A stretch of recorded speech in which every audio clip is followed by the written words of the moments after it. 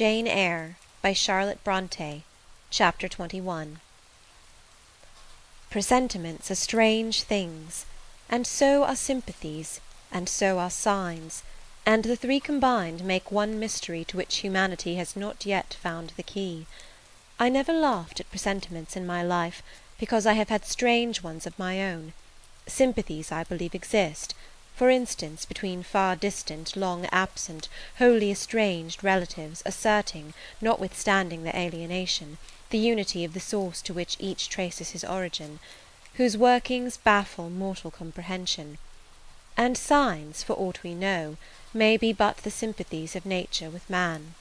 When I was a little girl, only 6 years old, I one night heard Bessie Leaven say to Martha Abbott that she had been dreaming about a little child, and that to dream of children was a sure sign of trouble, either to one's self or one's kin. The saying might have worn out of my memory, had not a circumstance immediately followed which served indelibly to fix it there. The next day Bessie was sent for home to the death-bed of her little sister. Of late I had often recalled this saying and this incident, for during the past week scarcely a night had gone over my couch that had not brought with it a dream of an infant, which I sometimes hushed in my arms, sometimes dandled on my knee, sometimes watched playing with daisies on a lawn, or again dabbling its hands in running water. It was a wailing child this night, and a laughing one the next. Now it nestled close to me, and now it ran from me. But whatever mood the apparition evinced, whatever aspect it wore, it failed not for 7 successive nights to meet me the moment I entered the land of slumber. I did not like this iteration of one idea, the strange recurrence of one image, and I grew nervous as bedtime approached and the hour of the vision drew near. It was from companionship with this baby phantom I had been roused on that moonlight night when I heard the cry, and it was on the afternoon of the day following I was summoned downstairs by a message that some one wanted me in Mrs. Fairfax's room. On repairing thither I found a man waiting for me, having the appearance of a gentleman's servant. He was dressed in deep mourning, and the hat he held in his hand was surrounded with a crape band. "I dare say you hardly remember me, miss," he said, rising as I entered, "but my name is Leaven. I lived coachman with Mrs. Reed when you were at Gateshead, 8 or 9 years since, and I live there still." "Oh, Robert, how do you do? I remember you very well. You used to give me a ride sometimes on Miss Georgiana's bay pony. And how is Bessie? You are married to Bessie?" "Yes, miss. My wife is very hearty, thank you. She brought me another little one about 2 months since. We have 3 now, and both mother and child are thriving." "And are the family well at the house, Robert?" "I am sorry I can't give you better news of them, miss. They are very badly at present, in great trouble." "I hope no one is dead," I said, glancing at his black dress. He too looked down at the crape round his hat and replied, "Mr. John died yesterday was a week, at his chambers in London." "Mr. John?" "Yes." "And how does his mother bear it?" "Why, you see, Miss Eyre, it is not a common mishap. His life has been very wild. These last 3 years he gave himself up to strange ways, and his death was shocking." "I heard from Bessie he was not doing well." "Doing well? He could not do worse. He ruined his health and his estate amongst the worst men and the worst women. He got into debt and into jail. His mother helped him out twice, but as soon as he was free he returned to his old companions and habits. His head was not strong. The knaves he lived amongst fooled him beyond anything I ever heard. He came down to Gateshead about 3 weeks ago and wanted Mrs. to give up all to him. Mrs. refused. Her means have long been much reduced by his extravagance. So he went back again, and the next news was that he was dead. How he died, God knows. They say he killed himself." I was silent. The things were frightful. Robert Leaven resumed. "Mrs. had been out of health herself for some time. She had got very stout, but was not strong with it, and the loss of money and fear of poverty were quite breaking her down. The information about Mr. John's death and the manner of it came too suddenly. It brought on a stroke. She was 3 days without speaking, but last Tuesday she seemed rather better. She appeared as if she wanted to say something, and kept making signs to my wife and mumbling. It was only yesterday morning, however, that Bessie understood she was pronouncing your name, and at last she made out the words, 'Bring Jane. Fetch Jane Eyre. I want to speak to her.' Bessie is not sure whether she is in her right mind, or means anything by the words, but she told Miss Reed and Miss Georgiana, and advised them to send for you. The young ladies put it off at first, but the mother grew so restless and said, "Jane, Jane," so many times, that at last they consented. I left Gateshead yesterday, and if you can get ready, miss, I should like to take you back with me early tomorrow morning. Yes, Robert, I shall be ready. It seems to me that I ought to go. I think so too, miss. Bessie said she was sure you would not refuse, but I suppose you will have to ask leave before you can get off. Yes, and I will do it now. And having directed him into the servants' hall, and recommended him to the care of John's wife and the attentions of John himself, I went in search of Mr. Rochester. He was not in any of the lower rooms. He was not in the yard, the stables, or the grounds. I asked Mrs. Fairfax if she had seen him. Yes, she believed he was playing billiards with Miss Ingram. To the billiard-room I hastened. The click of balls and the hum of voices resounded thence. Mr. Rochester, Miss Ingram, the two Misses Eshton, and their admirers, were all busied in the game. It required some courage to disturb so interesting a party. My errand, however, was one I could not defer, so I approached the master where he stood at Miss Ingram's side. She turned as I drew near, and looked at me haughtily. Her eyes seemed to demand, "What can the creeping creature want now?" And when I said in a low voice, "Mr. Rochester," she made a movement as if tempted to order me away. I remember her appearance at the moment. It was very graceful and very striking. She wore a morning robe of sky-blue crape. A gauzy azure scarf was twisted in her hair. She had been all animation with the game, and irritated pride did not lower the expression of her haughty lineaments. "Does that person want you?" she inquired of Mr. Rochester, and Mr. Rochester turned to see who the person was. He made a curious grimace, one of his strange and equivocal demonstrations, threw down his cue, and followed me from the room. "Well, Jane," he said, as he rested his back against the schoolroom door, which he had shut. "If you please, sir, I want leave of absence for a week or two." "What to do? Where to go?" "To see a sick lady who has sent for me." "What sick lady?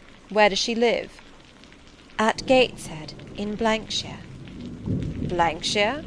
That is 100 miles off. Who may she be that she sends for people to see her at that distance?" "Her name is Reed, sir, Mrs. Reed." "Reed of Gateshead? There was a Reed of Gateshead, a magistrate." "It is his widow, sir." "And what have you to do with her? How do you know her?" "Mr. Reed was my uncle, my mother's brother." "The deuce he was! You never told me that before. You always said you had no relations." "None that would own me, sir. Mr. Reed is dead, and his wife cast me off." "Why?" "Because I was poor and burdensome, and she disliked me." "But Reed left children. You must have cousins. The George Lynn was talking of a Reed of Gateshead yesterday, who, he said, was one of the veriest rascals on town, and Ingram was mentioning a Georgiana Reed of the same place, who was much admired for her beauty a season or two ago in London." "John Reed is dead too, sir. He ruined himself, and half ruined his family, and is supposed to have committed suicide. The news so shocked his mother that it brought on an apoplectic attack." "And what good can you do her? Nonsense, Jane. I would never think of running 100 miles to see an old lady, who will, perhaps, be dead before you reach her. Besides, you say she cast you off." "Yes, sir, but that is long ago, and when her circumstances were very different. I could not be easy to neglect her wishes now." "How long will you stay?" "As short a time as possible, sir."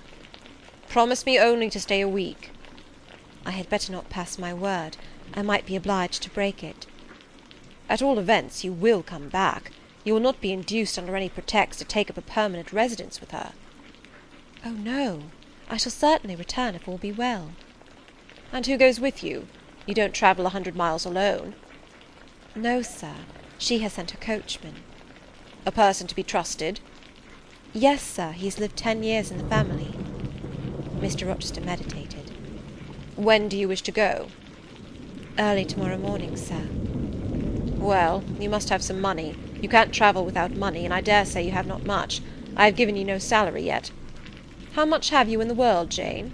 he asked, smiling. I drew out my purse. A meagre thing it was. 5 shillings, sir." He took the purse, poured the hoard into his palm, and chuckled over it as if its scantiness amused him. Soon he produced his pocket-book. "Here," said he, offering me a note. It was £50, and he owed me but 15. I told him I had no change. "I don't want change, you know that. Take your wages." I declined accepting more than was my due. He scowled at first, then, as if recollecting something, he said, "Right, right, better not give you all now. You would, perhaps, stay away 3 months if you had £50.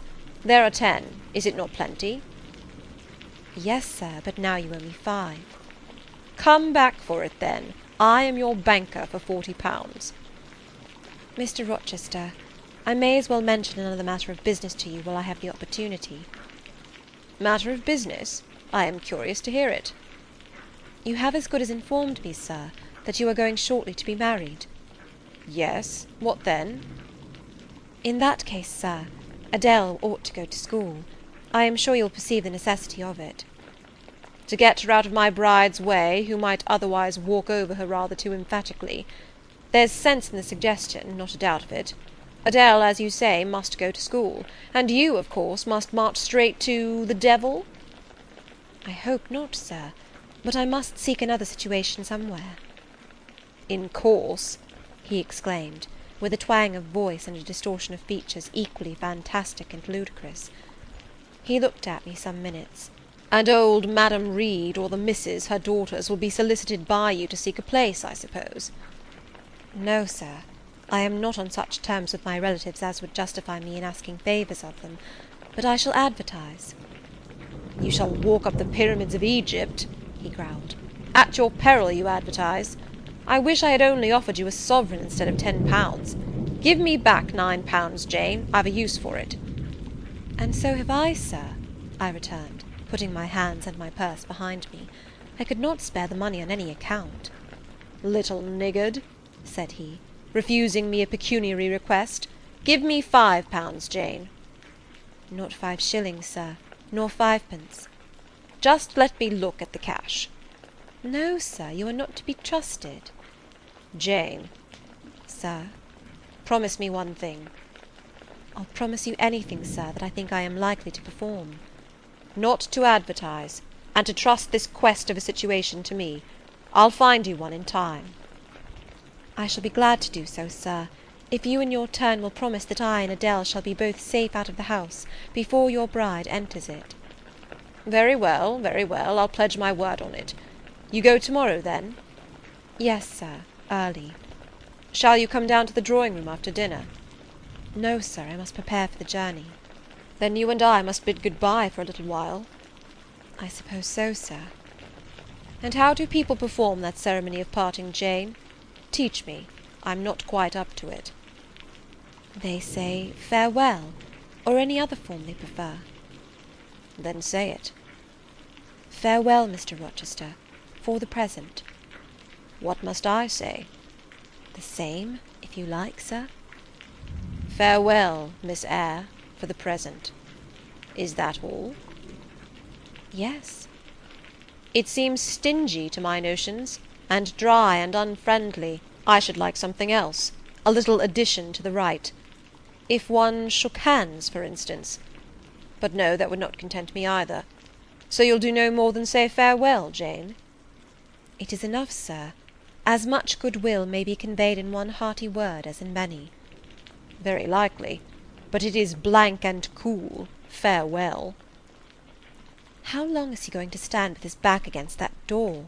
I asked myself. "I want to commence my packing." The dinner bell rang, and suddenly away he bolted, without another syllable. I saw him no more during the day, and was off before he had risen in the morning. I reached the lodge at Gateshead about 5 o'clock in the afternoon of the 1st of May. I stepped in there before going up to the hall. It was very clean and neat. The ornamental windows were hung with little white curtains, the floor was spotless, the grate and fire-irons were burnished bright, and the fire burnt clear. Bessie sat on the hearth, nursing her last-born, and Robert and his sister played quietly in a corner. "Bless you, I knew you would come!" exclaimed Mrs. Leaven as I entered. "Yes, Bessie," said I, after I had kissed her, "and I trust I am not too late. How is Mrs. Reed? Alive still, I hope?" "Yes, she is alive, and more sensible and collected than she was. The doctor says she may linger a week or 2 yet, but he hardly thinks she will finally recover." Has she mentioned me lately?" "She was talking of you only this morning, and wishing you would come, but she is sleeping now, or was 10 minutes ago when I was up at the house. She generally lies in a kind of lethargy all the afternoon, and wakes up about 6 or 7. Will you rest yourself here an hour, miss, and then I will go up with you?" Robert here entered, and Bessie laid her sleeping child in the cradle, and went to welcome him. Afterwards she insisted on my taking off my bonnet and having some tea, for she said I looked pale and tired. I was glad to accept her hospitality, and I submitted to be relieved of my travelling garb just as passively as I used to let her undress me when a child. Old times crowded fast back on me as I watched her bustling about, setting out the tea tray with her best china, cutting bread and butter, toasting a tea cake, and between whiles giving little Robert or Jane an occasional tap or push, just as she used to give me in former days. Bessie had retained her quick temper as well as her light foot and good looks. Tea ready, I was going to approach the table, but she desired me to sit still, quite in her old peremptory tones. I must be served at the fireside, she said, and she placed before me a little round stand with my cup and a plate of toast, absolutely as she used to accommodate me with some privately purloined dainty on the nursery chair, and I smiled and obeyed her as in bygone days. She wanted to know if I was happy at Thornfield Hall, and what sort of a person the mistress was, and when I told her there was only a master, whether he was a nice gentleman, and if I liked him. I told her he was rather an ugly man, but quite a gentleman, and that he treated me kindly, and I was content. Then I went on to describe to her the gay company that had lately been staying at the house, and to these details Bessie listened with interest. They were precisely of the kind she relished. In such conversation an hour was soon gone. Bessie restored to me my bonnet, etc., and accompanied by her I quitted the lodge for the hall. It was also accompanied by her that I had, nearly 9 years ago, walked down the path I was now ascending. On a dark, misty, raw morning in January, I had left a hostile roof with a desperate and embittered heart, a sense of outlawry and almost of reprobation, to seek the chilly harbourage of Lowood, that bourne so far away and unexplored. The same hostile roof now again rose before me. My prospects were doubtful yet, and I had yet an aching heart. I still felt as a wanderer on the face of the earth, but I experienced firmer trust in myself and my own powers, and less withering dread of oppression. The gaping wound of my wrongs, too, was now quite healed, and the flame of resentment extinguished. "You shall go into the breakfast-room first," said Bessie as she preceded me through the hall. "The young ladies will be there." In another moment I was within that apartment. There was every article of furniture looking just as it did on the morning I was first introduced to Mr. Brocklehurst. The very rug he had stood upon still covered the hearth. Glancing at the bookcases, I thought I could distinguish the 2 volumes of Bewick's British Birds occupying their old place on the 3rd shelf, and Gulliver's Travels and the Arabian Nights ranged just above. The inanimate objects were not changed, but the living things had altered past recognition. 2 young ladies appeared before me, one very tall, almost as tall as Miss Ingram, very thin too, with a sallow face and severe mien. There was something ascetic in her look, which was augmented by the extreme plainness of a straight-skirted, black stuff dress, a starched linen collar, hair combed away from the temples, and the nun-like ornament of a string of ebony beads and a crucifix. This, I felt sure, was Eliza, though I could trace little resemblance to her former self in that elongated and colourless visage. The other was as certainly Georgiana, but not the Georgiana I remembered, the slim and fairy-like girl of 11. This was a full-blown, very plump damsel, fair as waxwork, with handsome and regular features, languishing blue eyes, and ringleted yellow hair. The hue of her dress was black too, but its fashion was so different from her sister's, so much more flowing and becoming, it looked as stylish as the others looked puritanical. In each of the sisters there was one trait of the mother, and only one. The thin and pallid elder daughter had her parents' cairn-born eye.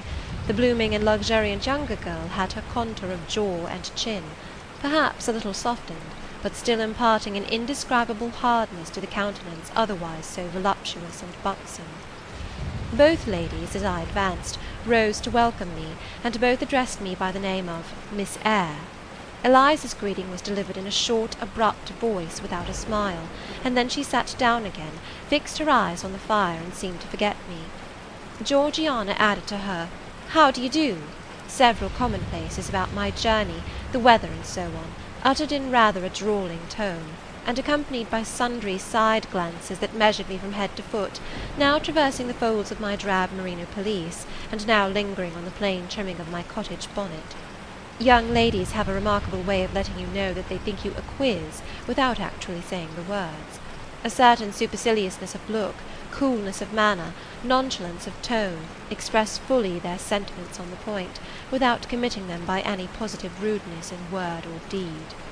A sneer, however, whether covert or open, had now no longer that power over me it once possessed.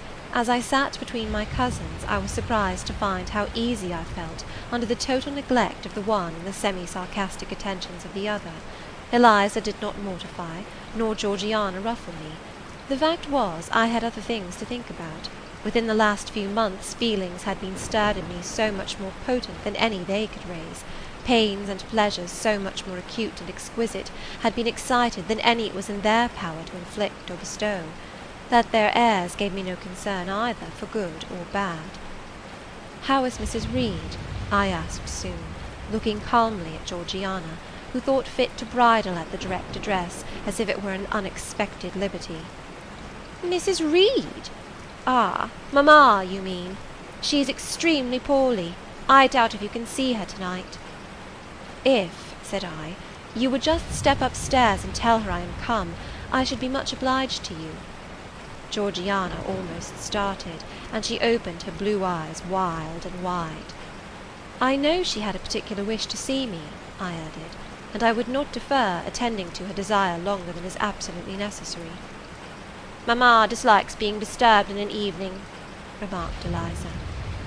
I soon rose, quietly took off my bonnet and gloves, uninvited, and said I would just step out to Bessie, who was, I dared say, in the kitchen, and ask her to ascertain whether Mrs. Reed was disposed to receive me or not to-night.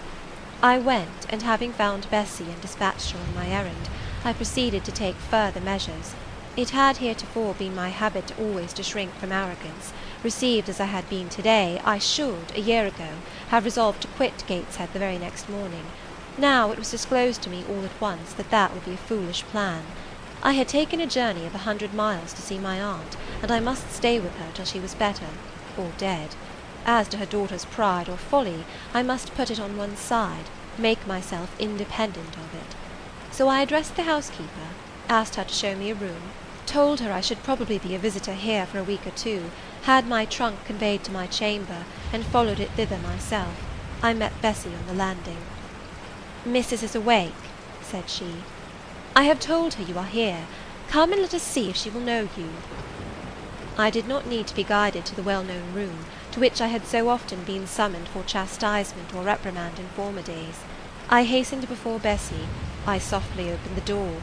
A shaded light stood on the table, for it was now getting dark. There was the great four-post bed with amber hangings as of old. There the toilet table, the armchair and the footstool, at which I had 100 times been sentenced to kneel, to ask pardon for offences by me uncommitted. I looked into a certain corner near, half expecting to see the slim outline of a once-dreaded switch which used to lurk there, waiting to leap out imp-like and lace my quivering palm or shrinking neck. I approached the bed. I opened the curtains, and leant over the high-piled pillows. Well did I remember Mrs. Reed's face, and I eagerly sought the familiar image. It is a happy thing that time quells the longings of vengeance and hushes the promptings of rage and aversion. I had left this woman in bitterness and hate, and I came back to her now with no other emotion than a sort of ruth for her great sufferings, and a strong yearning to forget and forgive all injuries, to be reconciled and clasp hands in amity. The well-known face was there, stern, relentless as ever. There was that peculiar eye which nothing could melt, and the somewhat raised, imperious, despotic eyebrow. How often had it lowered on me menace and hate, and how the recollection of childhood's terrors and sorrows revived as I traced its harsh line now. And yet I stooped down and kissed her. She looked at me. "Is this Jane Eyre?" she said. "Yes, Aunt Reed. How are you, dear aunt?" I had once vowed that I would never call her aunt again. I thought it no sin to forget and break that vow now. My fingers had fastened on her hand which lay outside the sheet. Had she pressed mine kindly, I should at that moment have experienced true pleasure. But unimpressionable natures are not so soon softened, nor are natural antipathies so readily eradicated. Mrs. Reed took her hand away, and turning her face rather from me, she remarked that the night was warm. Again she regarded me so icily, I felt at once that her opinion of me, her feeling towards me, was unchanged and unchangeable. I knew by her stony eye, opaque to tenderness, indissoluble to tears, that she was resolved to consider me bad to the last, because to believe me good would give her no generous pleasure, only a sense of mortification. I felt pain, and then I felt ire, and then I felt a determination to subdue her, to be her mistress in spite both of her nature and her will. My tears had risen just as in childhood. I ordered them back to their source. I brought a chair to the bed head. I sat down and leaned over the pillow.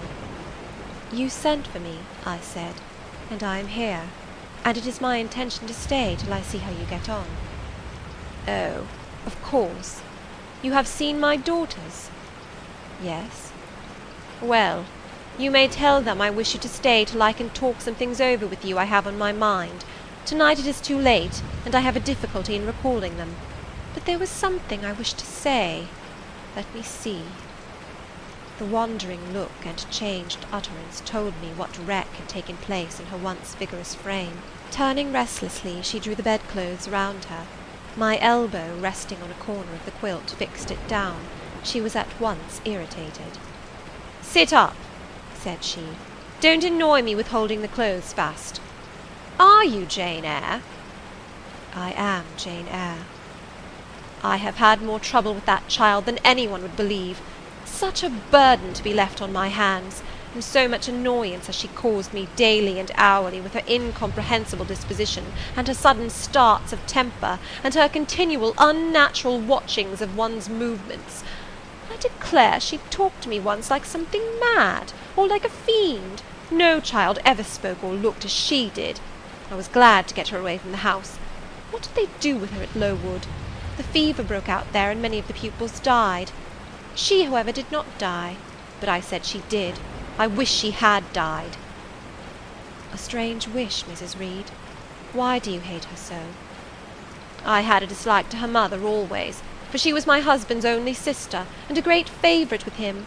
He opposed the family's disowning her when she made her low marriage, and when news came of her death he wept like a simpleton. He would send for the baby, though I entreated him rather to put it out to nurse and pay for its maintenance. I hated it the first time I set my eyes on it, a sickly, whining, pining thing. It would wail in its cradle all night long, not screaming heartily like any other child, but whimpering and moaning. Reed pitied it, and he used to nurse it and notice it as if it had been his own, more indeed than he ever noticed his own at that age. He would try to make my children friendly to the little beggar. The darlings could not bear it, and he was angry with them when they showed their dislike. In his last illness he had it brought continually to his bedside, and but an hour before he died he bound me by vow to keep the creature. I would as soon have been charged with a pauper brat out of a workhouse, but he was weak, naturally weak. John does not at all resemble his father, and I am glad of it. John is like me and like my brothers. He is quite a Gibson. Oh, I wish he would cease tormenting me with letters for money. I have no more money to give him. We are getting poor. I must send away half my servants, and shut up part of the house, or let it off. I can never submit to do that. Yet how are we to get on? 2/3 of my income goes in paying the interest of mortgages. John gambles dreadfully, and always loses, poor boy. He is beset by sharpers. John is sunk and degraded. His look is frightful. I feel ashamed for him when I see him." She was getting much excited. "I think I had better leave her now," said I to Bessie, who stood on the other side of the bed. "Perhaps you had, miss, but she often talks in this way towards night. In the morning she is calmer." I rose. "Stop!" exclaimed Mrs. Reed. "There is another thing I wish to say. He threatens me. He continually threatens me with his own death, or mine, and I dream sometimes that I see him laid out with a great wound in his throat, or with a swollen and blackened face. I am come to a strange pass. I have heavy troubles. What is to be done? How is the money to be had?" Bessy now endeavoured to persuade her to take a sedative draught. She succeeded with difficulty. Soon after, Mrs. Reed grew more composed, and sank into a dozing state. I then left her. More than 10 days elapsed before I had again any conversation with her. She continued either delirious or lethargic, and the doctor forbade everything which could painfully excite her. Meantime, I got on as well as I could with Georgiana and Eliza. They were very cold indeed at first. Eliza would sit half the day sewing, reading, or writing, and scarcely utter a word either to me or her sister. Georgiana would chatter nonsense to her canary bird by the hour, and take no notice of me. But I was determined not to seem at a loss for occupation or amusement. I had brought my drawing materials with me, and they served me for both. Provided with a case of pencils and some sheets of paper, I used to take a seat apart from them, near the window, and busy myself in sketching fancy vignettes, representing any scene that happened momentarily to shape itself in the ever-shifting kaleidoscope of imagination. A glimpse of sea between 2 rocks, the rising moon, and a ship crossing its disk, a group of reeds and water flags, and a naiad's head, crowned with lotus flowers rising out of them, an elf sitting in a hedge-sparrow's nest, under a wreath of hawthorn bloom. One morning I fell to sketching a face. What sort of a face it was to be I did not care or know. I took a soft black pencil, gave it a broad point, and worked away. Soon I had traced on the paper a broad and prominent forehead, and a square lower outline of visage. That contour gave me pleasure. My fingers proceeded actively to fill it with features. Strongly marked horizontal eyebrows must be traced under that brow.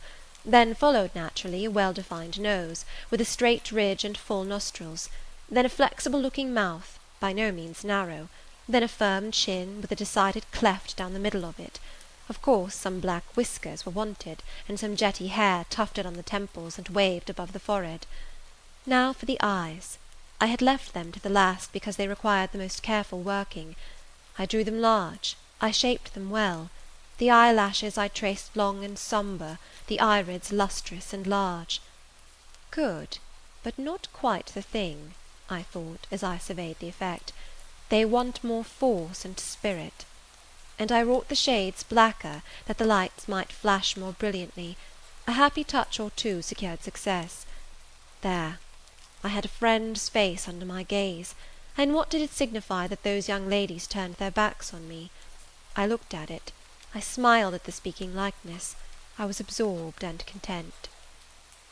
"Is that a portrait of some one you know?" asked Eliza, who had approached me unnoticed.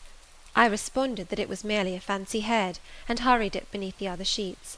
Of course I lied. It was, in fact, a very faithful representation of Mr. Rochester. But what was that to her, or to any one but myself? Georgiana also advanced to look. The other drawings pleased her much, but she called that an ugly man. They both seemed surprised at my skill. I offered to sketch their portraits, and each in turn sat for a pencil outline. Then Georgiana produced her album. I promised to contribute a water-colour drawing. This put her at once into good humour. She proposed a walk in the grounds. Before we had been out 2 hours, we were deep in a confidential conversation. She had favoured me with a description of the brilliant winter she had spent in London 2 seasons ago, of the admiration she had there excited, the attention she had received, and I even got hints of the titled conquests she had made. In the course of the afternoon and evening these hints were enlarged on, various soft conversations were reported, and sentimental scenes represented, and in short a volume of a novel of fashionable life was that day improvised by her for my benefit. The communications were renewed from day to day. They always ran on the same theme, herself, her loves, and woes. It was strange she never once adverted either to her mother's illness or her brother's death, or the present gloomy state of the family prospects. Her mind seemed wholly taken up with reminiscences of past gaiety, and aspirations after dissipations to come. She passed about 5 minutes each day in her mother's sick-room, and no more. Eliza still spoke little. She had evidently no time to talk. I never saw a busier person than she seemed to be, yet it was difficult to say what she did, or rather to discover any result of her diligence. She had an alarm to call her up early. I know not how she occupied herself before breakfast, but after that meal she divided her time into regular portions, and each hour had its allotted task. 3 times a day she studied a little book, which I found, on inspection, was a common prayer book. I asked her once what was the great attraction of that volume, and she said, "The rubric." 3 hours a day she gave to stitching with gold thread the border of a square crimson cloth, almost large enough for a carpet. In answer to my inquiries after the use of this article, she informed me it was a covering for the altar of a new church lately erected near Gateshead. 2 hours she devoted to her diary, 2 to working by herself in the kitchen garden, and 1 to the regulation of her accounts. She seemed to want no company, no conversation. I believe she was happy in her way. This routine sufficed for her, and nothing annoyed her so much as the occurrence of any incident which forced her to vary its clockwork regularity. She told me one evening, when more disposed to be communicative than usual, that John's conduct and the threatened ruin of the family had been a source of profound affliction to her, but she had now, she said, settled her mind and formed her resolution.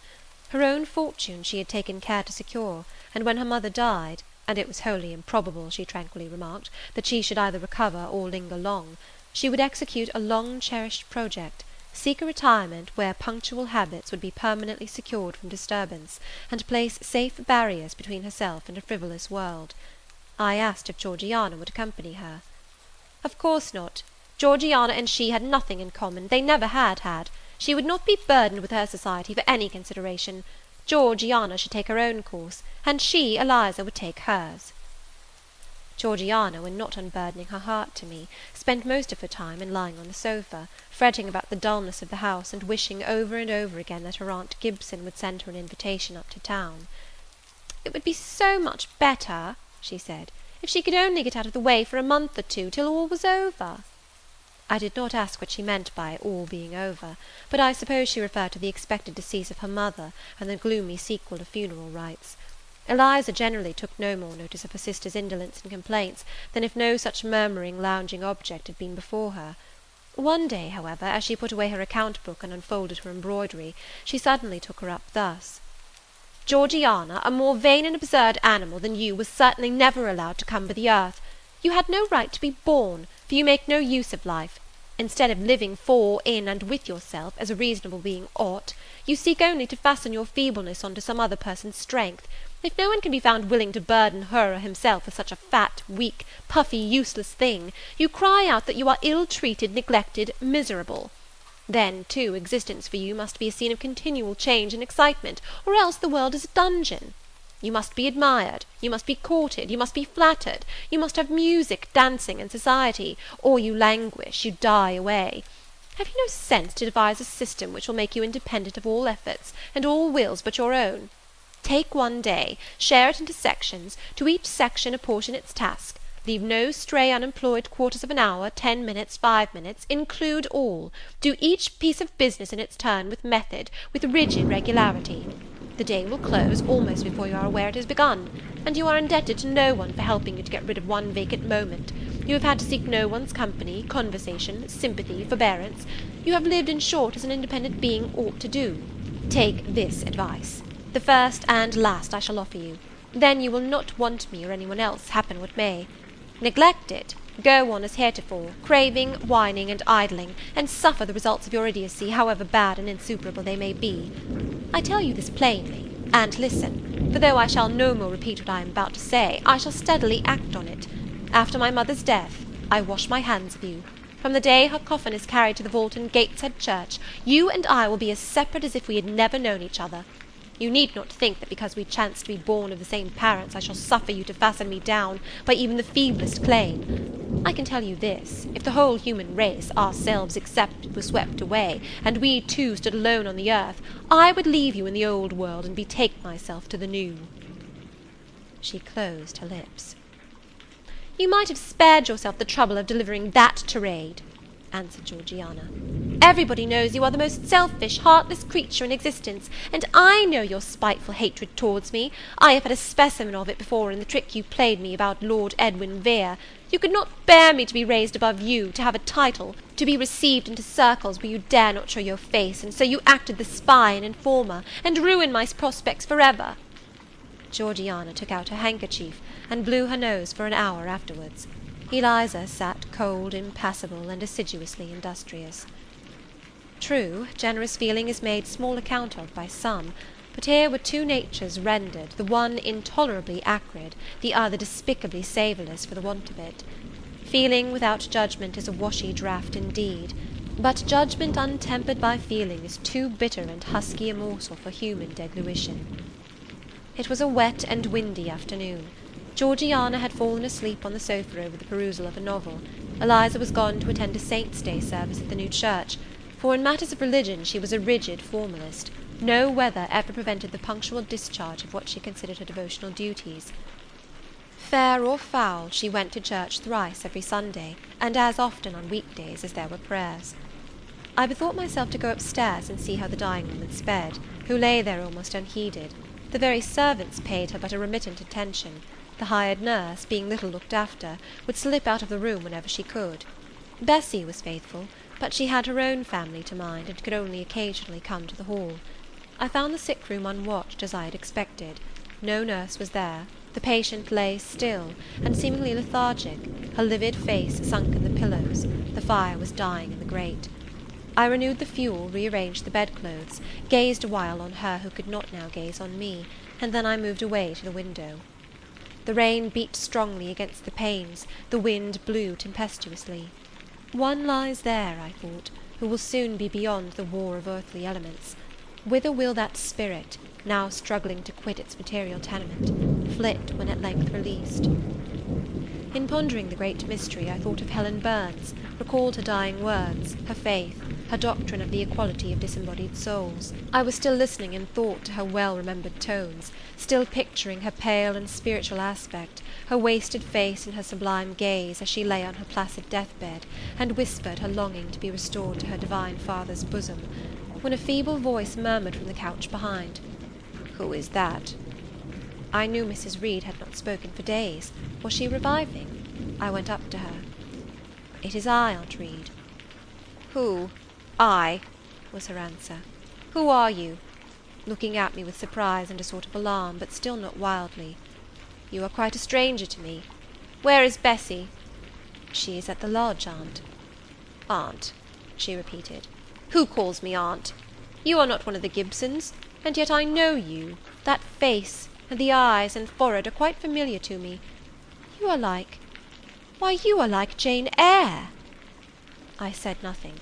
I was afraid of occasioning some shock by declaring my identity.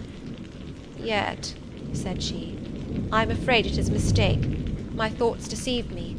I wished to see Jane Eyre, and I fancy a likeness where none exists. Besides, in 8 years she must be so changed." I now gently assured her that I was the person she supposed and desired me to be, and seeing that I was understood, and that her senses were quite collected, I explained how Bessie had sent her husband to fetch me from Thornfield. "I am very ill, I know," she said ere long. "I was trying to turn myself a few minutes since, and find I cannot move a limb. It is as well I should ease my mind before I die. What we think little of in health burdens us at such an hour as the present is to me. Is the nurse here, or is there no one in the room but you?" I assured her we were alone. "Well, I have twice done you a wrong which I regret now. One was in breaking the promise which I gave my husband to bring you up as my own child. The other—" She stopped. "After all, it is of no great importance, perhaps," she murmured to herself. "And then I make it better, and to humble myself so to her is painful." She made an effort to alter her position, but failed. Her face changed. She seemed to experience some inward sensation, the precursor, perhaps, of the last pang. "Well, I must get it over. Eternity is before me. I had better tell her. Go to my dressing-case, open it, and take out a letter you will see there." I obeyed her directions. "Read the letter," she said. It was short, and thus conceived. "Madam, will you have the goodness to send me the address of my niece Jane Eyre, and to tell me how she is? It is my intention to write shortly, and desire her to come to me at Madeira. Providence has blessed my endeavours to secure a competency, and as I am unmarried and childless, I wish to adopt her during my life, and bequeath her at my death whatever I may have to leave. I am, Madam, etc., etc., John Eyre, Madeira." It was dated 3 years back. Why did I never hear of this? I asked. because I disliked you too fixedly and thoroughly ever to lend a hand in lifting you to prosperity. I could not forget your conduct to me, Jane, the fury with which you once turned on me, the tone in which you declared you abhorred me, the worst of anybody in the world, the unchildlike look and voice with which you affirmed that the very thought of me made you sick, and asserted that I had treated you with miserable cruelty. I could not forget my own sensations when you thus started up and poured out the venom of your mind.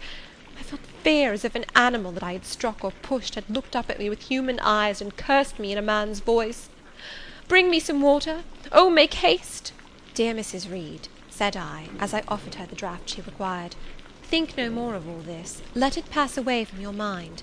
Forgive me for my passionate language. I was a child then. 8, 9 years have passed since that day." She heeded nothing of what I said, but when she had tasted the water and drawn breath, she went on thus: "I tell you I could not forget it, and I took my revenge. For you to be adopted by your uncle and placed in an estate of ease and comfort was what I could not endure. I wrote to him.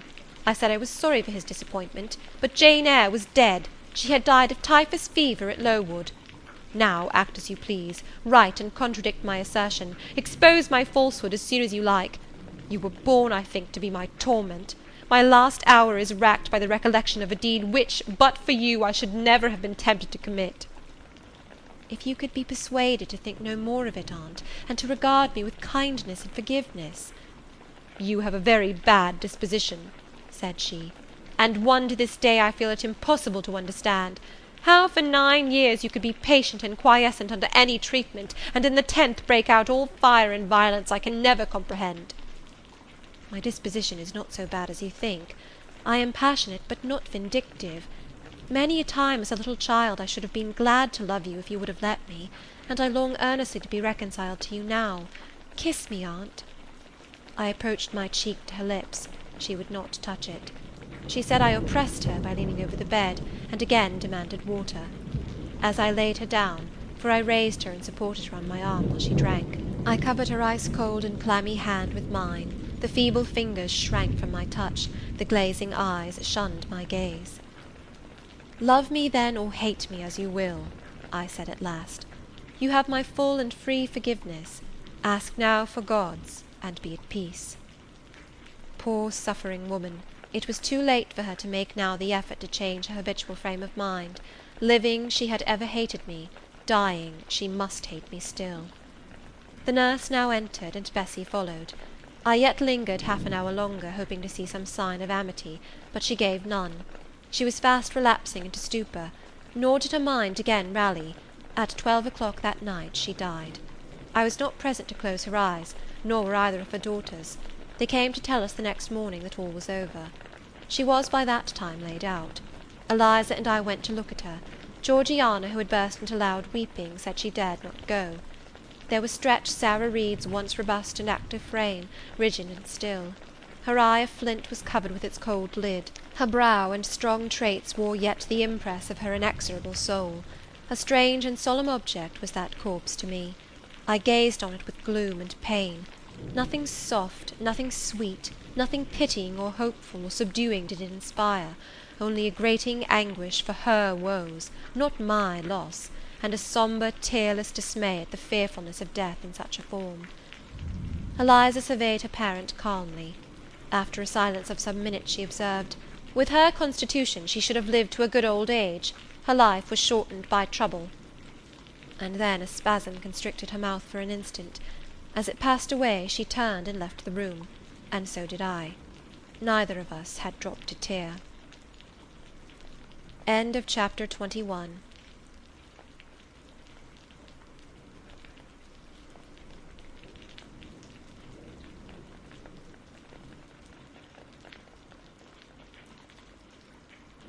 Jane Eyre by Charlotte Brontë. Chapter 22. Mr. Rochester had given me but 1 week's leave of absence, yet a month elapsed before I quitted Gateshead. I wished to leave immediately after the funeral, but Georgiana entreated me to stay till she could get off to London, whither she was now at last invited by her uncle, Mr. Gibson, who had come down to direct his sister's interment, and settle the family affairs. Georgiana said she dreaded being left alone with Eliza, From her she got neither sympathy in her dejection, support in her fears, nor aid in her preparations. So I bore with her feeble-minded wailings and selfish lamentations as well as I could, and did my best in sewing for her and packing her dresses. It is true that while I worked, she would idle, and I thought to myself, if you and I were destined to live always together, cousin, we would commence matters on a different footing. I should not settle tamely down into being the forbearing party. I should assign you your share of labour, and compel you to accomplish it, or else it should be left undone. I should insist also on your keeping some of those drawling, half-insincere complaints hushed in your own breast. It is only because our connection happens to be very transitory, and comes at a peculiarly mournful season, that I consent thus to render it so patient and compliant on my part. At last I saw Georgiana off, but now it was Eliza's turn to request me to stay another week. Her plans required all her time and attention, she said. She was about to depart for some unknown ball, and all day long she stayed in her own room, her door bolted within, filling trunks, emptying drawers, burning papers, and holding no communication with any one. She wished me to look after the house, to see callers, and answer notes of condolence. One morning she told me I was at liberty. "And," she added, "I'm obliged to you for your valuable services in discreet conduct. There is some difference between living with such a one as you and with Georgiana. You perform your own part in life, and burden no one. To-morrow," she continued, "I set out for the Continent. I shall take up my abode in a religious house near Lille, a nunnery you would call it. There I shall be quiet and unmolested. I shall devote myself for a time to the examination of the Roman Catholic dogmas, and to a careful study of the workings of their system. If I find it to be, as I half suspect it is, the one best calculated to ensure the doing of all things decently and in order, I shall embrace the tenets of Rome, and probably take the veil." I neither expressed surprise at this resolution, nor attempted to dissuade her from it. "The vocation will fit you to a hair," I thought. "Much good may it do you." When we parted, she said, "Good-bye, cousin Jane Eyre. I wish you well. You have some sense." I then returned, "You are not without sense, cousin Eliza, but what you have, I suppose, in another year will be walled up alive in a French convent. However, it is not my business, and so it suits you, I don't much care." "You are in the right," said she, and with these words we each went our separate way. As I shall not have occasion to refer either to her or her sister again, I may as well mention here, that Georgiana made an advantageous match with a wealthy, worn-out man of fashion, and that Eliza actually took the veil, and is at this day superior of the convent where she passed the period of her novitiate, and which she endowed with her fortune. How people feel when they are returning home from an absence, long or short, I did not know. I had never experienced the sensation. I had known what it was to come back to Gateshead when a child after a long walk, to be scolded for looking cold or gloomy, and later what it was to come back from church to Lowood, to long for a plenteous meal and a good fire, and to be unable to get either. Neither of these returnings was very pleasant or desirable. No magnet drew me to a given point, increasing in its strength of attraction the nearer I came. The return to Thornfield was yet to be tried. My journey seemed tedious, very tedious. 50 miles one day, a night spent at an inn, 50 miles the next day. During the first 12 hours I thought of Mrs. Reed in her last moments. I saw her disfigured and discoloured face, and heard her strangely altered voice. I mused on the funeral day, the coffin, the hearse, the black train of tenants and servants. Few was the number of relatives, the gaping vault, the silent church, the solemn service. Then I thought of Eliza and Georgiana. I beheld one the cynosure of a ball-room, the other the inmate of a convent cell, and I dwelt on and analysed their separate peculiarities of person and character. The evening arrival at the great town scattered these thoughts. Night gave them quite another turn. Laid down on my traveller's bed, I left reminiscence for anticipation. I was going back to Thornfield, but how long was I to stay there? Not long, of that I was sure. I had heard from Mrs. Fairfax in the interim of my absence. The party at the Hall was dispersed. Mr. Rochester had left for London 3 weeks ago, but he was then expected to return in a fortnight. Mrs. Fairfax surmised that he was gone to make arrangements for his wedding, as he had talked of purchasing a new carriage. She said the idea of his marrying Miss Ingram still seemed strange to her, but from what everybody said, and from what she herself had seen, she could no longer doubt that the event would shortly take place. "You would be strangely incredulous if you did doubt it," was my mental comment. "I don't doubt it." The question followed, where was I to go? I dreamt of Miss Ingram all the night. In a vivid morning dream I saw her closing the gates of Thornfield against me, and pointing me out another road, and Mr. Rochester looked on with his arms folded, smiling sardonically, as it seemed, at both her and me. I had not notified to Mrs. Fairfax the exact day of my return, for I did not wish either car or carriage to meet me at Millcote. I proposed to walk the distance quietly by myself, and very quietly, after leaving my box in the ostler's care, did I slip away from the George Inn about 6 o'clock of a June evening, and take the old road to Thornfield, a road which lay chiefly through fields, and was now little frequented. It was not a bright or a splendid summer evening, though fair and soft. The haymakers were at work all along the road, and the sky, though far from cloudless, was such as promised well for the future. Its blue, where blue was visible, was mild and settled, and its cloud strata high and thin. The west, too, was warm; no watery gleam chilled it.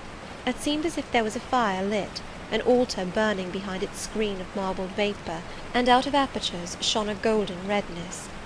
I felt glad as the road shortened before me, so glad that I stopped once to ask myself what that joy meant, and to remind reason that it was not to my home I was going, or to a permanent resting place, or to a place where fond friends looked out for me and waited my arrival.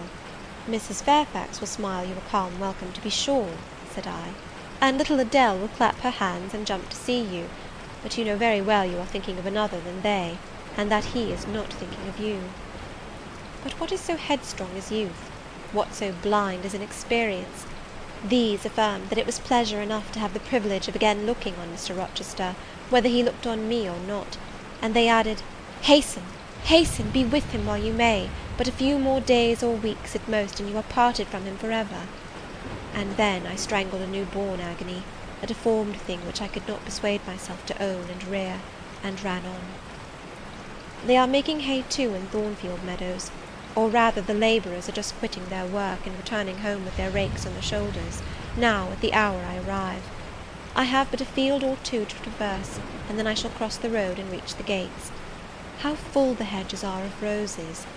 But I have no time to gather any. I want to be at the house. I passed a tall briar, shooting leafy and flowery branches across the path.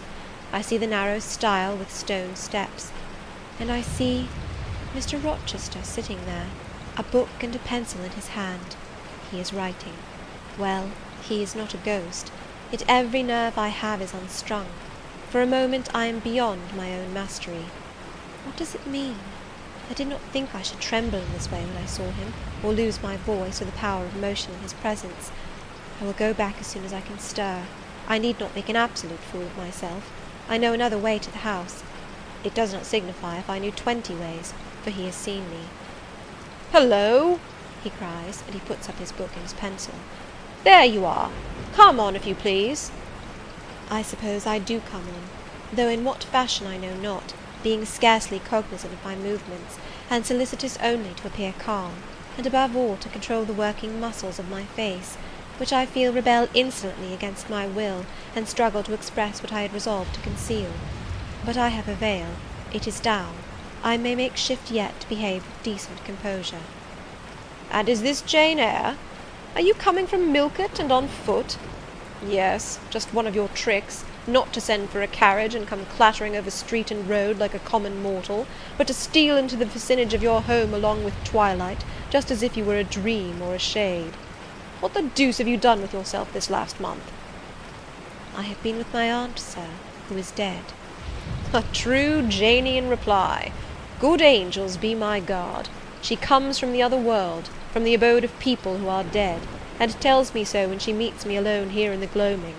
If I dared, I'd touch you to see if you are substance or shadow, you elf, but I'd as soon offer to take hold of a blue ignis fatuus light in a marsh. Truant, truant," he added, when he had paused an instant, "absent from me a whole month, and forgetting me quite, I'll be sworn." I knew there would be pleasure in meeting my master again, even though broken by the fear that he was so soon to cease to be my master, and by the knowledge that I was nothing to him. But there was ever in Mr. Rochester, so at least I thought, such a wealth of the power of communicating happiness, that to taste but of the crumbs he scattered to stray and stranger birds like me was to feast genially. His last words were balm. They seemed to imply that it imported something to him whether I forgot him or not, and he had spoken of Thornfield as my home. Would that it were my home!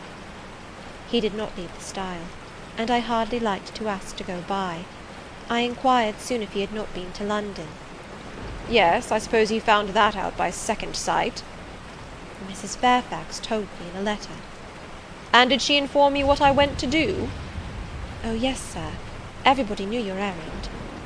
"You must see the carriage, Jane, and tell me if you don't think it will suit Mrs. Rochester exactly, and whether she won't look like Queen Boadicea, leaning back against those purple cushions.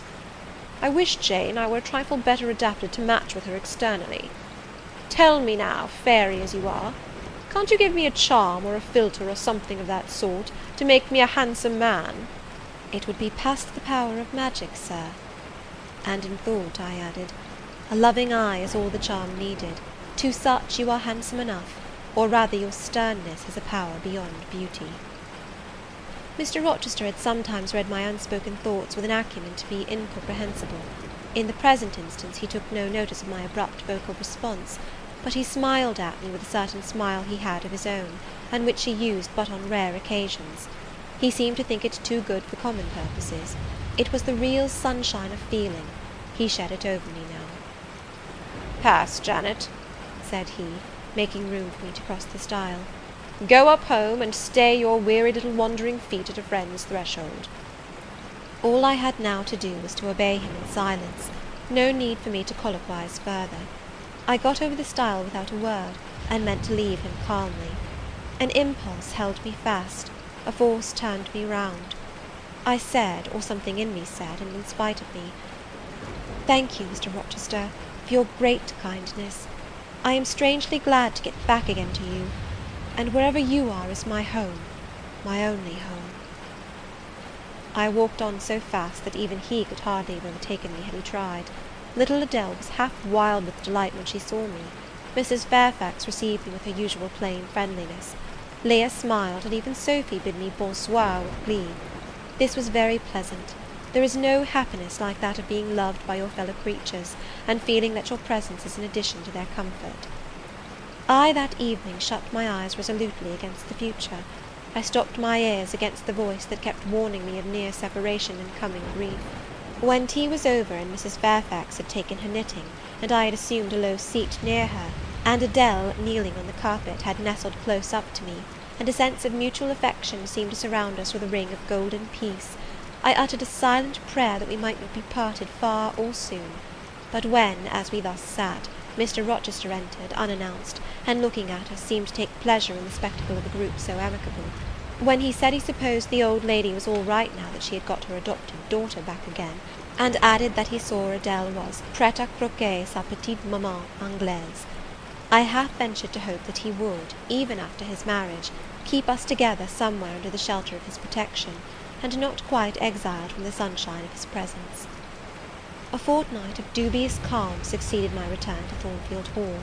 Nothing was said of the master's marriage, and I saw no preparation going on for such an event.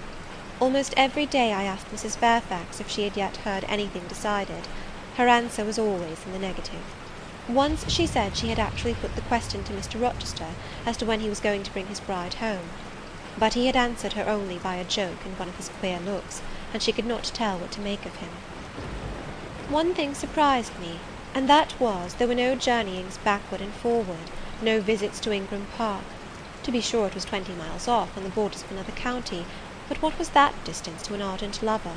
To so practised and indefatigable a horseman as Mr. Rochester, it would be but a morning's ride. I began to cherish hopes I had no right to conceive, that the match was broken off, that rumour had been mistaken, that one or both parties had changed their minds. I used to look at my master's face to see if it was sad or fierce, but I could not remember the time when it had been so uniformly clear of clouds or evil feelings. If, in the moments I and my pupil spent with him, I lacked spirits and sank into inevitable dejection, he became even gay.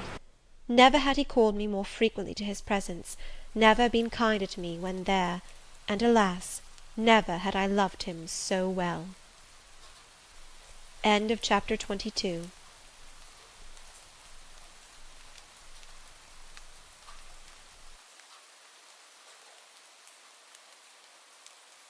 Jane Eyre, by Charlotte Brontë. Chapter 23.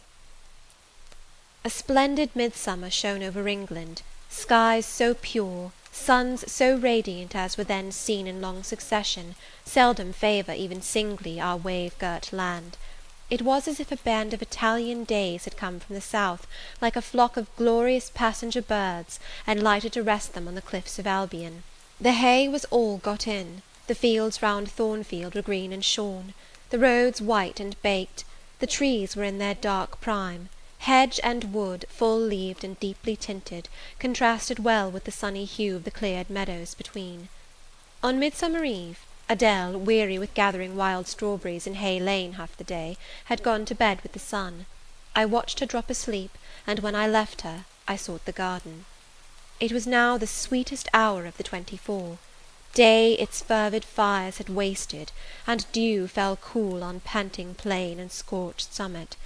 Where the sun had gone down in simple state, pure of the pomp of clouds, spread a solemn purple, burning with the light of red jewel and furnace flame at one point, on one hill peak, and extending high and wide, soft and still softer, over half heaven.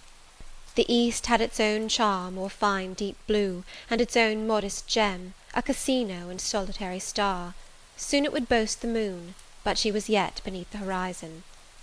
I walked a while on the pavement, but a subtle, well-known scent, that of a cigar, stole from some window. I saw the library casement open a hand's breadth. I knew I might be watched thence, so I went apart into the orchard. No nook in the grounds more sheltered and more Eden-like. It was full of trees, it bloomed with flowers. A very high wall shut it out from the court on one side, on the other a beech avenue screened it from the lawn. At the bottom was a sunk fence, its sole separation from lonely fields, a winding walk, bordered with laurels and terminating in a giant horse-chestnut, circled at the base by a seat, led down to the fence. Here one could wander unseen. While such honey-dew fell, such silence reigned, such gloaming gathered, I felt as if I could haunt such shade forever. But in threading the flower and fruit parterres at the upper part of the enclosure, enticed there by the light the now rising moon cast on this more open quarter, my step is stayed, not by sound, not by sight, but once more by a warning fragrance. Sweet-briar and southernwood, jasmine, pink, and rose, have long been yielding their evening sacrifice of incense. This new scent is neither of shrub nor flower. It is, I know it well, it is Mr. Rochester's cigar. I look round and I listen. I see trees laden with ripening fruit. I hear a nightingale warbling in a wood half a mile off. No moving form is visible, no coming step audible, but that perfume increases. I must flee. I make for the wicket leading to the shrubbery, and I see Mr. Rochester entering. I step aside into the ivy recess. He will not stay long. He will soon return whence he came, and if I sit still he will never see me. But no, eventide is as pleasant to him as to me, and this antique garden as attractive, and he strolls on, now lifting the gooseberry tree branches to look at the fruit, large as plums, with which they are laden, now taking a ripe cherry from the wall, now stooping toward a knot of flowers, either to inhale their fragrance or to admire the dew-beads on their petals. A great moth goes humming by me. It alights on a plant at Mr. Rochester's foot. He sees it, and bends to examine it.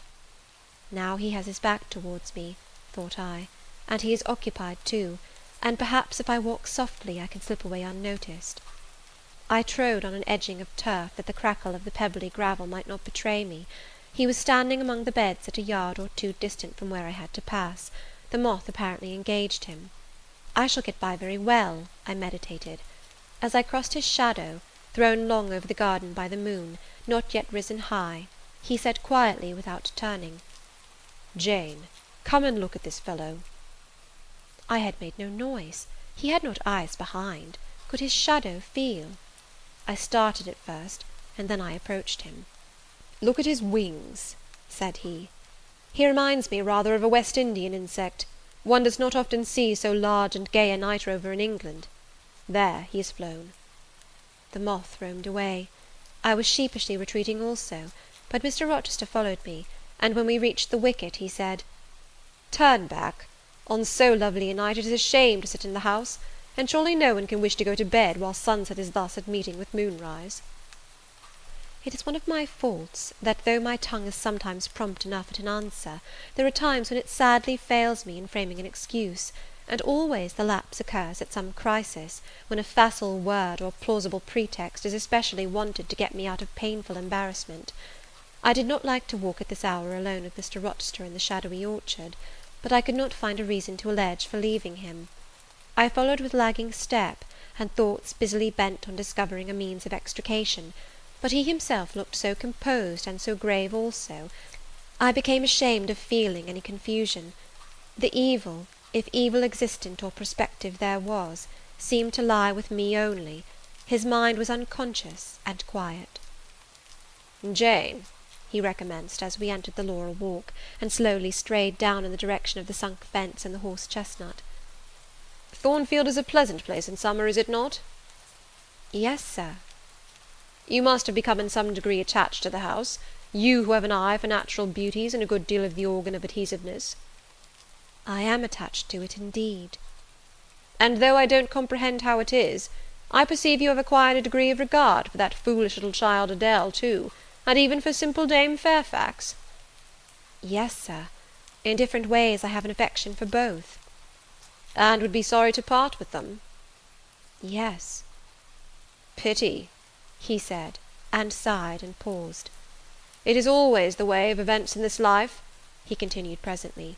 "No sooner have you got settled in a pleasing resting place, than a voice calls out to you to rise and move on, for the hour of repose is expired." "Must I move on, sir?" I asked. "Must I leave Thornfield?" "I believe you must, Jane. I am sorry, Janet, but I believe indeed you must."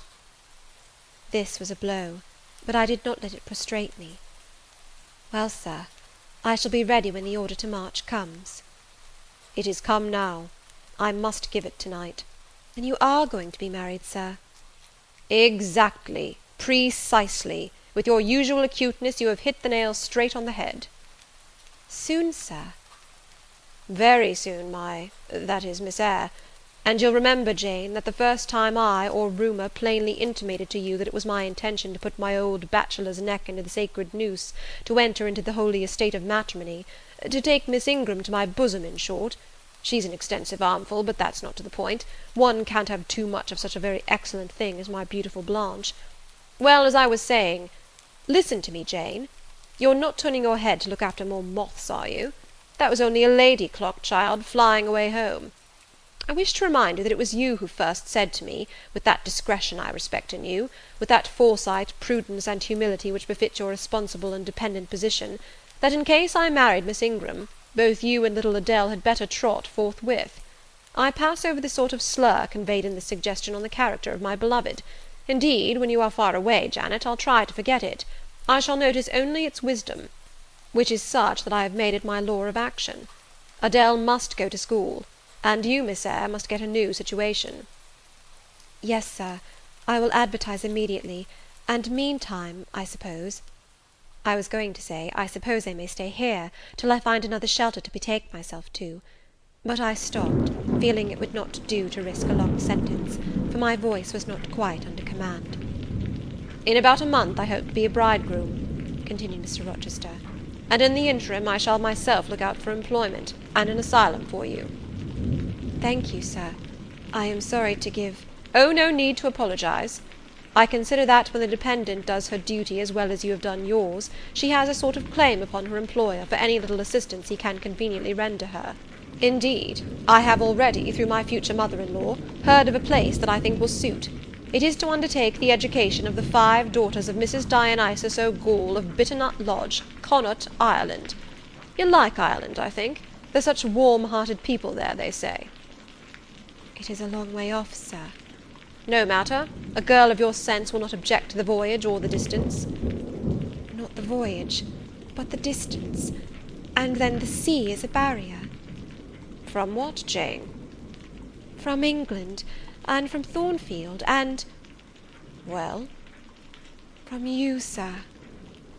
I said this almost involuntarily, and, with as little sanction of free will, my tears gushed out. I did not cry so as to be heard, however. I avoided sobbing. The thought of Mrs. O'Gaull and Bitternut Lodge struck cold to my heart, and colder the thought of all the brine and foam, destined, as it seemed, to rush between me and the master at whose side I now walked, and coldest the remembrance of the wider ocean. Wealth, caste, custom intervened between me and what I naturally and inevitably loved. "It is a long way," I again said. "It is, to be sure. And when you get to Bitternut Lodge, Connaught Island, I shall never see you again, Jane. That's morally certain. I never go over to Ireland, not having myself much of a fancy for the country. We have been good friends, Jane, have we not?" "Yes, sir." "And when friends are on the eve of separation, they like to spend the little time that remains to them close to each other. Come, we'll talk over the voyage and the parting quietly half an hour or so, while the stars enter into their shining life up in heaven yonder. Here is the chestnut tree, here is the bench at its old roots. Come, we will sit there in peace tonight, though we should never more be destined to sit there together." He seated me and himself. "It is a long way to Ireland, Janet, and I am sorry to send my little friend on such weary travels, but if I can't do better, how is it to be helped? Are you anything akin to me, do you think, Jane?" I could risk no sort of answer by this time. My heart was still. "Because," he said, "I sometimes have a queer feeling with regard to you, especially when you are near me, as now. It is as if I had a string somewhere under my left ribs, tightly and inextricably knotted to a similar string situated in the corresponding quarter of your little frame; and if that boisterous channel, and 200 miles or so of land, come broad between us, I am afraid that cord of communion will be snapped, and then I've a nervous notion I should take to bleeding inwardly. As for you, you'd forget me." "That I never should, sir. You know—" Impossible to proceed. "Jane, do you hear that nightingale singing in the wood? Listen." In listening, I sobbed convulsively, for I could repress what I endured no longer. I was obliged to yield, and I was shaken from head to foot with acute distress. When I did speak, it was only to express an impetuous wish that I had never been born, or never come to Thornfield. "Because you are sorry to leave it?" The vehemence of emotion, stirred by grief and love within me, was claiming mastery, and struggling for full sway, and asserting a right to predominate, to overcome, to live, rise, and reign at last, yes, and to speak. I grieve to leave Thornfield. I love Thornfield. I love it because I have lived in it a full and delightful life, momentarily at least. I have not been trampled on. I have not been petrified. I have not been buried with inferior minds and excluded from every glimpse of communion with what is bright and energetic and high. I have talked face to face with what I reverence, with what I delight in, with an original, a vigorous, and expanded mind. I have known you, Mr. Rochester, and it strikes me with terror and anguish to feel I absolutely must be torn from you for ever. I see the necessity of departure, and it is like looking on the necessity of death." "Where do you see the necessity?" he asked suddenly. "Where? You, sir, have placed it before me." "In what shape?" "In the shape of Miss Ingram, a noble and beautiful woman, your bride." "My bride? What bride? I have no bride." "But you will have." "Yes, I will, he set his teeth. "Then I must go, you have said it yourself." "No, you must stay. I swear it, and the oath shall be kept." "I tell you I must go," I retorted, roused to something like passion. "Do you think I can stay to become nothing to you? Do you think I am an automaton, a machine without feelings, and can bear to have my morsel of bread snatched from my lips and my drop of living water dashed from my cup? Do you think, because I am poor, obscure, plain, and little, I am soulless and heartless? You think wrong. I have as much soul as you, and full as much heart, and if God had gifted me with some beauty and much wealth, I should have made it as hard for you to leave me as it is now for me to leave you. I am not talking to you now through the medium of custom, conventionalities, or even of mortal flesh. It is my spirit that addresses your spirit, just as if both had passed through the grave, and we stood at God's feet, equal, as we are." "As we are," repeated Mr. Rochester. "So," he added, enclosing me in his arms, gathering me to his breast, pressing his lips on my lips. "So, Jane." "Yes, so, sir," I rejoined, "and yet not so, for you are a married man, or as good as a married man, and wed to one inferior to you, to one with whom you have no sympathy, whom I do not believe you truly love, for I have seen and heard you sneer at her. I would scorn such a union, therefore I am better than you. Let me go." "Where, Jane? To Ireland?" "Yes, to Ireland. I have spoken my mind, and can go anywhere now." "Jane, be still. Don't struggle so, like a wild, frantic bird that is rending its own plumage in its desperation." "I am no bird, and no net ensnares me. I am a free human being with an independent will, which I now exert to leave you." Another effort set me at liberty, and I stood erect before him. "And your will shall decide your destiny," he said. "I offer you my hand, my heart, and a share of all my possessions." "You play a farce, which I merely laugh at." "I ask you to pass through life at my side, to be my second self and best earthly companion." "For that fate you have already made your choice, and must abide by it." "Jane, be still a few moments. You are over-excited. I will be still too." A waft of wind came sweeping down the laurel walk, and trembled through the boughs of the chestnut. It wandered away, away to an infinite distance. It died. The nightingale's song was then the only voice of the hour. In listening to it, I again wept. Mr. Rochester sat quiet, looking at me gently and seriously. Some time passed before he spoke. He at last said, "Come to my side, Jane, and let us explain and understand one another." "I will never again come to your side. I am torn away now, and cannot return." "But, Jane, I summon you as my wife. It is you only I intend to marry." I was silent. I thought he mocked me. "Come, Jane, come hither." "Your bride stands between us." He rose, and with a stride reached me. "My bride is here," he said, again drawing me to him, "because my equal is here, and my likeness. Jane, will you marry me?" Still I did not answer, and still I writhed myself from his grasp, for I was still incredulous. "Do you doubt me, Jane?" "Entirely." "You have no faith in me?" "Not a whit." "Am I a liar in your eyes?" he asked passionately. "Little sceptic, you shall be convinced. What love have I for Miss Ingram? None, and that you know. What love has she for me? None, as I have taken pains to prove. I caused a rumour to reach her that my fortune was not a third of what was supposed, and after that I presented myself to see the result. It was coldness both from her and her mother. I would not, I could not marry Miss Ingram. You strange, you almost unearthly thing, I love as my own flesh. You, poor and obscure and small and plain as you are, I entreat to accept me as a husband."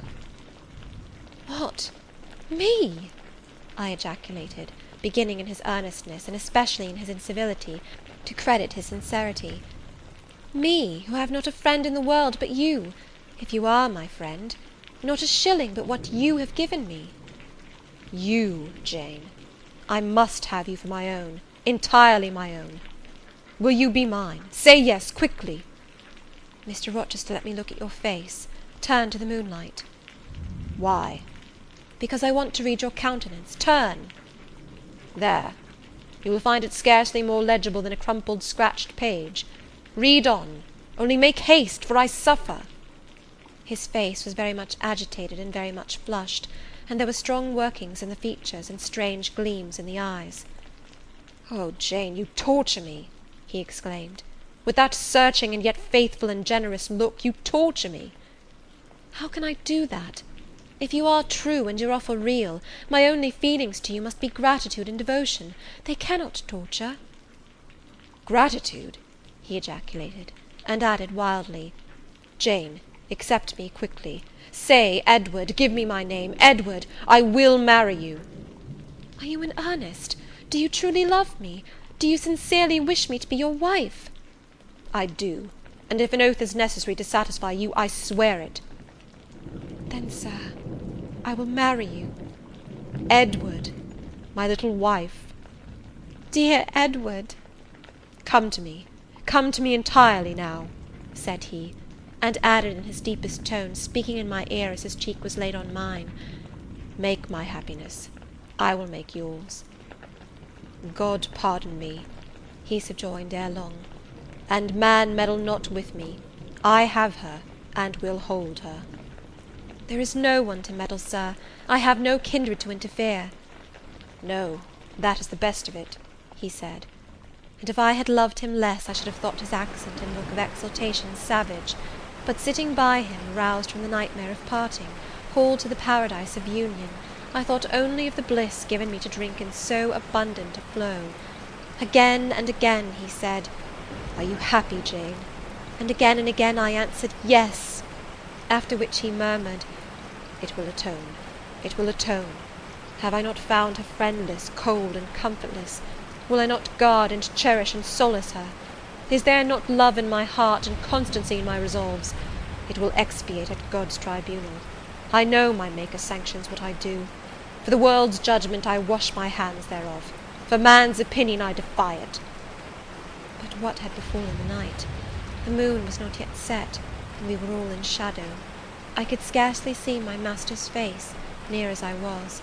And what ailed the chestnut tree? It writhed and groaned, while wind roared in the laurel walk, and came sweeping over us. "We must go in," said Mr. Rochester. "The weather changes. I could have sat with thee till morning, Jane." And so, thought I, could I with you. I should have said so, perhaps, but a livid, vivid spark leapt out of a cloud at which I was looking, and there was a crack, a crash, and a close rattling peal, and I thought only of hiding my dazzled eyes against Mr. Rochester's shoulder. The rain rushed down. He hurried me up the walk, through the grounds, and into the house, but we were quite wet before we could pass the threshold. He was taking off my shawl in the hall, and shaking the water out of my loosened hair, when Mrs. Fairfax emerged from her room. I did not observe her at first, nor did Mr. Rochester. The lamp was lit, the clock was on the stroke of 12.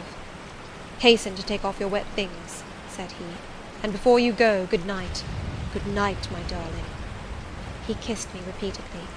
When I looked up, on leaving his arms, there stood the widow, pale, grave, and amazed. I only smiled at her, and ran upstairs. Explanation will do for another time, thought I. Still, when I reached my chamber, I felt a pang at the idea she should even temporarily misconstrue what she had seen; but joy soon effaced every other feeling, and loud as the wind blew, near and deep as the thunder crashed, fierce and frequent as the lightning gleamed, cataract-like as the rain fell during a storm of 2 hours' duration, I experienced no fear and little awe.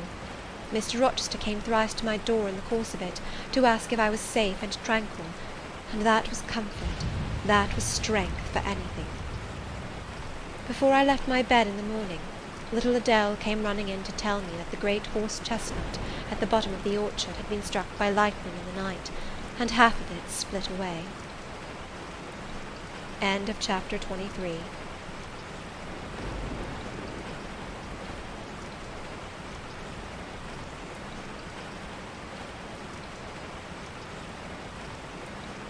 Jane Eyre by Charlotte Brontë. Chapter 24. As I rose and dressed, I thought over what had happened, and wondered if it were a dream. I could not be certain of the reality till I had seen Mr. Rochester again, and heard him renew his words of love and promise. While arranging my hair, I looked at my face in the glass, and felt it was no longer plain. There was hope in its aspect, and life in its colour, and my eyes seemed as if they had beheld the fount of fruition, and borrowed beams from the lustrous ripple. I had often been unwilling to look at my master, because I feared he could not be pleased at my look, but I was sure I might lift my face to his now, and not cool his affection by its expression. I took a plain but clean and light summer dress from my drawer and put it on. It seemed no attire had ever so well become me, because none had I ever worn in so blissful a mood. I was not surprised, when I ran down into the hall, to see that a brilliant June morning had succeeded to the tempest of the night, and to feel through the open glass door the breathing of a fresh and fragrant breeze. Nature must be gladsome when I was so happy. A beggar woman and her little boy, pale ragged objects both, were coming up the walk, and I ran down and gave them all the money I happened to have in my purse, some 3 or 4 shillings. Good or bad, they must partake of my jubilee. The rooks cawed and blither birds sang, but nothing was so merry or so musical as my own rejoicing heart. Mrs. Fairfax surprised me by looking out of the window with a sad countenance, and saying gravely, "Miss Eyre, will you come to breakfast?" During the meal she was quiet and cool, but I could not undeceive her then. I must wait for my master to give explanations, and so must she. I ate what I could, and then I hastened upstairs. I met Adele leaving the schoolroom. "Where are you going? It is time for lessons." "Mr. Rochester has sent me away to the nursery." "Where is he?" "In there," pointing to the apartment she had left, and I went in, and there he stood. "Come and bid me good morning," said he. I gladly advanced, and it was not merely a cold word now, or even a shake of the hand that I received, but an embrace and a kiss. It seemed natural, it seemed genial to be so well loved, so caressed by him. "Jane, you look blooming and smiling and pretty," said he, "truly pretty this morning. Is this my pale little elf? Is this my mustard seed?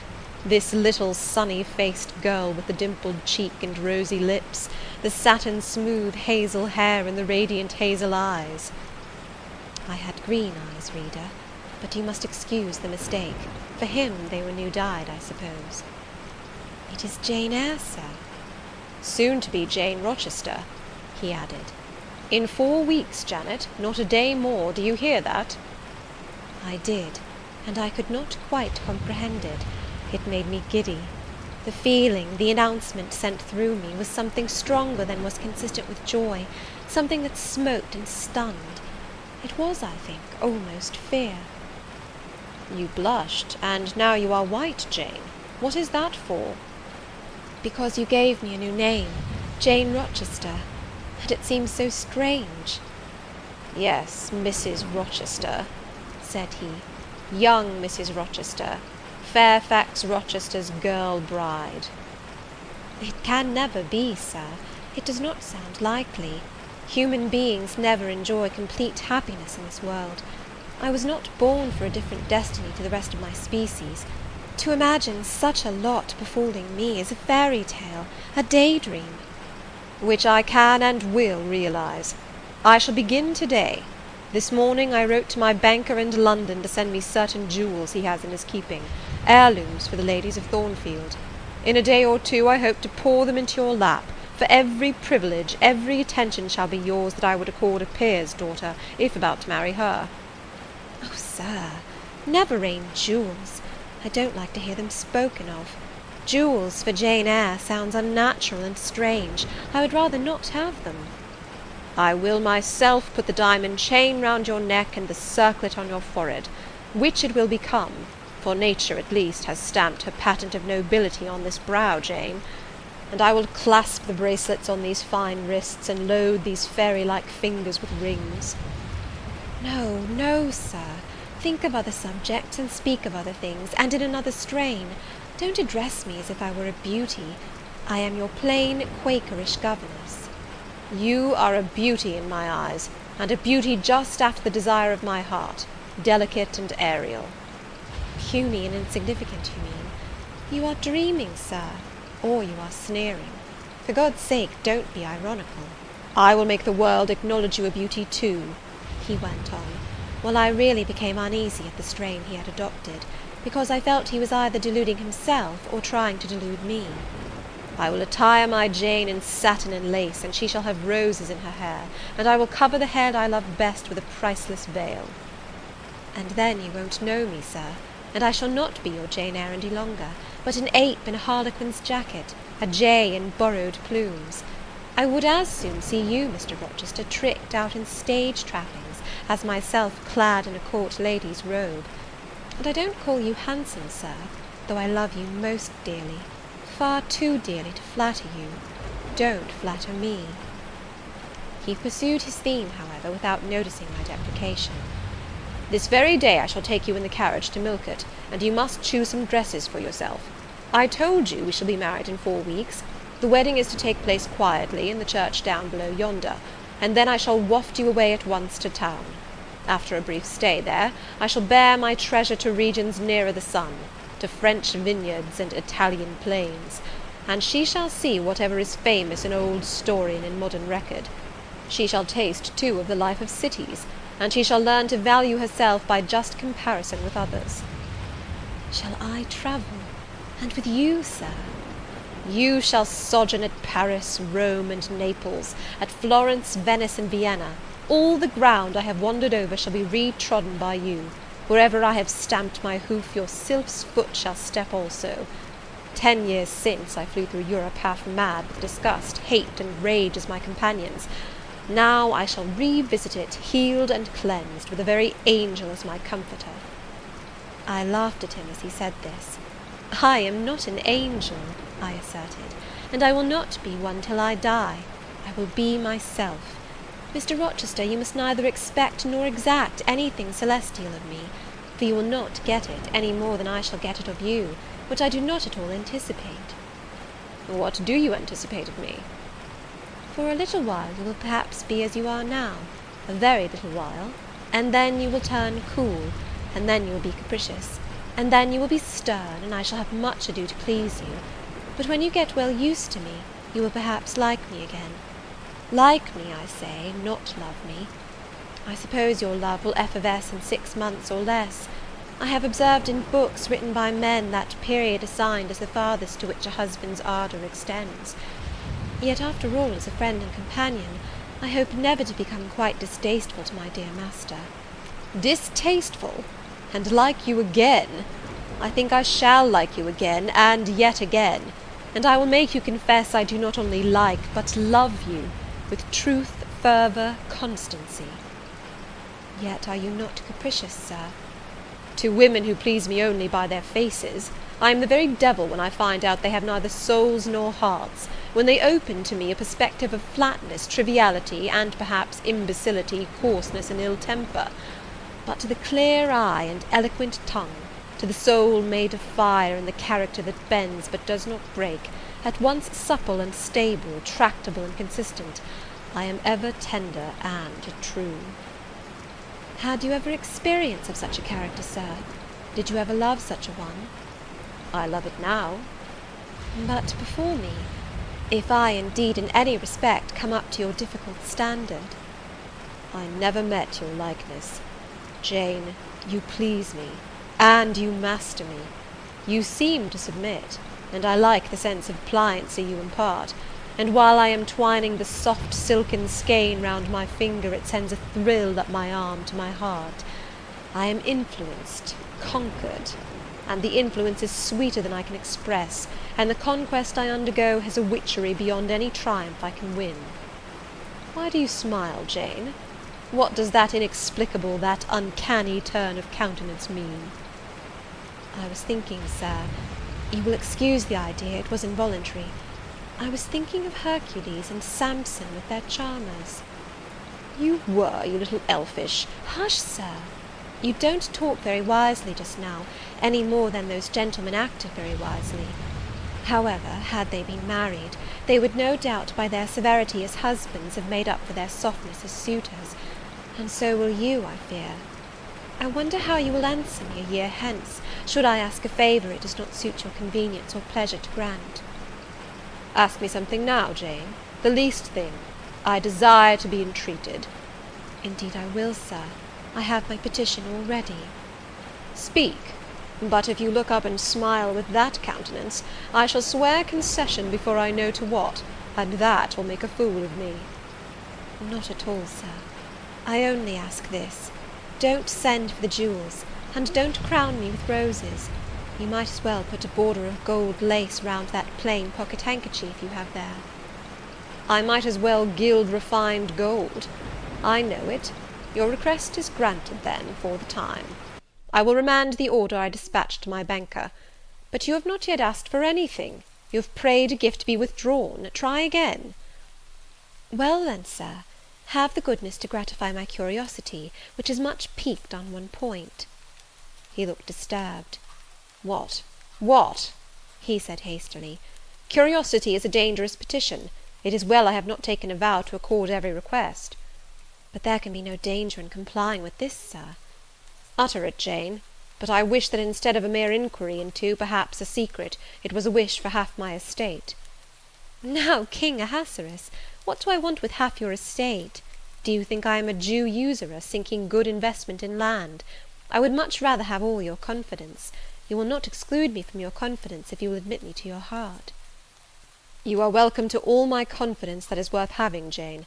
But for God's sake, don't desire a useless burden. Don't long for poison. Don't turn out a downright Eve on my hands." "Why not, Sir? You have just been telling me how much you like to be conquered, and how pleasant over-persuasion is to you. Don't you think I had better take advantage of the confession, and begin and coax and entreat, even cry and be sulky, if necessary, for the sake of a mere essay of my power?" "I dare you to any such experiment. Encroach, presume, and the game is up." "Is it, Sir? You soon give in. How stern you look now! Your eyebrows have become as thick as my finger, and your forehead resembles what, in some very astonishing poetry, I once saw styled a blue piled thunder loft. That will be your married look, I suppose."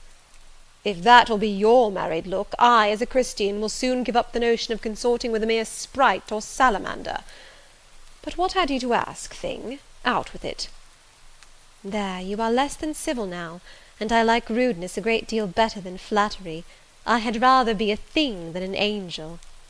This is what I have to ask. Why did you take such pains to make me believe you wished to marry Miss Ingram?" "Is that all? Thank God it is no worse." And now he unknit his black brows, looked down, smiling at me, and stroked my hair, as if well pleased at seeing a danger averted. "I think I may confess," he continued, "even although I should make you a little indignant, Jane, and I have seen what a fire spirit you can be when you are indignant. You glowed in the cool moonlight last night when you mutinied against fate, and claimed your rank as my equal. Janet, by the by, it was you who made me the offer." "Of course I did. But to the point, if you please, Sir, Miss Ingram." "Well, I feigned courtship of Miss Ingram, because I wished to render you as madly in love with me as I was with you, and I knew jealousy would be the best ally I could call in for the furtherance of that end." "Excellent. Now you are small, not one whit bigger than the end of my little finger. It was a burning shame and a scandalous disgrace to act in that way. Did you think nothing of Miss Ingram's feelings, Sir?" "Her feelings are concentrated in one, pride, and that needs humbling. Were you jealous, Jane?" "Never mind, Mr. Rochester, it is in no way interesting to you to know that. Answer me truly once more. Do you think Miss Ingram will not suffer from your dishonest coquetry? Won't she feel forsaken and deserted?" "Impossible! When I told you how she, on the contrary, deserted me, the idea of my insolvency cooled or rather extinguished her flame in a moment." "You have a curious, designing mind, Mr. Rochester. I am afraid your principles on some points are eccentric." "My principles were never trained, Jane. They may have grown a little awry for want of attention." "Once again, seriously, may I enjoy the great good that has been vouchsafed to me, without fearing that any one else is suffering the bitter pain I myself felt a while ago?" "That you may, my good little girl. There is not another being in the world has the same pure love for me as yourself; for I lay that pleasant unction to my soul, Jane, a belief in your affection." I turned my lips to the hand that lay on my shoulder. I loved him very much, more than I could trust myself to say, more than words had power to express. "Ask something more," he said presently. "It is my delight to be entreated, and to yield." I was again ready with my request. "Communicate your intentions to Mrs. Fairfax, Sir. She saw me with you last night in the hall, and she was shocked. Give her some explanation before I see her again. It pains me to be misjudged by so good a woman. "Go to your room and put on your bonnet," he replied. "I mean you to accompany me to Millcote this morning, and while you prepare for the drive, I will enlighten the old lady's understanding. Did she think, Janet, you had given the world for love, and considered it well lost?" "I believe she thought I had forgotten my station, and yours, Sir." "Station! Station! Your station is in my heart, and on the necks of those who would insult you, now or hereafter. Go." I was soon dressed, and when I heard Mr. Rochester quit Mrs. Fairfax's parlour, I hurried down to it. The old lady had been reading her morning portion of Scripture, the lesson for the day. Her Bible lay open before her, and her spectacles were upon it. Her occupation, suspended by Mr. Rochester's announcement, seemed now forgotten. Her eyes, fixed on the blank wall opposite, expressed the surprise of a quiet mind stirred by unwonted tidings. Seeing me, she roused herself. She made a sort of effort to smile, and framed a few words of congratulation; but the smile expired, and the sentence was abandoned unfinished. She put up her spectacles, shut the Bible, and pushed a chair back from the table. "I feel so astonished," she began. "I hardly know what to say to you, Miss Eyre. I have surely not been dreaming, have I? Sometimes I half fall asleep when I am sitting alone, and fancy things that have never happened. It has seemed to me more than once, when I have been in a doze, that my dear husband, who died 15 years since, has come in and sat down beside me, and that I have even heard him call me by my name, Alice, as he used to do. Now can you tell me whether it is actually true that Mr. Rochester has asked you to marry him? Don't laugh at me, but I really thought he came in here 5 minutes ago, and said that in a month you would be his wife." "He has said the same thing to me," I replied. "He has? Do you believe him? Have you accepted him?" "Yes." She looked at me bewildered. "I could never have thought it. He is a proud man. All the Rochesters were proud, and his father, at least, liked money. He, too, has always been called careful. He means to marry you?" "He tells me so." She surveyed my whole person. In her eyes I read that they had there found no charm powerful enough to solve the enigma. "It passes me," she continued, "but no doubt it is true, since you say so. How it will answer I cannot tell. I really don't know. Equality of position and fortune is often advisable in such cases, and there are 20 years of difference in your ages. He might almost be your father." "No, indeed, Mrs. Fairfax," exclaimed I, nettled, "he is nothing like my father. No one who saw us together would suppose it for an instant. Mr. Rochester looks as young, and is as young, as some men at 25. "Is it really for love he is going to marry you?" she asked. I was so hurt by her coldness and scepticism that the tears rose to my eyes. "I am sorry to grieve you," pursued the widow, "but you are so young, and so little acquainted with men, I wish to put you on your guard. It is an old saying, that all is not gold that glitters, and in this case I do fear there will be something found to be different to what either you or I expect." "Why, am I a monster?" I said. "Is it impossible that Mr. Rochester should have a sincere affection for me?" "No, you are very well, and much improved of late, and Mr. Rochester, I dare say, is fond of you. I have always noticed that you were a sort of pet of his. There are times when, for your sake, I have been a little uneasy at his marked preference, and have wished to put you on your guard; but I did not like to suggest even the possibility of wrong.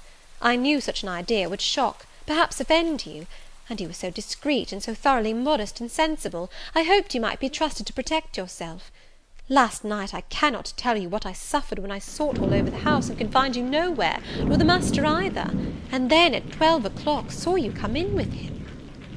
"Well, never mind that now," I interrupted impatiently. "It is enough that all was right." "I hope all will be right in the end," she said; "but believe me, you cannot be too careful.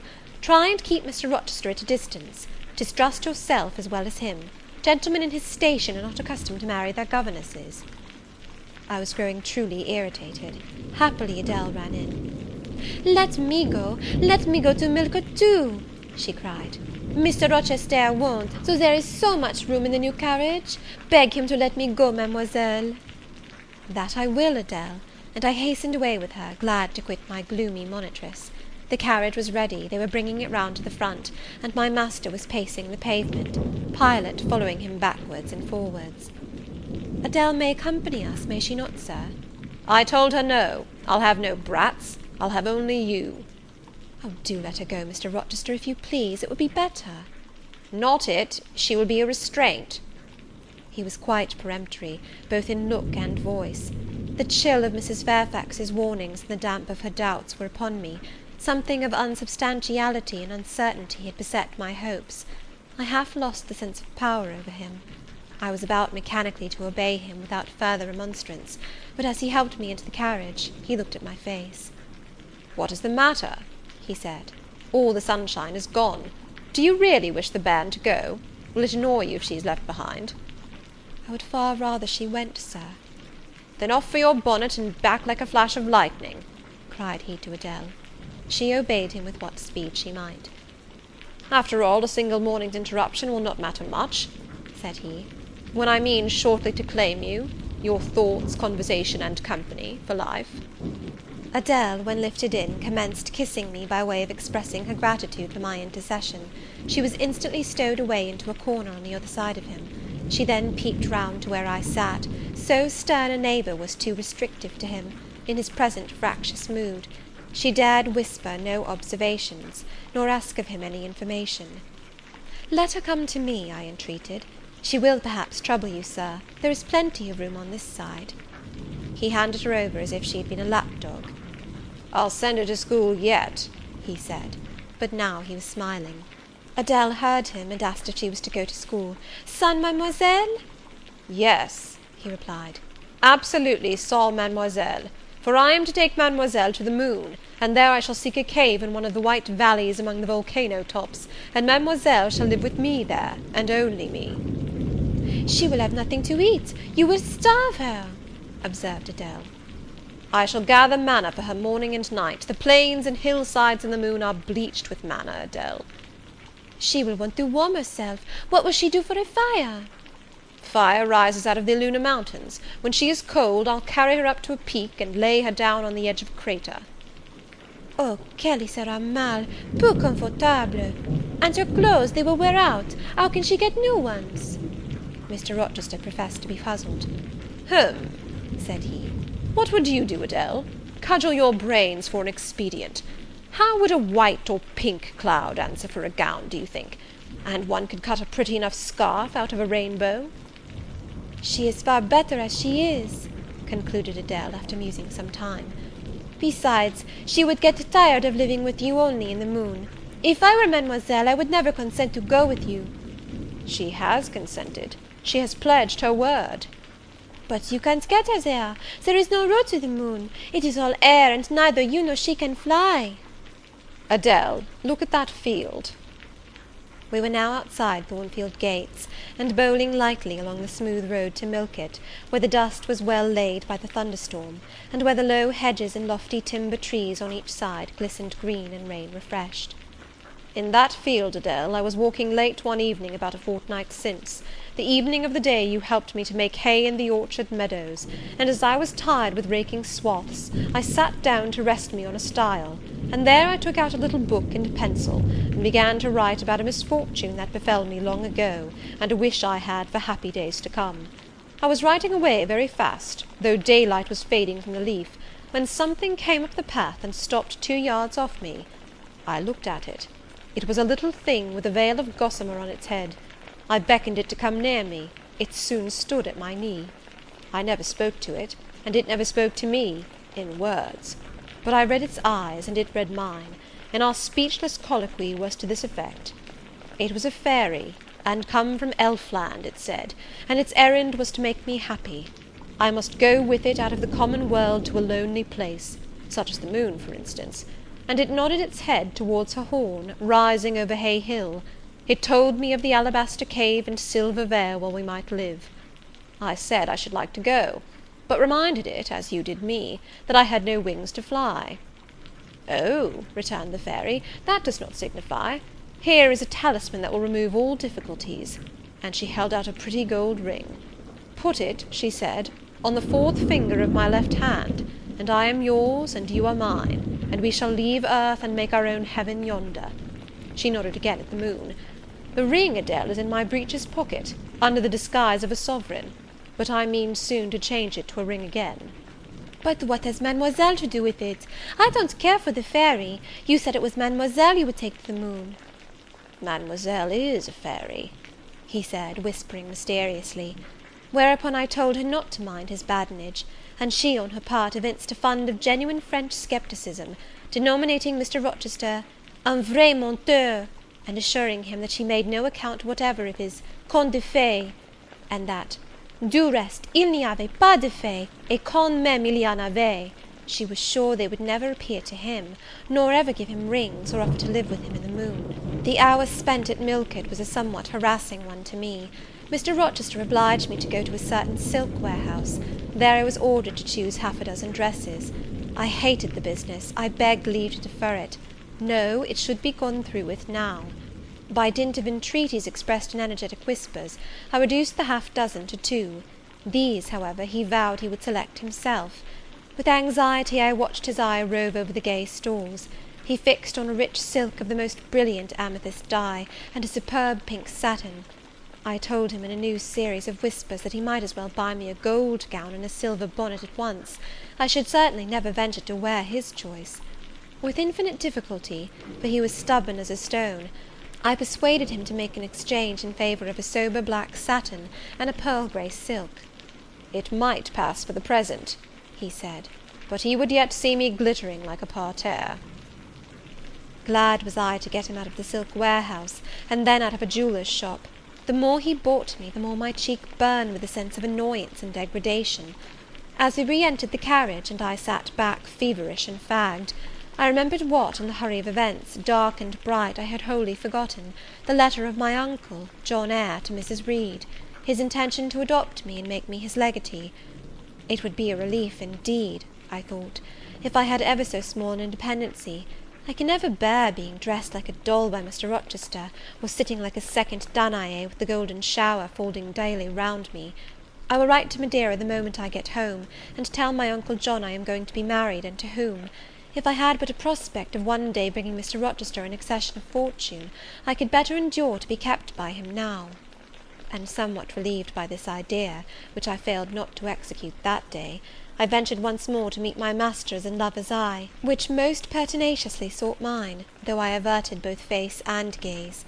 He smiled, and I thought his smile was such as a sultan might, in a blissful and fond moment, bestow on a slave his gold and gems had enriched. I crushed his hand, which was ever hunting mine, vigorously, and thrust it back to him, red with the passionate pressure. "You need not look in that way," I said. "If you do, I'll wear nothing but my old Lowood frocks to the end of the chapter. I'll be married in this lilac gingham. You may make a dressing gown for yourself out of the pearl grey silk, and an infinite series of waistcoats out of the black satin." He chuckled. He rubbed his hands.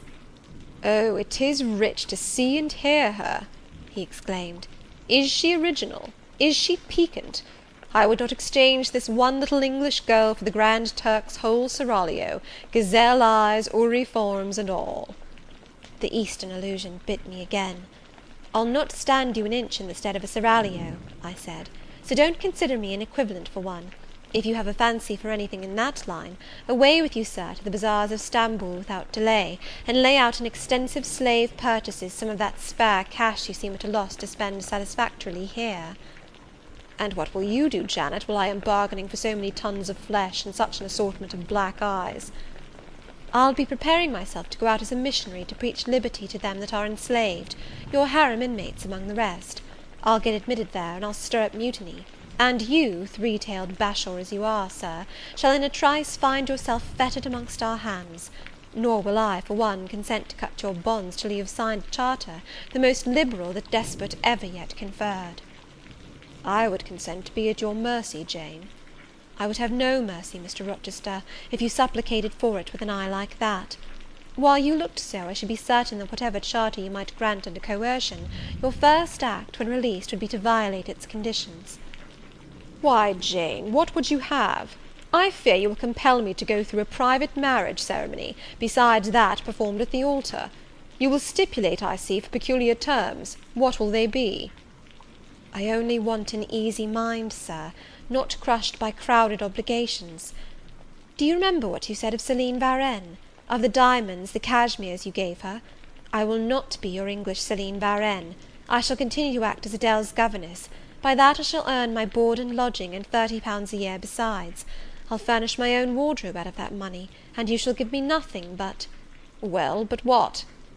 "Your regard; and if I give you mine in return, that debt will be quit." "Well, for cool native impudence and pure innate pride, you haven't your equal," said he. We were now approaching Thornfield. "Will it please you to dine with me to-day?" he asked, as we entered the gates. "No, thank you, Sir." "And what for, no thank you, if one may inquire?"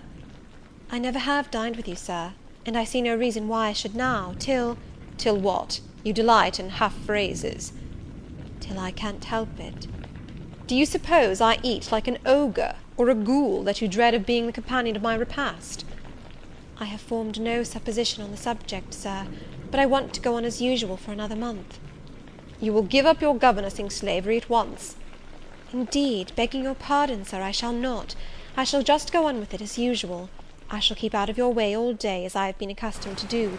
You may send for me in the evening, when you feel disposed to see me, and I'll come then, but at no other time." "I want a smoke, Jane, or a pinch of snuff, to comfort me under all this, pour me donner une contenance, as Adèle would say, and unfortunately I have neither my cigar case nor my snuff box. But listen, whisper. It is your time now, little tyrant, but it will be mine presently, and when once I have fairly seized you, to have and to hold, I'll just, figuratively speaking, attach you to a chain like this," touching his watch-guard. "Yes, wee bonny thing, I'll wear you in my bosom, lest my jewel I should tine." He said this as he helped me to alight from the carriage, and while he afterwards lifted out Adèle, I entered the house, and made good my retreat upstairs. He duly summoned me to his presence in the evening. I had prepared an occupation for him, for I was determined not to spend the whole time in tête-à-tête conversation. I remembered his fine voice. I knew he liked to sing; good singers generally do. I was no vocalist myself, and in his fastidious judgment no musician either. But I delighted in listening when the performance was good. No sooner had twilight, that hour of romance, begun to lower her blue and starry banner over the lattice, than I rose, opened the piano, and entreated him, for the love of heaven, to give me a song. He said I was a capricious witch, and that he would rather sing another time, but I averred that no time was like the present. "Did I like his voice?" he asked. "Very much. I was not fond of pampering that susceptible vanity of his, but for once, and from motives of expediency, I would e'en soothe and stimulate it." "Then, Jane, you must play the accompaniment." "Very well, Sir, I will try." I did try, but was presently swept off the stool, and denominated a little bungler. Being pushed unceremoniously to one side, which was precisely what I wished, he usurped my place, and proceeded to accompany himself, for he could play as well as sing.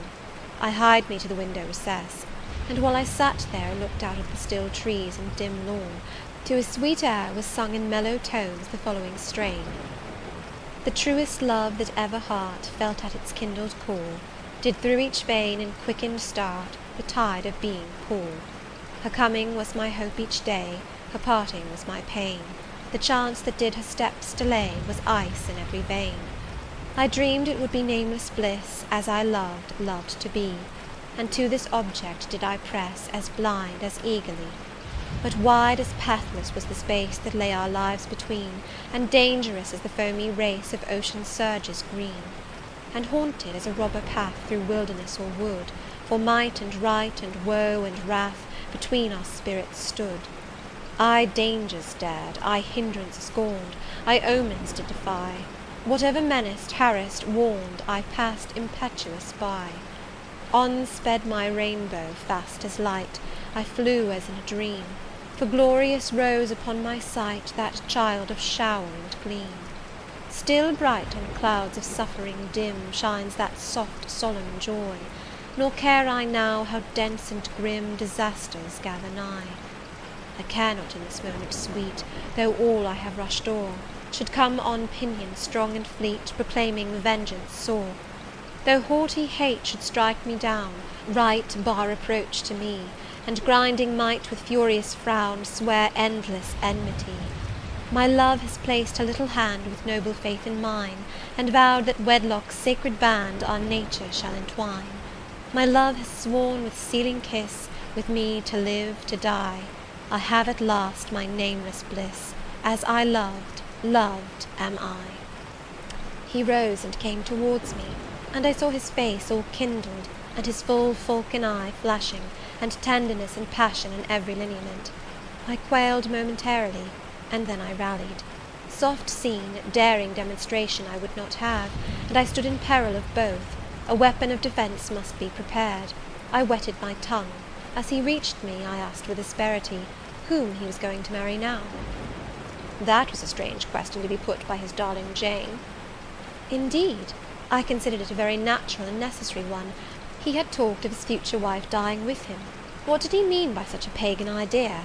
I had no intention of dying with him, he might depend on that. Oh, all he longed, all he prayed for was I might live with him. Death was not for such as I. Indeed it was. I had as good a right to die when my time came as he had, but I should bide that time, and not be hurried away in a suttee. Would I forgive him for the selfish idea, and prove my pardon by a reconciling kiss? No, I would rather be excused. Here I heard myself apostrophized as a hard little thing, and it was added, any other woman would have been melted to marrow at hearing such stanzas crooned in her praise. I assured him I was naturally hard, very flinty, and that he would often find me so, and that, moreover, I was determined to show him divers rugged points in my character before the ensuing 4 weeks collapsed. He should know fully what sort of a bargain he had made, while there was yet time to rescind it. Would I be quiet and talk rationally? I would be quiet if he liked, and as to talking rationally, I flattered myself I was doing that now. He fretted, pished, and pshawed. Very good, thought I. You may fume and fidget as you please, but this is the best plan to pursue with you, I am sure. I like you more than I can say, but I'll not sink into a bathos of sentiment, and with this needle of repartee I'll keep you from the edge of the gulf too, and moreover maintain by its pungent aid that distance between you and myself most conducive to our real mutual advantage. From less to more I worked him up to considerable irritation. Then, after he had retired, in dudgeon, quite to the other end of the room, I got up, and saying, I wish you good night, sir, in my natural and wonted respectful manner, I slipped out by the side door and got away. The system thus entered on, I pursued during the whole season of probation, and with the best success. He was kept, to be sure, rather cross and crusty, but on the whole I could see he was excellently entertained, and that a lamb-like submission and turtle-dove sensibility, while fostering his despotism more, would have pleased his judgment, satisfied his common sense, and even suited his taste less. In other people's presence I was, as formerly, deferential and quiet, any other line of conduct being uncalled for. It was only in the evening conferences I thus thwarted and afflicted him. He continued to send for me punctually the moment the clock struck 7, though when I appeared before him now, he had no such honeyed terms as love and darling on his lips. The best words at my service were provoking puppet, malicious elf, sprite, changeling, etc. For caresses, too, I now got grimaces; for a pressure of the hand, a pinch on the arm; for a kiss on the cheek, a severe tweak of the ear. It was all right. At present I decidedly preferred these fierce favours to anything more tender. Mrs. Fairfax, I saw, approved me. Her anxiety on my account vanished, therefore I was certain I did well. Meantime Mr. Rochester affirmed I was wearing him to skin and bone, and threatened awful vengeance for my present conduct at some period fast coming. I laughed in my sleeve at his menaces. I can keep you in reasonable check now, I reflected, and I don't doubt to be able to do it hereafter. If one expedient loses its virtue, another must be devised. Yet, after all, my task was not an easy one. Often I would rather have pleased than teased him. My future husband was becoming to me my whole world, and more than the world, almost my hope of heaven. He stood between me and every thought of religion, as an eclipse intervenes between man and the broad sun. I could not, in those days, see God for his creature, of whom I had made an idol. End of chapter 24.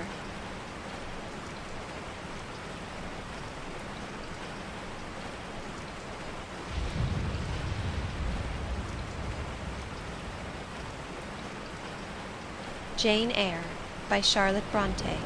Chapter 25. The month of courtship had wasted. Its very last hours were being numbered. There was no putting off the day that advanced, the bridal day, and all preparations for its arrival were complete. I, at least, had nothing more to do. There were my trunks, packed, locked, corded, ranged in a row along the wall of my little chamber. Tomorrow at this time they would be far on their road to London, and so should I. Or rather, not I, but one Jane Rochester, a person whom as yet I knew not. The cards of address alone remained to nail on. They lay, 4 little squares, in the drawer. Mr. Rochester had himself written the direction. Mrs. Rochester, Blank Hotel, London, on each. I could not persuade myself to affix them, or to have them fixed. Mrs. Rochester. She did not exist. She would not be born till tomorrow, sometime after 8 o'clock a.m., and I would wait to be assured she had come into the world alive before I assigned to her all that property.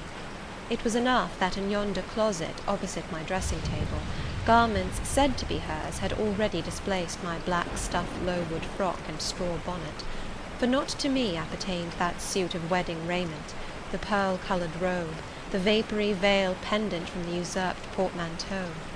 I shut the closet to conceal the strange wraith-like apparel it contained, which at this evening hour, 9 o'clock, gave out certainly a most ghostly shimmer through the shadow of my apartment. "I will leave you by yourself, white dream," I said. "I am feverish. I hear the wind blowing. I will go out of doors and feel it." It was not only the hurry of preparation that made me feverish, not only the anticipation of the great change, the new life which was to commence tomorrow. Both these circumstances had their share, doubtless, in producing that restless, excited mood which hurried me forth at this late hour into the darkening grounds, but a third cause influenced my mind more than they. I had at heart a strange and anxious thought. Something had happened which I could not comprehend. No one knew of or had seen the event but myself. It had taken place the preceding night. Mr. Rochester that night was absent from home, nor was he yet returned. Business had called him to a small estate of 2 or 3 farms he possessed 30 miles off.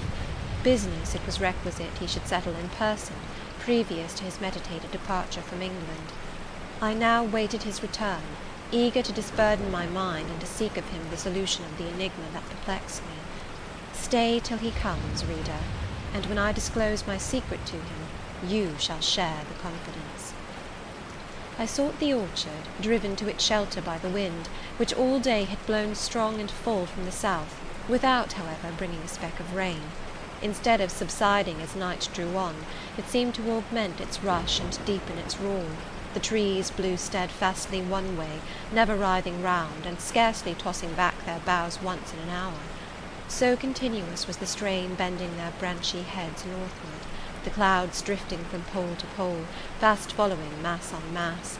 No glimpse of blue sky had been visible that July day. It was not without a certain wild pleasure I ran before the wind, delivering my trouble of mind to the measureless air-torrent thundering through space. Descending the laurel walk, I faced the wreck of the chestnut tree. It stood up black and riven. The trunk, split down the centre, gasped ghastly. The cloven halves were not broken from each other, for the firm base and strong roots kept them unsundered below. Though community of vitality was destroyed, the sap could flow no more. The great boughs on each side were dead, and next winter's tempest would be sure to fell one or both to earth. As yet, however, they might be said to form one tree, a ruin, but an entire ruin. "You did right to hold fast to each other," I said, as if the monster splinters were living things and could hear me. "I think, scathed as you look, and charred and scorched, there must be a little sense of life in you yet, rising out of that adhesion at the faithful, honest roots. You will never have green leaves more, never more see birds making nests and singing idyls in your boughs. The time of pleasure and love is over with you, but you are not desolate. Each of you has a comrade to sympathize with him in his decay." As I looked up at them, the moon appeared momentarily in that part of the sky which filled their fissure. Her disk was blood-red and half overcast. She seemed to throw on me one bewildered, dreary glance, and buried herself again instantly in the deep drift of cloud. The wind fell for a second round Thornfield, but far away over wood and water poured a wild, melancholy wail. It was sad to listen to, and I ran off again. Here and there I strayed through the orchard, gathered up the apples with which the grass round the tree roots was thickly strewn. Then I employed myself in dividing the ripe from the unripe. I carried them into the house and put them away in the store-room. Then I repaired to the library to ascertain whether the fire was lit, for, though summer, I knew on such a gloomy evening Mr. Rochester would like to see a cheerful hearth when he came in. Yes, the fire had been kindled some time, and burnt well. I placed his arm-chair by the chimney-corner. I wheeled the table near it. I let down the curtain, and had the candles brought in ready for lighting. More restless than ever, when I had completed these arrangements, I could not sit still, nor even remain in the house. A little timepiece in the room and the old clock in the hall simultaneously struck 10. "How late it grows," I said. "I will run down to the gates. It is moonlight at intervals, I can see a good way on the road. He may be coming now, and to meet him will save some minutes of suspense." The wind roared high in the great trees which embowered the gates, but the road, as far as I could see, to the right hand and the left, was all still and solitary, save for the shadows of clouds crossing it at intervals as the moon looked out. It was but a long pale line, unvaried by one moving speck. A puerile tear dimmed my eye while I looked, a tear of disappointment and impatience. Ashamed of it, I wiped it away. I lingered. The moon shut herself wholly within her chamber, and drew close her curtain of dense cloud. The night grew dark. Rain came driving fast on the gale. "I wish he would come! I wish he would come!" I exclaimed, seized with hypochondriac foreboding. I had expected his arrival before tea. Now it was dark. What could keep him? Had an accident happened? The event of last night again recurred to me. I interpreted it as a warning of disaster. I feared my hopes were too bright to be realized, and I had enjoyed so much bliss lately that I imagined my fortune had passed its meridian, and must now decline. Well, I cannot return to the house, I thought. I cannot sit by the fireside while he is abroad in inclement weather. Better tire my limbs than strain my heart. I will go forward and meet him. I set out. I walked fast, but not far. Ere I had measured 1/4 of a mile, I heard the tramp of hoofs. A horseman came on full gallop, a dog ran by his side. Away with evil presentiment! It was he. Here he was, mounted on Mesrour, followed by Pilot. He saw me, for the moon had opened a blue field in the sky, and rode in it watery bright. He took his hat off and waved it round his head. I now ran to meet him. "There!" he exclaimed, as he stretched out his hand and bent from the saddle. "You can't do without me, that is evident. Step on my boot toe, give me both hands. Mount." I obeyed. Joy made me agile. I sprang up before him. A hearty kissing I got for a welcome, and some boastful triumph, which I swallowed as well as I could. He checked himself in his exultation to demand, "But is there anything the matter, Janet, that you come to meet me at such an hour? Is there anything wrong?" "No, but I thought you would never come. I could not bear to wait in the house for you, especially with this wind and rain." "Rain and wind, indeed! Yes, you are dripping like a mermaid. Pull my cloak round you. But I think you are feverish, Jane. Both your cheek and hand are burning hot. I ask again, is there anything the matter?" "Nothing now. I am neither afraid nor unhappy." "Then you have been both." "Rather. But I'll tell you all about it by and by, sir, and I dare say you will only laugh at me for my pains." "I'll laugh at you heartily when tomorrow is past. Till then I dare not. My prize is not certain. This is you who have been as slippery as an eel this last month, and as thorny as a briar rose. I could not lay a finger anywhere but I was pricked, and now I seem to have gathered up a stray lamb in my arms. You wandered out of the fold to seek your shepherd, did you, Jane?" "I wanted you. But don't boast. Here we are at Thornfield. Now let me get down." He landed me on the pavement. As John took his horse, and he followed me into the hall, he told me to make haste and put on something dry, and then return to him in the library, and he stopped me as I made for the staircase, to extort a promise that I would not be long. Nor was I long. In 5 minutes I rejoined him. I found him at supper. "Take a seat and bear me company, Jane. Please God, it is the last meal but one you will eat at Thornfield Hall for a long time." I sat down near him, but told him I could not eat. Is it because you have the prospect of a journey before you, Jane? Is it thoughts of going to London that takes away your appetite? I cannot see my prospects clearly to-night, sir, and I hardly know what thoughts I have in my head. Everything in life seems unreal. Except me. I am substantial enough. Touch me. You, sir, are the most phantom-like of all. You are a mere dream. He held out his hand, laughing. Is that a dream? Said he, placing it close to my eyes. He had a rounded, muscular, and vigorous hand, as well as a long, strong arm. Yes, though I touch it, it is a dream, said I, as I put it down from before my face. Sir, have you finished supper? Yes, Jane. I rang the bell and ordered away the tray. When we were again alone, I stirred the fire, and then took a low seat at my master's knee. It is near midnight, I said. Yes, but remember, Jane, you promised to wake with me the night before my wedding. I did, and I will keep my promise, for an hour or two at least. I have no wish to go to bed. Are all your arrangements complete? All, sir. And on my part likewise, he returned. I have settled everything, and we shall leave Thornfield to-morrow, within half an hour after our return from church. Very well, sir. With what an extraordinary smile you uttered that word, very well, Jane. What a bright spot of colour you have on each cheek, and how strangely your eyes glitter. Are you well? I believe I am. Believe? What is the matter? Tell me what you feel. I could not, sir. No words could tell you what I feel. I wish this present hour would never end. Who knows with what fate the next may come charged? This is hypochondria, Jane. You have been over-excited or over-fatigued. Do you, sir, feel calm and happy? Calm? No. But happy, to the heart's core.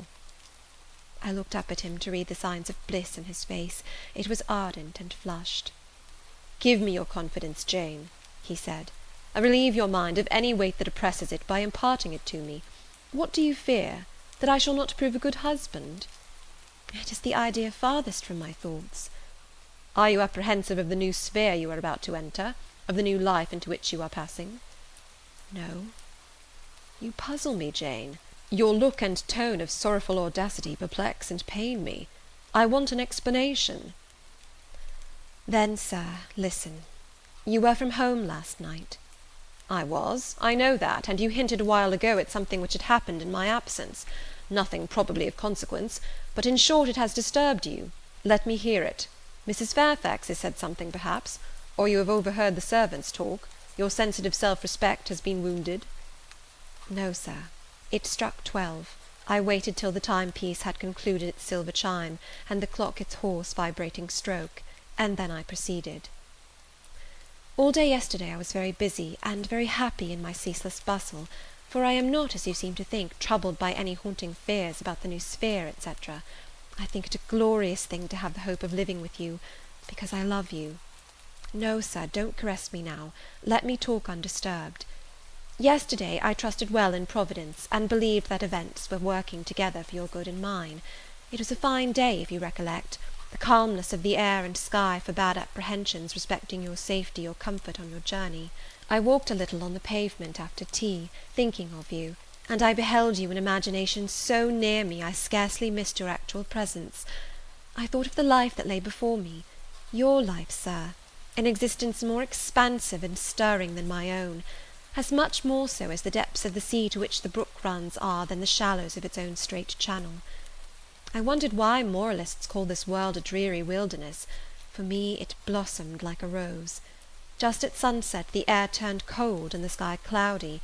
I went in. Sophy called me upstairs to look at my wedding dress, which they had just brought, and under it in the box I found your present, the veil which, in your princely extravagance, you sent for from London, resolved, I suppose, since I would not have jewels, to cheat me into accepting something as costly. I smiled as I unfolded it, and devised how I would tease you about your aristocratic tastes, and your efforts to mask your plebeian bride in the attributes of a peeress. I thought how I would carry down to you the square of unembroidered blonde I had myself prepared as a covering for my low-born head, and ask if that was not good enough for a woman who could bring her husband neither fortune, beauty, nor connections.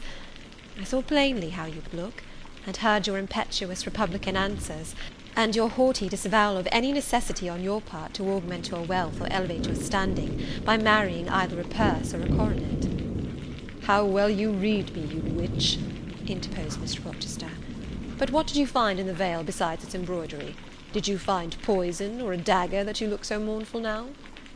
"No, no, sir.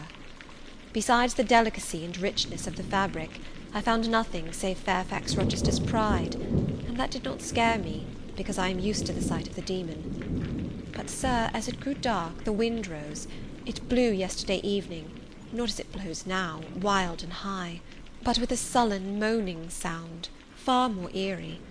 I wished you were at home. I came into this room, and the sight of the empty chair and fireless hearth chilled me. For some time after I went to bed I could not sleep. A sense of anxious excitement distressed me. The gale still rising seemed to my ear to muffle a mournful undersound. Whether in the house or abroad I could not at first tell, but it recurred, doubtful yet doleful at every lull. At last I made out it must be some dog howling at a distance. I was glad when it ceased. On sleeping, I continued in dreams the idea of a dark and gusty night. I continued also the wish to be with you, and experienced a strange, regretful consciousness of some barrier dividing us. During all my first sleep I was following the windings of an unknown road. Total obscurity environed me. Rain pelted me. I was burdened with the charge of a little child, a very small creature, too young and feeble to walk, and which shivered in my cold arms, and wailed piteously in my ear. I thought, sir, that you were on the road a long way before me, and I strained every nerve to overtake you, and made effort on effort to utter your name and entreat you to stop, but my movements were fettered, and my voice still died away inarticulate, while you, I felt, withdrew farther and farther every moment. And those dreams weigh on your spirits now, Jane, when I am close to you? Little nervous subject, forget visionary woe, and think only of real happiness. You say you love me, Janet? Yes, I will not forget that, and you cannot deny it. Those words did not die inarticulate on your lips. I heard them clear and soft, a thought too solemn perhaps, but sweet as music. I think it is a glorious thing to have the hope of living with you, Edward, because I love you. Do you love me, Jane? Repeat it. I do, sir. I do, with my whole heart. Well, he said, after some minutes' silence, it is strange, but that sentence has penetrated my breast painfully. Why? I think because you said it with such an earnest religious energy, and because your upward gaze at me now is the very sublime of faith, truth, and devotion. It is too much as if some spirit were near me. Look wicked, Jane, as you know well how to look. Coin one of your wild, shy, provoking smiles. Tell me you hate me. Tease me, vex me, do anything but move me. I would rather be incensed than saddened. I will tease you and vex you to your heart's content when I have finished my tale, but hear me to the end. I thought, Jane, you had told me all. I thought I had found the source of your melancholy in a dream. I shook my head. What? Is there more? But I will not believe it to be anything important. I warn you of incredulity beforehand. Go on. The disquietude of his air, the somewhat apprehensive impatience of his manner, surprised me, but I proceeded. I dreamt another dream, sir. That Thornfield Hall was a dreary ruin, the retreat of bats and owls. I thought that of all the stately front nothing remained but a shell-like wall, very high and very fragile looking. I wandered, on a moonlit night, through the grass-grown enclosure within. Here I stumbled over a marble hearth, and there over a fallen fragment of cornice. Wrapped up in a shawl, I still carried the unknown little child. I might not lay it down anywhere, however tired my arms, however much its weight impeded my progress, I must retain it. I heard the gallop of a horse at a distance on the road. I was sure it was you, and you were departing for many years, and for a distant country. I climbed the thin wall with frantic, perilous haste, eager to catch one glimpse of you from the top. The stones rolled from under my feet, the ivy branches I grasped gave way, the child clung round my neck in terror, and almost strangled me. At last I gained the summit. I saw you like a speck on a white track, lessening every moment. The blast blew so strong I could not stand. I sat down on the narrow ledge. I hushed the scared infant in my lap. You turned an angle of the road.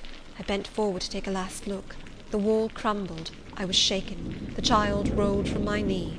I lost my balance, fell, and woke. Now, Jane, that is all? All the preface, sir. The tale is yet to come. On waking, a gleam dazzled my eyes. I thought, oh, it is daylight. But I was mistaken. It was only candlelight. Sophy, I supposed, had come in. There was a light in the dressing table, and the door of the closet, where, before going to bed, I had hung my wedding dress and veil, stood open. I heard a rustling there. I asked, Sophy, what are you doing? No one answered. But a form emerged from the closet. It took the light, held it aloft, and surveyed the garments pendant from the portmanteau. Sophy! Sophy! I again cried, and still it was silent. I had risen up in bed. I bent forward. First surprise, then bewilderment came over me, and then my blood crept cold through my veins. Mr. Rochester, this was not Sophy. It was not Leah. It was not Mrs. Fairfax. It was not, no, I was sure of it, and am still, it was not even that strange woman, Grace Poole. It must have been one of them, interrupted my master. No, sir, I solemnly assure you to the contrary. The shape standing before me had never crossed my eyes within the precincts of Thornfield Hall before. The height, the contour were new to me. Describe it, Jane. It seemed, sir, a woman, tall and large, with thick and dark hair hanging down her back. I knew not what dress she had on. It was white and straight, but whether gown, sheet, or shroud, I cannot tell. Did you see her face? Not at first, but presently she took my veil from its place. She held it up, gazed at it long, and then she threw it over her own head and turned to the mirror. At that moment I saw the reflection of the visage and features quite distinctly in the dark oblong glass. And how were they? Fearful and ghastly to me. Oh, sir, I never saw a face like it. It was a discoloured face. It was a savage face. I wish I could forget the roll of the red eyes and the fearful blackened inflation of the lineaments. Ghosts are usually pale, Jane. This, sir, was purple. The lips were swelled and dark, the brow furrowed, the black eyebrows widely raised over the bloodshot eyes. Shall I tell you of what it reminded me? You may. Of the foul German spectre, the vampire. Ah, what did it do? Sir, it removed my veil from its gaunt head, rent it in 2 parts, and flinging both on the floor, trampled on them. Afterwards? It drew aside the window curtain and looked out. Perhaps it saw dawn approaching, for taking the candle it retreated to the door. Just at my bedside, the figure stopped. The fiery eyes glared upon me. She thrust up her candle close to my face and extinguished it under my eyes. I was aware her lurid visage flamed over mine, and I lost consciousness. For the second time in my life, only the second time, I became insensible from terror. Who was with you when you revived? No one, sir, but the broad day. I rose, bathed my head and face in water, drank a long draught, felt that though enfeebled I was not ill, and determined that to none but you would I impart this vision. Now, sir, tell me who and what that woman was. The creature of an overstimulated brain, that is certain. I must be careful of you, my treasure. Nerves like yours were not made for rough handling. Sir, depend upon it, my nerves were not in fault. The thing was real. The transaction actually took place. And your previous dreams, were they real too? Is Thornfield Hall a ruin? Am I severed from you by insuperable obstacles? Am I leaving you without a tear, without a kiss, without a word? Not yet. Am I about to do it? Why, the day is already commenced which is to bind us indissolubly, and when we are once united there shall be no recurrence of these mental terrors. I guarantee that. Mental terrors, sir? I wish I could believe them to be only such. I wish it more now than ever, since even you cannot explain to me the mystery of that awful visitant. And since I cannot do it, Jane, it must have been unreal.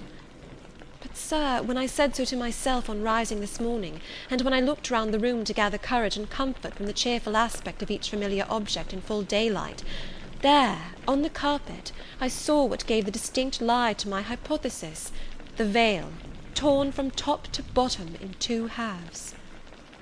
I felt Mr. Rochester start and shudder. He hastily flung his arms round me. Thank God, he exclaimed, that if anything malignant did come near you last night, it was only the veil that was harmed. Or to think what might have happened. He drew his breath short, and strained me so close to him I could scarcely pant. After some minutes' silence, he continued cheerily, Now, Janet, I'll explain to you all about it. It was half dream, half reality. A woman did, I doubt not, enter your room, and that woman must have been, Grace Poole.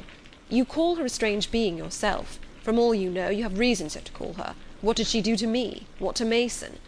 In a state between sleeping and waking, you noticed her entrance and her actions, but feverish, almost delirious as you were, you ascribed to her a goblin appearance different from her own. The long dishevelled hair, the swelled black face, the exaggerated stature, were figments of imagination, results of nightmare.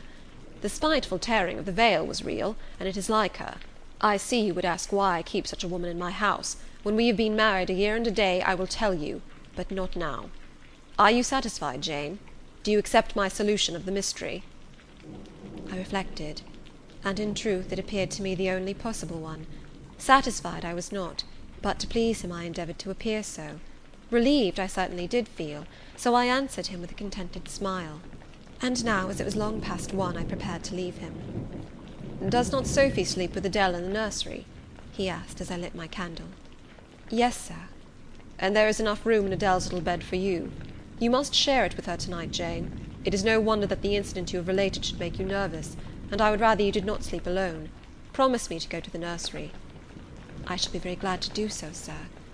"And fasten the door securely on the inside. Wake Sophy when you go upstairs, under pretence of requesting her to rouse you in good time tomorrow, for you must be dressed, and have finished breakfast before 8. And now, no more sombre thoughts. Chase dull care away, Janet. Don't you hear to what soft whispers the wind has fallen? And there is no more beating of rain against the window panes. Look here." He lifted up the curtain. "It is a lovely night." It was. Half heaven was pure and stainless. The clouds, now trooping before the wind, which had shifted to the west, were filing off eastward in long silvered columns. The moon shone peacefully. "Well?" said Mr. Rochester, gazing inquiringly into my eyes. "How is my Janet now?" "The night is serene, sir, and so am I." "And you will not dream of separation and sorrow tonight, but of happy love and blissful union?" This prediction was but half fulfilled. I did not indeed dream of sorrow, but as little did I dream of joy, for I never slept at all. With little Adele in my arms, I watched the slumber of childhood, so tranquil, so passionless, so innocent, and waited for the coming day. All my life was awake and astir in my frame, and as soon as the sun rose, I rose too. I remember Adele clung to me as I left her.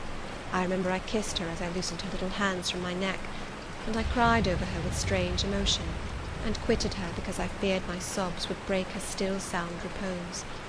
She seemed the emblem of my past life, and here I was now to array myself to meet the dread but adored type of my unknown future day. End of chapter 25.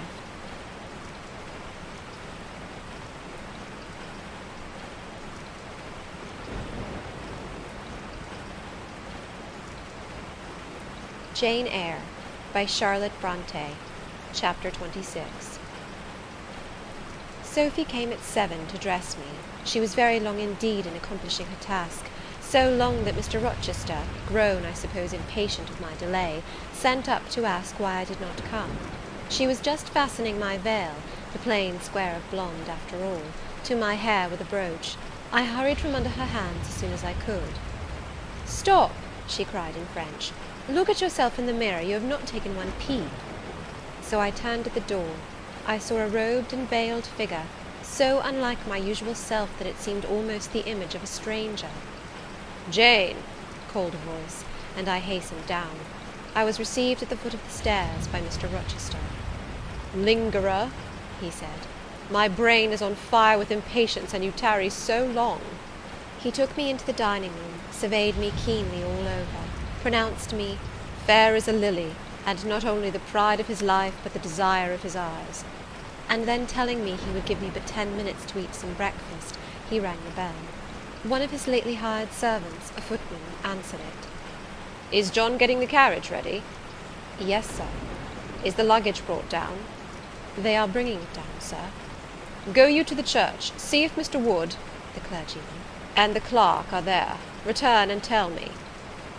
The church, as the reader knows, was but just beyond the gates. The footman soon returned. "Mr. Wood is in the vestry, sir, putting on his surplice." "And the carriage?" "The horses are harnessing." "We shall not want it to go to church, but it must be ready the moment we return. All the boxes and luggage arranged and strapped on, and the coachman in his seat." "Yes, sir." "Jane, are you ready?" I rose. There were no groomsmen, no bridesmaids, no relatives to wait for or marshal, none but Mr. Rochester and I. Mrs. Fairfax stood in the hall as we passed. I would fain have spoken to her, but my hand was held by a grasp of iron. I was hurried along by a stride I could hardly follow, and to look at Mr. Rochester's face was to feel that not a second of delay would be tolerated for any purpose. I wonder what other bridegroom ever looked as he did, so bent up to a purpose, so grimly resolute, or who, under such steadfast brows, ever revealed such flaming and flashing eyes. I know not whether the day was fair or foul. In descending the drive, I gazed neither on sky nor earth. My heart was with my eyes, and both seemed migrated into Mr. Rochester's frame. I wanted to see the invisible thing on which, as we went along, he appeared to fasten a glance fierce and fell. I wanted to feel the thoughts whose force he seemed breasting and resisting. At the churchyard wicket he stopped. He discovered I was quite out of breath. "Am I cruel in my love?" he said. "Delay an instant. Lean on me, Jane." And now I can recall the picture of the old grey house of God rising calm before me, of a rook wheeling round the steeple, of a ruddy morning sky beyond. I remember something, too, of the green grave mounds, and I have not forgotten either two figures of strangers straying amongst the low hillocks and reading the mementos graven on the few mossy headstones. I noticed them, because as they saw us, they passed round to the back of the church, and I doubted not but they were going to enter by the side aisle door and witness the ceremony. By Mr. Rochester they were not observed. He was earnestly looking at my face, from which the blood had, I dare say, momentarily fled, for I felt my forehead dewy, and my cheeks and lips cold. When I rallied, which I soon did, he walked gently with me up the path to the porch. We entered the quiet and humble temple. The priest waited in his white surplice at the lowly altar, the clerk beside him. All was still. Two shadows only moved in a remote corner. My conjecture had been correct. The strangers had slipped in before us, and they now stood by the vault of the Rochesters, their backs towards us, viewing through the rails the old time-stained marble tomb, where a kneeling angel guarded the remains of Eyre de Rochester, slain at Marston Moor in the time of the civil wars, and of Elizabeth, his wife. Our place was taken at the communion rails. Hearing a cautious step behind me, I glanced over my shoulder. One of the strangers, a gentleman evidently, was advancing up the chancel. The service began. The explanation of the intent of matrimony was gone through, and then the clergyman came a step further forward, and bending slightly towards Mr. Rochester, went on. "I require and charge you both, as you will answer at the dreadful day of judgment, when the secrets of all hearts shall be disclosed, that if either of you know any impediment why you may not lawfully be joined together in matrimony, ye do now confess it. For be ye well assured that so many as are coupled together otherwise than God's word doth allow, are not joined together by God, neither is their matrimony lawful." He paused, as the custom is. When is the pause after that sentence ever broken by reply? Not, perhaps, once in 100 years. And the clergyman, who had not lifted his eyes from his book, and had held his breath but for a moment, was proceeding. His hand was already stretched towards Mr. Rochester, as his lips unclosed to ask, "Wilt thou have this woman for thy wedded wife?" when a distinct and near voice said, "The marriage cannot go on. I declare the existence of an impediment." The clergyman looked up at the speaker and stood mute. The clerk did the same. Mr. Rochester moved slightly, as if an earthquake had rolled under his feet. Taking a firmer footing, and not turning his head or eyes, he said, "Proceed." Profound silence fell when he had uttered that word, with deep but low intonation. Presently Mr. Wood said, "I cannot proceed without some investigation into what has been asserted, and evidence of its truth or falsehood." "The ceremony is quite broken off," subjoined the voice behind us. "I am in a condition to prove my allegation. An insuperable impediment to this marriage exists." Mr. Rochester heard, but heeded not. He stood stubborn and rigid, making no movement but to possess himself of my hand. What a hot and strong grasp he had, and how like quarried marble was his pale, firm, massive front at this moment! How his eyes shone, still watchful and yet wild beneath! Mr. Wood seemed at a loss. "What is the nature of the impediment?" he asked. "Perhaps it may be got over, explained away." "Hardly," was the answer. "I have called it insuperable, and I speak advisedly." The speaker came forward and leaned on the rails. He continued, uttering each word distinctly, calmly, steadily, but not loudly. "It simply consists in the existence of a previous marriage. Mr. Rochester has a wife, now living." My nerves vibrated to those low-spoken words as they had never vibrated to thunder. My blood felt their subtle violence as it had never felt frost or fire. But I was collected, and in no danger of swooning. I looked at Mr. Rochester. I made him look at me. His whole face was colourless rock. His eye was both spark and flint. He disavowed nothing. He seemed as if he would defy all things. Without speaking, without smiling, without seeming to recognise in me a human being, he only twined my waist with his arm and riveted me to his side. "Who are you?" he asked of the intruder. "My name is Briggs, a solicitor of Street, London." "And you would thrust on me a wife?" "I would remind you of your lady's existence, sir, which the law recognises, if you do not." "Favour me with an account of her, with her name, her parentage, her place of abode." "Certainly." Mr. Briggs calmly took a paper from his pocket, and read out in a sort of official, nasal voice. "I affirm and can prove that on the 20th of October, A.D., a date of some 15 years back, Edward Fairfax Rochester of Thornfield Hall in the county of and of Ferndean Manor in shire, England, was married to my sister, Bertha Antoinetta Mason, daughter of Jonas Mason, merchant, and of Antoinetta his wife, a Creole, at Church, Spanish Town, Jamaica. The record of the marriage will be found in the register of that church. A copy of it is now in my possession. Signed, Richard Mason. That, if a genuine document, may prove I have been married, but it does not prove that the woman mentioned therein as my wife is still living." "She was living 3 months ago," returned the lawyer. "How do you know?" "I have a witness to the fact, whose testimony even you, sir, will scarcely controvert." "Produce him, or go to hell." "I will produce him first. He is on the spot. Mr. Mason, have the goodness to step forward." Mr. Rochester, on hearing the name, set his teeth. He experienced, too, a sort of strong convulsive quiver. Near to him as I was, I felt the spasmodic movement of fury or despair run through his frame. The second stranger, who had hitherto lingered in the background, now drew near. A pale face looked over the solicitor's shoulder. Yes, it was Mason himself. Mr. Rochester turned and glared at him. His eye, as I have often said, was a black eye. It now had a tawny, nay, a bloody light in its gloom, and his face flushed, olive cheek and hueless forehead received a glow as from spreading, ascending heart-fire, and he stirred, lifted his strong arm.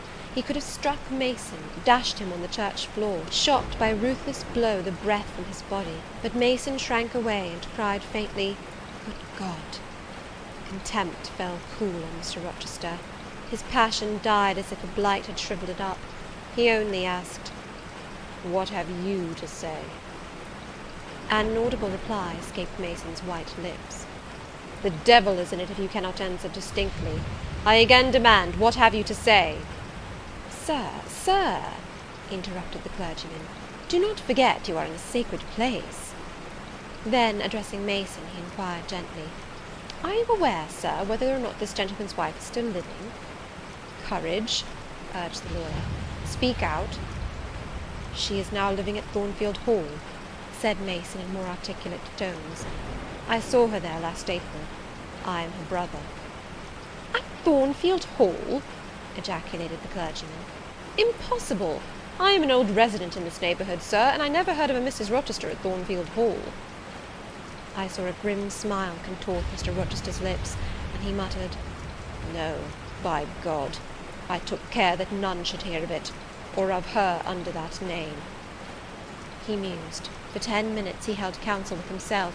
He formed his resolve, and announced it. "Enough! All shall bolt out at once like the bullet from the barrel. Wood, close your book and take off your surplice. John Green," to the clerk, "leave the church. There will be no wedding to-day." The man obeyed. Mr. Rochester continued, hardily and recklessly. "Bigamy is an ugly word. I meant, however, to be a bigamist, but fate has outmanoeuvred me, or Providence has checked me, perhaps the last. I am little better than a devil at this moment, and, as my pastor there would tell me, deserve no doubt the sternest judgments of God, even to the quenchless fire and deathless worm. Gentlemen, my plan is broken up. What this lawyer and his client say is true. I have been married, and the woman to whom I was married lives. You say you have never heard of a Mrs. Rochester at the house up yonder, Wood, but I dare say you have many a time inclined your ear to gossip about the mysterious lunatic kept under watch and ward. Some have whispered to you that she is my bastard half-sister, some my cast-off mistress. I now inform you that she is my wife, whom I married 15 years ago, Bertha Mason by name, sister of this resolute personage, who is now, with his quivering limbs and white cheeks, showing you what a stout heart men may bear. Cheer up, Dick. Never fear me. I'd almost as soon strike a woman as you. Bertha Mason is mad, and she came of a mad family, idiots and maniacs through 3 generations. Her mother, the Creole, was both a madwoman and a drunkard, as I found out after I had wed the daughter, for they were silent on family secrets before. Bertha, like a dutiful child, copied her parent in both points. I had a charming partner, pure, wise, modest. You can fancy I was a happy man. I went through rich scenes. Oh, my experience has been heavenly, if you only knew it. But I owe you no further explanation. Briggs, Wood, Mason, I invite you all to come up to the house and visit Mrs. Poole's patient and my wife. You shall see what sort of a being I was cheated into espousing, and judge whether or not I had a right to break the compact, and seek sympathy with something at least human. This girl," he continued, looking at me, "knew no more than you would of the disgusting secret. She thought all was fair and legal, and never dreamt she was going to be entrapped into a feigned union with a defrauded wretch, already bound to a bad, mad, and embruted partner. Come, all of you, follow." Still holding me fast, he left the church. The 3 gentlemen came after. At the front door of the hall we found the carriage. "Take it back to the coach-house, John," said Mr. Rochester coolly. "It will not be wanted to-day." At our entrance, Mrs. Fairfax, Adele, Sophy, Leah, advanced to meet and greet us. "To the right about, every soul!" cried the master. "Away with your congratulations! Who wants them? Not I. They are 15 years too late." He passed on and ascended the stairs, still holding my hand, and still beckoning the gentlemen to follow him, which they did. We mounted the first staircase, passed up the gallery, proceeded to the 3rd story. The low black door, opened by Mr. Rochester's master key, admitted us into the tapestried room, with its great bed and its pictorial cabinet. "You know this place, Mason?" said our guide. "She bit and stabbed you here." He lifted the hangings from the wall, uncovering the 2nd door. This, too, he opened. In a room without a window there burnt a fire guarded by a high and strong fender, and a lamp suspended from the ceiling by a chain. Grace Poole bent over the fire, apparently cooking something in a saucepan. In the deep shade at the farther end of the room, a figure ran backwards and forwards. What it was, whether beast or human being, one could not at first sight tell. It grovelled seemingly on all fours. It snatched and growled like some strange wild animal, but it was covered with clothing, and a quantity of dark grizzled hair, wild as a mane, hid its head and face. "Good morrow, Mrs. Poole," said Mr. Rochester. "How are you, and how is your charge to-day?" "We're tolerable, sir, I thank you," replied Grace, lifting the boiling mess carefully onto the hob. "Rather snappish, but not rageous." A fierce cry seemed to give the lie to her favourable report. The clothed hyena rose up, and stood tall on its hind feet. "Ah, sir, she sees you," exclaimed Grace. "You'd better not stay." "Only a few moments, Grace. You must allow me a few moments." "Take care, then, sir. For God's sake, take care." The maniac bellowed. She parted her shaggy locks from her visage, and gazed wildly at her visitors. I recognized well that purple face, those bloated features. Mrs. Poole advanced. "Keep out of the way," said Mr. Rochester, thrusting her aside. "She has no knife now, I suppose, and I'm on my guard." "One never knows what she has, sir. She is so cunning, it is not in mortal discretion to fathom her craft." "We had better leave her," whispered Mason. "Go to the devil!" was his brother-in-law's recommendation. "Where?" cried Grace. The three gentlemen retreated simultaneously. Mr. Rochester flung me behind him. The lunatic sprang and grappled his throat viciously, and laid her teeth to his cheek. They struggled. She was a big woman, in stature almost equalling her husband, and corpulent besides. She showed virile force in the contest. More than once she almost throttled him, athletic as he was. He could have settled her with a well-planted blow, but he would not strike. He would only wrestle. At last he mastered her arms. Grace Poole gave him a cord, and he pinioned them behind her. With more rope, which was at hand, he bound her to a chair. The operation was performed amidst the fiercest yells and the most convulsive plunges. Mr. Rochester then turned to the spectators. He looked at them with a smile both acrid and desolate. "That is my wife," said he. "Such is the sole conjugal embrace I am ever to know. Such are the endearments which are to solace my leisure hours. And this is what I wished to have," laying his hand on my shoulder, "this young girl, who stands so grave and quiet at the mouth of hell, looking collectedly at the gambols of a demon. I wanted her just as a change after that fierce ragout. Wood and Briggs, look at the difference. Compare these clear eyes with the red balls yonder, this face with that mask, this form with that bulk. Then judge me, priest of the gospel and man of the law, and remember, with what judgment ye judge, ye shall be judged. Off with you now. I must shut up my prize." We all withdrew. Mr. Rochester stayed a moment behind us, to give some further order to Grace Poole. The solicitor addressed me as he descended the stair. "You, madam," said he, "are cleared from all blame. Your uncle will be glad to hear it, if indeed he should be still living, when Mr. Mason returns to Madeira." "My uncle? What of him? Do you know him?" "Mr. Mason does. Mr. Eyre has been the functional correspondent of his house for some years. When your uncle received your letter intimating the contemplated union between yourself and Mr. Rochester, Mr. Mason, who was staying at Madeira to recruit his health, on his way back to Jamaica, happened to be with him. Mr. Eyre mentioned the intelligence, for he knew that my client here was acquainted with a gentleman of the name of Rochester. Mr. Mason, astonished and distressed, as you may suppose, revealed the real state of matters. Your uncle, I am sorry to say, is now on a sick bed, from which, considering the nature of his disease, decline, and the stage it has reached, it is unlikely he will ever rise. He could not then hasten to England himself, to extricate you from the snare into which you had fallen, but he implored Mr. Mason to lose no time in taking steps to prevent the false marriage. He referred him to me for assistance. I used all dispatch, and am thankful I was not too late, as you, doubtless, must be also. Were I not morally certain that your uncle would be dead ere you reach Madeira, I would advise you to accompany Mr. Mason back; but as it is, I think you had better remain in England till you can hear further, either from or of Mr. Eyre. Have we anything else to stay for?"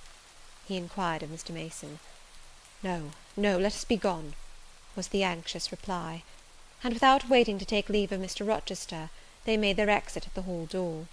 The clergyman stayed to exchange a few sentences, either of admonition or reproof, with his haughty parishioner. This duty done, he too departed.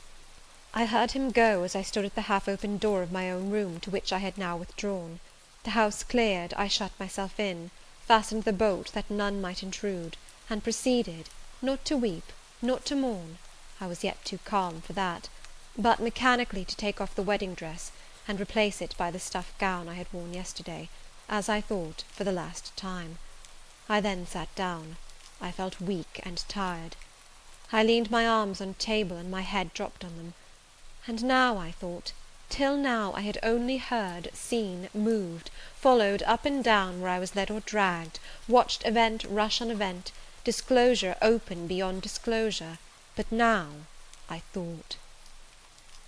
The morning had been a quiet morning enough, all except the brief scene with the lunatic. The transaction in the church had not been noisy. There was no explosion of passion, no loud altercation, no dispute, no defiance or challenge, no tears, no sobs. A few words had been spoken, a calmly pronounced objection to the marriage made, some stern, short questions put by Mr. Rochester, answers, explanations given, evidence adduced, an open admission of the truth had been uttered by my master. Then the living proof had been seen, The intruders were gone, and all was over. I was in my own room as usual, just myself, without obvious change. Nothing had smitten me, or scathed me, or maimed me. And yet, where was the Jane Eyre of yesterday? Where was her life? Where were her prospects? Jane Eyre, who had been an ardent, expectant woman, almost a bride, was a cold, solitary girl again. Her life was pale, her prospects were desolate. A Christmas frost had come at midsummer, a white December storm had whirled over June. Ice glazed the ripe apples, drifts crushed the blowing roses. On hayfield and cornfield lay a frozen shroud. Lanes which last night blushed full of flowers, to-day were pathless with untrodden snow. And the woods, which 12 hours since waved leafy and fragrant as groves between the tropics, now spread waste, wild, and white as pine forests in wintry Norway. My hopes were all dead, struck with a subtle doom, such as in one night fell on all the firstborn in the land of Egypt. I looked on my cherished wishes, yesterday so blooming and glowing. They lay stark, chill, livid corpses that would never revive. I looked at my love, that feeling which was my master's, which he had created.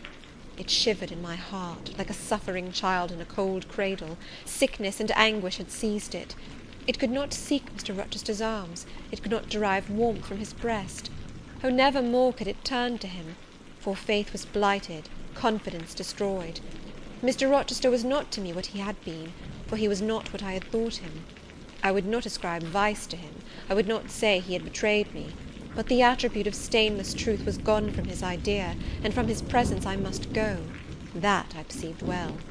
When, how, whither, I could not yet discern, but he himself, I doubted not, would hurry me from Thornfield. Real affection, it seemed, he could not have for me. It had been only fitful passion. That was balked. He would want me no more. I should fear even to cross his path now. My view must be hateful to him. Oh, how blind had been mine eyes! How weak my conduct! My eyes were covered and closed. Eddying darkness seemed to swim round me, and reflection came in as black and confused a flow. Self-abandoned, relaxed and effortless, I seemed to have laid me down in the dried-up bed of a great river. I heard a flood loosened in remote mountains, and felt the torrent come. To rise I had no will, to flee I had no strength. I lay faint, longing to be dead. One idea only still throbbed lifelike within me, a remembrance of God. It begot an unuttered prayer. These words went wandering up and down in my rayless mind, as something that should be whispered, but no energy was found to express them. Be not far from me, for trouble is near. There is none to help. It was near, and as I had lifted no petition to heaven to avert it, as I had neither joined my hands, nor bent my knees, nor moved my lips, it came. In full, heavy swing the torrent poured over me. The whole consciousness of my life lorn, my love lost, my hope quenched, my faith dead struck, swayed full and mighty above me in one sullen mass. That bitter hour cannot be described. In truth, the waters came into my soul. I sank in deep mire. I felt no standing. I came into deep waters. The floods overflowed me. End of chapter 26.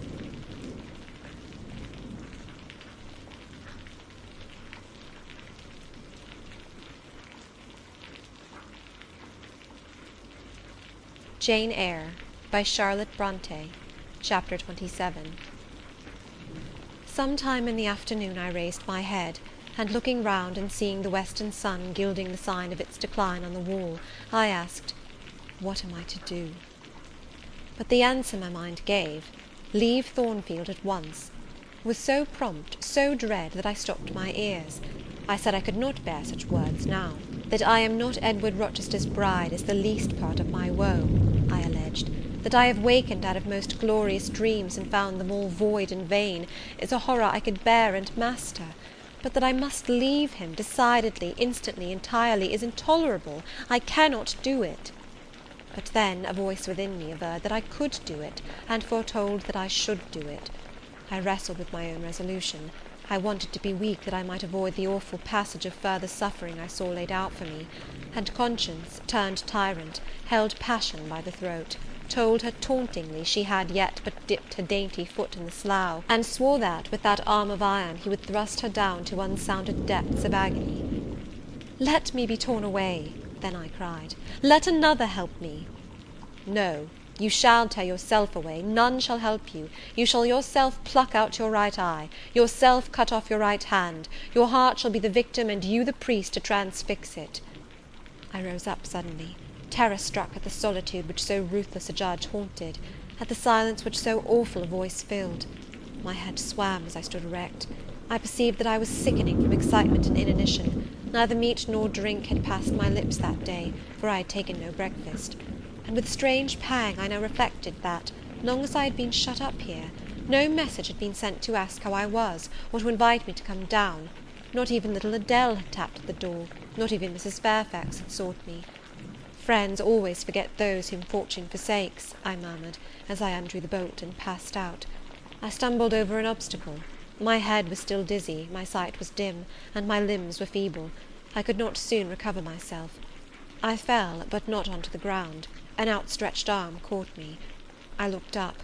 I was supported by Mr. Rochester, who sat in a chair across my chamber threshold. "You come out at last," he said. "Well, I have been waiting for you long, and listening. Yet not one movement have I heard, nor one sob. 5 minutes more of that death-like hush, and I should have forced the lock like a burglar. So you shun me? You shut yourself up and grieve alone? I would rather you had come and upbraided me with vehemence. You are passionate. I expected a scene of some kind. I was prepared for the hot rain of tears, only I wanted them to be shed on my breast. Now a senseless floor has received them, or your drenched handkerchief. But I err. You have not wept at all. I see a white cheek and a faded eye, but no trace of tears. I suppose, then, your heart has been weeping blood. Well, Jane, not a word of reproach? Nothing bitter, nothing poignant, nothing to cut a feeling or sting a passion? You sit quietly where I have placed you, and regard me with a weary, passive look. Jane, I never meant to wound you thus. If the man who had but one little ewe lamb that was dear to him as a daughter, that ate of his bread and drank of his cup and lay in his bosom, had by some mistake slaughtered it at the shambles, he would not have rued his bloody blunder more than I now rue mine. Will you ever forgive me?" Reader, I forgave him at the moment, and on the spot. There was such deep remorse in his eye, such true pity in his tone, such manly energy in his manner. And besides, there was such unchanged love in his whole look and mien, I forgave him all, yet not in words, yet not outwardly, only at my heart's core. "You know I am a scoundrel, Jane?" ere long he inquired wistfully, wondering, I suppose, at my continued silence and tameness, the result rather of weakness than of will. "Yes, sir." "Then tell me so roundly and sharply. Don't spare me." "I cannot. I am sick and tired. I want some water." He heaved a sort of shuddering sigh, and taking me in his arms, carried me downstairs. At first I did not know to what room he had borne me.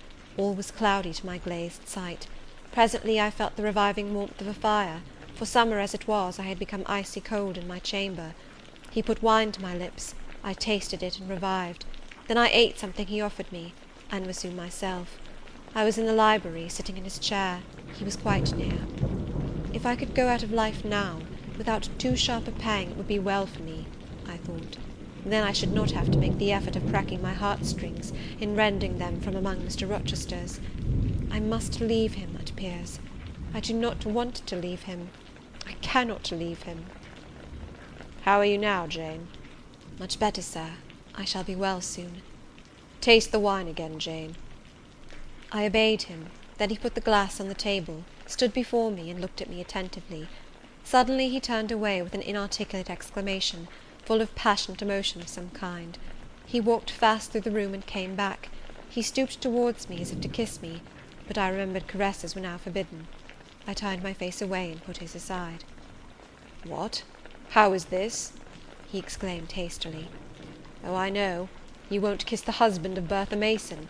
You consider my arms filled and my embraces appropriated." "At any rate, there is neither room nor claim for me, sir." "Why, Jane? I will spare you the trouble of much talking. I will answer for you, because I have a wife already, you would reply. I guess rightly?" Yes. If you think so, you must have a strange opinion of me.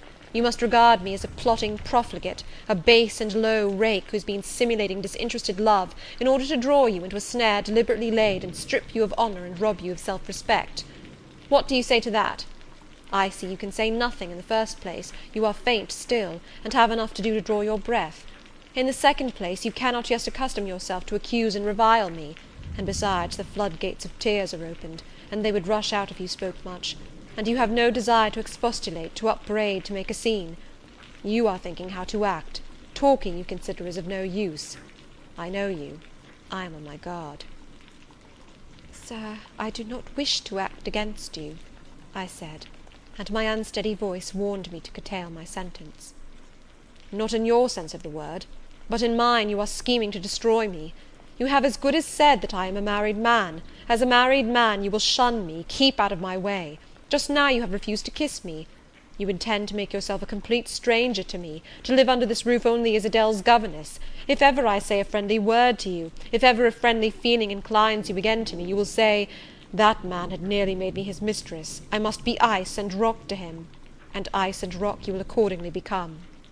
I cleared and steadied my voice to reply, all is changed about me, sir. I must change too. There is no doubt of that. And to avoid fluctuations of feeling and continual combats with recollections and associations, there is only one way. Adele must have a new governess, sir. Oh, Adele will go to school. I have settled that already. Nor do I mean to torment you with the hideous associations and recollections of Thornfield Hall, this accursed place, this tent of Aachen, this insolent vault offering the ghastliness of living death to the light of the open sky, this narrow stone hell with its one real fiend, worse than a legion of such as we imagine. Jane, you shall not stay here, nor will I. I was wrong ever to bring you to Thornfield Hall, knowing as I did how it was haunted. I charged them to conceal from you, before I ever saw you, all knowledge of the curse of the place, merely because I feared Adele never would have a governess to stay if she knew with what inmates she was housed, and my plans would not permit me to remove the maniac elsewhere. Though I possess an old house, Ferndean Manor, even more retired and hidden than this, where I could have lodged her safely enough, had not a scruple about the unhealthiness of the situation, in the heart of a wood, made my conscience recoil from the arrangement. Probably those damp walls would soon have eased me of her charge, but to each villain his own vice, and mine is not a tendency to indirect assassination, even of what I most hate. Concealing the madwoman's neighbourhood from you, however, was something like covering a child with a cloak, and laying it down near an upas tree. That demon's vicinage is poisoned, and always was. But I'll shut up Thornfield Hall. I'll nail up the front door and board the lower windows. I'll give Mrs. Poole 200 a year to live here with my wife, as you term that fearful hag. Grace will do much for money, and she shall have her son, the keeper at Grimsby Retreat, to bear her company, and be at hand to give her aid in the paroxysms, when my wife is prompted by her familiar to burn people in their beds at night, to stab them, to bite their flesh from their bones, and so on. Sir, I interrupted him, you are inexorable for that unfortunate lady. You speak of her with hate, with vindictive antipathy. It is cruel. She cannot help being mad. Jane, my little darling, so I will call you, for so you are. You don't know what you are talking about. You misjudge me again. It is not because she is mad I hate her. If you were mad, do you think I should hate you? I do indeed, sir. Then you are mistaken, and you know nothing about me, and nothing about the sort of love of which I am capable. Every atom of your flesh is as dear to me as my own. In pain and sickness it would still be dear. Your mind is my treasure, and if it were broken it would be my treasure still. If you raved, my arms should confine you, and not a strait waistcoat. Your grasp, even in fury, would have a charm for me. If you flew at me as wildly as that woman did this morning, I should receive you in an embrace, at least as fond as it would be restrictive. I should not shrink from you with disgust as I did from her. In your quiet moments you would have no watcher and no nurse but me, and I could hang over you with untiring tenderness, though you gave me no smile in return, and never weary of gazing into your eyes, though they had no longer a ray of recognition for me. But why do I follow that train of ideas? I was talking of removing you from Thornfield. All you know is prepared for prompt departure. Tomorrow you shall go. I only ask you to endure one more night under this roof, Jane, and then farewell to its miseries and terrors forever. I have a place to repair to, which will be a secure sanctuary from hateful reminiscences, from unwelcome intrusion, even from falsehood and slander. "And take Adele with you, sir," I interrupted. "She will be a companion for you." "What do you mean, Jane? I told you I would send Adele to school, and what do I want with a child for a companion, and not my own child, a French dancer's bastard? Why do you importune me about her? I say, why do you assign Adele to me for a companion?" "You spoke of a retirement, sir, and retirement and solitude are dull, too dull for you." "Solitude? Solitude?" he reiterated with irritation. "I see I must come to an explanation. I don't know what sphinx-like expression is forming in your countenance. You are to share my solitude. Do you understand?" I shook my head. It required a degree of courage, excited as he was becoming, even to risk that mute sign of dissent. He had been walking fast about the room, and he stopped as if suddenly rooted to one spot. He looked at me long and hard. I turned my eyes from him, fixed them on the fire, and tried to assume and maintain a quiet, collected aspect. "Now for the hitch in Jane's character," he said at last, speaking more calmly than from his look I had expected him to speak. "The reel of silk has run smoothly enough so far, but I always knew there would come a knot and a puzzle. Here it is. Now for vexation and exasperation and endless trouble. By God, I long to exert a fraction of Samson's strength and break the entanglement like tow." He recommenced his walk, but soon again stopped, and this time just before me.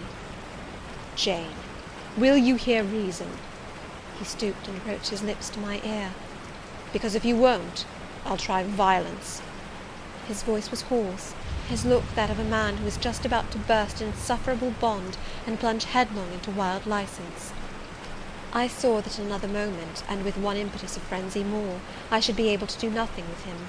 The present, the passing second of time, was all I had in which to control and restrain him. A movement of repulsion, flight, fear would have sealed my doom, and his. But I was not afraid, not in the least. I felt an inward power, a sense of influence which supported me. The crisis was perilous, but not without its charm, such as the Indian perhaps feels when he slips over the rapid in his canoe. I took hold of his clenched hand, loosened the contorted fingers, and said to him soothingly, "Sit down. I'll talk to you as long as you like, and hear all you have to say, whether reasonable or unreasonable." He sat down, but he did not get leave to speak directly. I had been struggling with tears for some time. I had taken great pains to repress them, because I knew he would not like to see me weep.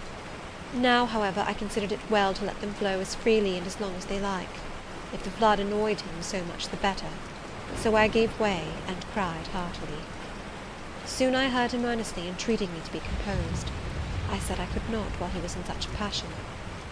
"But I am not angry, Jane. I only love you too well, and you had steeled your little pale face with such a resolute frozen look, I could not endure it. Hush now, and wipe your eyes." His softened voice announced that he was subdued, so I in my turn became calm. Now he made an effort to rest his head on my shoulder, but I would not permit it. Then he would draw me to him. No. "Jane, Jane," he said, in such an accent of bitter sadness it thrilled along every nerve I had. "You don't love me, then? It was only my station and the rank of my wife that you valued. Now that you think me disqualified to become your husband, you recoil from my touch as if I were some toad or ape." These words cut me, yet what could I do or say? I ought probably to have done or said nothing, but I was so tortured by a sense of remorse at this hurting his feelings, I could not control the wish to drop balm where I had wounded. "I do love you," I said, "more than ever, but I must not show or indulge the feeling, and this is the last time I must express it." "The last time, Jane? What? Do you think you can live with me, and see me daily, and yet, if you still love me, be always cold and distant?" "No, sir, that I am certain I could not, and therefore I see there is but one way, but you will be furious if I mention it." "Oh, mention it. If I storm, you have the art of weeping." "Mr. Rochester, I must leave you." "For how long, Jane? For a few minutes, while you smooth your hair, which is somewhat dishevelled, and bathe your face, which looks feverish?" "I must leave Adele and Thornfield. I must part with you for my whole life. I must begin a new existence among strange faces and strange scenes." "Of course. I told you I should. I pass over the madness about parting from me. You mean you must become a part of me. As to the new existence, it is all right. You shall yet be my wife. I am not married. You shall be Mrs. Rochester, both virtually and nominally. I shall keep to only you so long as you and I live. You shall go to a place I have in the south of France, a whitewashed villa on the shores of the Mediterranean. There you shall live a happy and guarded and most innocent life. Never fear that I wish to lure you into error, to make you my mistress. Why did you shake your head? Jane, you must be reasonable, or in truth I shall again become frantic." His voice and hand quivered, his large nostrils dilated, his eye blazed. Still I dared to speak. "Sir, your wife is living. That is a fact acknowledged this morning by yourself. If I lived with you as you desire, I should then be your mistress. To say otherwise is sophistical, is false."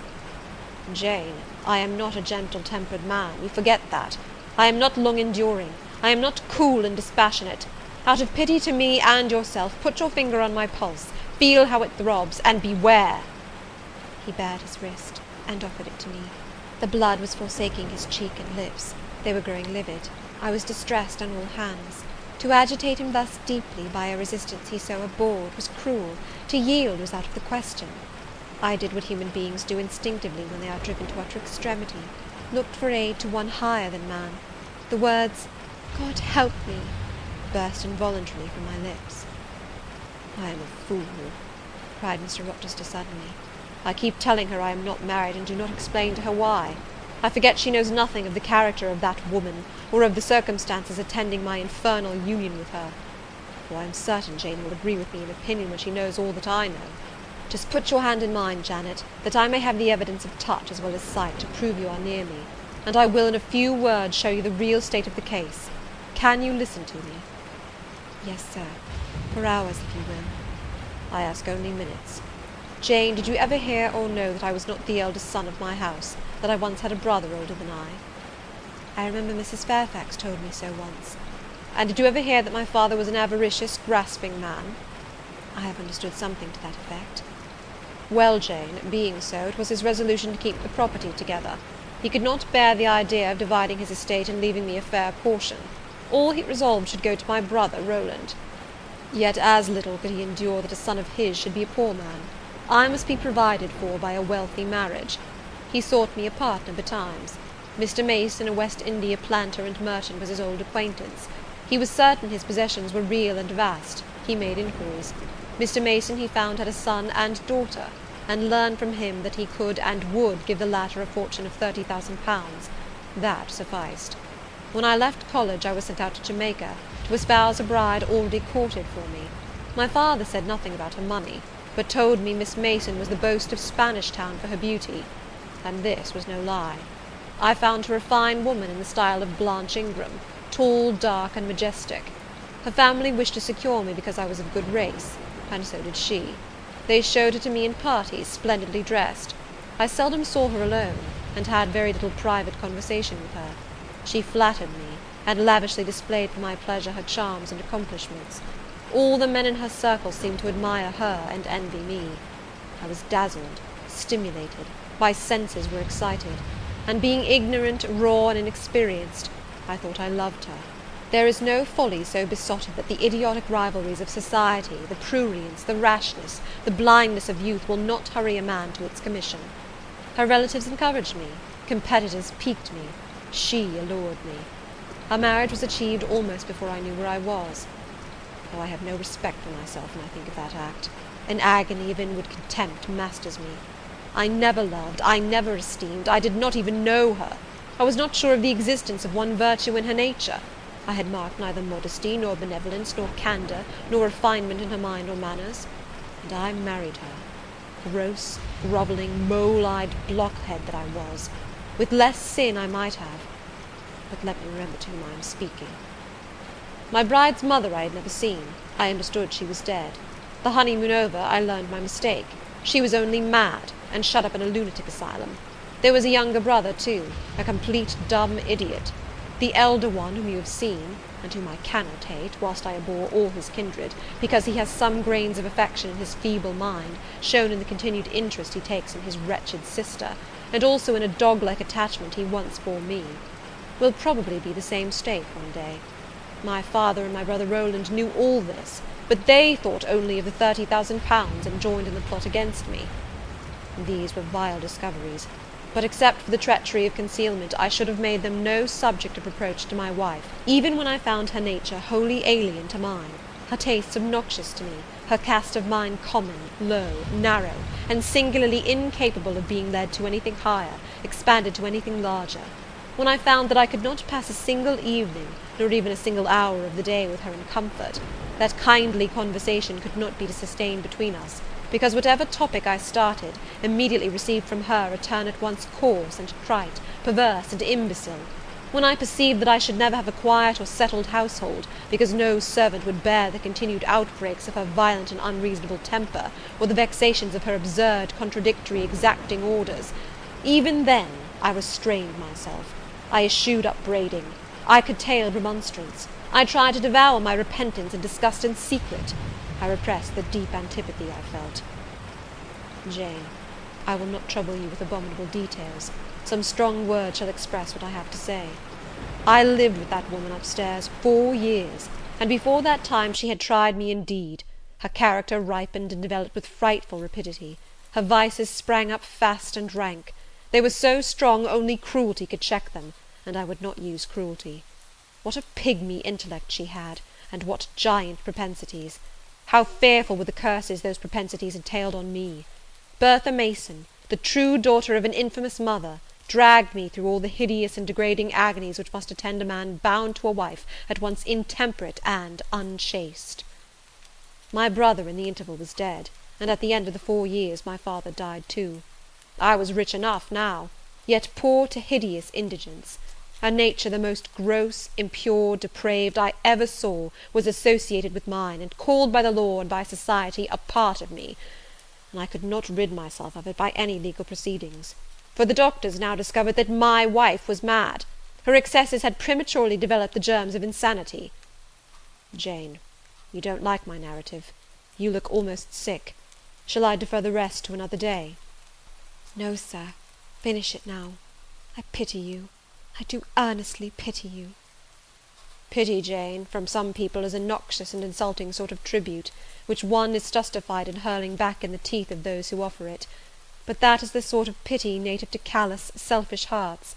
It is a hybrid, egotistical pain at hearing of woes, crossed with ignorant contempt for those who have endured them. But that is not your pity, Jane. It is not the feeling of which your whole face is full at this moment, with which your eyes are now almost overflowing, with which your heart is heaving, with which your hand is trembling in mine. Your pity, my darling, is the suffering mother of love. Its anguish is the very natal pang of the divine passion. I accept it, Jane. Let the daughter have free advent. My arms wait to receive her. Now, sir, proceed. What did you do when you found she was mad? Jane, I approached the verge of despair. A remnant of self-respect was all that intervened between me and the gulf.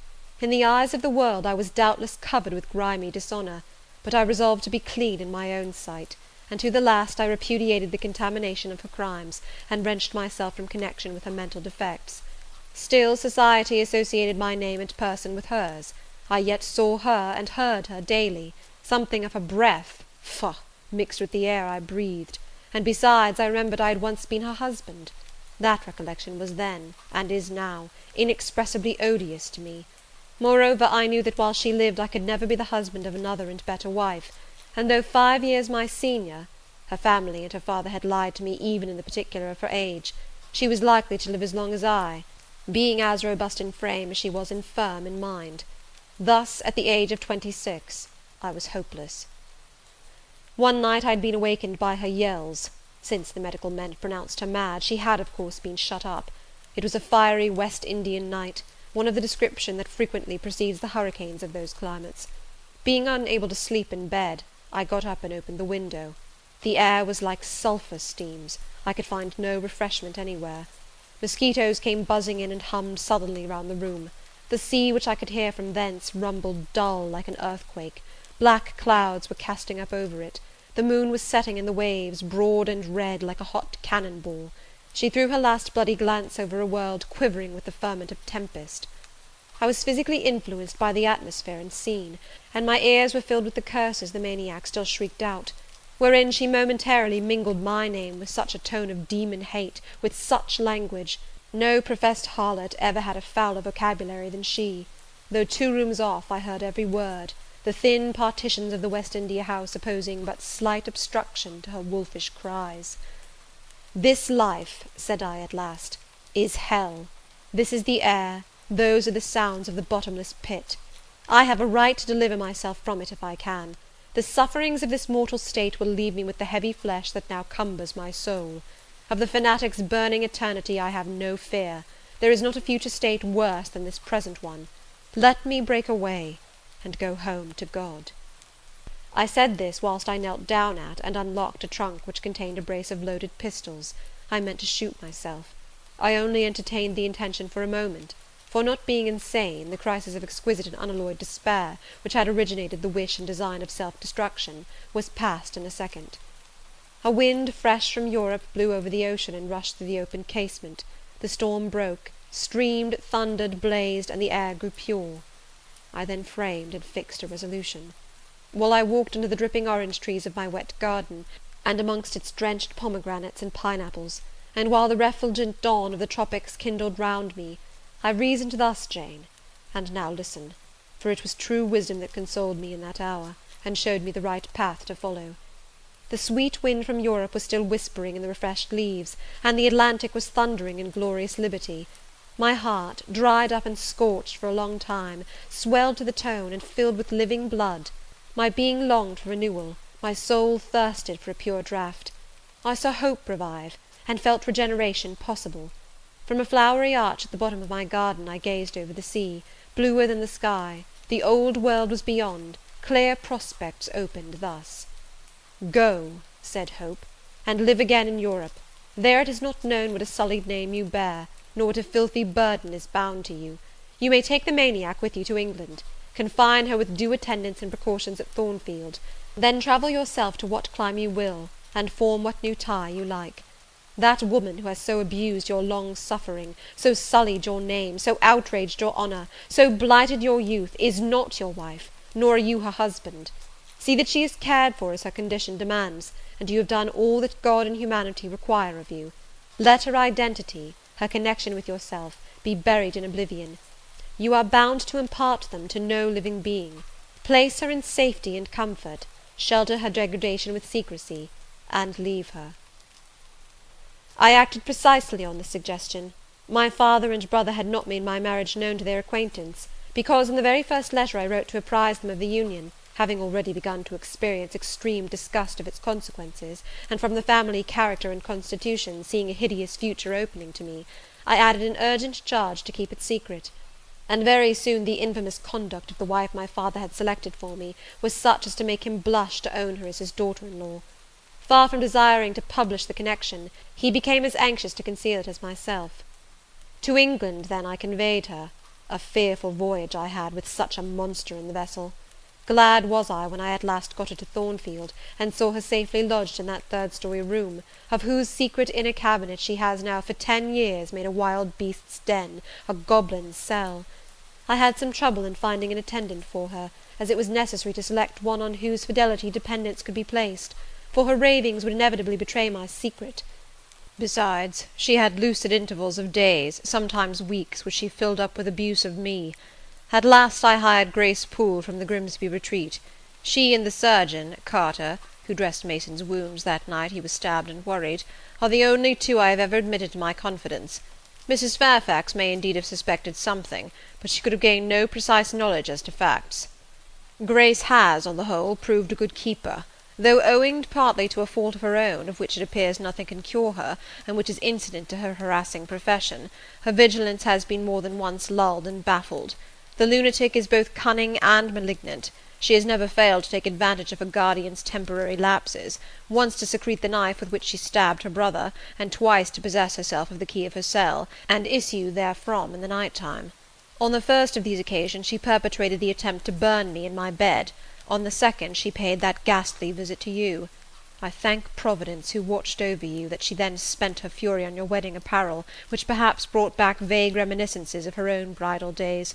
But on what might have happened I cannot endure to reflect. When I think of the thing which flew at my throat this morning, hanging its black and scarlet visage over the nest of my dove, my blood curdles." "And what, sir," I asked, while he paused, "did you do when you had settled her here? Where did you go?" "What did I do, Jane? I transformed myself into a will-o'-the-wisp. Where did I go? I pursued wanderings as wild as those of the March spirit. I sought the continent, and went devious through all its lands. My fixed desire was to seek and find a good and intelligent woman whom I could love, a contrast to the fury I left at Thornfield." "But you could not marry, sir." I had determined and was convinced that I could and ought.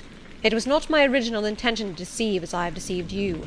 I meant to tell my tale plainly, and make my proposals openly, and it appeared to me so absolutely rational that I should be considered free to love and be loved, I never doubted some woman might be found willing and able to understand my case, and accept me in spite of the curse with which I was burdened. "Well, sir?" "When you are inquisitive, Jane, you always make me smile.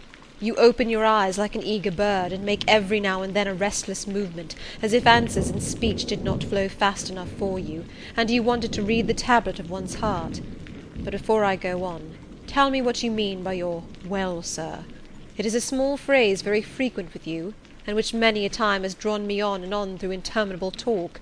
I don't very well know why." "I mean, what next? How did you proceed? What came of such an event?" "Precisely. And what do you wish to know now?" "Whether you found anyone you liked, whether you asked her to marry you, and what she said." "I can tell you whether I found anyone I liked, and whether I asked her to marry me, but what she said is yet to be recorded in the book of fate. For 10 long years I roved about, living first in one capital, then another, sometimes in St. Petersburg, oftener in Paris, occasionally in Rome, Naples, Florence. Provided with plenty of money and the passport of an old name, I could choose my own society. No circles were closed against me. I sought my ideal of a woman amongst English ladies, French countesses, Italian signoras, and German Grafinnen. I could not find her. Sometimes for a fleeting moment I thought I caught a glance, heard a tone, beheld a form which announced the realization of my dream, but I was presently undeserved. You are not to suppose that I desired perfection, either of mind or person. I longed only for what suited me, for the antipodes of the Creole, and I longed vainly. Amongst them all I found not one, whom, had I been ever so free, I, warned as I was of the risks, the horrors, the loathings of incongruous unions, would have asked to marry me. Disappointment made me reckless. I tried dissipation, never debauchery. That I hated, and hate. That was my Indian Messalina's attribute. Rooted disgust at it and her restrained me much, even in pleasure. Any enjoyment that bordered on riot seemed to approach me to her and her vices, and I eschewed it. Yet I could not live alone, so I tried the companionship of mistresses. The first I chose was Celine Varenne, another of those steps which make a man spurn himself when he recalls them. You already know what she was, and how my liaison with her terminated. She had 2 successors, an Italian, Giacinta, and a German, Clara, both considered singularly handsome. What was their beauty to me in a few weeks? Giacinta was unprincipled and violent. I tired of her in 3 months. Clara was honest and quiet, but heavy, mindless, and unimpressible, not one whit to my taste. I was glad to give her a sufficient sum to set her up in a good line of business, and so get decently rid of her. But, Jane, I see by your face you are not forming a very favourable opinion of me just now. You think me an unfeeling, loose-principled rake, don't you?"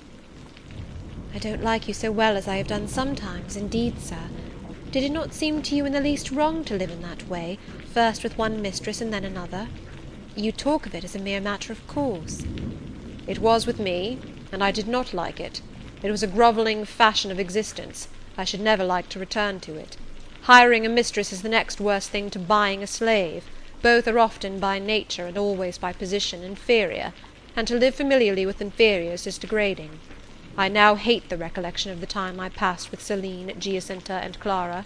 I felt the truth of those words, and I drew from them the certain inference that if I were so far to forget myself and all the teaching that had ever been instilled into me, as, under any pretext, with any justification, through any temptation, to become the successor of these poor girls, he would one day regard me with the same feeling which now in his mind desecrated their memory. I did not give utterance to this conviction. It was enough to feel it. I impressed it on my heart, that it might remain there to serve me as aid in the time of trial. Now, Jane, why don't you say, "Well, sir"? I have not done. You are looking grave. You disapprove of me still, I see. But let me come to the point. Last January, rid of all mistresses, in a harsh, bitter frame of mind, the result of a useless, roving, lonely life, corroded with disappointment, sourly disposed against all men, and especially against all womankind, for I began to regard the notion of an intellectual, faithful, loving woman as a mere dream. Recalled by business, I came back to England. On a frosty winter afternoon I rode in sight of Thornfield Hall, a borrid spot. I expected no peace, no pleasure there. On a stile in Hay Lane I saw a quiet little figure sitting by itself. I passed it as negligently as I did the pollard willow opposite to it. I had no presentiment of what it would be to me, no inward warning that the arbitress of my life, my genius for good or evil, waited there in humble guise. I did not know it even when, on the occasion of Mesrour's accident, it came up and gravely offered me help. Childish and slender creature! It seemed as if a linnet had hopped to my foot and proposed to bear me on its tiny wing. I was surly, but the thing would not go. It stood by me with strange perseverance, and looked and spoke with a sort of authority. I must be aided, and by that hand, and aided I was. When once I had pressed the frail shoulder, something new, a fresh sap and sense, stole into my frame. It was well I had learnt that this elf must return to me, that it belonged to my house down below, where I could not have felt it pass away from under my hand, and seen it vanish behind the dim hedge without singular regret. I heard you come home that night, Jane, though probably you were not aware that I thought of you or watched for you. The next day I observed you, myself unseen, for half an hour while you played with Adele in the gallery. It was a snowy day, I recollect, and you could not go out of doors. I was in my room. The door was ajar. I could both listen and watch. Adele claimed your outward attention for a while, yet I fancied your thoughts were elsewhere. But you were very patient with her, my little Jane. You talked to her and amused her a long time. When at last she left you, you lapsed at once into deep reverie. You betook yourself slowly to pace the gallery. Now and then, in passing a casement, you glanced out at the thick falling snow. You listened to the sobbing wind, and again you paced gently on and dreamed. I think those day visions were not dark. There is a pleasurable illumination in your eye occasionally, a soft excitement in your aspect, which told of no bitter, bilious, hypochondriac brooding.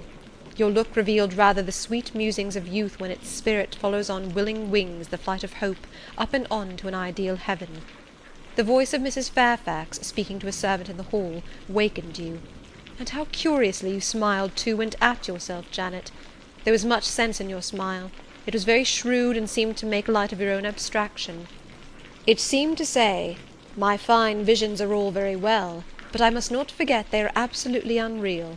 I have a rosy sky and green, flowery Eden in my brain, but without, I am perfectly aware, lies at my feet a rough tract to travel, and around me gather black tempests to encounter." You ran downstairs and demanded of Mrs. Fairfax some occupation, the weekly house accounts to make up, or something of that sort, I think it was. I was vexed with you for getting out of my sight. Impatiently I waited for evening, when I might summon you to my presence. An unusual, to me, a perfectly new character, I suspected was yours. I desired to search it deeper and know it better. You entered the room with a look and air at once shy and independent. You were quaintly dressed, much as you are now. I made you talk. Ere long I found you full of strange contrasts. Your garb and manner were restricted by rule, your air was often diffident, and altogether that of one refined by nature, but absolutely unused to society, and a good deal afraid of making herself disadvantageously conspicuous by some solecism or blunder. Yet when addressed, you lifted a keen, a daring, and a glowing eye to your interlocutor's face. There was penetration and power in each glance you gave. When plied by close questions, you found ready and round answers. Very soon you seemed to get used to me. I believe you felt the existence of sympathy between you and your grim cross-master Jane, for it was astonishing to see how quickly a certain pleasant ease tranquillized your manner. Snarl as I would, you showed no surprise, fear, annoyance, or displeasure at my moroseness. You watched me, and now and then smiled at me with a simple yet sagacious grace I cannot describe. I was at once content and stimulated with what I saw. I liked what I had seen, and wished to see more. Yet for a long time I treated you distantly, and sought your company rarely. I was an intellectual epicure, and wished to prolong the gratification of making this novel and piquant acquaintance. Besides, I was for a while troubled with the haunting fear that if I handled the flower freely its bloom would fade, the sweet charm of freshness would leave it. I did not then know that it was no transitory blossom, but rather the radiant resemblance of one cut in an indestructible gem. Moreover, I wished to see whether you would seek me if I shunned you. But you did not. You kept in the schoolroom as still as your own desk and easel. If by chance I met you, you passed me as soon, and with as little token of recognition, as was consistent with respect. Your habitual expression in those days, Jane, was a thoughtful look, not despondent, for you were not sickly, but not buoyant, for you had little hope, and no actual pleasure. I wondered what you thought of me, or if you ever thought of me, and resolved to find this out. I resumed my notice of you. There was something glad in your glance, and genial in your manner. When you conversed, I saw you had a social heart. It was the silent schoolroom, it was the tedium of your life, that made you mournful. I permitted myself the delight of being kind to you. Kindness stirred emotion soon. Your face became soft in expression, your tones gentle. I liked my name pronounced by your lips in a grateful, happy accent.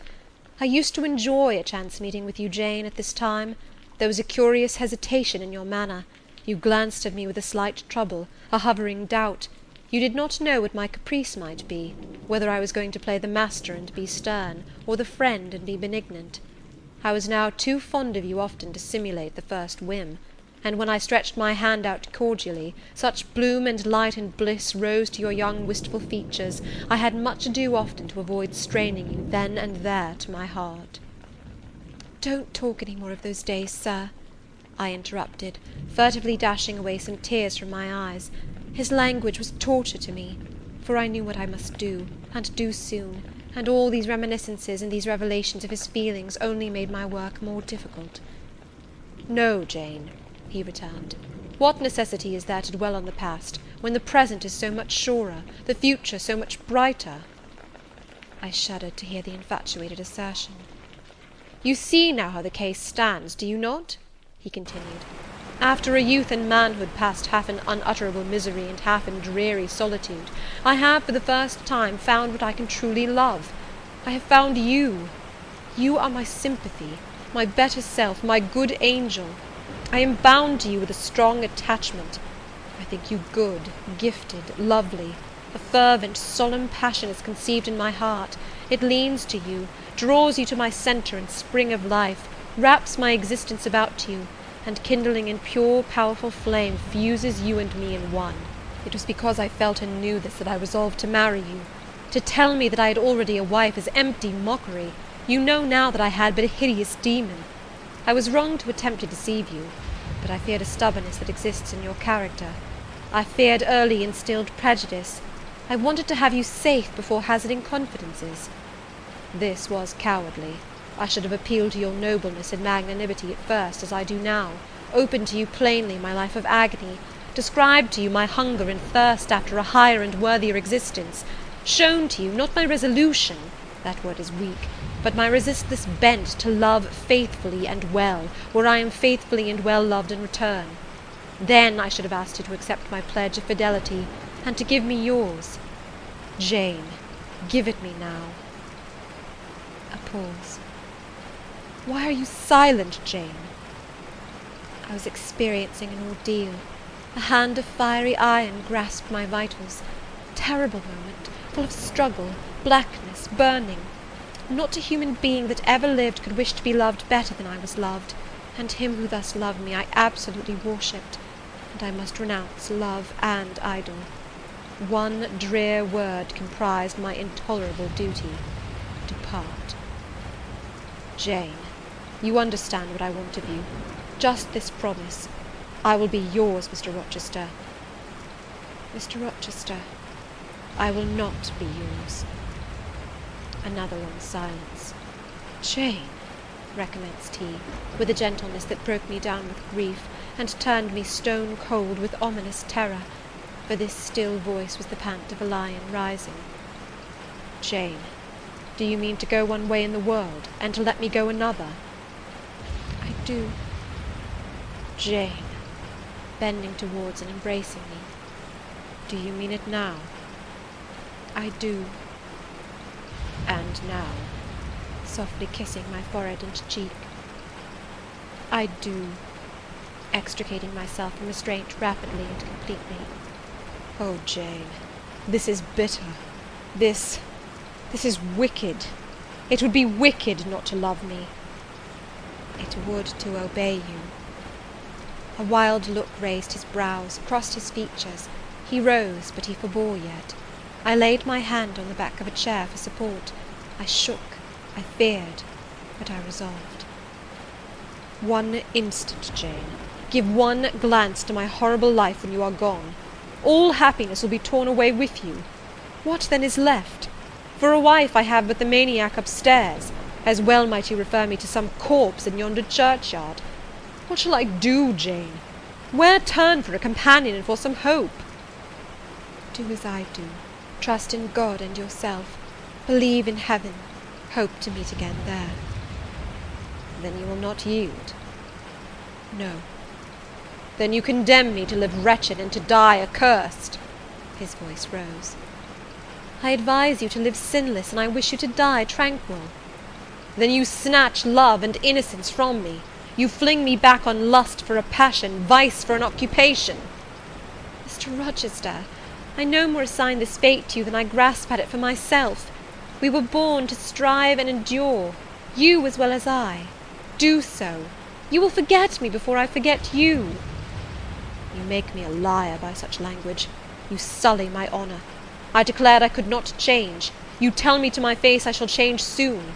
And what a distortion in your judgment, what a perversity in your ideas is proved by your conduct. Is it better to drive a fellow creature to despair than to transgress a mere human law, no man being injured by the breach?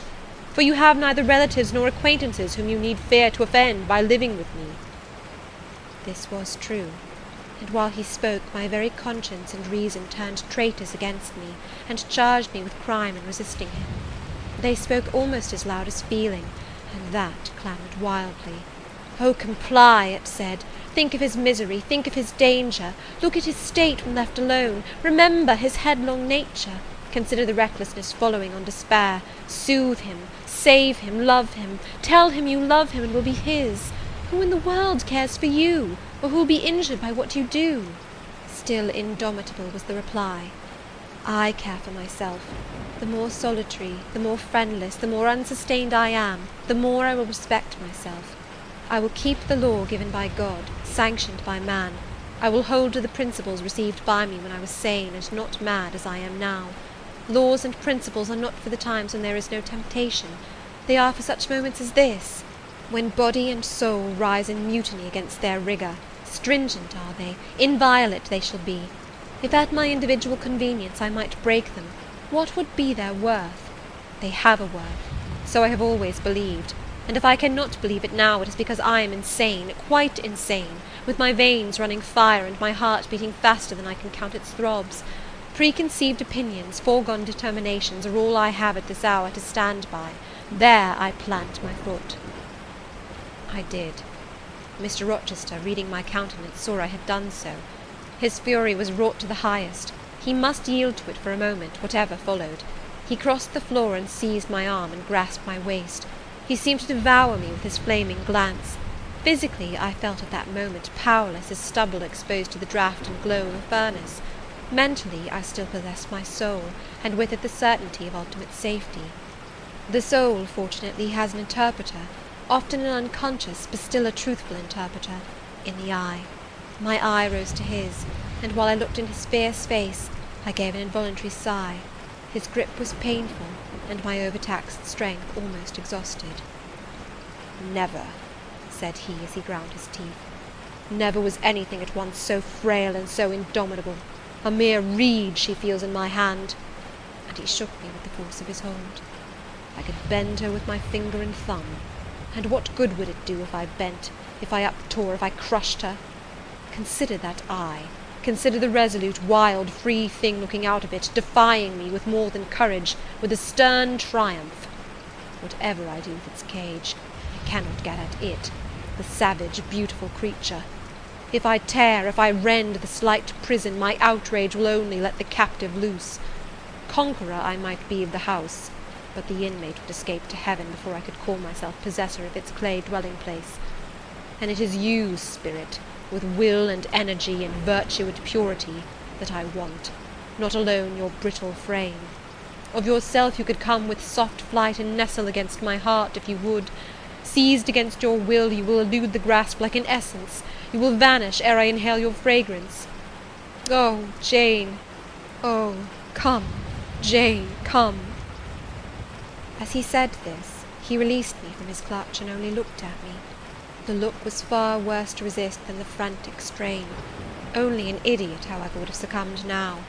I had dared and baffled his fury. I must elude his sorrow. I retired to the door. "You are going, Jane?" "I am going, sir." "You are leaving me?" "Yes." "You will not come? You will not be my comforter, my rescuer? My deep love, my wild woe, my frantic prayer, all are nothing to you?" What unutterable pathos was in his voice! How hard it was to reiterate firmly, "I am going." "Jane." "Mr. Rochester." "Withdraw, then. I consent. But remember, you leave me here in anguish. Go up to your own room. Think over all I have said, and, Jane, cast a glance on my sufferings. Think of me." He turned away. He threw himself on his face on the sofa. "Oh, Jane, my hope, my love, my life!" broke in anguish from his lips. Then came a deep, strong sob. I had already gained the door, but, reader, I walked back as determinedly as I had retreated. I knelt down by him. I turned his face from the cushion to me. I kissed his cheek. I smoothed his hair with my hand. "God bless you, my dear master," I said. "God keep you from harm and wrong, direct you, solace you, reward you well for your past kindness to me." "Little Jane's love would have been my best reward," he answered. "Without it, my heart is broken. But Jane will give me her love, yes, nobly, generously." Up the blood rushed to his face, forth flashed the fire from his eyes, erect he sprang, he held his arms out, but I evaded the embrace, and at once quitted the room. "Farewell," was the cry of my heart as I left him. Despair added, "Farewell forever." That night I never thought to sleep, but a slumber fell on me as soon as I lay down in bed. I was transported in thought to the scenes of childhood. I dreamt I lay in the Red Room at Gateshead, that the night was dark, and my mind impressed with strange fears. The light that had long ago struck me into syncope, recalled in this vision, seemed glidingly to mount the wall, and tremblingly to pause in the centre of the obscured ceiling. I lifted up my head to look. The roof resolved to clouds, high and dim. The gleam was such as the moon imparts to vapours she is about to sever. I watched her come, watched with the strangest anticipation, as though some word of doom were to be written on her disk. She broke forth as never moon yet burst from cloud. A hand first penetrated the sable folds and waved them away. Then, not a moon, but a white human form shone in the azure, inclining a glorious brow earthward. It gazed and gazed on me. It spoke to my spirit.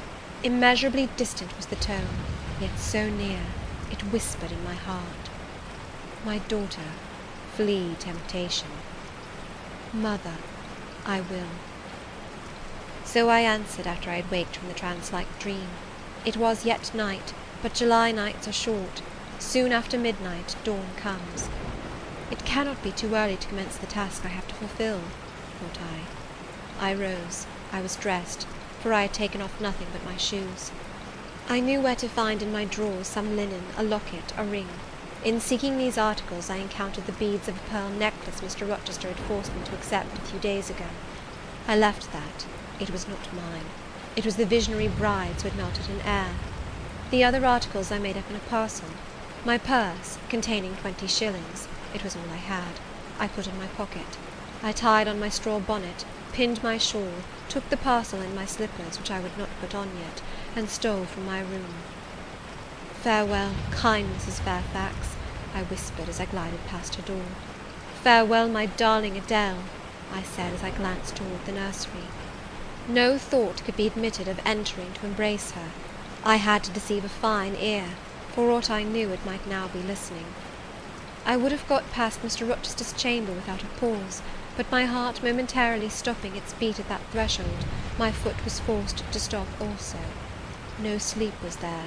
The inmate was walking restlessly from wall to wall, and again he sighed while I listened.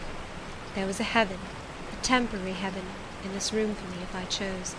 I had but to go in and to say, "Mr. Rochester, I will love you and live with you through life till death," and a fount of rapture would spring to my lips. I thought of this. The kind master who could not sleep now was waiting with impatience for day. He would send for me in the morning. I should be gone. He would have me sought for, vainly. He would feel himself forsaken, his love rejected. He would suffer, perhaps grow desperate. I thought of this too. My hand moved towards the lock. I caught it back and glided on. Drearily I wound my way downstairs. I knew what I had to do, and I did it mechanically. I sought the key of the side door in the kitchen. I sought too a phial of oil and a feather. I oiled the key and the lock. I got some water. I got some bread, for perhaps I should have to walk far, and my strength, sorely shaken of late, must not break down. All this I did without one sound. I opened the door, passed out, shut it softly. Dim dawn glimmered in the yard. The great gates were closed and locked, but a wicket in one of them was only latched. Through that I departed. It too I shut, and now I was out of Thornfield. A mile off beyond the fields lay a road which stretched in the contrary direction to Millcote, a road I had never travelled, but often noticed, and wondered where it led. Thither I bent my steps. No reflection was to be allowed now, not one glance was to be cast back, not even one forward. Not one thought was to be given either to the past or the future.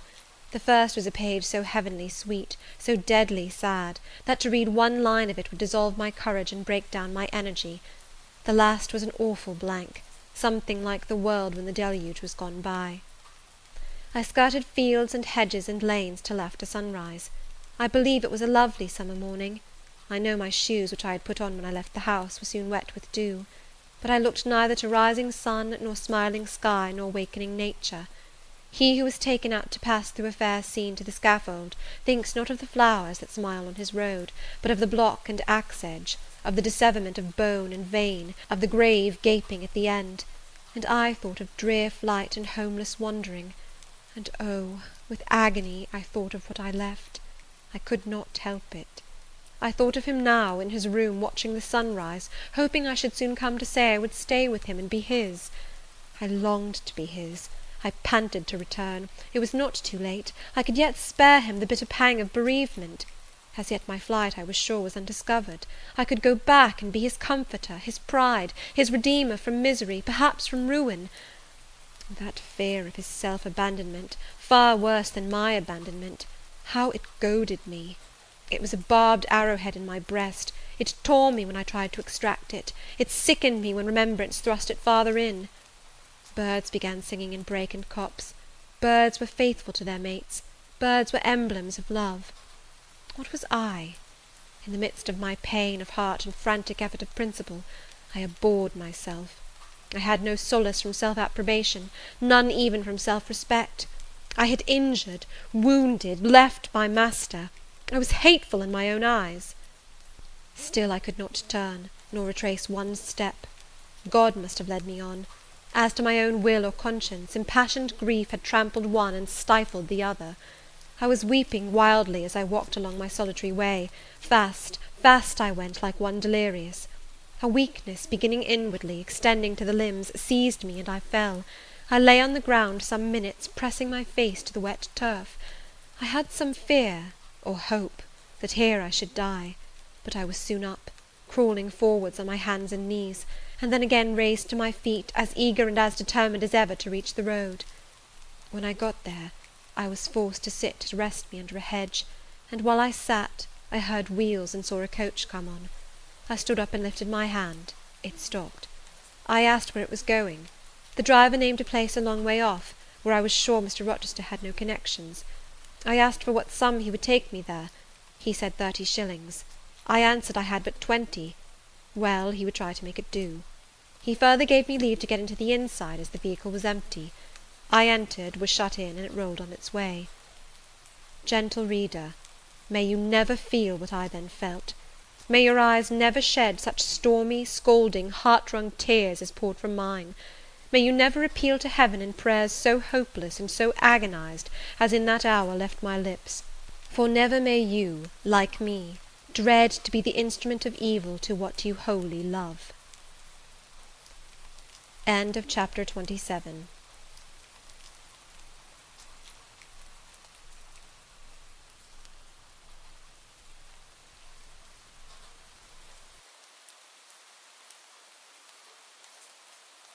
Jane Eyre by Charlotte Brontë. Chapter 28. 2 days are past. It is a summer evening. The coachman has set me down at a place called Whitcross. He could take me no farther for the sum I had given, and I was not possessed of another shilling in the world. The coach is a mile off by this time. I am alone. At this moment I discover that I forgot to take my parcel out of the pocket of the coach, where I had placed it for safety. There it remains, there it must remain. And now I am absolutely destitute. Whitcross is no town, nor even a hamlet. It is but a stone pillar set up where 4 roads meet, whitewashed, I suppose, to be more obvious at a distance and in darkness. 4 arms spring from its summit. The nearest town to which these point is, according to the inscription, distant 10 miles, the farthest above 20. From the well-known names of these towns I learn in what county I have lighted: a North Midland shire, dusk with moorland, ridged with mountain. This I see. There are great moors behind and on each hand of me. There are waves of mountains far beyond that deep valley at my feet. The population here must be thin, and I see no passengers on these roads. They stretch out east, west, north, and south, white, broad, lonely. They are all cut in the moor, and the heather grows deep and wild to their very verge. Yet a chance traveller might pass by, and I wish no eye to see me now. Strangers would wonder what I am doing, lingering here at the signpost, evidently objectless and lost. I might be questioned. I could give no answer but what would sound incredible and excite suspicion. Not a tie holds me to human society at this moment. Not a charm or hope calls me where my fellow creatures are. None that saw me would have a kind thought or a good wish for me. I have no relative but the universal mother, Nature. I will seek her breast and ask repose. I struck straight into the heath. I held on to a hollow I saw deeply furrowing the brown moorside. I waded knee-deep in its dark growth. I turned with its turnings, and finding a moss-blackened granite crag in a hidden angle, I sat down under it. High banks of moor were about me. The crag protected my head. The sky was over that. Some time passed before I felt tranquil even here. I had a vague dread that wild cattle might be near, or that some sportsman or poacher might discover me. If a gust of wind swept the waste, I looked up, fearing it was the rush of a bull. If a plover whistled, I imagined it a man. Finding my apprehensions unfounded, however, and calmed by the deep silence that reigned as evening declined at nightfall, I took confidence. As yet I had not thought, I had only listened, watched, dreaded. Now I regained the faculty of reflection. What was I to do? Where to go? Oh, intolerable questions, when I could do nothing and go nowhere!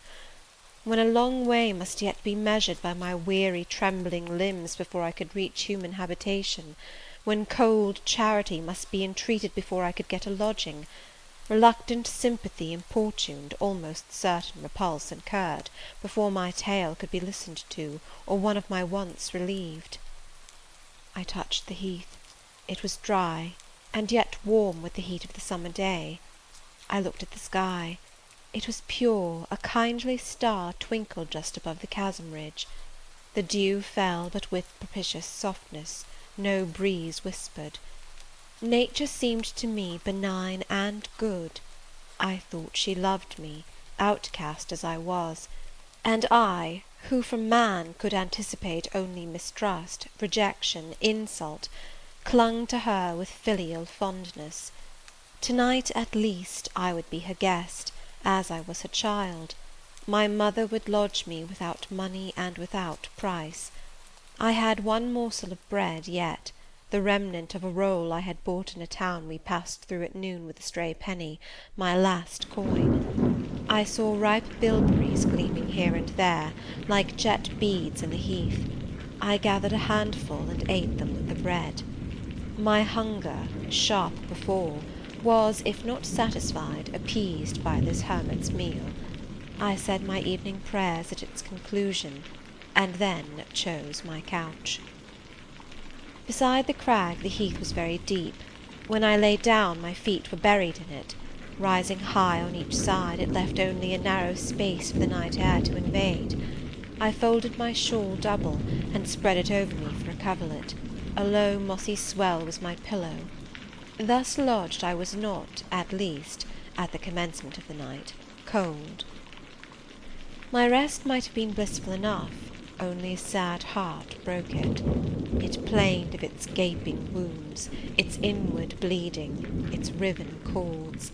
It trembled for Mr. Rochester and his doom. It bemoaned him with bitter pity. It demanded him with ceaseless longing, and, impotent as a bird with both wings broken, it still quivered its shattered pinions in vain attempts to seek him. Worn out with this torture of thought, I rose to my knees. Night was come, and her planets were risen, a safe, still night, too serene for the companionship of fear.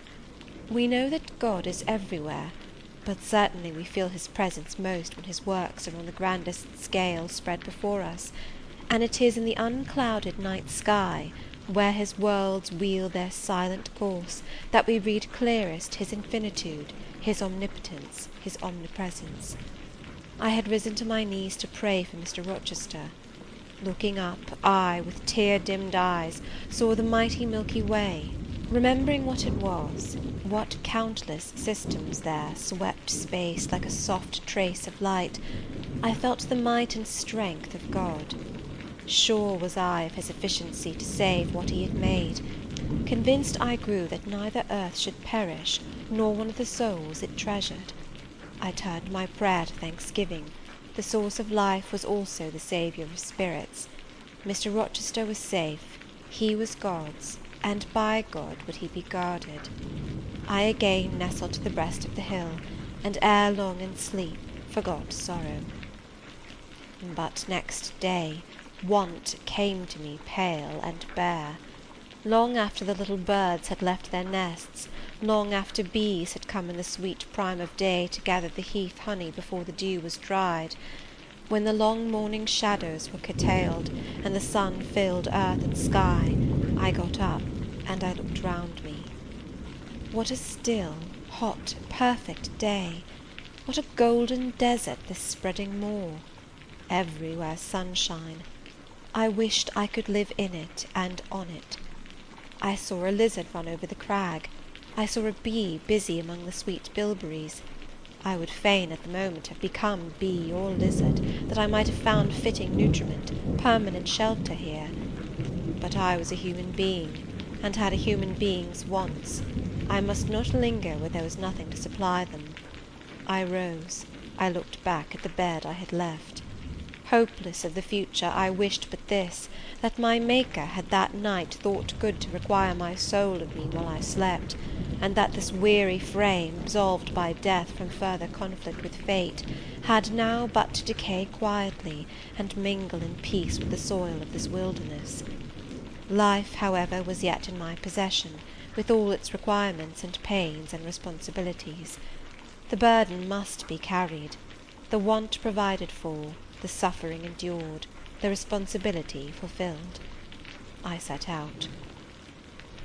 Whitcross regained, I followed a road which led from the sun, now fervent and high. By no other circumstance had I will to decide my choice. I walked a long time, and when I thought I had nearly done enough, and might conscientiously yield to the fatigue that had almost overpowered me, might relax this forced action, and sitting down on a stone I saw near, submit resistlessly to the apathy that clogged heart and limb, I heard a bell chime, a church bell. I turned in the direction of the sound, and there, amongst the romantic hills, whose changes and aspect I had ceased to note an hour ago, I saw a hamlet and a spire. All the valley at my right hand was full of pasture fields, and cornfields, and wood, and a glittering stream ran zigzag through the varied shades of green, the mellowing grain, the sombre woodland, the clear and sunny lea. Recalled by the rumbling of wheels to the road before me, I saw a heavily laden waggon labouring up the hill, and not far beyond were 2 cows and their drover. Human life and human labour were near. I must struggle on, strive to live and bend to toil like the rest. About 2 o'clock p.m. I entered the village. At the bottom of its one street there was a little shop with some cakes of bread in the window. I coveted a cake of bread. With that refreshment I could perhaps regain a degree of energy. Without it, it would be difficult to proceed. The wish to have some strength and some vigour returned to me as soon as I was amongst my fellow beings. I felt it would be degrading to faint with hunger on the causeway of a hamlet. Had I nothing about me I could offer in exchange for one of those rolls? I considered. I had a small silk handkerchief tied round my throat. I had my gloves. I could hardly tell how men and women in extremities of destitution proceeded. I did not know whether either of these articles would be accepted. Probably they would not, but I must try. I entered the shop. A woman was there. Seeing a respectably dressed person, a lady, as she supposed, she came forward with civility. How could she serve me? I was seized with shame. My tongue would not utter the request I had prepared. I dared not offer her the half-worn gloves, the creased handkerchief. Besides, I felt it would be absurd. I only begged permission to sit down a moment, as I was tired. Disappointed in the expectation of a customer, she coolly acceded to my request. She pointed to a seat. I sank into it. I felt sorely urged to weep, but conscious how unreasonable such a manifestation would be, I restrained it. Soon I asked her if there were any dressmaker or plain workwoman in the village. Yes, 2 or 3, quite as many as there was employment for. I reflected. I was driven to the point now. I was brought face to face with necessity. I stood in the position of one without a resource, without a friend, without a coin. I must do something. What? I must apply somewhere. Where?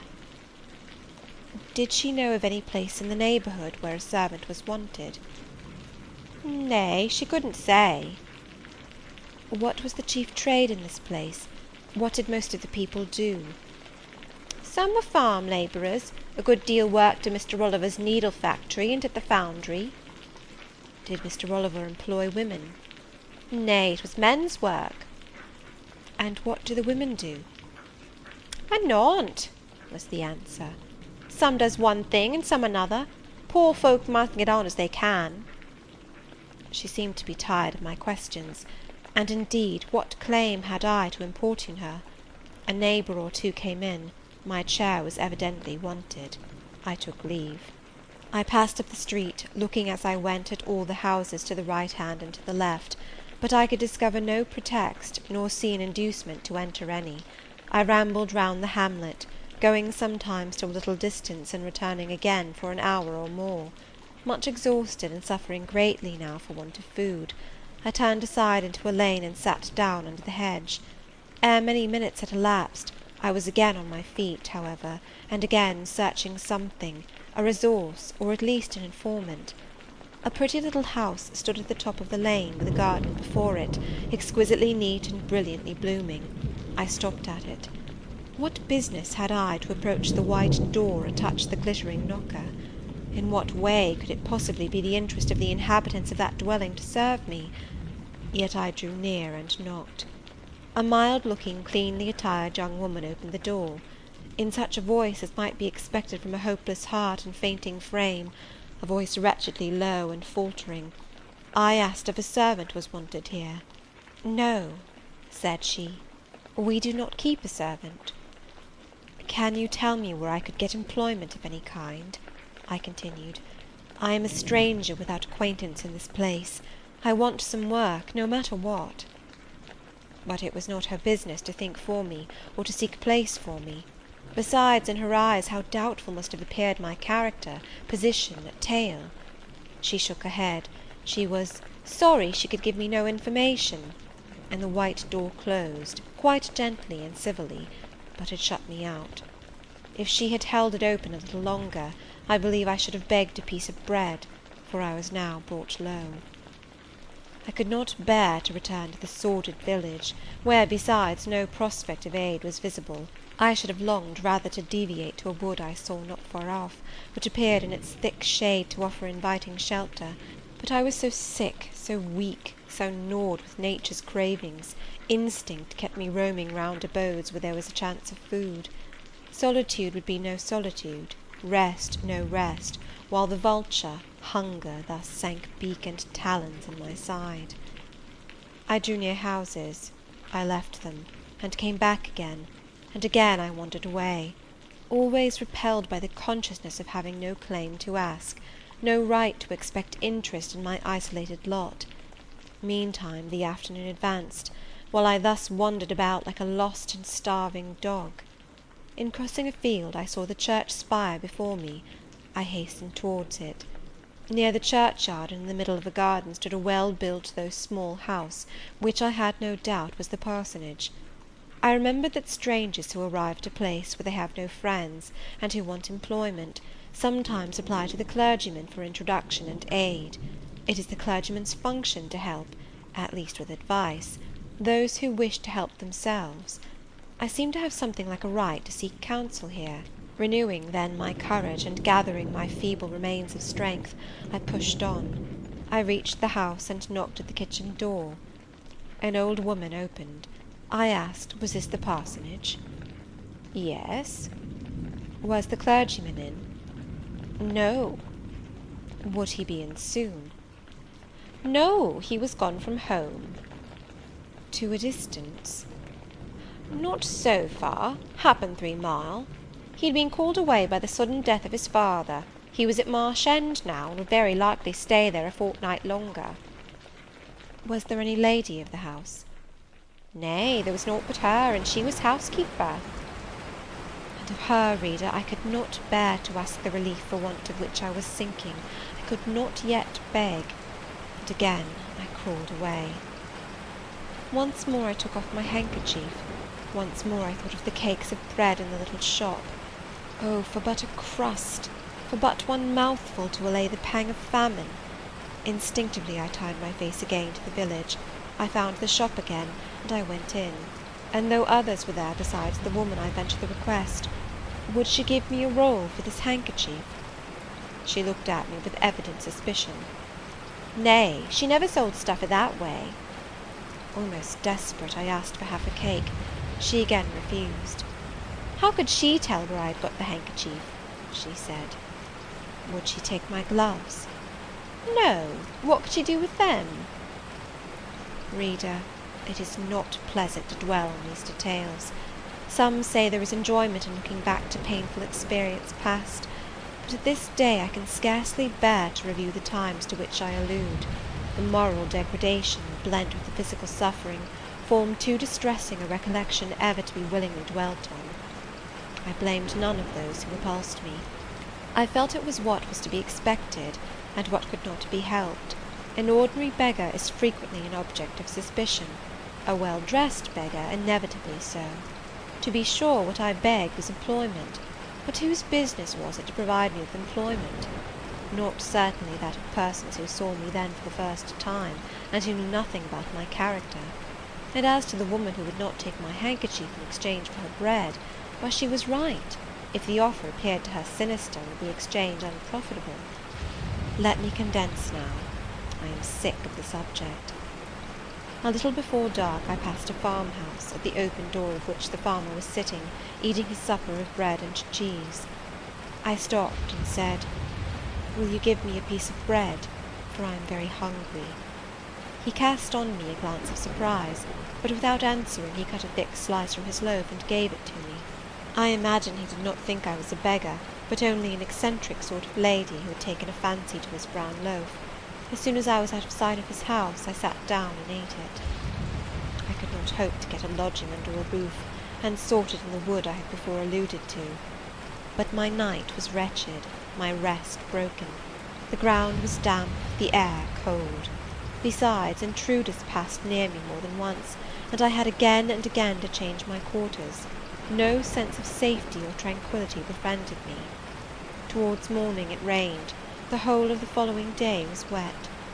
Do not ask me, reader, to give a minute account of that day. As before I sought work, as before I was repulsed, as before I starved. But once did food pass my lips. At the door of a cottage I saw a little girl about to throw a mess of cold porridge into a pig trough. "Will you give me that?" I asked. She stared at me. "Mother," she exclaimed, "there is a woman wants me to give her this porridge." "Well, lass," replied a voice within, "give it her if she's a beggar. The pig don't want it." The girl emptied the stiffened mould into my hand, and I devoured it ravenously. As the wet twilight deepened, I stopped in a solitary bridle path which I had been pursuing an hour or more. "My strength is quite failing me," I said in a soliloquy. "I feel I cannot go much farther. Shall I be an outcast again this night? While the rain descends so, must I lay my head on the cold, drenched ground? I fear I cannot do otherwise, for who will receive me? But it will be very dreadful with this feeling of hunger, faintness, chill, and this sense of desolation, this total prostration of hope. In all likelihood, though, I should die before morning. And why cannot I reconcile myself to the prospect of death? Why do I struggle to retain a valueless life? Because I know, or believe, Mr. Rochester is living, and then to die of want and cold is a fate to which nature cannot submit passively. Oh, Providence, sustain me a little longer, aid, direct me." My glazed eye wandered over the dim and misty landscape. I saw I had strayed far from the village. It was quite out of sight. The very cultivation surrounding it had disappeared. I had, by crossways and by-paths, once more drawn near the tract of moorland, and now only a few fields, almost as wild and unproductive as the heath from which they were scarcely reclaimed, lay between me and the dusky hill. Well, I would rather die yonder than in a street or a frequented road, I reflected, and far better that crows and ravens, if any ravens there be in these regions, should pick my flesh from my bones, than that they should be prisoned in a workhouse coffin, and moulder in a pauper's grave. To the hill then I turned. I reached it. It remained now only to find a hollow where I could lie down, and feel at least hidden, if not secure. But all the surface of the waste looked level. It showed no variation but of tint, green where rush and moss overgrew the marshes, black where the dry soil bore only heath. Dark as it was getting, I could still see these changes, though but as mere alternations of light and shade, for colour had faded with the daylight. My eye still roved over the sullen swell and along the moor edge, vanishing amidst the wildest scenery, when at one dim point, far in among the marshes and the ridges, a light sprang up. That is an ignis fatuus, was my first thought, and I expected it would soon vanish. It burnt on, however, quite steadily, neither receding nor advancing. "Is it then a bonfire just kindled?" I questioned. I watched to see whether it would spread, but no, as it did not diminish, so it did not enlarge. It may be a candle in a house, I then conjectured, but if so, I can never reach it. It is much too far away, and were it within a yard of me, what would it avail? I should but knock at the door to have it shut in my face. And I sank down where I stood and hid my face against the ground. I lay still a while. The night wind swept over the hill and over me, and died moaning in the distance. The rain fell fast, wetting me afresh to the skin. Could I but have stiffened to the still frost, the friendly numbness of death, It might have pelted on, I should not have felt it, but my yet living flesh shuddered at its chilling influence. I rose ere long. The light was yet there, shining dim but constant through the rain. I tried to walk again. I dragged my exhausted limbs slowly towards it. It led me aslant over the hill, through a wide bog, which would have been impassable in winter and was splashy and shaking even now in the height of summer. Here I fell twice, but as often I rose and rallied my faculties. This light was my forlorn hope. I must gain it. Having crossed the marsh, I saw a trace of white over the moor. I approached it. It was a road or a track. It led straight up to the light, which now beamed from a sort of knoll amidst a clump of trees, firs, apparently, from what I could distinguish of the character of their forms and foliage through the gloom. My star vanished as I drew near. Some obstacle had intervened between me and it. I put out my hand to feel the dark mass before me. I discriminated the rough stones of a low wall. Above it, something like palisades, and within, a high and prickly hedge. I groped on. Again a whitish object gleamed before me. It was a gate, a wicket. It moved on its hinges as I touched it. On each side stood a sable bush, holly or yew. Entering the gate and passing the shrubs, the silhouette of a house rose to view, black, low, and rather long, but the guiding light shone nowhere. All was obscurity. Were the inmates retired to rest? I feared it must be so. In seeking the door, I turned an angle. There shot out the friendly gleam again from the lozenged panes of a very small latticed window, within a foot of the ground, made still smaller by the growth of ivy or some other creeping plant, whose leaves clustered thick over the portion of the house wall in which it was set. The aperture was so screened and narrow that curtain or shutter had been deemed unnecessary, and when I stooped down and put aside the spray of foliage shooting over it, I could see all within. I could see clearly a room with a sanded floor, clean scoured, a dresser of walnut with pewter plates ranged in rows, reflecting the redness and radiance of a glowing peat fire. I could see a clock, a white deal table, some chairs. The candle, whose ray had been my beacon, burnt on the table, and by its light an elderly woman, somewhat rough-looking, but scrupulously clean, like all about her, was knitting a stocking. I noticed these objects cursorily only. In them there was nothing extraordinary. A group of more interest appeared near the hearth, sitting still amidst the rosy peace and warmth suffusing it. Two young, graceful women, ladies in every point, sat, one in a low rocking-chair, the other on a lower stool. Both wore deep mourning of crape and bombazine, which sombre garb singularly set off very fair necks and faces. A large old pointed dog rested its massive head on the knee of one girl. In the lap of the other was cushioned a black cat. A strange place was this humble kitchen for such occupants. Who were they? They could not be the daughters of the elderly person at the table, for she looked like a rustic, and they were all delicacy and cultivation. I had nowhere seen such faces as theirs, and yet, as I gazed on them, I seemed intimate with every lineament. I cannot call them handsome, they were too pale and grave for the word. As they each bent over a book, they looked thoughtful almost to severity. A stand between them supported a second candle and two great volumes, to which they frequently referred, comparing them seemingly with the smaller books they held in their hands, like people consulting a dictionary to aid them in the task of translation. This scene was as silent as if all the figures had been shadows, and the firelit apartment a picture. So hushed was it, I could hear the cinders fall from the grate, the clock tick in its obscure corner, and I even fancied I could distinguish the click-click of the woman's knitting needles.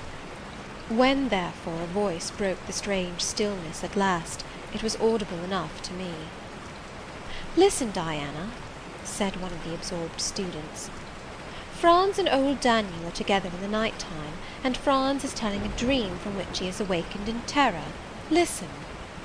And in a low voice she read something, of which not one word was intelligible to me, for it was in an unknown tongue, neither French nor Latin. Whether it were Greek or German I could not tell. "That is strong," she said when she had finished. I relish it." The other girl, who had lifted her head to listen to her sister, repeated, while she gazed at the fire, a line of what had been read. At a later day I knew the language and the book, therefore I will here quote the line, though when I first heard it, it was only like a stroke on sounding brass to me, conveying no meaning. Da trat hervor eine, an zu sehen wie die Sternennacht. Good, good, she exclaimed, while her dark and deep eyes sparkled. There you have a dim and mighty archangel fitly set before you. The line is worth 100 pages of fustian. Ich wage die Gedanken in der Schale meines Sohnes und die Werke mit dem Gewichte meines Grimms. I like it. Both were again silent. Is there any country where they talk it that way? Said the old woman, looking up from her knitting. Yes, Hannah, a far larger country than England, where they talk in no other way.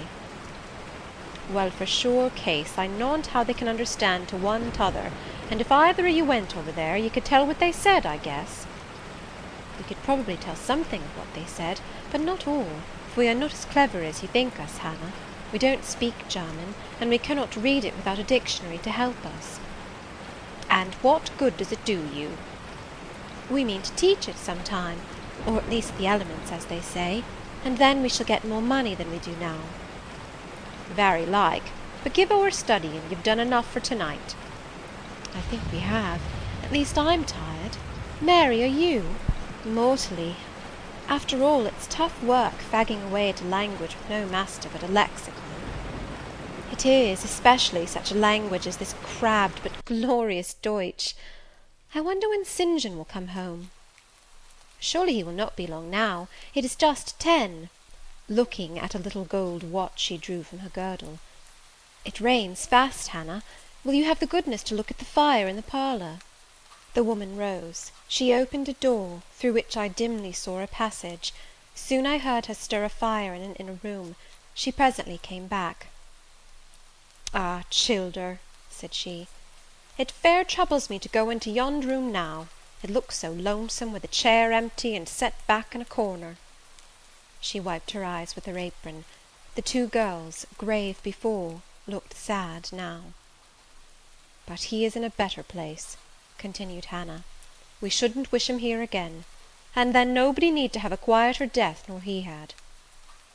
You say he never mentioned us? Inquired one of the ladies. He hadn't time, bairn. He was gone in a minute, was your father. He had been a bit ailing like the day before, but not to signify, and when Mr. St. John asked if he would like either of you to be sent for, he fair laughed at him. He began again with a bit of heaviness in his head the next day, that is a fortnight sin, and he went to sleep and never wakened. He were almost stark when your brother went into the chamber and found him. Oh, childer, that's to last to the old stock, for ye and Mr. St. John is of like a different sort to them that's gone, for all your mother wore Mitchy your way, and almost as book learned. She were the picture of ye, Mary. Diana is more like your father. I thought them so similar, I could not tell where the old servant, for such I now concluded her to be, saw the difference. Both were fair-complexioned and slenderly made. Both possessed faces full of distinction and intelligence. One, to be sure, had hair a shade darker than the other, and there was a difference in their style of wearing it. Mary's pale brown locks were parted and braided smooth. Diana's duskier tresses covered her neck with thick curls. The clock struck 10. "You'll want your supper, I am sure," observed Hannah, "and so will Mr. St. John when he comes in." And she proceeded to prepare the meal. The ladies rose. They seemed about to withdraw to the parlour. Till this moment I had been so intent on watching them, their appearance and conversation had excited in me so keen an interest, I had half forgotten my own wretched position. Now it recurred to me, more desolate, more desperate than ever it seemed from contrast. And how impossible did it appear to touch the inmates of this house with concern on my behalf, to make them believe in the truth of my wants and woes, to induce them to vouchsafe a rest for my wanderings.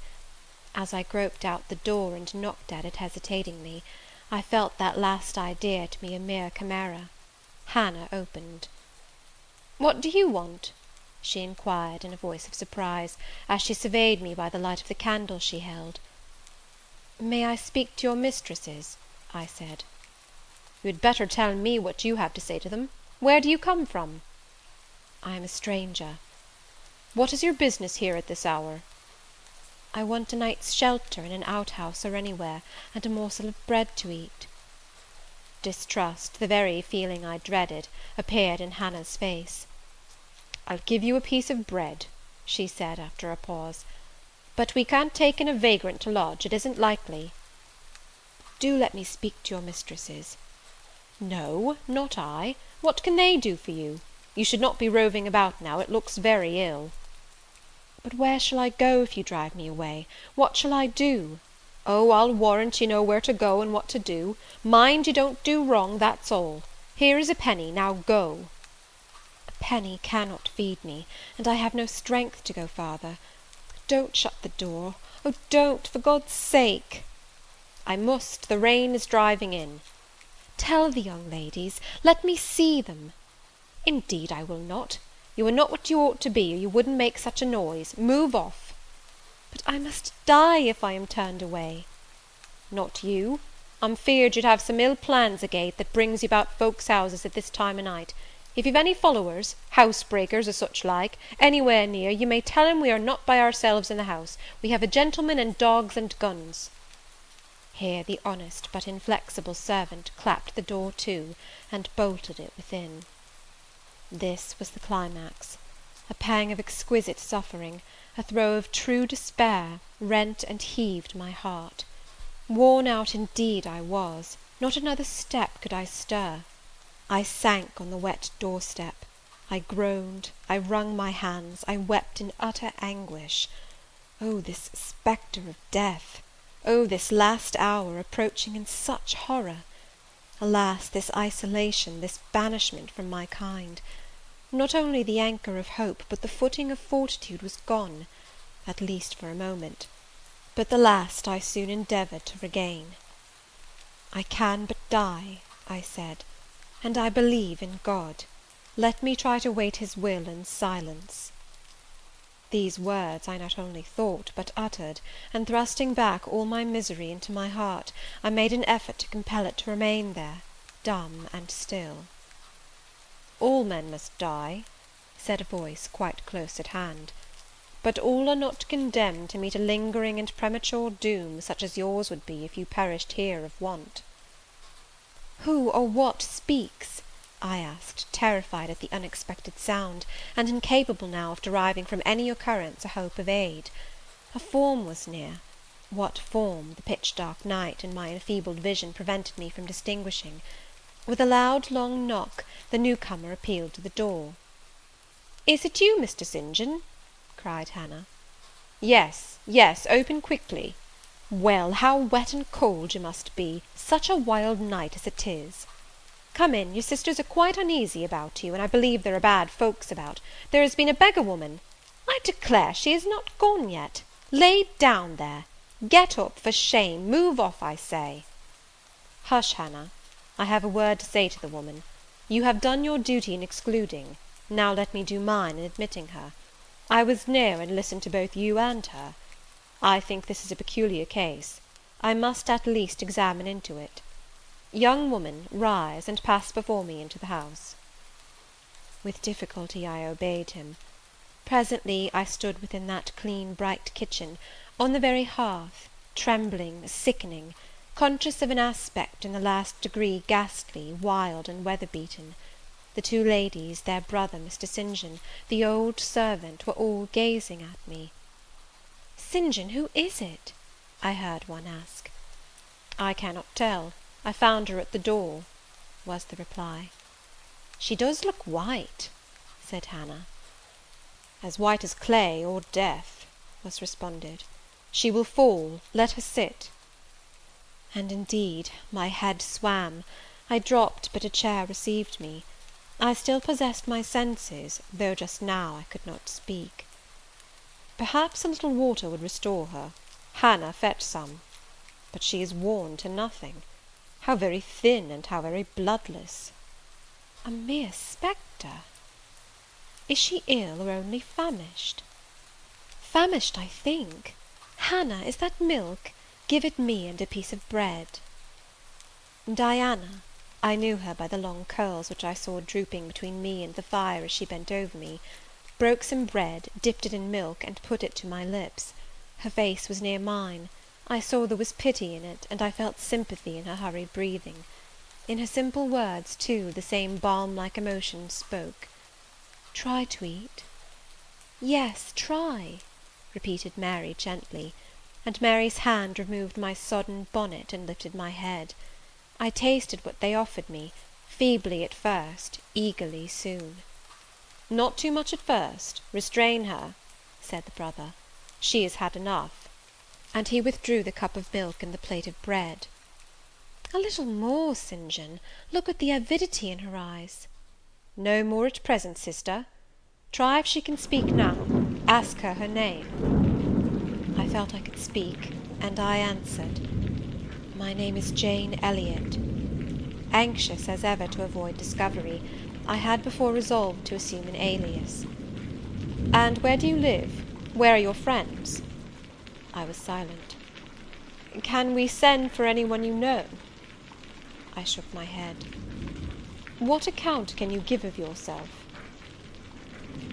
Somehow, now that I had once crossed the threshold of this house, and once was brought face to face with its owners, I felt no longer outcast, vagrant, and disowned by the wide world. I dared to put off the mendicant, to resume my natural manner and character. I began once more to know myself, and when Mr. St. John demanded an account, which at present I was far too weak to render, I said, after a brief pause, "Sir, I can give you no details to-night." "But what, then," said he, "do you expect me to do for you?" "Nothing," I replied. My strength sufficed but for short answers. Diana took the word. "Do you mean," she asked, "that we have now given you what aid you require, and that we may dismiss you to the moor in the rainy night?" I looked at her. She had, I thought, a remarkable countenance, instinct both with power and goodness. I took sudden courage. Answering her compassionate gaze with a smile, I said, "I will trust you.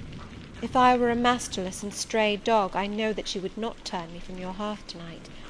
As it is, I really have no fear. Do with me and for me as you like, but excuse me from much discourse. My breath is short. I feel a spasm when I speak." All three surveyed me, and all three were silent. "Hannah," said Mr. St. John at last, "let her sit there at present, and ask her no questions. In 10 minutes more, give her the remainder of that milk and bread. Mary and Diana, let us go into the parlour, and talk the matter over." They withdrew. Very soon one of the ladies returned, I could not tell which. A kind of pleasant stupor was stealing over me as I sat by the genial fire. In an undertone she gave some directions to Hannah.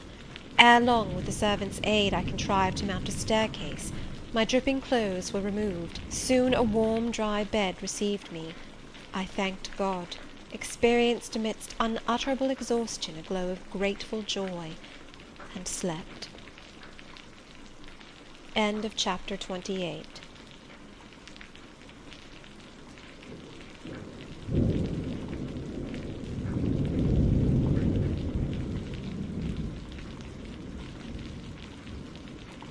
Jane Eyre, by Charlotte Brontë.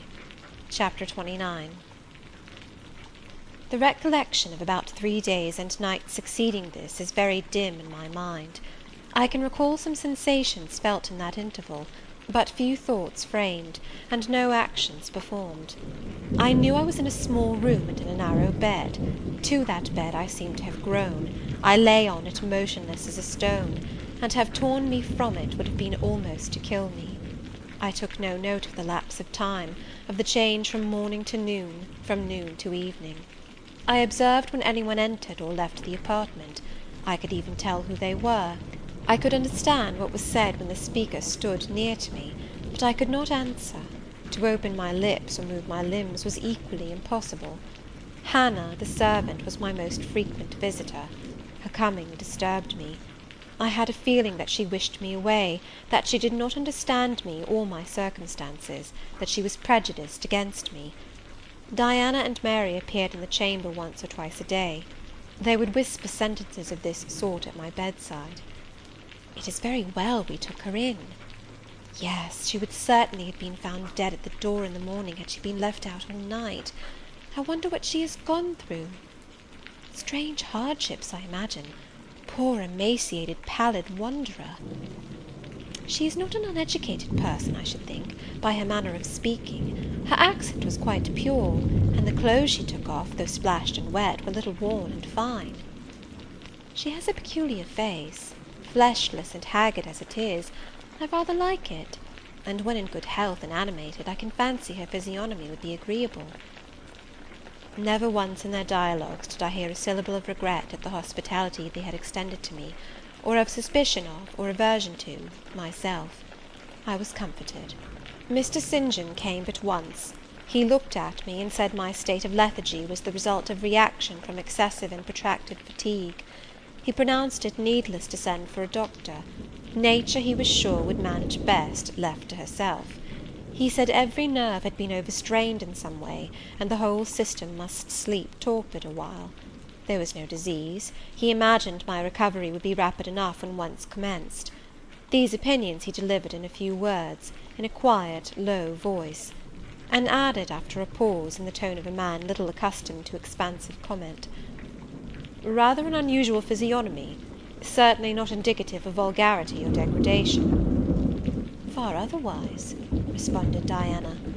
"To speak truth, St. John, my heart rather warms to the poor little soul. I wish we may be able to benefit her permanently." "That is hardly likely," was the reply. "You will find she is some young lady who has had a misunderstanding with her friends, and has probably injudiciously left them. We may perhaps succeed in restoring her to them, if she is not obstinate; but I trace lines of force in her face which make me sceptical of her tractability."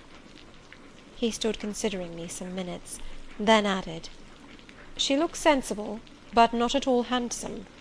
"She is so ill, St. John." "Ill or well, she would always be plain. The grace and harmony of beauty are quite wanting in those features." On the third day I was better. On the fourth I could speak, move, rise in bed, and turn. Hannah had brought me some gruel and dry toast, about, as I suppose, the dinner hour. I had eaten with relish. The food was good, void of the feverish flavour which had hitherto poisoned what I had swallowed. When she left me, I felt comparatively strong and revived. Ere long, satiety of repose and desire for action stirred me. I wished to rise, but what could I put on? Only my damp and bemired apparel, in which I had slept on the ground and fallen in the marsh. I felt ashamed to appear before my benefactors so clad. I was spared the humiliation. On a chair by the bedside were all my own things, clean and dry. My black silk frock hung against the wall. The traces of the bog were removed from it, the creases left by the wet smoothed out. It was quite decent. My very shoes and stockings were purified and rendered presentable. There were the means of washing in the room, and a comb and brush to smooth my hair. After a weary process, and resting every 5 minutes, I succeeded in dressing myself. My clothes hung loose on me, for I was much wasted, but I covered deficiencies with a shawl, and once more, clean and respectable looking, no speck of the dirt, no trace of the disorder I so hated, and which seemed so to degrade me, left. I crept down a stone staircase with the aid of the banisters, to a narrow low passage, and found my way presently to the kitchen. It was full of the fragrance of new bread and the warmth of a generous fire. Hannah was baking. Prejudices, it is well known, are most difficult to eradicate from the heart, whose soil has never been loosened or fertilized by education. They grow there, firm as weeds among stones. Hannah had been cold and stiff indeed at the first. Latterly she had begun to relent a little, and when she saw me come in tidy and well dressed, she even smiled. "What, you have got up?" she said. "You were better then. You may sit you down in my chair on the hearthstone, if you will." She pointed to the rocking chair. I took it. She bustled about, examining me every now and then with the corner of her eye. Turning to me as she took some loaves from the oven, she asked bluntly, "Did you ever go a-begging afore you came here?" I was indignant for a moment, but remembering that anger was out of the question, and that I had indeed appeared as a beggar to her, I answered quietly, but still not without a certain marked firmness. "You are mistaken in supposing me a beggar. I am no beggar, any more than yourself or your young ladies." After a pause, she said, "I do not understand that. You've like no house, nor no brass, I guess." "The want of house or brass, by which I suppose you mean money, does not make a beggar in your sense of the word." "Are you book-learned?" she inquired presently. "Yes, very." "But you've never been to a boarding-school?" "I was at a boarding-school 8 years." She opened her eyes wide. "Whatever cannot you keep yourself for, then?" "I have kept myself, and I trust shall keep myself again. What are you going to do with these gooseberries?" I inquired, as she brought out the basket of the fruit. "Make 'em into pies?" "Give them to me, and I'll pick them." "Nay, I do not want you to do naught." "But I must do something. Let me have them." She consented, and she even brought me a clean towel to spread over my dress, "lest," as she said, "I should mucky it." "You've not been used to servant's work, I see by your hands," she remarked. "Happen you've been a dressmaker?" "No, you are wrong. And now never mind what I have been. Don't trouble your head further about me, but tell me the name of the house where we are." "Some calls it Marsh End, and some calls it Moor House." "And the gentleman who lives here is called Mr. St. John?" "Nay, he doesn't live here, he's only staying a while. When he is at home, he's in his own parish at Morton." "That village a few miles off?" "Ay." "And what is he?" "He is a parson." I remembered the answer of the old housekeeper at the parsonage when I had asked to see the clergyman. This, then, was his father's residence? "Ay, old Mr. Rivers lived here, and his father, and his grandfather, and great-grandfather afore him." "The name, then, of that gentleman is Mr. St. John Rivers?" "Ay, St. John is like his Kirsten name." "And his sisters are called Diana and Mary Rivers?" "Yes."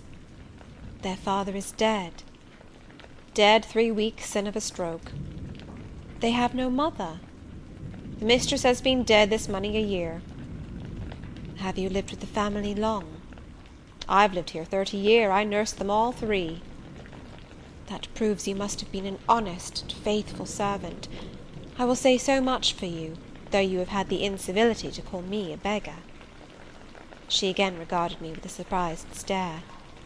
"I believe," she said, "I was quite mista'en in my thoughts o' you. There is so many cheats goes about, you mun forgive me." "And though," I continued rather severely, "you wished to turn me from the door on a night when you should not have shut out a dog." "Well, it was hard, but what can a body do? I thought more of the children nor of myself. Poor things, they've like nobody to take care of 'em but me. I'm like to look sharpish." I maintained a grave silence for some minutes. "You munnot think too hardly of me," she again remarked. "But I do think hardly of you," I said, "and I'll tell you why. Not so much because you refused to give me shelter, or regarded me as an impostor, as because you just now made it a species of reproach that I had no brass and no house. Some of the best people that ever lived have been as destitute as I am, and if you are a Christian, you ought not to consider poverty a crime." "No more I ought," said she. "Mr. St. John tells me so too, and I see I were wrong, but I've a clear different notion on you now to what I had. You look a rate down dacent little cratur." "That will do. I forgive you now. Shake hands." She put her flowery and horny hand into mine. Another and heartier smile illumined her rough face, and from that moment we were friends. Hannah was evidently fond of talking. While I picked the fruit, and she made the paste for the pies, she proceeded to give me sundry details about her deceased master and mistress, and the "children," as she called the young people. Old Mr. Rivers, she said, was a plain enough man, but a gentleman, and of as ancient a family as could be found. Marsh End had belonged to the Rivers ever since it was a house, and it was, she affirmed, abone 200-year-old, for all it looked but a small humble place, not to compare with Mr. Oliver's grand hall down in Morton Vale. But she could remember Bill Oliver's father a journeyman needle-maker, and the Rivers were gentry the old days of the Henrys, as anybody might see by looking into the registers in Morton Church vestry. Still, she allowed, the old maester was like other folk, not mick of the common way, stark mad as shooting and farming and such like. The mistress was different. She was a great reader, and studied a deal, and the bairns had taken after her. There was nothing like them in these parts, nor never had been. They had liked learning, all three, almost from the time they could speak, and they had always been of a make of their own. Mr. St. John, when he grew up, would go to college and be a parson, and the girls, as soon as they left school, would seek places as governesses, for they had told her their father had some years ago lost a great deal of money by a man he had trusted turning bankrupt, and as he was now not rich enough to give them fortunes, they must provide for themselves. They had lived very little at home for a long while, and were only come now to stay a few weeks on account of their father's death. But they did so like Marsh End and Morton, and all these moors and hills about. They had been in London and many other grand towns, but they always said there was no place like home, and then they were so agreeable with each other, never fell out nor threaped. She did not know there was such a family for being united. Having finished my task of gooseberry picking, I asked where the two ladies and their brother were now. Gone over to Morton for a walk, but they would be back in half an hour to tea. They returned within the time Hannah had allotted them. They entered by the kitchen door.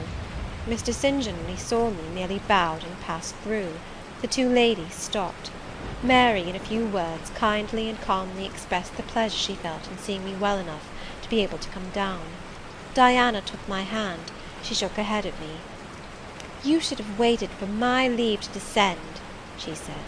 "You still look very pale, and so thin. Poor child, poor girl." Diana had a voice toned to my ear like the cooing of a dove. She possessed eyes whose gaze I delighted to encounter. Her whole face seemed to me full of charm. Mary's countenance was equally intelligent, her features equally pretty, but her expression was more reserved, and her manners, though gentle, more distant. Diana looked and spoke with a certain authority. She had a will, evidently. It was my nature to feel pleasure in yielding to an authority supported like hers, and to bend, where my conscience and self-respect permitted, to an active will. "And what business have you here?" she continued. "It is not your place. Mary and I sit in the kitchen sometimes, because at home we like to be free, even to license. But you are a visitor, and must go into the parlour." "I am very well here." "Not at all, with Hannah bustling about and covering you with flour." "Besides, the fire is too hot for you," interposed Mary. "To be sure," added her sister. "Come, you must be obedient." And still holding my hand, she made me rise, and led me into the inner room. "Sit there," she said, placing me on the sofa, "while we take our things off and get the tea ready. It is another privilege we exercise in our little moorland home, to prepare our own meals when we are so inclined, or when Hannah is baking, brewing, washing, or ironing." She closed the door, leaving me solus of Mr. St. John, who sat opposite, a book or newspaper in his hand. I examined first the parlour, and then its occupant. The parlour was rather a small room, very plainly furnished, yet comfortable because clean and neat. The old-fashioned chairs were very bright, and the walnut wood table was like a looking-glass. A few strange antique portraits of the men and women of other days decorated the stained walls. A cupboard with glass doors contained some books and an ancient set of china. There was no superfluous ornament in the room, not one modern piece of furniture, save a brace of work-boxes and a lady's desk in rosewood, which stood on a side table. Everything, including the carpet and curtains, looked at once well worn and well saved. Mr. St. John, sitting as still as one of the dusty pictures on the walls, keeping his eyes fixed on the page he perused, and his lips minutely sealed, was easy enough to examine. Had he been a statue instead of a man, he could not have been any easier. He was young, perhaps from 28 to 30. tall, slender. His face riveted the eye. It was like a Greek face, very pure in outline, quite a straight, classic nose, quite an Athenian mouth and chin. It is seldom indeed an English face comes so near the antique models as did his. He might well be a little shocked at the irregularity of my lineaments, his own being so harmonious. His eyes were large and blue, with brown lashes. His high forehead, colourless as ivory, was partially streaked over by careless locks of fair hair. This is a gentle delineation, is it not, reader? Yet he whom it describes scarcely impressed one with the idea of a gentle, a yielding, an impressible, or even of a placid nature.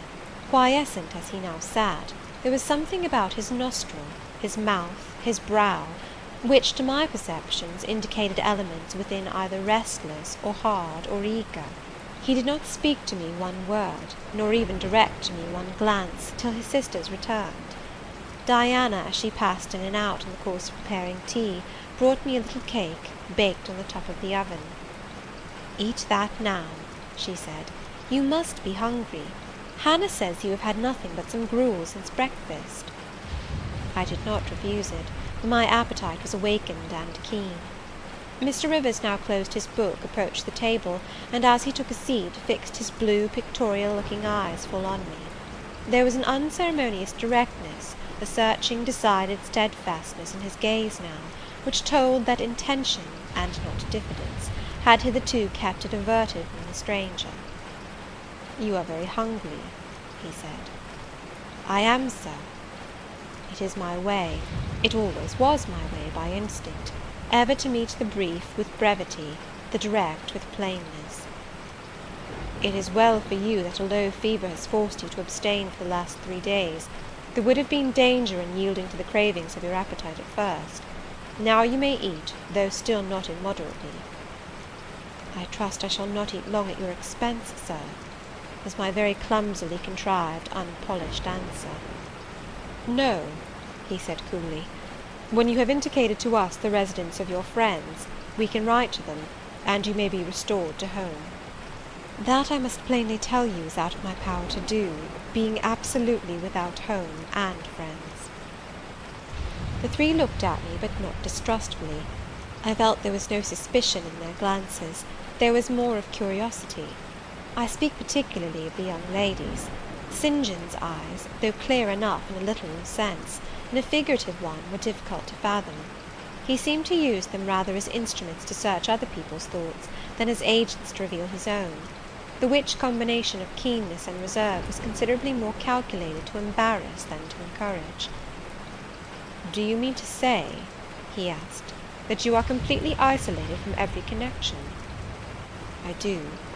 Not a tie links me to any living thing, not a claim do I possess to admittance under any roof in England." "A most singular position at your age."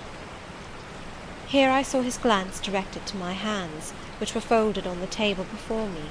I wondered what he sought there. His words soon explained the quest. "You have never been married? You are a spinster?" Diana laughed. "Why, she can't be above 17 or 18 years old, St. John," said she. "I am near 19, but I am not married. No." I felt a burning glow mount to my face, for bitter and agitating recollections were awakened by the allusion to marriage. They all saw the embarrassment and the emotion. Diana and Mary relieved me by turning their eyes elsewhere than to my crimson visage, but the colder and sterner brother continued to gaze, till the trouble he had excited forced out tears as well as colour. "Where did you last reside?" he now asked.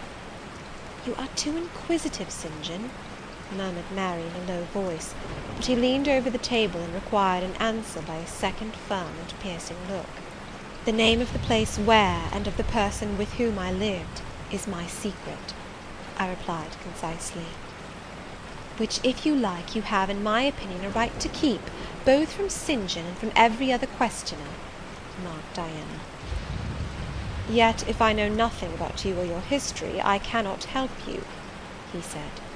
"And you need help, do you not?"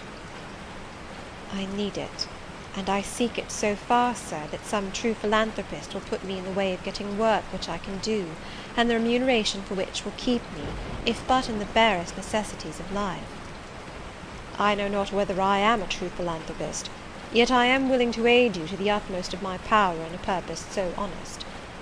First, then, tell me what you have been accustomed to do, and what you can do. I had now swallowed my tea. I was mightily refreshed by the beverage, as much so as a giant with wine. It gave new tone to my unstrung nerves, and enabled me to address this penetrating young judge steadily. Mr. Rivers, I said, turning to him and looking at him as he looked at me, openly and without diffidence, you and your sisters have done me a great service, the greatest man can do his fellow being. You have rescued me, by your noble hospitality, from death. This benefit conferred gives you an unlimited claim on my gratitude, and a claim to a certain extent on my confidence. I will tell you as much of the history of the wanderer you have harboured as I can tell without compromising my own peace of mind, my own security, moral and physical, and that of others. I am an orphan, the daughter of a clergyman. My parents died before I could know them. I was brought up a dependent, educated in a charitable institution.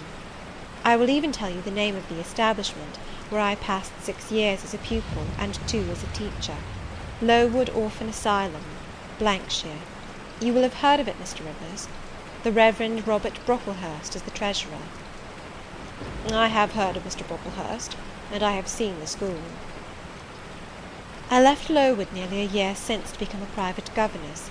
I obtained a good situation, and was happy. This place I was obliged to leave 4 days before I came here. The reason of my departure I cannot and ought not to explain.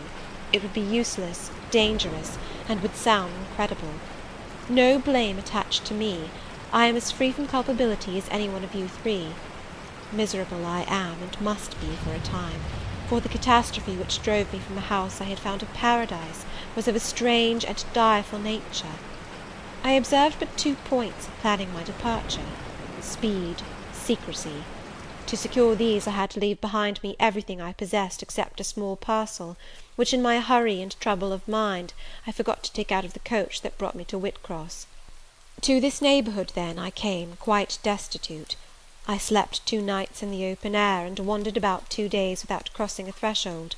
But twice in that space of time did I taste food, and it was when brought by hunger, exhaustion, and despair almost to the last gasp, that you, Mr. Rivers, forbade me to perish of want at your door, and took me under the shelter of your roof. I know all your sisters have done for me since, for I have not been insensible during my seeming torpor, and I owe to their spontaneous, genuine, genial compassion as large a debt as to your evangelical charity. "Don't make her talk any more now, St. John," said Diana, as I paused. "She is evidently not yet fit for excitement. Come to the sofa and sit down now, Miss Elliot." I gave an involuntary half start at hearing the alias. I had forgotten my new name. Mr. Rivers, whom nothing seemed to escape, noticed it at once. "You said your name was Jane Elliot," he observed. "I did say so, and it is the name by which I think it expedient to be called at present; but it is not my real name, and when I hear it, it sounds strange to me." "Your real name you will not give?" "No. I fear discovery above all things, and whatever disclosure would lead to it, I avoid." "You are quite right, I am sure," said Diana. "Now do, brother, let her be at peace a while." But when St. John had mused a few moments, he recommenced as imperturbably and with as much acumen as ever. "You would not like to be long dependent on our hospitality. You would wish, I see, to dispense as soon as may be with my sister's compassion, and above all with my charity. I am quite sensible of the distinction drawn, nor do I resent it; it is just. You desire to be independent of us?" "I do. I have already said so. Show me how to work, or how to seek work; that is all I now ask. Then let me go, if it be but to the meanest cottage; but till then allow me to stay here. I dread another essay of the horrors of homeless destitution." "Indeed you shall stay here," said Diana, putting her white hand on my head. "You shall," repeated Mary, in the tone of undemonstrative sincerity which seemed natural to her. "My sisters, you see, have a pleasure in keeping you," said Mr. St. John, "as they would have a pleasure in keeping and cherishing a half-frozen bird some wintry wind might have driven through their casement. I feel more inclination to put you in the way of keeping yourself, and shall endeavour to do so; but observe, my sphere is narrow. I am but the incumbent of a poor county parish, my aid must be of the humblest sort; and if you are inclined to despise the day of small things, seek some more efficient succour than such as I can offer." "She has already said that she is willing to do anything honest she can do," answered Diana for me; "and you know, St. John, she has no choice of helpers; she is forced to put up with such crusty people as you." "I will be a dressmaker, I will be a plain workwoman, I will be a servant, a nurse girl, if I can be no better," I answered. "Right," said Mr. St. John, quite coolly; "if such is your spirit, I promise to aid you in my own time and way."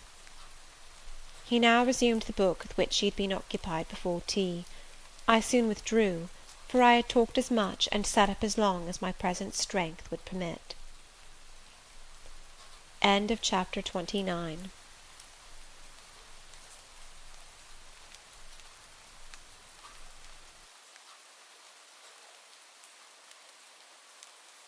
Jane Eyre, by Charlotte Brontë. Chapter 30. The more I knew of the inmates of Moor House, the better I liked them. In a few days I had so far recovered my health, that I could sit up all day, and walk out sometimes. I could join with Diana and Mary in all their occupations, converse with them as much as they wished, and aid them when and where they would allow me. There was a reviving pleasure in this intercourse, of a kind now tasted by me for the first time; the pleasure arising from perfect congeniality of tastes, sentiments, and principles. I liked to read what they liked to read; what they enjoyed delighted me; what they approved I reverenced.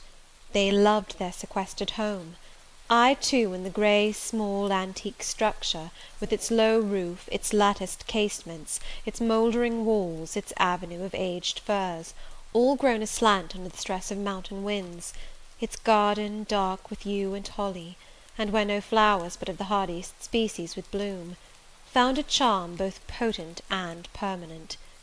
They clung to the purple moors behind and around their dwelling, to the hollow vale into which the pebbly bridle path leading from their gate descended, and which wound between fern banks first, and then among a few of the wildest little pasture fields that ever bordered a wilderness of heath, or gave sustenance to a flock of grey moorland sheep, with their little mossy-faced lambs.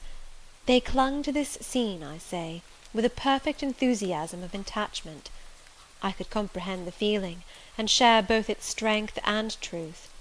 I saw the fascination of the locality; I felt the consecration of its loneliness; my eye feasted on the outline of swell and sweep, on the wild colouring communicated to ridge and dell by moss, by heath bell, by flower-sprinkled turf, by brilliant bracken and mellow granite crag. These details were just to me what they were to them, so many pure and sweet sources of pleasure. The strong blast and the soft breeze, the rough and the halcyon day, the hours of sunrise and sunset, the moonlight and the clouded night, developed for me, in these regions, the same attraction as for them, wound round my faculties the same spell that entranced theirs. Indoors we agreed equally well. They were both more accomplished and better read than I was, but with eagerness I followed in the path of knowledge they had trodden before me. I devoured the books they lent me; then it was full satisfaction to discuss with them in the evening what I had perused during the day. Thought fitted thought, opinion met opinion; we coincided, in short, perfectly. If in our trio there was a superior and a leader, it was Diana. Physically she far excelled me; she was handsome, she was vigorous. In her animal spirits there was an affluence of life and certainty of flow, such as excited my wonder, while it baffled my comprehension. I could talk a while when the evening commenced, but the first gush of vivacity and fluency gone, I was fain to sit on a stool at Diana's feet, to rest my head on her knee, and listen alternately to her and Mary, while they sounded thoroughly the topic on which I had but touched. Diana offered to teach me German. I liked to learn of her. I saw the part of instructress pleased and suited her; that of scholar pleased and suited me no less. Our natures dovetailed. Mutual affection, of the strongest kind, was the result. They discovered I could draw; their pencils and colour boxes were immediately at my service. My skill, greater in this one point than theirs, surprised and charmed them. Mary would sit and watch me by the hour together; then she would take lessons, and a docile, intelligent, assiduous pupil she made. Thus occupied, and mutually entertained, days passed like hours, and weeks like days. As to Mr. St. John, the intimacy which had arisen so naturally and rapidly between me and his sisters did not extend to him. One reason of the distance yet observed between us was, that he was comparatively seldom at home. A large proportion of his time appeared devoted to visiting the sick and poor among the scattered population of his parish. No weather seemed to hinder him in these pastoral excursions. Rain or fair, he would, when his hours of morning study were over, take his hat, and, followed by his father's old pointer, Carlo, go out on his mission of love or duty. I scarcely know in which light he regarded it. Sometimes, when the day was very unfavourable, his sisters would expostulate. He would then say, with a peculiar smile, more solemn than cheerful, "And if I let a gust of wind, or a sprinkling of rain, turn me aside from these easy tasks, what preparation would such sloth be for the future I propose to myself?" Diana and Mary's general answer to this question was a sigh, and some minutes of apparently mournful meditation. But besides his frequent absences, there was another barrier to friendship with him.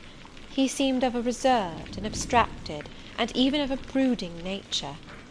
Zealous in his ministerial labours, blameless in his life and habits, he yet did not appear to enjoy that mental serenity, that inward content, which should be the reward of every sincere Christian and practical philanthropist.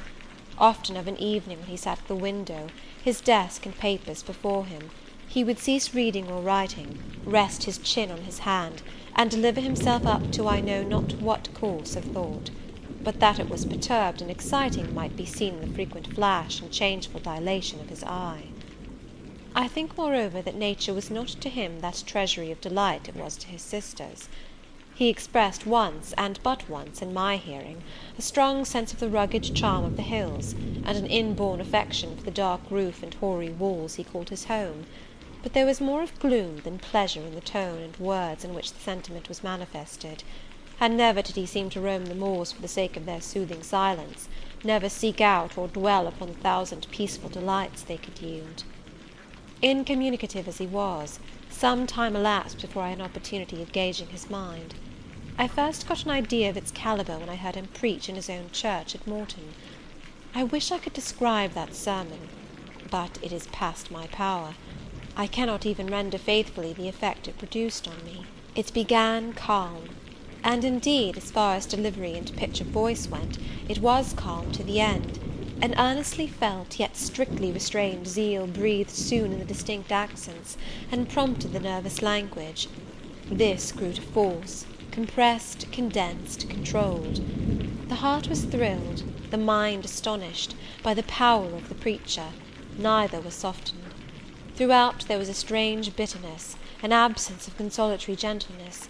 Stern allusions to Calvinistic doctrines, election, predestination, reprobation, were frequent, and each reference to these points sounded like a sentence pronounced for doom. When he had done, instead of feeling better, calmer, more enlightened by his discourse, I experienced an inexpressible sadness; for it seemed to me, I know not whether equally so to others, that the eloquence to which I had been listening had sprung from a depth where lay turbid dregs of disappointment, where moved troubling impulses of insatiate yearnings and disquieting aspirations.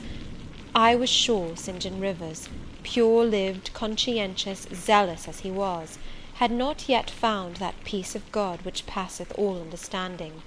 He no more had found it, I thought, than had I, with my concealed and racking regrets for my broken idol and lost Elysium, regrets to which I have latterly avoided referring, but which possessed me and tyrannized over me ruthlessly. Meantime a month was gone.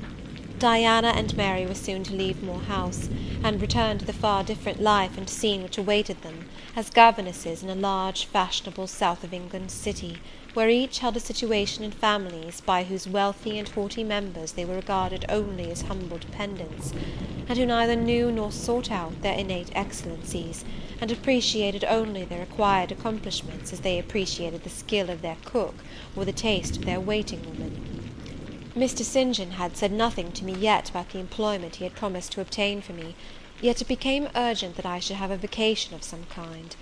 One morning, being left alone with him a few minutes in the parlour, I ventured to approach the window recess, which his table, chair, and desk consecrated as a kind of study, and I was going to speak, though not very well knowing in what words to frame my inquiry, for it is at all times difficult to break the ice of reserve glassing over such natures as his, when he saved me the trouble by being the first to commence a dialogue. Looking up as I drew near, "You have a question to ask of me?" he said. "Yes, I wish to know whether you have heard of any service I can offer myself to undertake." "I found or devised something for you 3 weeks ago, but as you seemed both useful and happy here, as my sisters had evidently become attached to you, and your society gave them unusual pleasure, I deemed it inexpedient to break in on your mutual comfort, till their approaching departure from Marsh End should render yours necessary." "And they will go in 3 days now?" I said. "Yes, and when they go, I shall return to the parsonage at Morton. Hannah will accompany me, and this old house will be shut up." I waited a few moments, expecting he would go on with the subject first broached, but he seemed to have entered another train of reflection. His look denoted abstraction from me and my business. I was obliged to recall him to a theme which was, of necessity, one of close and anxious interest to me. "What is the employment you had in view, Mr. Rivers? I hope this delay will not have increased the difficulty of securing it." "Oh, no, since it is an employment which depends only on me to give, and you to accept." He again paused. There seemed a reluctance to continue. I grew impatient. A restless movement or two, and an eager and exacting glance fastened on his face, conveyed the feeling to him as effectually as words could have done, and with less trouble. "You need be in no hurry to hear," he said. "Let me frankly tell you, I have nothing eligible or profitable to suggest. Before I explain, recall, if you please, my notice, clearly given, that if I helped you, it must be as the blind man would help the lame. I am poor, for I find that, when I have paid my father's debts, all the patrimony remaining to me will be this crumbling grange, the row of scathed firs behind, and the patch of moorish soil, with the yew trees and holly bushes in front. I am obscure. Rivers is an old name, but of the 3 sole descendants of the race, 2 earn the dependent's crust among strangers, and the 3rd considers himself an alien from his native country, not only for life, but in death. Yes, and deems, and is bound to deem, himself honoured by the lot, and aspires but after the day when the cross of separation from fleshly ties shall be laid on his shoulders, and when the head of that church militant of whose humblest members he is one, shall give the word, "Rise, follow me."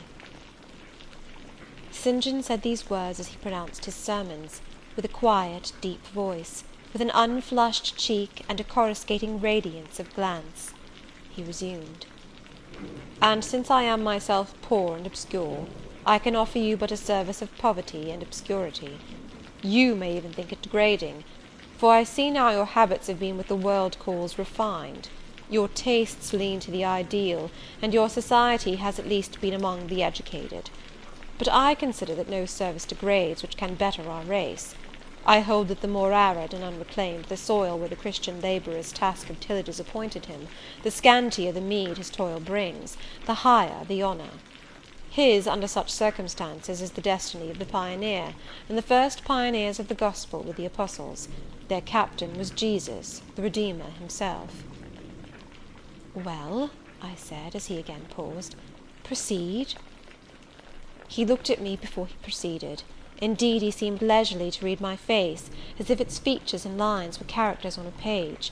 The conclusions drawn from his scrutiny he partially expressed in his succeeding observations. "I believe you will accept the post I offer you," he said, and hold it for a while. Not permanently, though, any more than I could permanently keep the narrow and the narrowing, the tranquil hidden office of English country incumbent; for in your nature is an alloy as detrimental to repose as that in mine, though of a different kind. Do explain, I urged, when he halted once more.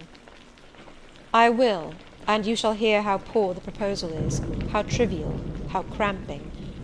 I shall not stay long at Morton now that my father is dead, and that I am my own master.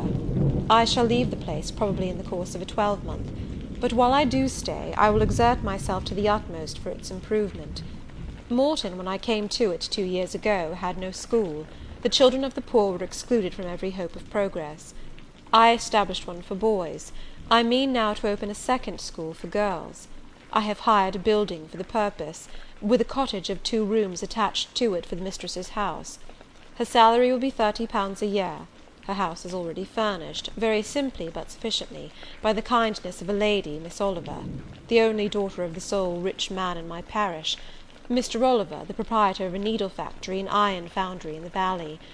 The same lady pays for the education and clothing of an orphan from the workhouse, on condition that she shall aid the mistress in such menial offices connected with her own house and the school as her occupation of teaching will prevent her having time to discharge in person. Will you be this mistress? He put the question rather hurriedly. He seemed half to expect an indignant or at least a disdainful rejection of the offer. Not knowing all my thoughts and feelings, though guessing some, he could not tell in what light the lot would appear to me.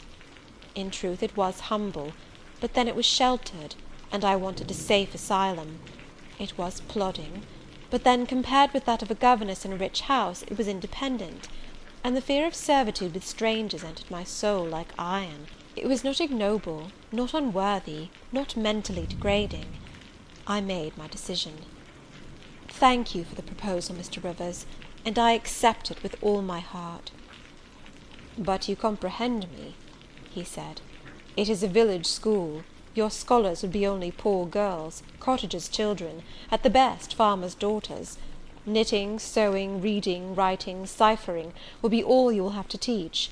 What will you do with your accomplishments? What with the largest portion of your mind, sentiments, tastes? Save them till they are wanted. They will keep. You know what you undertake, then? I do. He now smiled, and not a bitter or a sad smile, but one well pleased and deeply gratified. And when will you commence the exercise of your function? I will go to my house to-morrow, and open the school, if you like, next week. Very well, so be it. He rose and walked through the room. Standing still, he again looked at me. He shook his head. What do you disapprove of, Mr. Rivers? I asked. You will not stay at Morton long. No, no. Why, what is your reason for saying so? I read it in your eye. It is not of that description which promises the maintenance of an even tenor in life. I am not ambitious. He started at the word ambitious. He repeated, No. What made you think of ambition? Who is ambitious? I know I am, but how did you find it out?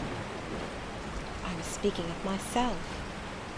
Well, if you're not ambitious, you are... He paused. What? I was going to say impassioned, but perhaps you would have misunderstood the word and been displeased. I mean that human affections and sympathies have a most powerful hold on you. I am sure you cannot long be content to pass your leisure in solitude, and to devote your working hours to a monotonous labour wholly void of stimulus, any more than I can be content, he added with emphasis, to live here buried in morass, pent in with mountains. My nature that God gave me contravened, my faculties heaven bestowed, paralysed, made useless. You hear now how I contradict myself. I, who preached contentment with a humble lot, and justified the vocation even of hewers of wood and drawers of water in God's service, I, his ordained minister, almost rave in my restlessness. Well, propensities and principles must be reconciled by some means. He left the room. In this brief hour I had learnt more of him than in the whole previous month, yet still he puzzled me. Diana and Mary Rivers became more sad and silent as the day approached for leaving their brother and their home. They both tried to appear as usual, but the sorrow they had to struggle against was one that could not be entirely conquered or concealed. Diana intimated that this would be a different parting from any they had ever yet known. It would probably, as far as St. John was concerned, be a parting for years. It might be a parting for life. "He will sacrifice all to his long-framed resolves," she said. "Natural affection and feelings more potent still. St. John looks quiet, Jane, but he hides a fever in his vitals. You would think him gentle, yet in some things he is inexorable as death, and the worst of it is, my conscience will hardly permit me to dissuade him from his severe decision. Certainly I cannot for a moment blame him for it. It is right, Christian, noble, but it breaks my heart." And the tears gushed to her fine eyes. Mary bent her head low over her work. "We are now without father. We shall soon be without home and brother," she murmured. At that moment a little accident supervened, which seemed decreed by fate purposely to prove the truth of the adage that misfortunes never come singly, and to add to their distresses the vexing one of the slit between the cup and lip. St. John passed the window reading a letter. He entered. "Our Uncle John is dead," said he. Both the sisters seemed struck, not shocked or appalled. The tidings appeared in their eyes rather momentous than afflicting. "Dead?" repeated Diana. "Yes." She riveted a searching gaze on her brother's face. "And what then?" she demanded in a low voice. "What then, Di?" he replied, maintaining a marble immobility of feature. "What then? Why, nothing. Read." He threw the letter into her lap. She glanced over it and handed it to Mary. Mary perused it in silence and returned it to her brother. All three looked at each other, and all three smiled, a dreary, pensive smile enough.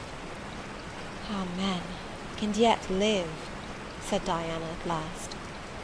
"At any rate it makes us no worse off than we were before," remarked Mary. "Only it forces rather strongly on the mind the picture of what might have been," said Mr. Rivers, "and contrasts it somewhat too vividly with what is." He folded the letter, locked it in his desk, and again went out. For some minutes no one spoke. Diana then turned to me. "Jane, you will wonder at us and our mysteries," she said, "and think us hard-hearted beings not to be more moved at the death of so near a relation as an uncle, but we had never seen him or known him. He was my mother's brother. My father and he quarrelled long ago. It was by his advice that my father risked most of his property in the speculation that ruined him. Mutual recrimination passed between them. They parted in anger and were never reconciled. My uncle engaged afterwards in more prosperous undertakings. It appears he realized a fortune of £20,000. He was never married, and had no near kindred but ourselves and one other person, not more closely related than we. My father always cherished the idea that he would atone for his error by leaving his possessions to us. That letter informs us that he has bequeathed every penny to the other relation, with the exception of 30 guineas, to be divided between St. John, Diana, and Mary Rivers for the purchase of 3 mourning rings. He had a right, of course, to do as he pleased, and yet a momentary damp is cast on his spirits by the receipt of such news. Mary and I would have esteemed ourselves rich with £1,000 each, and to St. John such a sum would have been valuable, for the good it would have enabled him to do. This explanation given, the subject was dropped, and no further reference made to it by either Mr. Rivers or his sisters. The next day I left Marsh End for Morton. The day after, Diana and Mary quitted it for distant B. In a week Mr. Rivers and Hannah repaired to the parsonage, and so the old Grange was abandoned. End of chapter 30.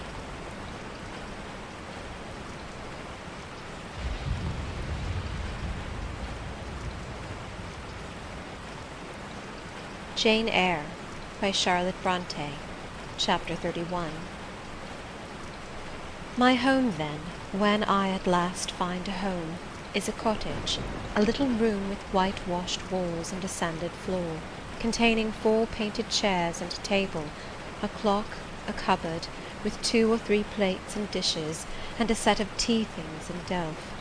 Above, a chamber of the same dimensions as the kitchen, with a deal bedstead and chest of drawers, small, yet too large to be filled with my scanty wardrobe, though the kindness of my gentle and generous friends has increased that by a modest stock of such things as are necessary.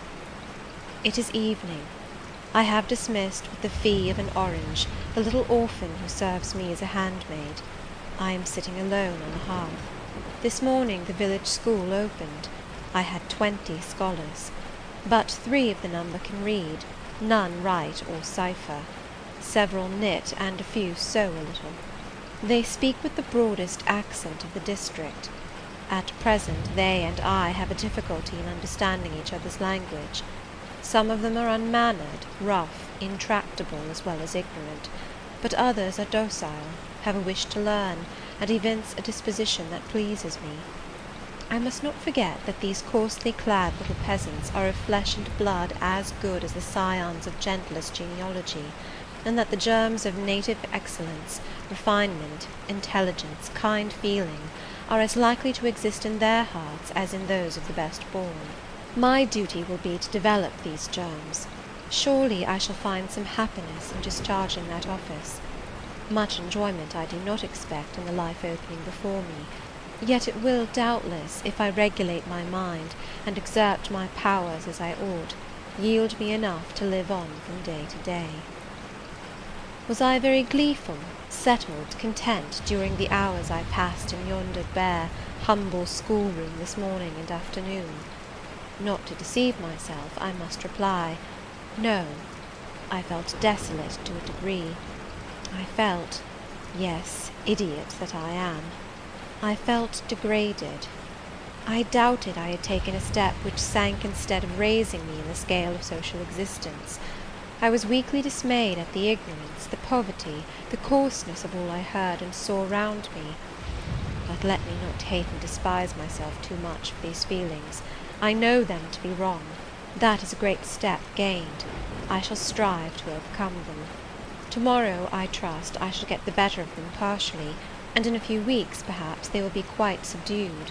In a few months, it is possible, the happiness of seeing progress and a change for the better in my scholars may substitute gratification for disgust. Meantime, let me ask myself one question. Which is better?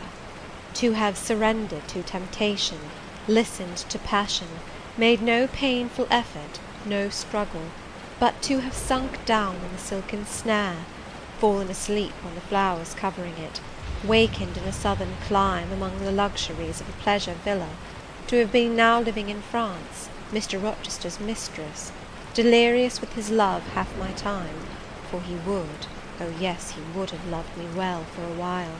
He did love me. No one will ever love me so again.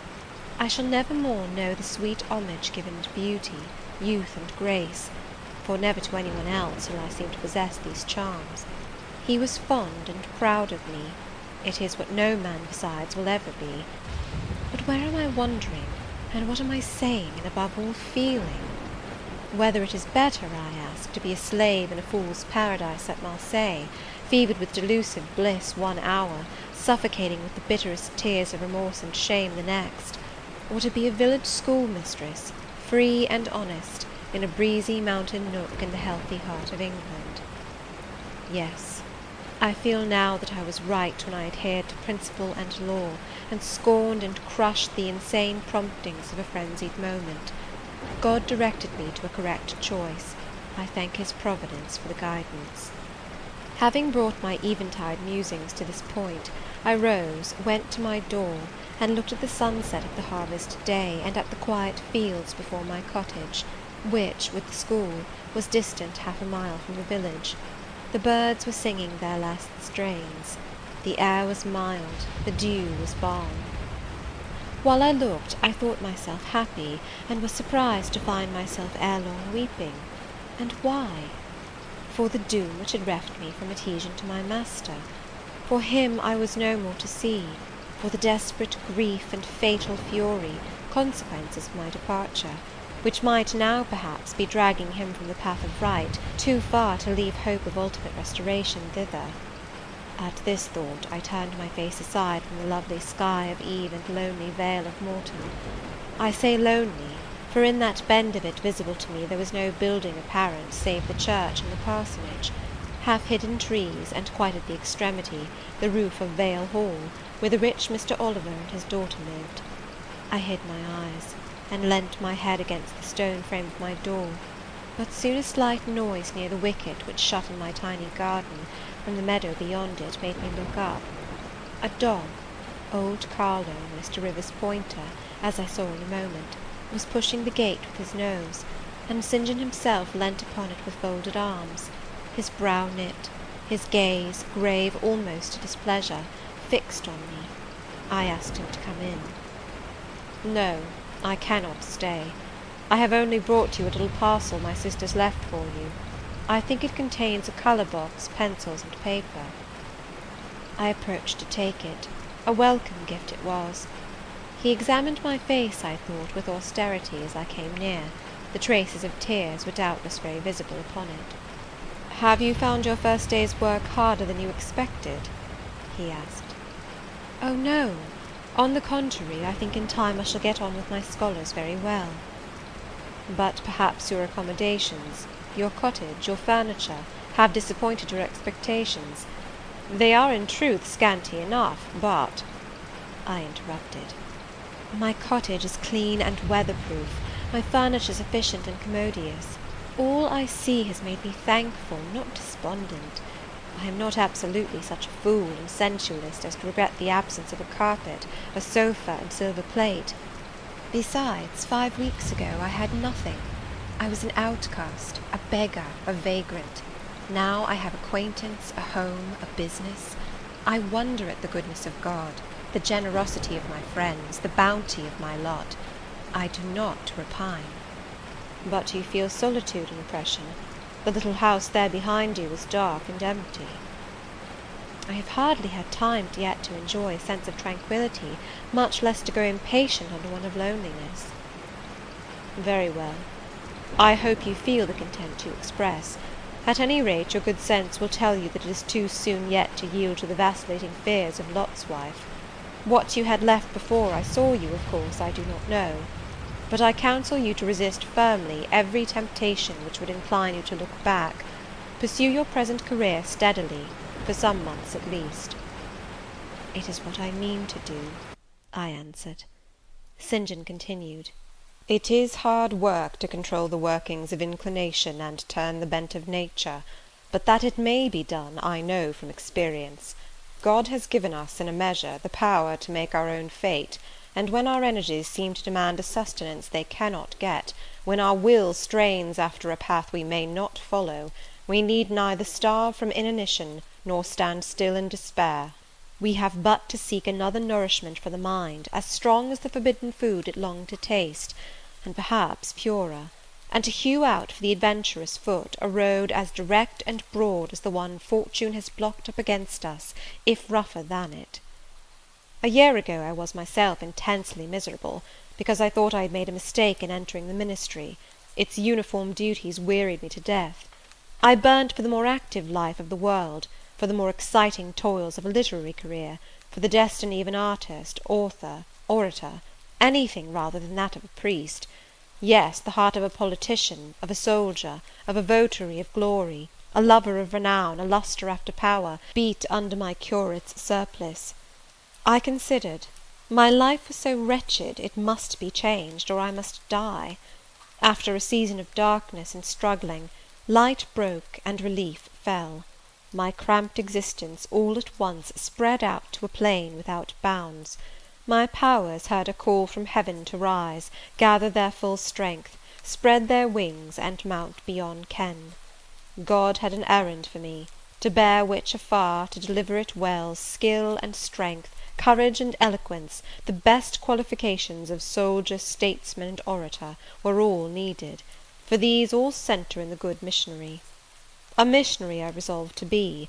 From that moment my state of mind changed. The fetters dissolved and dropped from every faculty, leaving nothing of bondage but its galling soreness. which time only can heal. My father, indeed, imposed the determination, but since his death I have not a legitimate obstacle to contend with. Some affairs settled, a successor for Morton provided, an entanglement or two of the feelings broken through or cut asunder, a last conflict with human weakness, in which I know I shall overcome, because I have vowed that I will overcome, and I leave Europe for the East. He said this in his peculiar, subdued, yet emphatic voice, looking, when he had ceased speaking, not at me, but at the setting sun, at which I looked too. Both he and I had our backs towards the path leading up the field to the wicket. We had heard no step on that grass-grown track. The water running in the vale was the one lulling sound of the hour and scene. We might well then start, when a gay voice, sweet as a silver bell, exclaimed, "Good evening, Mr. Rivers." "And good evening, old Carlo. Your dog is quicker to recognise his friends than you are, sir. He pricked his ears and wagged his tail when I was at the bottom of the field, and you have your back towards me now." It was true. Though Mr. Rivers had started at the first of those musical accents, as if a thunderbolt had split a cloud over his head, he stood yet, at the close of the sentence, in the same attitude in which the speaker had surprised him, his arm resting on the gate, his face directed towards the west. He turned at last with measured deliberation. A vision, as it seemed to me, had risen at his side. There appeared, within 3 feet of him, a form clad in pure white, a youthful, graceful form, full yet fine in contour, and when, after bending to caress Carlo, it lifted up its head and threw back a long veil, there bloomed under his glance a face of perfect beauty. Perfect beauty is a strong expression, but I do not retrace or qualify it.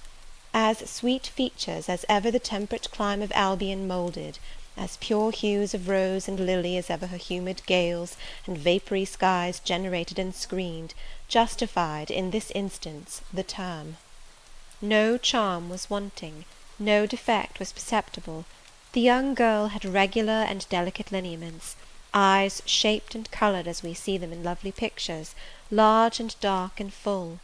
The long and shadowy eyelash which encircles a fine eye with so soft a fascination, the pencilled brow which gives such clearness, the white smooth forehead, which adds such repose to the livelier beauties of tint and ray, the cheek oval, fresh and smooth, the lips fresh too, ruddy, healthy, sweetly formed, the even and gleaming teeth without flaw, the small dimpled chin, the ornament of rich plenteous tresses, all advantages, in short, which combined realised the ideal of beauty, were fully hers. I wondered as I looked at this fair creature. I admired her with my whole heart. Nature had surely formed her in a partial mood, and forgetting her usual stinted stepmother dole of gifts, had endowed this, her darling, with a grande dame's bounty. What did St. John Rivers think of this earthly angel? I naturally asked myself that question as I saw him turn to her and look at her, and as naturally I sought the answer to the inquiry in his countenance. He had already withdrawn his eye from the Perry, and was looking at a humble tuft of daisies which grew by the wicket.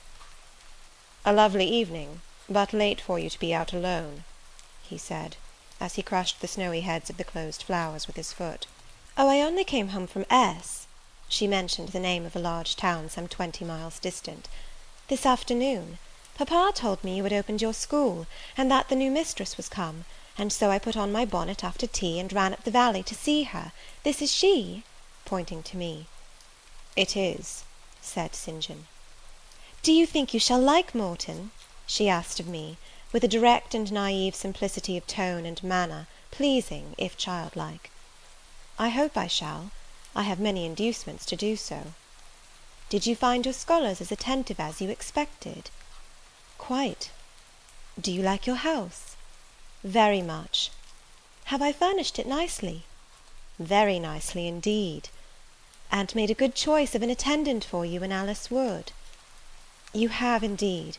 She is teachable and handy." This, then, I thought, is Miss Oliver, the heiress, favoured, it seems, in the gifts of fortune as well as in those of nature. What happy combination of the planets presided over her birth, I wonder? "I shall come up and help you to teach sometimes," she added. It will be a change for me to visit you now and then, and I like a change. Mr. Rivers, I have been so gay during my stay at S. Last night, or rather this morning, I was dancing till 2 o'clock. The th regiment are stationed there since the riots, and the officers are the most agreeable men in the world. They put all our young knife grinders and scissor merchants to shame." It seemed to me that Mr. St. John's under lip protruded, and his upper lip curled a moment. His mouth certainly looked a good deal compressed, and the lower part of his face unusually stern and square, as the laughing girl gave him this information. He lifted his gaze, too, from the daisies, and turned it on her. An unsmiling, a searching, a meaning gaze it was. She answered it with a second laugh, and laughter well became her youth, her roses, her dimples, her bright eyes. As he stood, mute and grave, she again fell to caressing Carlo. "Poor Carlo loves me," said she. "He is not stern and distant to his friends, and if he could speak, he would not be silent." As she patted the dog's head, bending with native grace before his young and austere master, I saw a glow rise to that master's face. I saw his solemn eye melt with sudden fire, and flicker with resistless emotion. Flushed and kindled thus, he looked nearly as beautiful for a man as she for a woman. His chest heaved once, as if his large heart, weary of despotic constriction, had expanded, despite the will, and made a vigorous bound for the attainment of liberty. But he curbed it, I think, as a resolute rider would curb a rearing steed. He responded neither by word nor movement to the gentle advances made him. "Papa says you never come to see us now," continued Miss Oliver, looking up. "You are quite a stranger at Vale Hall. He is alone this evening, and not very well. Will you return with me and visit him?" "It is not a seasonable hour to intrude on Mr. Oliver," answered St. John. "Not a seasonable hour! But I declare it is. It is just the hour when papa most wants company, when the works are closed, and he has no business to occupy him. Now, Mr. Rivers, do come. Why are you so very shy, and so very sombre?" She filled up the hiatus his silence left by a reply of her own.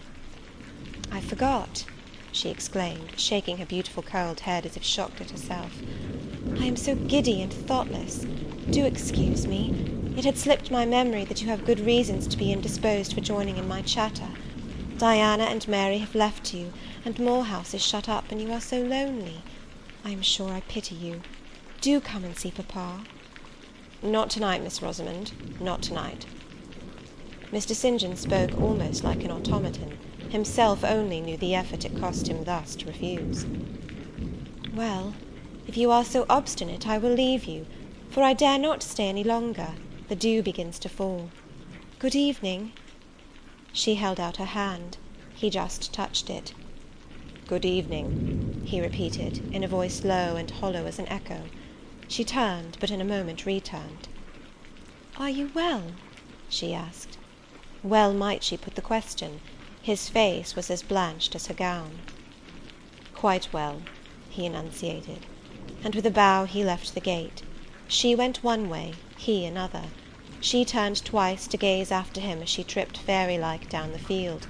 He, as he strode firmly across, never turned at all. This spectacle of another's suffering and sacrifice rapt my thoughts from exclusive meditation on my own. Diana Rivers had designated her brother inexorable as death. She had not exaggerated. End of chapter 31.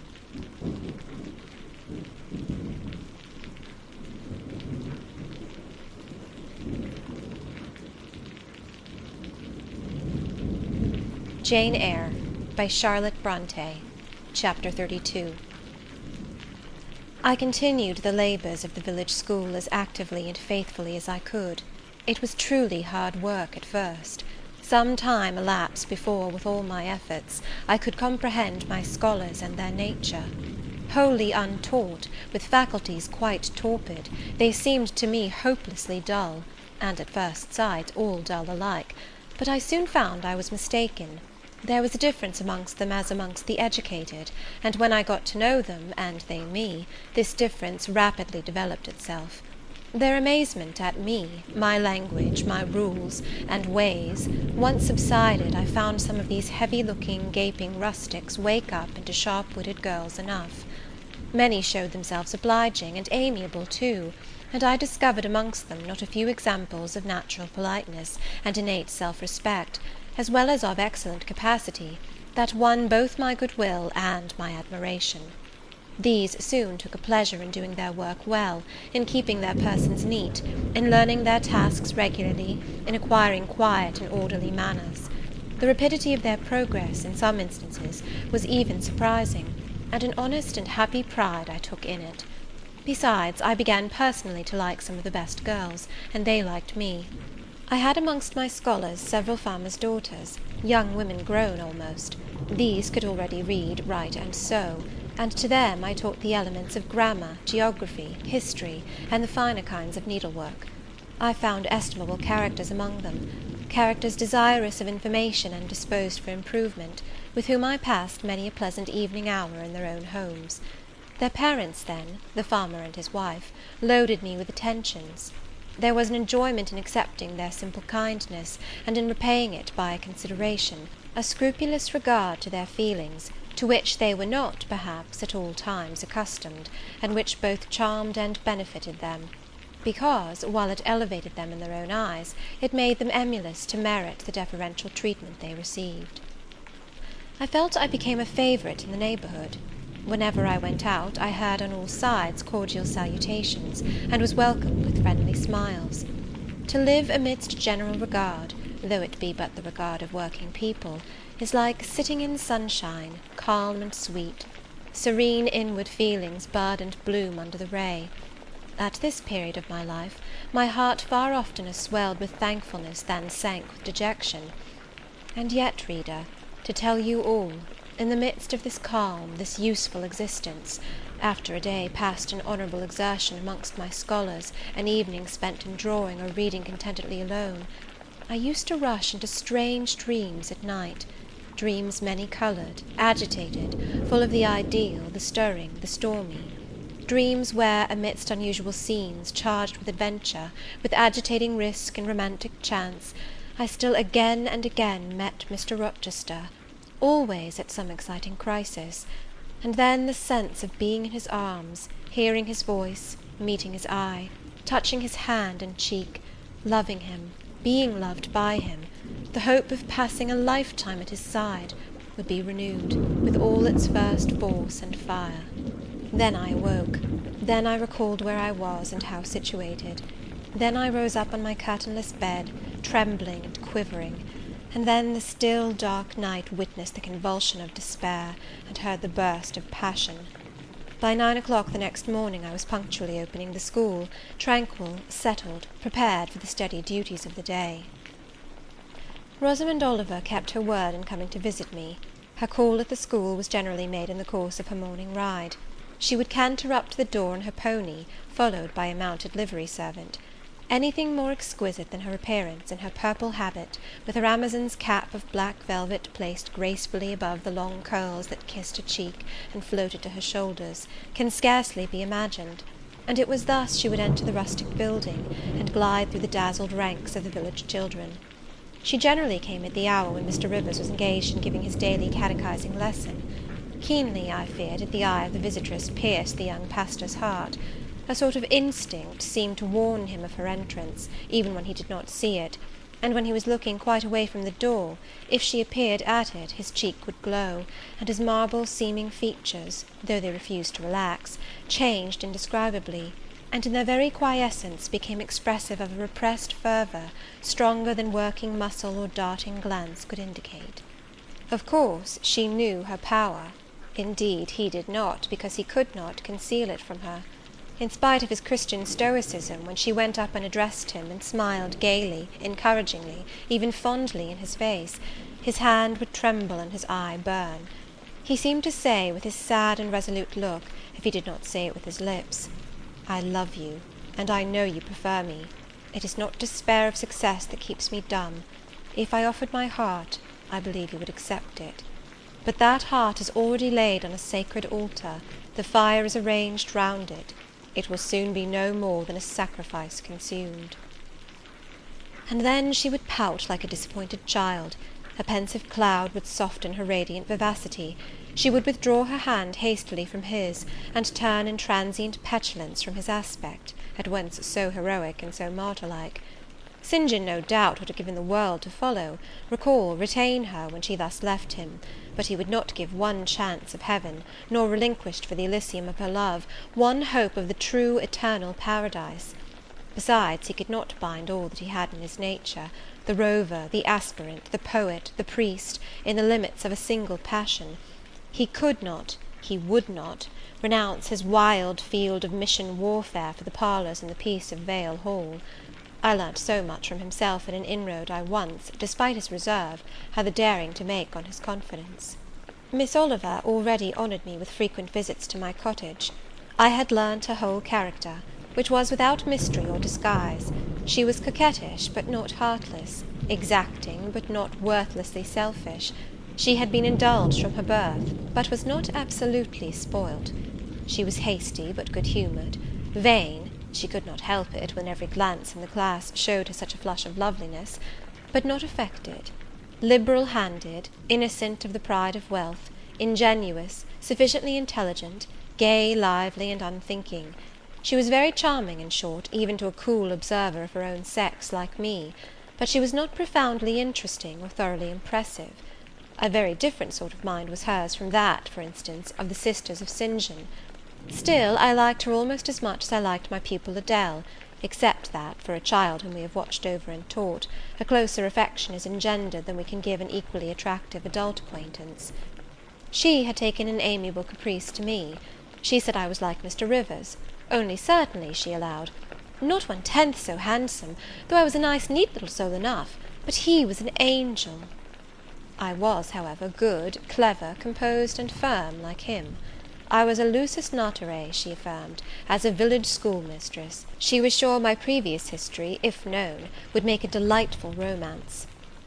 One evening, while with her usual childlike activity, and thoughtless yet not offensive inquisitiveness, she was rummaging the cupboard and table drawer of my little kitchen, she discovered first 2 French books, a volume of Schiller, a German grammar and dictionary, and then my drawing materials and some sketches, including a pencil head of a pretty little cherub-like girl, one of my scholars, and sundry views from nature, taken in the Vale of Morton and on the surrounding moors. She was first transfixed with surprise, and then electrified with delight. Had I done these pictures? Did I know French and German? What a love, what a miracle I was! I drew better than her master in the first school in S. Would I sketch a portrait of her, to show to papa? With pleasure, I replied; and I felt a thrill of artist's delight at the idea of copying from so perfect and radiant a model. She had then on a dark blue silk dress; her arms and her neck were bare; her only ornament was her chestnut tresses, which waved over her shoulders with all the wild grace of natural curls. I took a sheet of fine cardboard, and drew a careful outline. I promised myself the pleasure of colouring it; and as it was getting late then, I told her she must come and sit another day. She made such a report of me to her father, that Mr. Oliver himself accompanied her next evening, a tall, massive-featured, middle-aged, and grey-headed man, at whose side his lovely daughter looked like a bright flower near a hoary turret. He appeared a taciturn, and perhaps a proud personage, but he was very kind to me. The sketch of Rosamond's portrait pleased him highly. He said I must make a finished picture of it. He insisted, too, on my coming the next day to spend the evening at Vale Hall. I went. I found it a large, handsome residence, showing abundant evidences of wealth in the proprietor. Rosamond was full of glee and pleasure all the time I stayed. Her father was affable, and when he entered into conversation with me after tea, he expressed in strong terms his approbation of what I had done in Morton School, and said he only feared, from what he saw and heard, I was too good for the place, and would soon quit it for one more suitable. "Indeed!" cried Rosamond, "she is clever enough to be a governess in a high family, papa." I thought I would far rather be where I am than in any high family in the land. Mr. Oliver spoke of Mr. Rivers, of the Rivers family, with great respect. He said it was a very old name in that neighbourhood, that the ancestors of the house were wealthy, that all Morton had once belonged to them, that even now he considered the representative of that house might, if he liked, make an alliance with the best. He accounted it a pity that so fine and talented a young man should have formed the design of going out as a missionary. It was quite throwing a valuable life away. It appeared, then, that the father would throw no obstacle in the way of Rosamond's union with St. John. Mr. Oliver evidently regarded the young clergyman's good birth, old name, and sacred profession as sufficient compensation for the want of fortune. It was the 5th of November, and a holiday. My little servant, after helping me to clean my house, was gone, well satisfied with the fee of a penny for her aid. All about me was spotless and bright, scoured floor, polished grate, and well-rubbed chairs. I had also made myself neat, and had now the afternoon before me to spend as I would. The translation of a few pages of German occupied an hour. Then I got my palette and pencils, and fell to the more soothing, because easier occupation, of completing Rosamond Oliver's miniature. The head was finished already. There was but the background to tint and the drapery to shade off, a touch of carmine, too, to add to the ripe lips, a soft curl here and there to the tresses, a deeper tinge to the shadow of the lash under the azured eyelid. I was absorbed in the execution of these nice details, when after one rapid tap, my door unclosed, admitting St. John Rivers. "I come to see how you are spending the holiday," he said. "Not, I hope, in thought. No, that is well. While you draw, you will not feel lonely. You see, I mistrust you still, though you have borne up wonderfully so far. I have brought you a book for evening solace." And he laid on the table a new publication, a poem, one of those genuine productions so often vouchsafed to the fortunate public of those days, the golden age of modern literature. Alas, the readers of our era are less favoured. But courage, I will not pause either to accuse or repine. I know poetry is not dead, nor genius lost, nor has Mammon gained power over either to bind or slay. They will both assert their existence, their presence, their liberty and strength again one day. Powerful angels, safe in heaven. They smile when sordid souls triumph, and feeble ones weep over their destruction. Poetry destroyed? Genius banished? No. Mediocrity, no. Do not let envy prompt you to the thought. No, they not only live, but reign and redeem, and without their divine influence spread everywhere, you would be in hell, the hell of your own meanness. While I was eagerly glancing at the bright pages of Marmion, for Marmion it was, St. John stooped to examine my drawing. His tall figure sprang erect again with a start. He said nothing. I looked up at him. He shunned my eye. I knew his thoughts well, and could read his heart plainly. At the moment I felt calmer and cooler than he. I had then temporarily the advantage of him, and I conceived an inclination to do him some good if I could. With all his firmness and self-control, thought I, he tasks himself too far, locks every feeling and pang within, expresses, confesses, imparts nothing. I am sure it would benefit him to talk a little about this sweet Rosamond, whom he thinks he ought not to marry. I will make him talk. I said first, "Take a chair, Mr. Rivers." But he answered, as he always did, that he could not stay. "Very well," I responded mentally.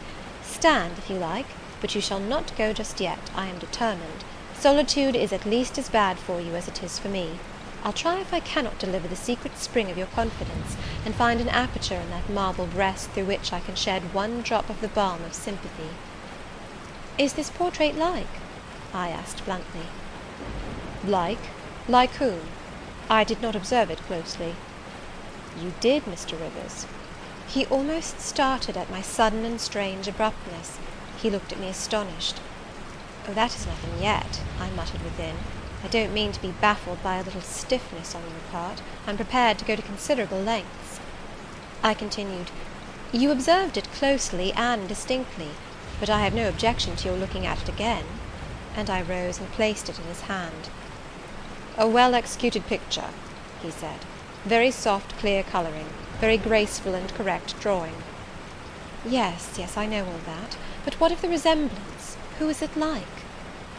Mastering some hesitation, he answered, "Miss Oliver, I presume?" "Of course. And now, sir, to reward you for the accurate guess, I will promise to paint you a careful and faithful duplicate of this very picture, provided you admit that the gift would be acceptable to you.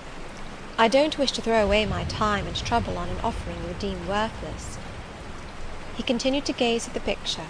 The longer he looked, the firmer he held it, the more he seemed to covet it. "It is like," he murmured. "The eye is well managed, the colour, light, expression are perfect. It smiles." Would it comfort or would it wound you to have a similar painting? Tell me that. When you are at Madagascar, at the Cape, or in India, would it be a consolation to have that memento in your possession? Or would the sight of it bring recollections calculated to enervate and distress? He now furtively raised his eyes. He glanced at me, irresolute, disturbed. He again surveyed the picture. That I should like to have it is certain. Whether it will be judicious or wise is another question. Since I had ascertained that Rosamond really preferred him, and that her father was not likely to oppose the match, I, less exalted in my views than St. John, had been strongly disposed in my own heart to advocate their union. It seemed to me that, should he become the possessor of Mr. Oliver's large fortune, he might do as much good with it as if he went and laid his genius out to wither, and his strength to waste under a tropical sun. With this persuasion I now answered, "As far as I can see, it would be wiser and more judicious if you were to take to yourself the original at once." By this time he had sat down. He had laid the picture on the table before him, and with his brow supported on both hands, hung fondly over it. I discerned he was now neither angry nor shocked at my audacity. I saw even that to be thus frankly addressed on a subject he had deemed unapproachable, to hear it thus freely handled, was beginning to be felt by him as a new pleasure, an unhoped-for relief. Reserved people often really need the frank discussion of their sentiments and griefs more than the expansive. The sternest seeming stoic is human after all, and to burst with boldness and goodwill into the silent sea of their souls is often to confer on them the first of obligations. "She likes you, I am sure," said I, as I stood behind his chair, "and her father respects you. Moreover, she is a sweet girl. Rather thoughtless, but she would have sufficient thought for both yourself and her. You ought to marry her." "Does she like me?" he asked. "Certainly. Better than she likes any one else. She talks of you continually. There is no subject she enjoys so much or touches upon so often." "It is very pleasant to hear this," he said. "Very. Go on, for another quarter of an hour." And he actually took out his watch and laid it upon the table to measure the time. "But where is the use of going on?" I asked, "when you are probably preparing some iron blow of contradiction, or forging a fresh chain to fetter your heart? Don't imagine such hard things. Fancy me yielding and melting as I am doing. Human love rising like a freshly opened fountain in my mind, and overflowing with sweet inundation all the field I have so carefully and with such labour prepared, so assiduously sown with the seeds of good intentions, of self-denying plans. And now it is deluged with a nectarous flood, the young germs swamped, delicious poison cankering them. Now I see myself stretched on an ottoman in the drawing-room at Vale Hall, without my bride, Rosamond Oliver's feet. She is talking to me with a sweet voice, gazing down on me with those eyes your skilful hand has copied so well, smiling at me with those coral lips. She is mine, I am hers. This present life and passing world suffice to me. Hush, say nothing. My heart is full of delight. My senses are entranced. Let the time I marked pass in peace." I humoured him. The watch ticked on. He breathed fast and low. I stood silent. Amidst this hush the quartet sped. He replaced the watch, laid the picture down, rose, and stood on the hearth. "Now," said he, "that little space was given to delirium and delusion. I rested my temples on the breast of temptation, and put my neck voluntarily under her yoke of flowers. I tasted her cup. The pillow was burning. There is an asp in the garland. The wine has a bitter taste. Her promises are hollow. Her offers false. I see and know all this." I gazed at him in wonder. "It is strange," pursued he, "that while I love Rosamond Oliver so wildly, with all the intensity indeed of a first passion, the object of which is exquisitely beautiful, graceful, fascinating, I experience at the same time a calm, unwarped consciousness that she would not make me a good wife, that she is not the partner suited to me, that I should discover this within a year after marriage, and that to 12 months' rapture would succeed a lifetime of regret. This I know." "Strange indeed," I could not help ejaculating. "While something in me," he went on, "is acutely sensible to her charms, something else is as deeply impressed with her defects. They are such that she could sympathize in nothing I aspired to, co-operate in nothing I undertook. Rosamond a sufferer, a labourer, a female apostle? Rosamond a missionary's wife? No. But you need not be a missionary. You might relinquish that scheme. Relinquish? What? My vocation? My great work? My foundation laid on earth for a mansion in heaven? My hopes of being numbered in the band who have merged all ambitions in the glorious one of bettering their race, of carrying knowledge into the realms of ignorance, of substituting peace for war, freedom for bondage, religion for superstition, the hope of heaven for the fear of hell? Must I relinquish that? It is dearer than the blood in my veins.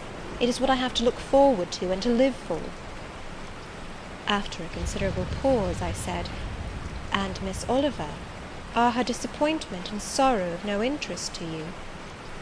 Miss Oliver is ever surrounded by suitors and flatterers. In less than a month my image will be effaced from her heart. She will forget me, and will marry probably someone who will make her far happier than I should do. You speak coolly enough, but you suffer in the conflict. You are wasting away. No. If I get a little thin, it is with anxiety about my prospects yet unsettled, my departure continually procrastinated.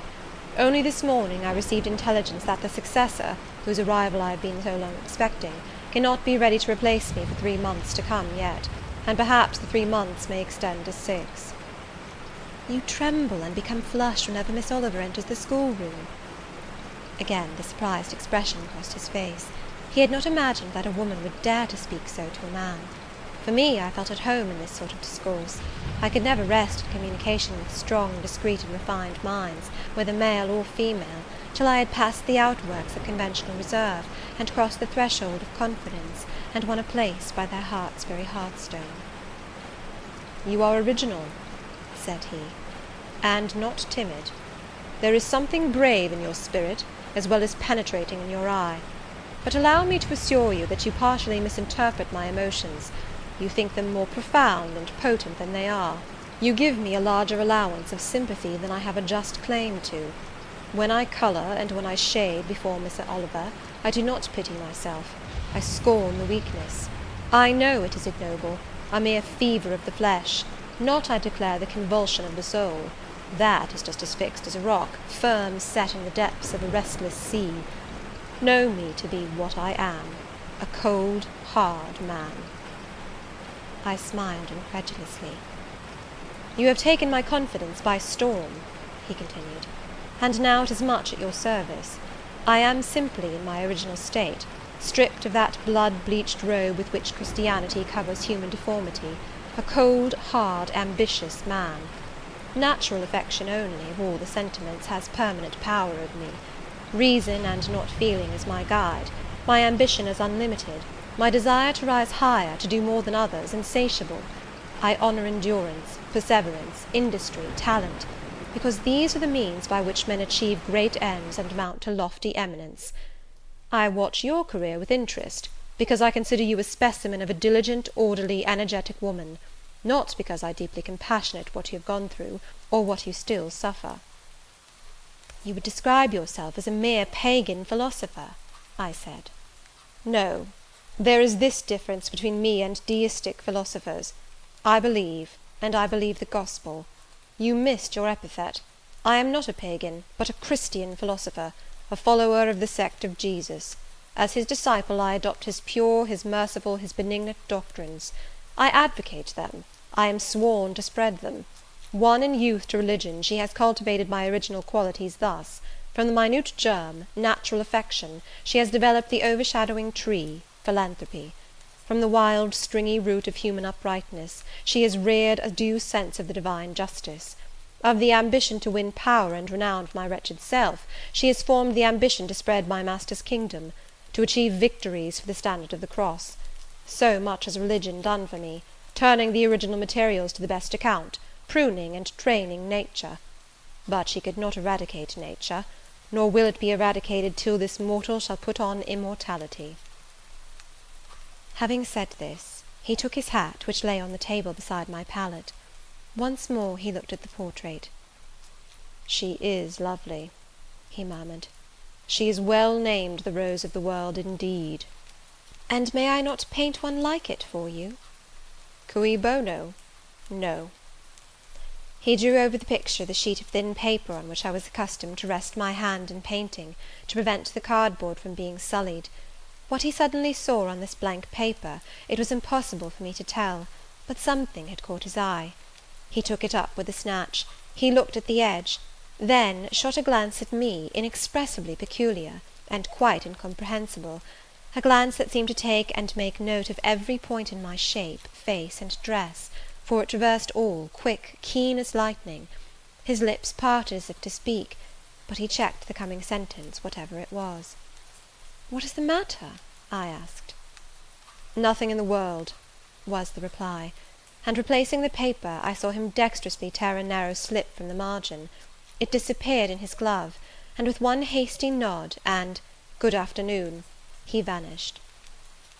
"Well," I exclaimed, using an expression of the district, "that caps the globe, however." I, in my turn, scrutinized the paper, but saw nothing on it save a few dingy stains of paint where I had tried the tint in my pencil. I pondered the mystery a minute or two, but finding it insolvable, and being certain it could not be of much moment, I dismissed, and soon forgot it. Chapter 32.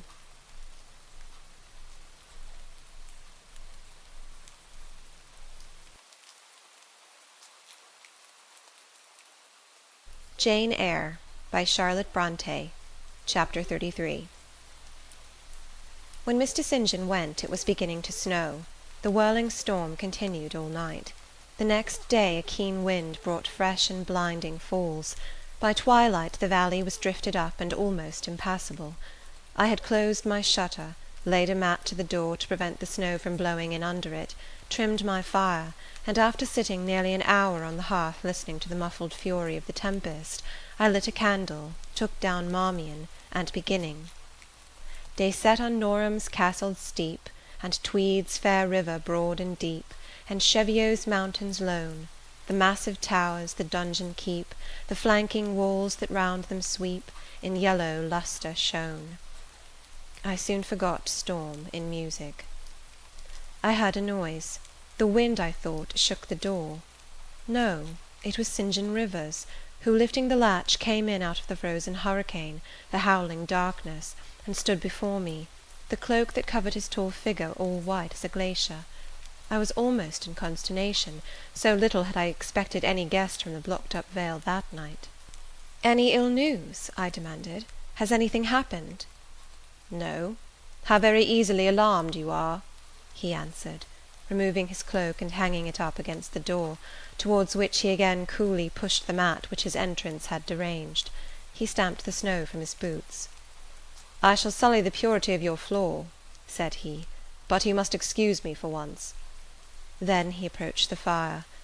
"I have had hard work to get here, I assure you," he observed, as he warmed his hands over the flame. "One drift took me up to the waist. Happily the snow is quite soft yet." "But why are you come?" I could not forbear saying. "Rather an inhospitable question to put to a visitor, but since you ask it, I answer simply to have a little talk with you. I got tired of my mute books and empty rooms. Besides, since yesterday I have experienced the excitement of a person to whom a tale has been half told, and who is impatient to hear the sequel." He sat down. I recalled his singular conduct of yesterday, and really I began to fear his wits were touched. If he were insane, however, this was a very cool and collected insanity.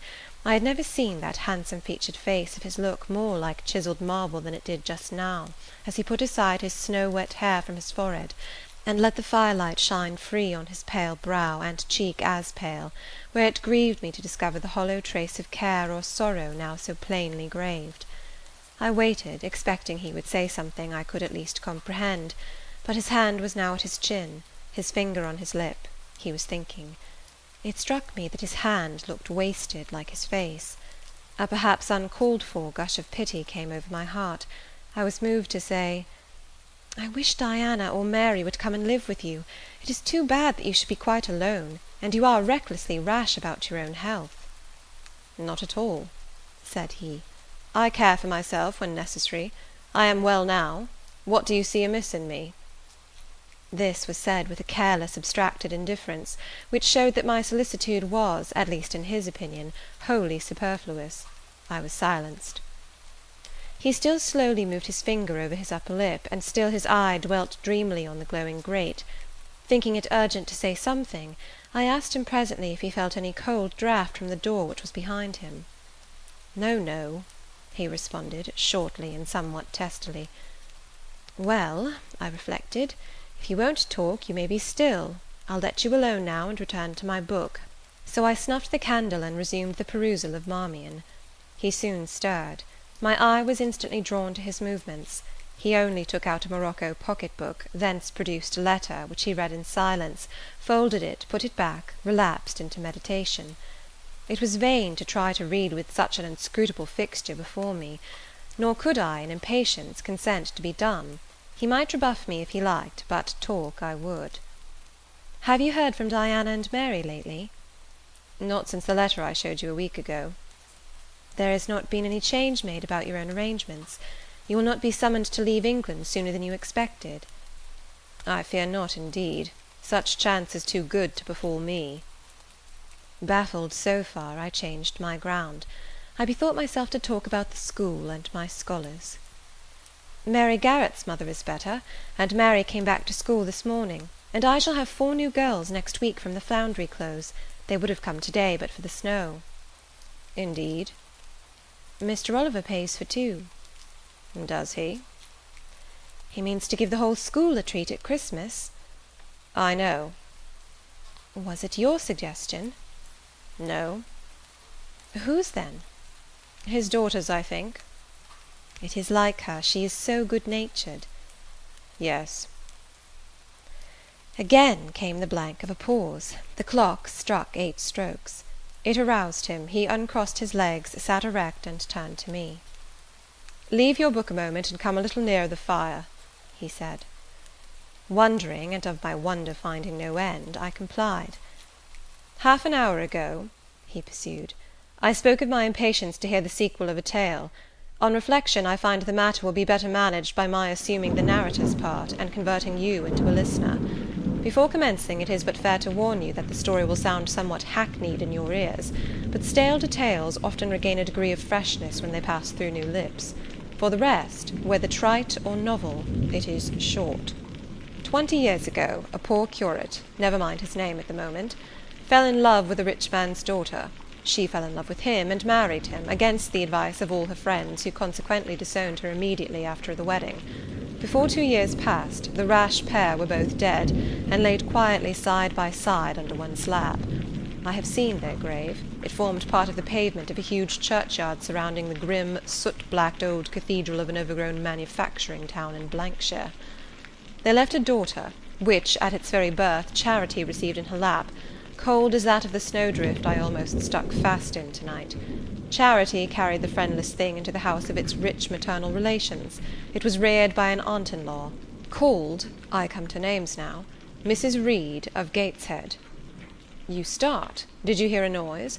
I dare say it is only a rat scrambling down the rafters of the adjoining schoolroom. It was a barn before I had it repaired and altered, and barns are generally haunted by rats. To proceed. Mrs. Reed kept the orphan 10 years. Whether it was happy or not with her I cannot say, never having been told, but at the end of that time she transferred it to a place you know, being no other than Lowood School, where you so long resided yourself. It seems her career there was very honourable. From a pupil she became a teacher, like yourself. Really, it strikes me there are parallel points in her history and yours.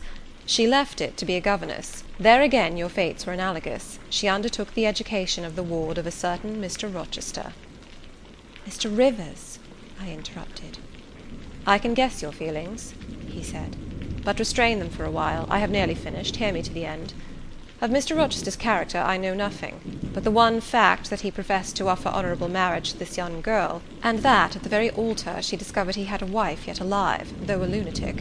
What his subsequent conduct and proposals were is a matter of pure conjecture, but when an event transpired which rendered inquiry after the governess necessary, it was discovered she was gone. No one could tell when, where, or how. She had left Thornfield Hall in the night. Every research after her course had been vain. The country had been scoured far and wide, no vestige of information could be gathered respecting her. Yet that she should be found has become a matter of serious urgency.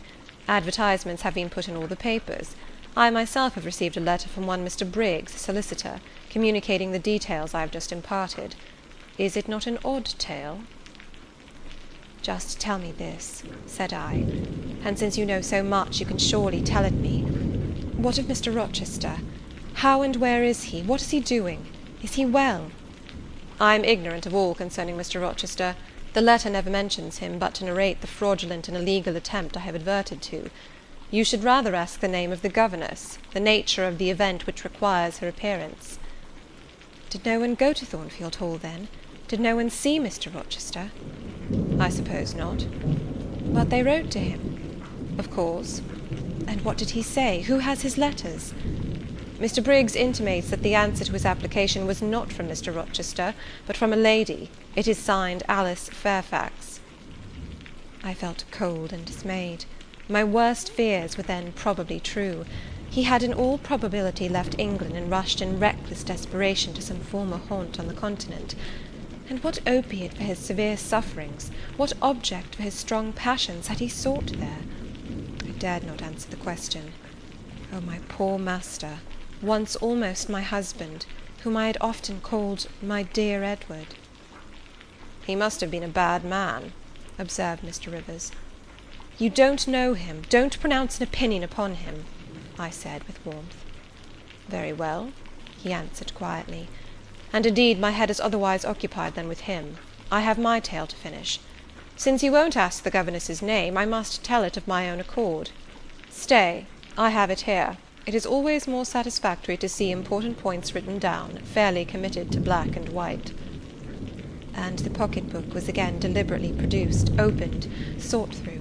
From one of its compartments was extracted a shabby slip of paper, hastily torn off. I recognized in its texture and its stains of ultramarine and lake and vermilion the ravished margin of the portrait cover. He got up, held it close to my eyes, and I read, traced in Indian ink, in my own handwriting, the words Jane Eyre, the work doubtless of some moment of abstraction. Briggs wrote to me of a Jane Eyre, he said. The advertisements demanded a Jane Eyre. I knew a Jane Elliot. I confess I had my suspicions, but it was only yesterday afternoon they were at once resolved into certainty. You own the name and renounce the alias. Yes, yes, but where is Mr. Briggs? He perhaps knows more of Mr. Rochester than you do. Briggs is in London. I should doubt his knowing anything at all about Mr. Rochester. It is not in Mr. Rochester he is interested. Meantime you forget essential points in pursuing trifles. You do not inquire why Mr. Briggs sought after you, what he wanted with you. Well, what did he want? Merely to tell you that your uncle, Mr. Eyre of Madeira, is dead, that he has left you all his property, and that you are now rich. Merely that. Nothing more. I? Rich? Yes, you, rich, quite an heiress.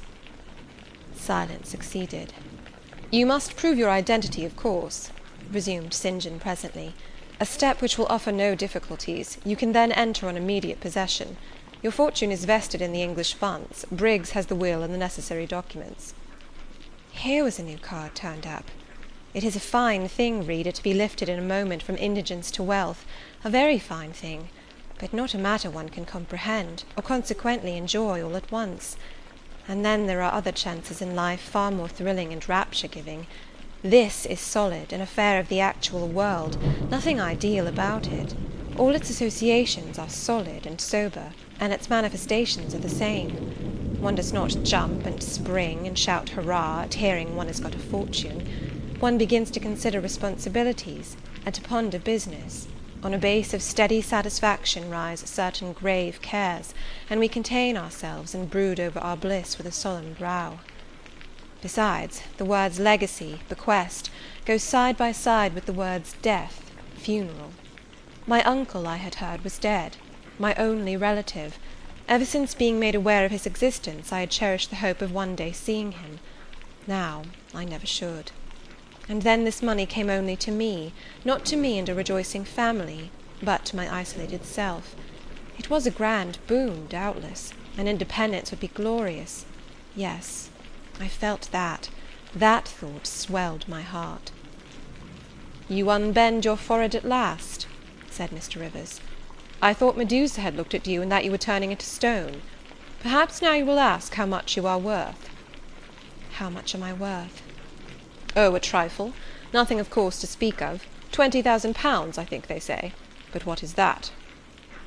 20,000 pounds! Here was a new stunner. I had been calculating on 4,000 or 5,000. This news actually took my breath for a moment. Mr. St. John, whom I had never heard laugh before, laughed now. "Well," said he, "if you had committed a murder, and I had told you your crime was discovered, you could scarcely look more aghast." "It is a large sum. Don't you think there is a mistake?" "No mistake at all." "Perhaps you have read the figures wrong. It may be 2,000. "It is written in letters, not figures. 20,000. I again felt rather like an individual of but average gastronomical power sitting down to a feast alone at a table spread with provisions for 100. Mr. Rivers rose now and put his cloak on. "If it were not such a very wild night," he said, "I would send Hannah down to keep you company. You look too desperately miserable to be left alone. But Hannah, poor woman, could not stride the drift so well as I. Her legs are not quite so long. So I must e'en leave you to your sorrows. Good night." He was lifting the latch. A sudden thought occurred to me. "Stop 1 minute," I cried. "Well?" "It puzzles me to know why Mr. Briggs wrote to you about me, or how he knew you, or could fancy that you, living in such an out-of-the-way place, had the power to aid in my discovery." "Oh, I am a clergyman," he said, "and the clergy are often appealed to about odd matters." Again the latch rattled. "No, that does not satisfy me," I exclaimed; and indeed there was something in the hasty and unexplanatory reply which, instead of allaying, piqued my curiosity more than ever. "It is a very strange piece of business," I added. "I must know more about it." "Another time." "No, tonight, tonight." And as he turned from the door, I placed myself between it and him. He looked rather embarrassed. "You certainly shall not go till you have told me all," I said. "I would rather not just now." "You shall, you must." "I would rather Diana or Mary informed you." Of course these objections wrought my eagerness to a climax.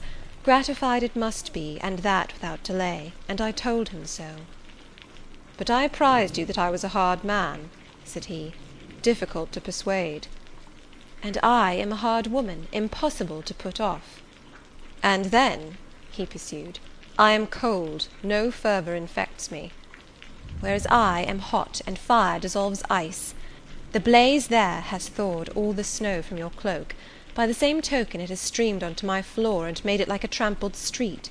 As you hope ever to be forgiven, Mr. Rivers, the high crime and misdemeanour of spoiling a sanded kitchen, tell me what I wish to know." "Well, then," he said, "I yield.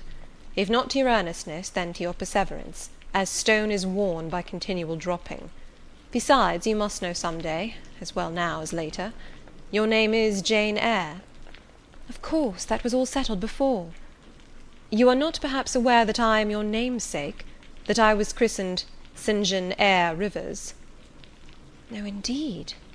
I remember now seeing the letter E comprised in your initials written in books you have at different times lent me, but I never asked for what name it stood.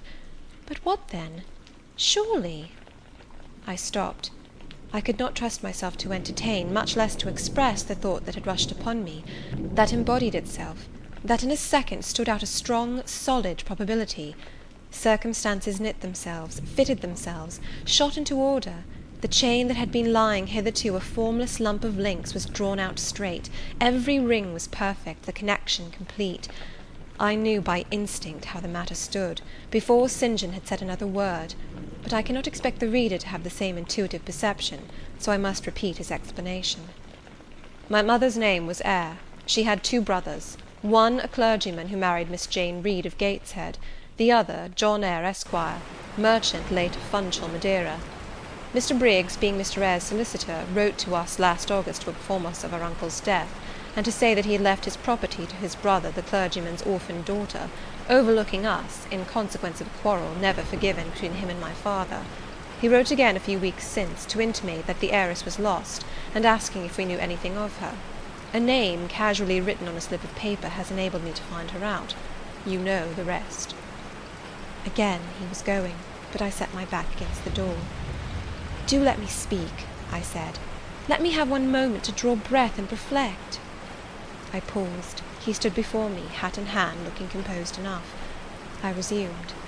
"Your mother was my father's sister?" "Yes." "My aunt, consequently?" He bowed. "My Uncle John was your Uncle John. You, Diana, and Mary are his sister's children, as I am his brother's child?" "Undeniably." "You three, then, are my cousins. Half our blood on each side flows from the same source." "We are cousins, yes." I surveyed him. It seemed I had found a brother, one I could be proud of, one I could love, and two sisters, whose qualities were such that, when I knew them but as mere strangers, they had inspired me with genuine affection and admiration. The two girls, on whom, kneeling down on the wet ground, and looking through the low latticed window of Moor House kitchen, I had gazed with so bitter a mixture of interest and despair, were my near kinswomen, and the young and stately gentleman who had found me almost dying at his threshold was my blood relation. Glorious discovery to a lonely wretch! This was wealth indeed, wealth to the heart, a mine of pure, genial affections. This was a blessing, bright, vivid, and exhilarating, not like the ponderous gift of gold, rich and welcome enough in its way, but sobering from its weight. I now clapped my hands in sudden joy, my pulse bounded, my veins thrilled. "Oh, I am glad, I am glad!" I exclaimed. St. John smiled. "Did I not say you neglected essential points to pursue trifles?" he asked. "You were serious when I told you you had got a fortune, and now, for a matter of no moment, you are excited." "What can you mean? It may be of no moment to you. You have sisters and don't care for a cousin.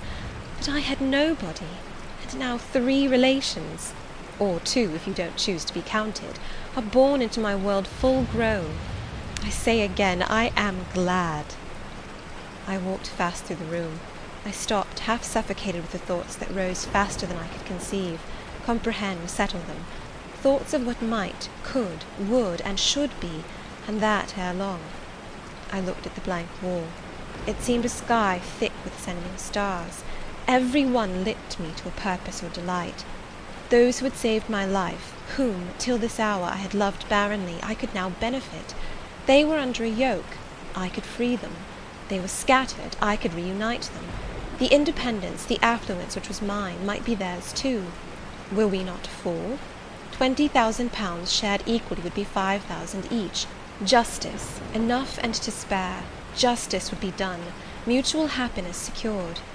Now the wealth did not weigh on me. Now it was not mere bequest of coin. It was a legacy of life, hope, enjoyment. How I looked while these ideas were taking my spirit by storm I cannot tell, but I perceived soon that Mr. Rivers had placed a chair behind me, and was gently attempting to make me sit down on it. He also advised me to be composed. I scorned the insinuation of helplessness and distraction, shook off his hand, and began to walk about again. "Write to Diana and Mary to-morrow," I said, "and tell them to come home directly. Diana said they would both consider themselves rich with £1,000, so with 5,000 they will do very well." "Tell me where I can get you a glass of water," said St. John. "You really must make an effort to tranquillize your feelings." "Nonsense! And what sort of an effect will the bequest have on you? Will it keep you in England, induce you to marry Miss Oliver, and settle down like an ordinary mortal?" "You wander. Your head becomes confused. I have been too abrupt in communicating the news. It has excited you beyond your strength." "Mr. Rivers, you quite put me out of patience. I am rational enough. It is you who misunderstand, or rather who affect to misunderstand." "Perhaps if you explained yourself a little more fully, I should comprehend better." "Explain? What is there to explain? You cannot fail to see that £20,000, the sum in question, divided equally between the nephew and 3 nieces of our uncle, will give 5,000 to each. What I want is, that you should write to your sisters and tell them of the fortune that has accrued to them. To you, you mean." "I have intimated my view of the case. I am incapable of taking any other. I am not brutally selfish, blindly unjust, or fiendishly ungrateful. Besides, I am resolved I will have a home and connections. I like Moor House, and I will live at Moor House. I like Diana and Mary, and I will attach myself for life to Diana and Mary. It would please and benefit me to have £5,000. It would torment and oppress me to have 20,000, which, moreover, could never be mine in justice, though it might be in law. I abandon to you, then, what is absolutely superfluous to me. Let there be no opposition and no discussion about it. Let us agree amongst each other and decide the point at once. This is acting on first impulses. You must take days to consider such a matter, ere your word can be regarded as valid. Oh, if all you doubt is my sincerity, I am easy. You see the justice of the case. I do see a certain justice, but it is contrary to all custom. Besides, the entire fortune is your right. My uncle gained it by his own efforts. He was free to leave it to whom he would. He left it to you. After all, justice permits you to keep it. You may, with a clear conscience, consider it absolutely your own. With me, said I, it is fully as much a matter of feeling as of conscience. I must indulge my feelings. I so seldom have had an opportunity of doing so. Were you to argue, object, and annoy me for a year, I could not forego the delicious pleasure of which I have caught a glimpse, that of repaying, in part, a mighty obligation, and winning to myself lifelong friends. You think so now, rejoined St. John, because you do not know what it is to possess, nor consequently to enjoy wealth. You cannot form a notion of the importance £20,000 would give you, of the place it would enable you to take in society, of the prospects it would open to you. You cannot. And you, I interrupted, cannot at all imagine the craving I have for fraternal and sisterly love. I never had a home. I never had brothers and sisters. I must and will have them now. You are not reluctant to admit me and own me, are you? Jane, I will be your brother. My sisters will be your sisters, without stipulating for this sacrifice of your just rights. Brother? Yes, at the distance of 1,000 leagues. Sisters? Yes, slaving among strangers. I, wealthy, gorged with gold I never earned and do not merit. You, penniless, famous equality and fraternization, close union, intimate attachment. But, Jane, your aspirations after family ties and domestic happiness may be realized otherwise than by the means you contemplate. You may marry. Nonsense again. Marry? I don't want to marry, and never shall marry. That is saying too much. Such hazardous affirmations are a proof of the excitement under which you labour. It is not saying too much. I know what I feel, and how averse are my inclinations to the bare thought of marriage. No one would take me for love, and I will not be regarded in the light of a mere money speculation. And I do not want a stranger, unsympathizing, alien, different from me. I want my kindred, those with whom I have full fellow-feeling. Say again you will be my brother. When you uttered the words I was satisfied, happy. Repeat them, if you can. Repeat them sincerely. I think I can. I know I have always loved my own sisters, and I know on what my affection for them is grounded, respect for their worth and admiration of their talents. You too have principle and mind. Your tastes and habits resemble Diana's and Mary's. Your presence is always agreeable to me. In your conversation I have already for some time found a salutary solace. I feel I can easily and naturally make room in my heart for you, as my third and youngest sister. Thank you. That contents me for tonight. Now you had better go, for if you stay longer you will perhaps irritate me afresh by some mistrustful scruple. And the school, Miss Eyre? It must now be shut up, I suppose? No, I will retain my post of mistress till you get a substitute. He smiled approbation. We shook hands, and he took leave. I need not narrate in detail the further struggles I had, and arguments I used, to get matters regarding the legacy settled as I wished. My task was a very hard one, but as I was absolutely resolved, as my cousins saw at length that my mind was really and immutably fixed on making a just division of the property, as they must in their own hearts have felt the equity of the intention, and must besides have been innately conscious that in my place they would have done precisely what I wished to do, they yielded at length so far as to consent to put the affair to arbitration. The judges chosen were Mr. Oliver and an able lawyer. Both coincided in my opinion. I carried my point. The instruments of transfer were drawn out. St. John, Diana, Mary, and I each became possessed of a competency. End of chapter 33.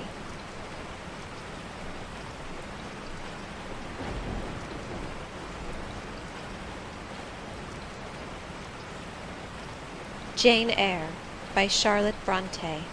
Chapter 34. It was near Christmas by the time all was settled. The season of general holiday approached. I now closed Morton School, taking care that the parting should not be barren on my side. Good fortune opens the hand as well as the heart wonderfully, and to give somewhat when we have largely received is but to afford a vent to the unusual ebullition of the sensations.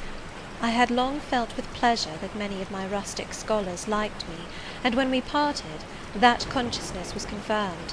They manifested their affection plainly and strongly. Deep was my gratification to find I had really a place in their unsophisticated hearts. I promised them that never a week should pass in future that I did not visit them, and give them an hour's teaching in their school. Mr. Rivers came up, as, having seen the classes, now numbering 60 girls, file out before me, and locked the door.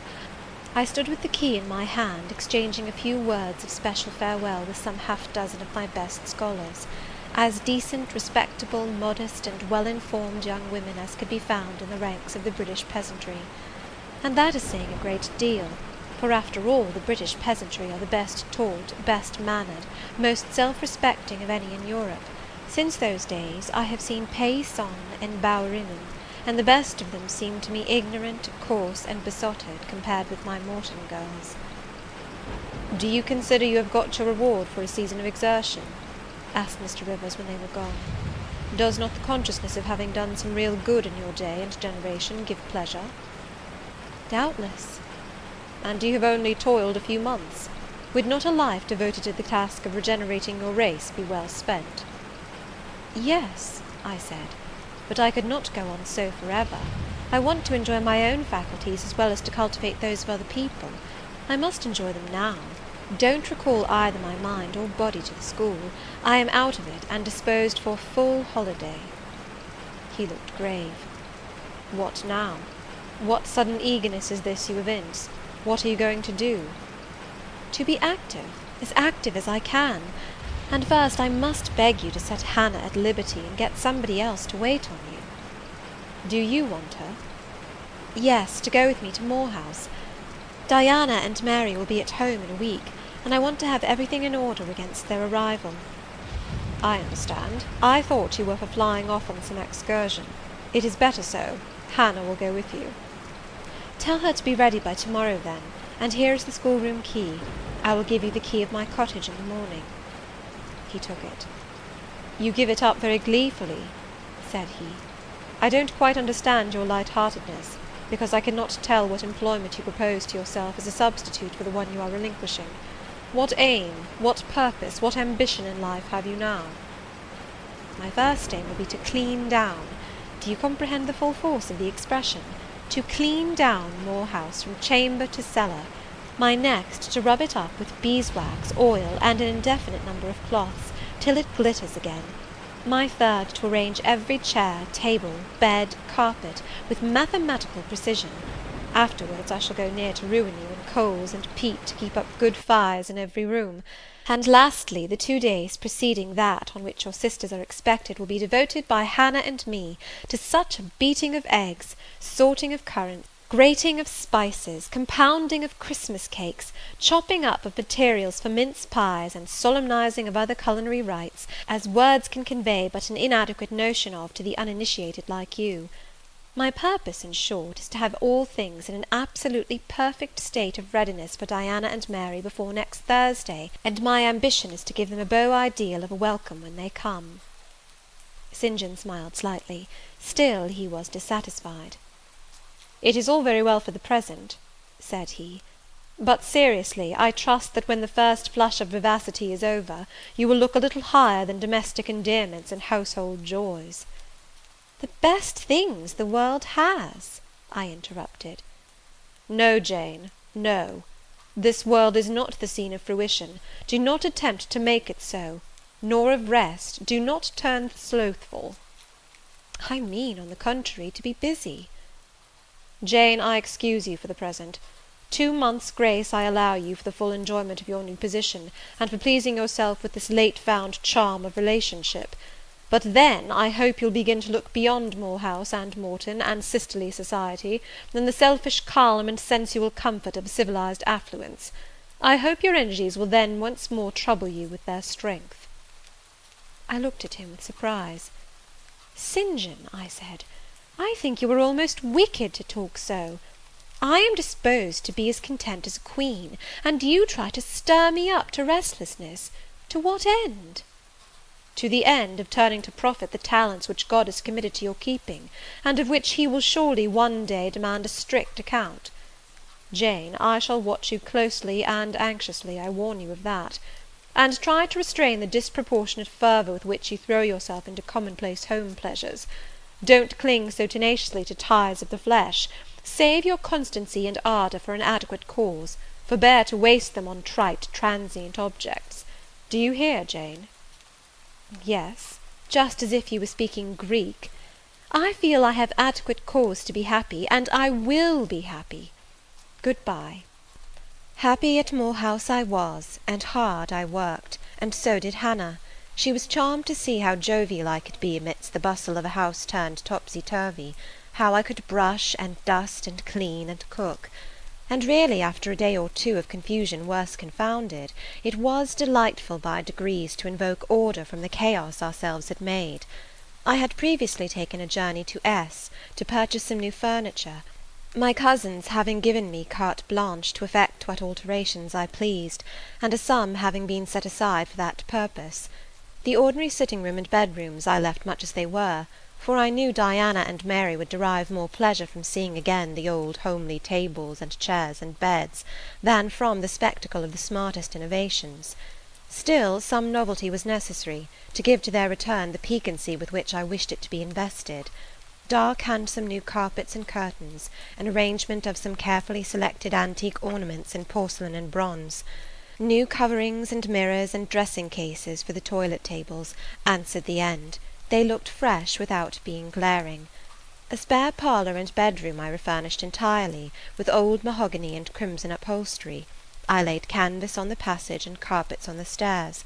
When all was finished, I thought Moor House as complete a model of bright, modest snugness within, as it was, at this season, a specimen of wintry waste and desert dreariness without. The eventful Thursday at length came. They were expected about dark, and ere dusk fires were lit upstairs and below. The kitchen was in perfect trim. Hannah and I were dressed, and all was in readiness. St. John arrived first. I had entreated him to keep quite clear of the house till everything was arranged, and indeed the bare idea of the commotion, at once sordid and trivial, going on within its walls sufficed to scare him to estrangement. He found me in the kitchen, watching the progress of certain cakes for tea, then baking. Approaching the hearth, he asked, "If I was at last satisfied with housemaid's work?" I answered by inviting him to accompany me on a general inspection of the result of my labours.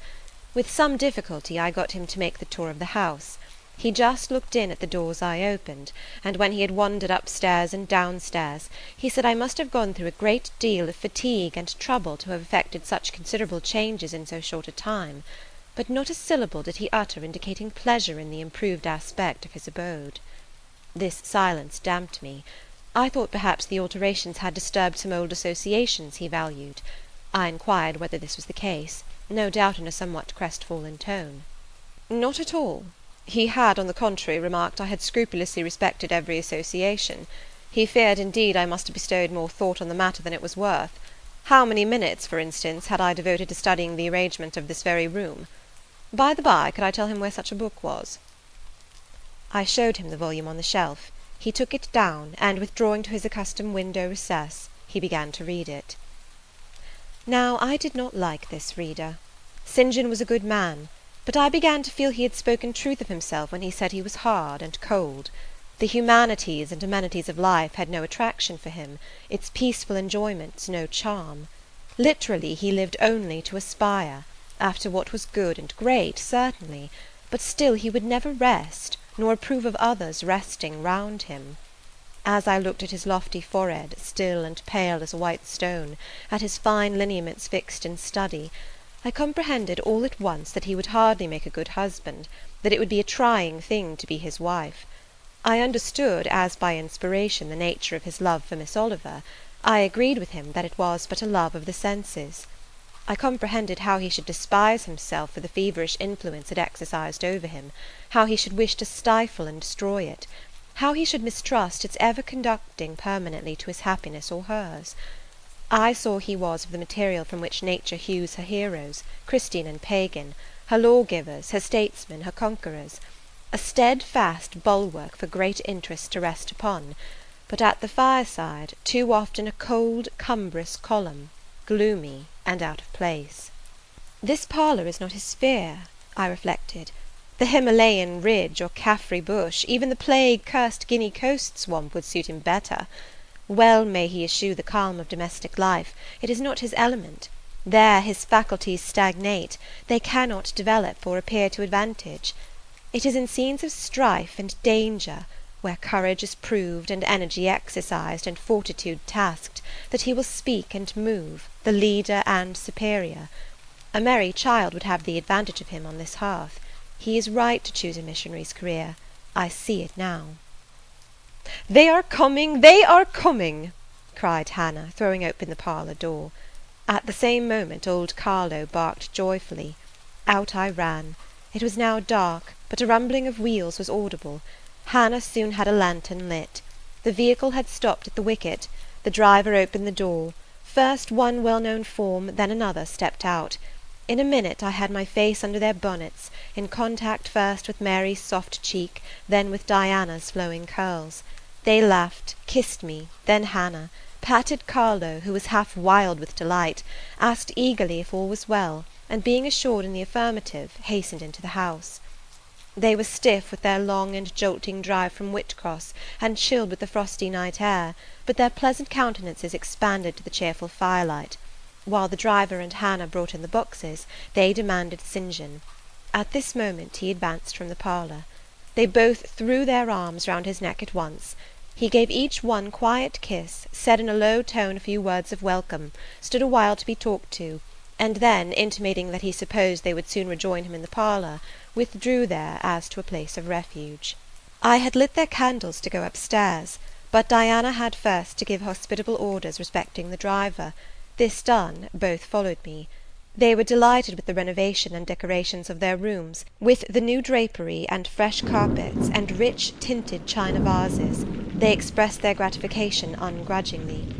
I had the pleasure of feeling that my arrangements met their wishes exactly, and that what I had done added a vivid charm to their joyous return home. Sweet was that evening. My cousins, full of exhilaration, were so eloquent in narrative and comment, that their fluency covered St. John's taciturnity. He was sincerely glad to see his sisters, but in their glow of fervour and flow of joy he could not sympathize. The event of the day, that is, the return of Diana and Mary, pleased him, but the accompaniments of that event, the glad tumult, the garrulous glee of reception, irked him. I saw he wished the calmer morrow was come. In the very meridian of the night's enjoyment, about an hour after tea, a rap was heard at the door. Hannah entered with the intimation that a poor lad was come, at that unlikely time, to fetch Mr. Rivers to see his mother, who was drawing away. Where does she live, Hannah? Clear up at Whitcross Brow, almost 4 miles off, and more in moss all the way. Tell him I will go. I'm sure, sir, you had better not. It's the worst road to travel after dark that can be. There's no track at all over the bog. And then it is such a bitter night, the keenest wind you ever felt. You had better send word, sir, that you will be there in the morning. But he was already in the passage, putting on his cloak, and without one objection, one murmur, he departed. It was then 9 o'clock. He did not return till midnight. Starved and tired enough he was, but he looked happier than when he set out. He had performed an act of duty, made an exertion, felt his own strength to do and deny, and was on better terms with himself. I am afraid the whole of the ensuing week tried his patience. It was Christmas week. We took to no settled employment, but spent it in a sort of merry domestic dissipation. The air of the moors, the freedom of home, the dawn of prosperity, acted on Diana and Mary's spirits like some life-giving elixir. They were gay from morning till noon, and from noon till night. They could always talk, and their discourse, witty, pithy, original, had such charms for me that I preferred listening to and sharing in it to doing anything else. St. John did not rebuke our vivacity, but he escaped from it. He was seldom in the house, his parish was large, the population scattered, and he found daily business in visiting the sick and poor in its different districts. One morning at breakfast, Diana, after looking a little pensive for some minutes, asked him if his plans were yet unchanged. "Unchanged and unchangeable," was the reply, and he proceeded to inform us that his departure from England was now definitively fixed for the ensuing year. "And Rosamond Oliver?" suggested Mary, the words seeming to escape her lips involuntarily. For no sooner had she uttered them than she made a gesture as if wishing to recall them. St. John had a book in his hand. It was his unsocial custom to read at meals. He closed it and looked up. "Rosamond Oliver," said he, "is about to be married to Mr. Granby, one of the best connected and most estimable residents in S., grandson and heir to Sir Frederick Granby. I had the intelligence from her father yesterday." His sisters looked at each other and at me. We all three looked at him. He was serene as glass. "The match must have been got up hastily," said Diana. "They cannot have known each other long." "But 2 months. They met in October at the county ball at S. But where there are no obstacles to a union, as in the present case, where the connection is in every point desirable, delays are unnecessary. They will be married as soon as S. Place, which Sir Frederick gives up to them, can be refitted for their reception." The first time I found St. John alone after this communication, I felt tempted to inquire if the event distressed him; but he seemed so little to need sympathy, that, so far from venturing to offer him more, I experienced some shame at the recollection of what I had already hazarded. Besides, I was out of practice in talking to him. His reserve was again frozen over, and my frankness was congealed beneath it. He had not kept his promise of treating me like his sisters. He continually made little chilling differences between us, which did not at all tend to the development of cordiality.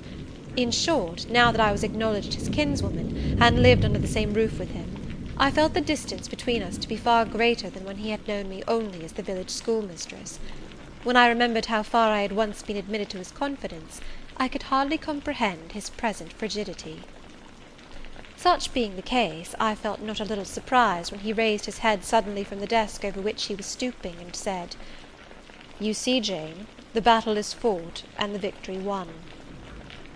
Startled at being thus addressed, I did not immediately reply. After a moment's hesitation, I answered, "But are you sure you are not in the position of those conquerors whose triumphs have cost them too dear? Would not such another ruin you?" "I think not; and if I were, it does not much signify. I shall never be called upon to contend for such another. The event of the conflict is decisive. My way is now clear. I thank God for it." So saying, he returned to his papers and his silence. As our mutual happiness, i.e. Diana's, Mary's, and mine, settled into a quieter character, and we resumed our usual habits and regular studies, St. John stayed more at home. He sat with us in the same room, sometimes for hours together. While Mary drew, Diana pursued a course of encyclopedic reading she had, to my awe and amazement, undertaken, and I fagged away at German. He pondered a mystic lore of his own, that of some Eastern tongue, the acquisition of which he thought necessary to his plans. Thus engaged, he appeared, sitting in his own recess, quiet and absorbed enough; but that blue eye of his had a habit of leaving the outlandish-looking grammar, and wandering over, and sometimes fixing upon us, his fellow students, with a curious intensity of observation. If caught, it would be instantly withdrawn, yet ever and anon it returned searchingly to our table. I wondered what it meant. I wondered, too, at the punctual satisfaction he never failed to exhibit on an occasion that seemed to me of small moment, namely, my weekly visit to Morton School; and still more was I puzzled, when, if the day was unfavourable, if there was snow, or rain, or high wind, and his sisters urged me not to go, he would invariably make light of their solicitude, and encourage me to accomplish the task without regard to the elements. "Jane is not such a weakling as you would make her," he would say. "She can bear a mountain blast, or a shower, or a few flakes of snow, as well as any of us. Her constitution is both sound and elastic, better calculated to endure variations of climate than many more robust." And when I returned, sometimes a good deal tired, and not a little weather-beaten, I never dared complain, because I saw that to murmur would be to vex him. On all occasions fortitude pleased him; the reverse was a special annoyance. One afternoon, however, I got leave to stay at home, because I really had a cold. His sisters were gone to Morton in my stead. I sat reading Schiller, he deciphering his crabbed Oriental scrolls. As I exchanged a translation for an exercise, I happened to look his way. There I found myself under the influence of the ever-watchful blue eye. How long it had been searching me through, and over, I cannot tell. So keen was it, and yet so cold, I felt for the moment superstitious, as if I was sitting in the room with something uncanny. "Jane, what are you doing?" "Learning German." "I want you to give up German, and learn Hindostani." "You are not in earnest?" "In such earnest that I must have it so, and I will tell you why."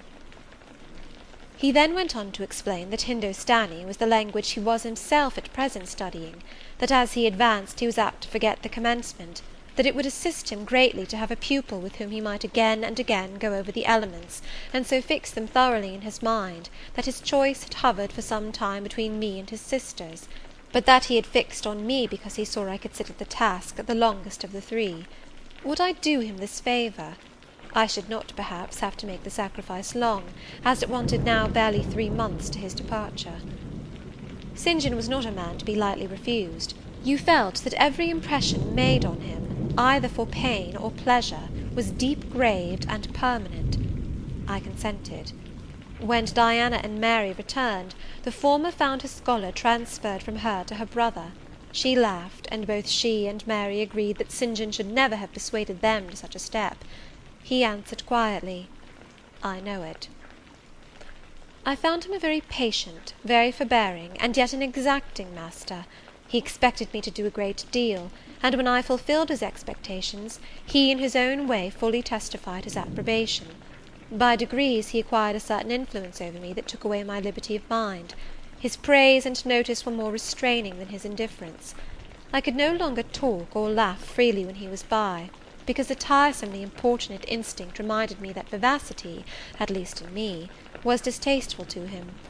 I was so fully aware that only serious moods and occupations were acceptable, that in his presence every effort to sustain or follow any other became vain.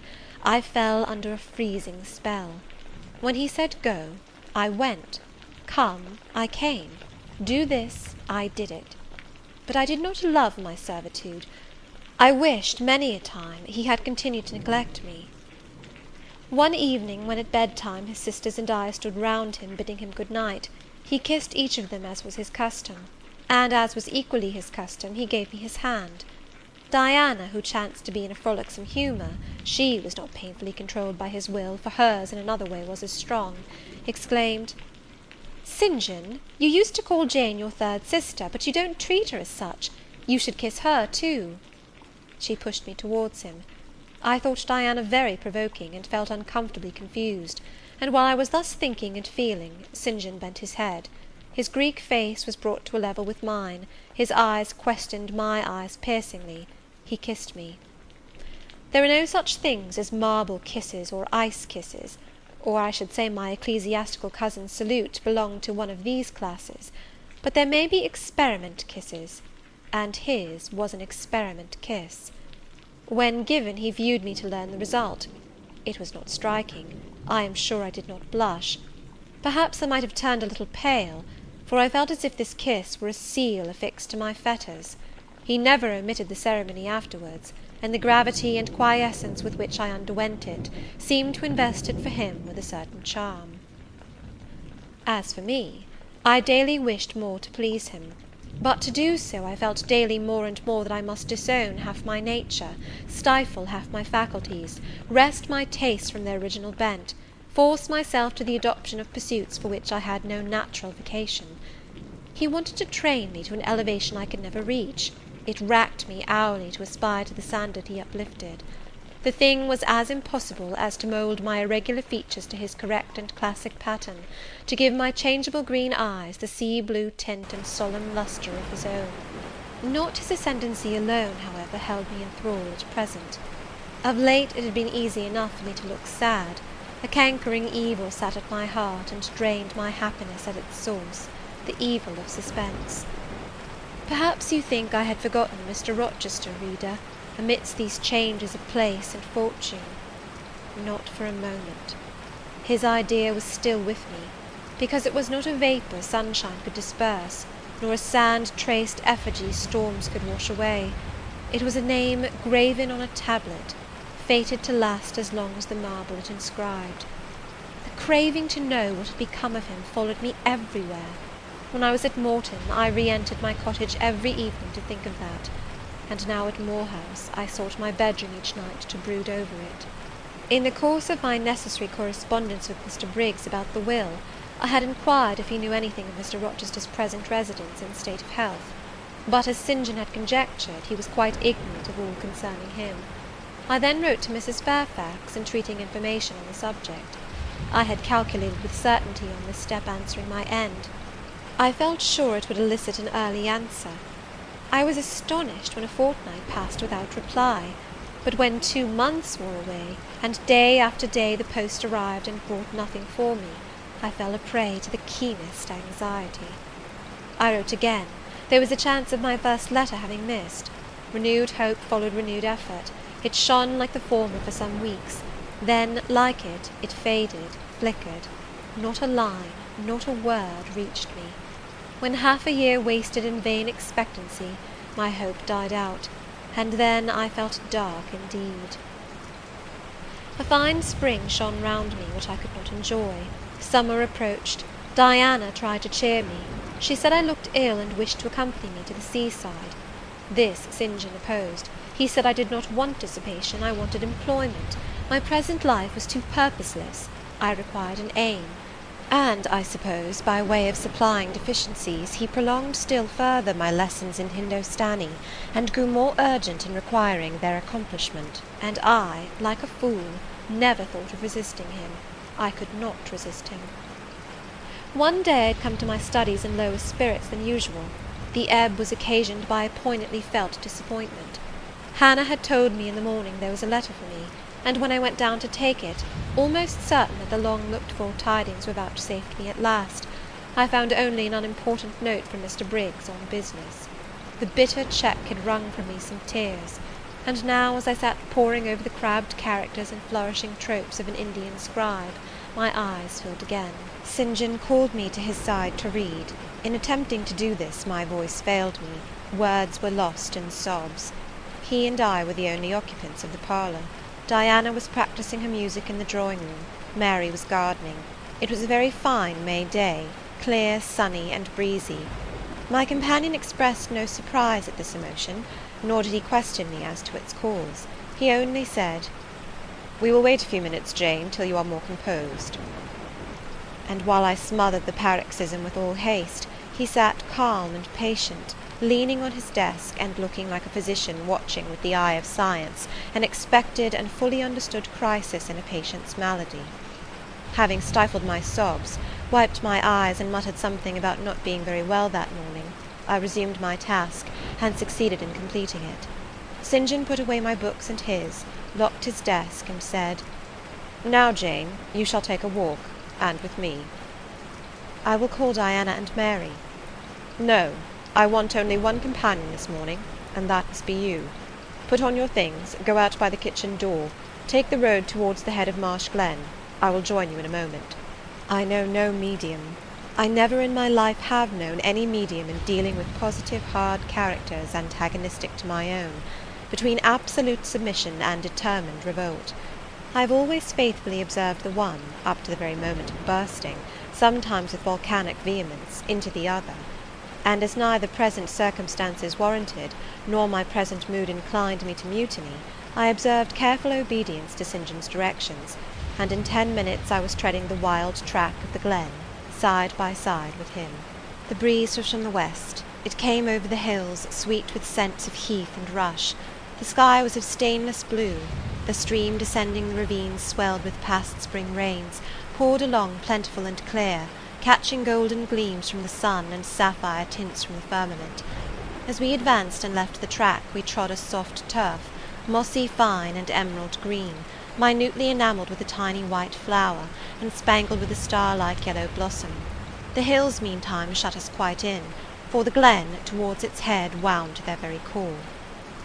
"Let us rest here," said St. John as we reached the first stragglers of a battalion of rocks, guarding a sort of pass, beyond which the beck rushed down a waterfall, and where, still a little further, the mountain shook off turf and flower, had only heath for raiment and crag for gem, where it exaggerated the wild to the savage, and exchanged the fresh for the frowning, where it guarded the forlorn hope of solitude, and a last refuge for silence.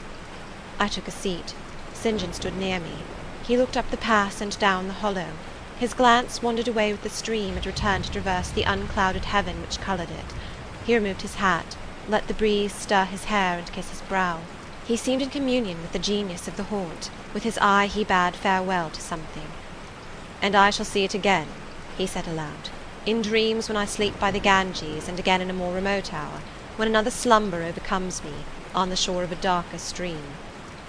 Strange words of a strange love. An austere patriot's passion for his fatherland. He sat down. For half an hour we never spoke, neither he to me nor I to him. That interval past, he recommenced. "Jane, I go in 6 weeks. I have taken my berth in an East Indiaman which sails on the 20th of June. "God will protect you, for you have undertaken his work," I answered. "Yes," he said, "there is my glory and joy. I am the servant of an infallible master. I am not going out under human guidance, subject to the defective laws and erring control of my feeble fellow worms. My king, my lawgiver, my captain is the all-perfect. It seems strange to me that all round me do not burn to enlist under the same banner, to join in the same enterprise." "All have not your powers, and it would be folly for the feeble to wish to march with the strong." "I do not speak of the feeble, or think of them. I address only such as are worthy of the work, and content to accomplish it." "Those are few in number, and difficult to discover." "You say truly. But when found, it is right to stir them up, to urge and exhort them to the effort, to show them what their gifts are and why they were given, to speak heaven's message in their ear, to offer them, direct from God, a place in the ranks of his chosen." "If they are really qualified for the task, will not their own hearts be the first to inform them of it?" I felt as if an awful charm was framing round and gathering over me. I trembled to hear some fatal words spoken which would at once declare and rivet the spell. "And what does your heart say?" demanded St. John. "My heart is mute. My heart is mute," I answered, struck and thrilled. "Then I must speak for it," continued the deep, relentless voice. "Jane, come with me to India. Come as my helpmeet and fellow labourer." The glen and sky spun round. The hills heaved. It was as if I had heard a summons from heaven, as if a visionary messenger, like him of Macedonia, had announced, "Come over and help us." But I was no apostle. I could not behold the herald. I could not receive his call. "Oh, St. John," I cried, "have some mercy." I appealed to one who, in the discharge of what he believed his duty, knew neither mercy nor remorse. He continued, "God and nature intended you for a missionary's wife. It is not personal, but mental endowments they have given you. You are formed for labour, not for love. A missionary's wife you must, shall be. You shall be mine. I claim you, not for my pleasure, but for my sovereign service." "I am not fit for it. I have no vocation," I said. He had calculated on these first objections. He was not irritated by them. Indeed, as he leaned back against the crag behind him, folded his arms on his chest, and fixed his countenance, I saw he was prepared for a long and trying opposition, to take in a stock of patience to last him to its close, resolved, however, that that close should be conquest for him. "Humility, Jane," said he, "is the groundwork of Christian virtues. You say right that you are not fit for the work. Who is fit for it? Or who, that ever was truly called, believed himself worthy of the summons? I, for instance, am but dust and ashes. With St. Paul I acknowledge myself the chiefest of sinners, but I do not suffer this sense of my personal vileness to daunt me. I know my leader, that he is just as well as mighty, and while he has chosen a feeble instrument to perform a great task, he will, from the boundless stores of his providence, supply the inadequacy of the means to the end. Think like me, Jane. Trust like me. It is the rock of ages I ask you to lean on. Do not doubt but it will bear the weight of your human weakness. I do not understand a missionary life. I have never studied missionary labours. There I, humble as I am, can give you the aid you want. I can set you your task from hour to hour, stand by you always, help you from moment to moment. This I could do in the beginning. Soon, for I know your powers, you would be as strong and apt as myself, and would not require my help. But my powers, where are they for this undertaking? I do not feel them. Nothing speaks or stirs in me while you talk. I am sensible of no light kindling, no life quickening, no voice counselling or cheering. Oh, I wish I could make you see how much my mind is at this moment like a rayless dungeon, with one shrinking fear fettered in its depths, the fear of being persuaded by you to attempt what I cannot accomplish. I have an answer for you. Hear it. I have watched you ever since we first met. I have made you my study for 10 months. I have proved you in that time by sundry tests. And what have I seen and elicited? In the village school I found you could perform well, punctually, uprightly, labour uncongenial to your habits and inclinations. I saw you could perform it with capacity and tact. You could win while you controlled. In the calm with which you learnt you had become suddenly rich, I read a mind clear of the vice of Demas. Lucre had no undue power over you. In the resolute readiness with which you cut your wealth into 4 shares, keeping but one to yourself, and relinquishing the 3 others to the claim of abstract justice, I recognized a soul that revelled in the flame and excitement of sacrifice. In the tractability with which, at my wish, you forsook a study in which you were interested, and adopted another because it interested me. In the untiring assiduity with which you have since persevered in it, in the unflagging energy and unshaken temper with which you have met its difficulties, I acknowledge the complement of the qualities I seek. Jane, you are docile, diligent, disinterested, faithful, constant, and courageous, very gentle and very heroic. Cease to mistrust yourself. I can trust you unreservedly. As a conductress of Indian schools and a helper amongst Indian women, your assistance will be to me invaluable. My iron shroud contracted round me. Persuasion advanced with slow, sure step. Shut my eyes as I would, these last words of his succeeded in making the way, which had seemed blocked up, comparatively clear. My work, which had appeared so vague, so hopelessly diffuse, condensed itself as he proceeded, and assumed a definite form under his shaping hand. He waited for an answer. I demanded a quarter of an hour to think before I again hazarded a reply. Very willingly, he rejoined, and rising he strode a little distance up the pass, threw himself down on a swell of heath, and there lay still. I can do what he wants me to do. I am forced to see and acknowledge that, I meditated. That is, if life be spared me. But I feel mine is not the existence to be long protracted under an Indian sun. What then? He does not care for that. When my time came to die, he would resign me, in all serenity and sanctity, to the God who gave me. The case is very plain before me. In leaving England I should leave a loved but empty land. Mr. Rochester is not there, and if he were, what is, and what can that ever be to me? My business is to live without him now.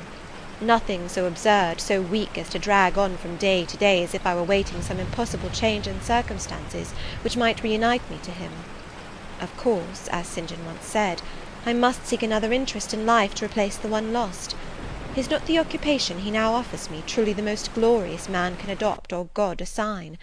Is it not, by its noble cares and sublime results, the one best calculated to fill the void left by uptorn affections and demolished hopes? I believe I must say yes, and yet I shudder. Alas, if I join St. John, I abandon half myself. If I go to India, I go to premature death. And how will the interval between leaving England for India and India for the grave be filled? Oh, I know well. That, too, is very clear to my vision. By straining to satisfy St. John till my sinews ache, I shall satisfy him. to the finest central point and farthest outward circle of his expectations. If I do go with him, if I do make the sacrifice he urges, I will make it absolutely. I will throw all on the altar, heart, vitals, the entire victim. He will never love me, but he shall approve me. I will show him energies he has not yet seen, resources he has never suspected. Yes, I can work as hard as he can, and with as little grudging. Consent, then, to his demand is possible, but for one item, one dreadful item. It is that he asks me to be his wife, and has no more of a husband's heart for me than that frowning giant of a rock down which the stream is foaming in yonder gorge. He prizes me as a soldier would a good weapon, and that is all. Unmarried to him, this would never grieve me. But can I let him complete his calculations, coolly put into practice his plans, go through the wedding ceremony?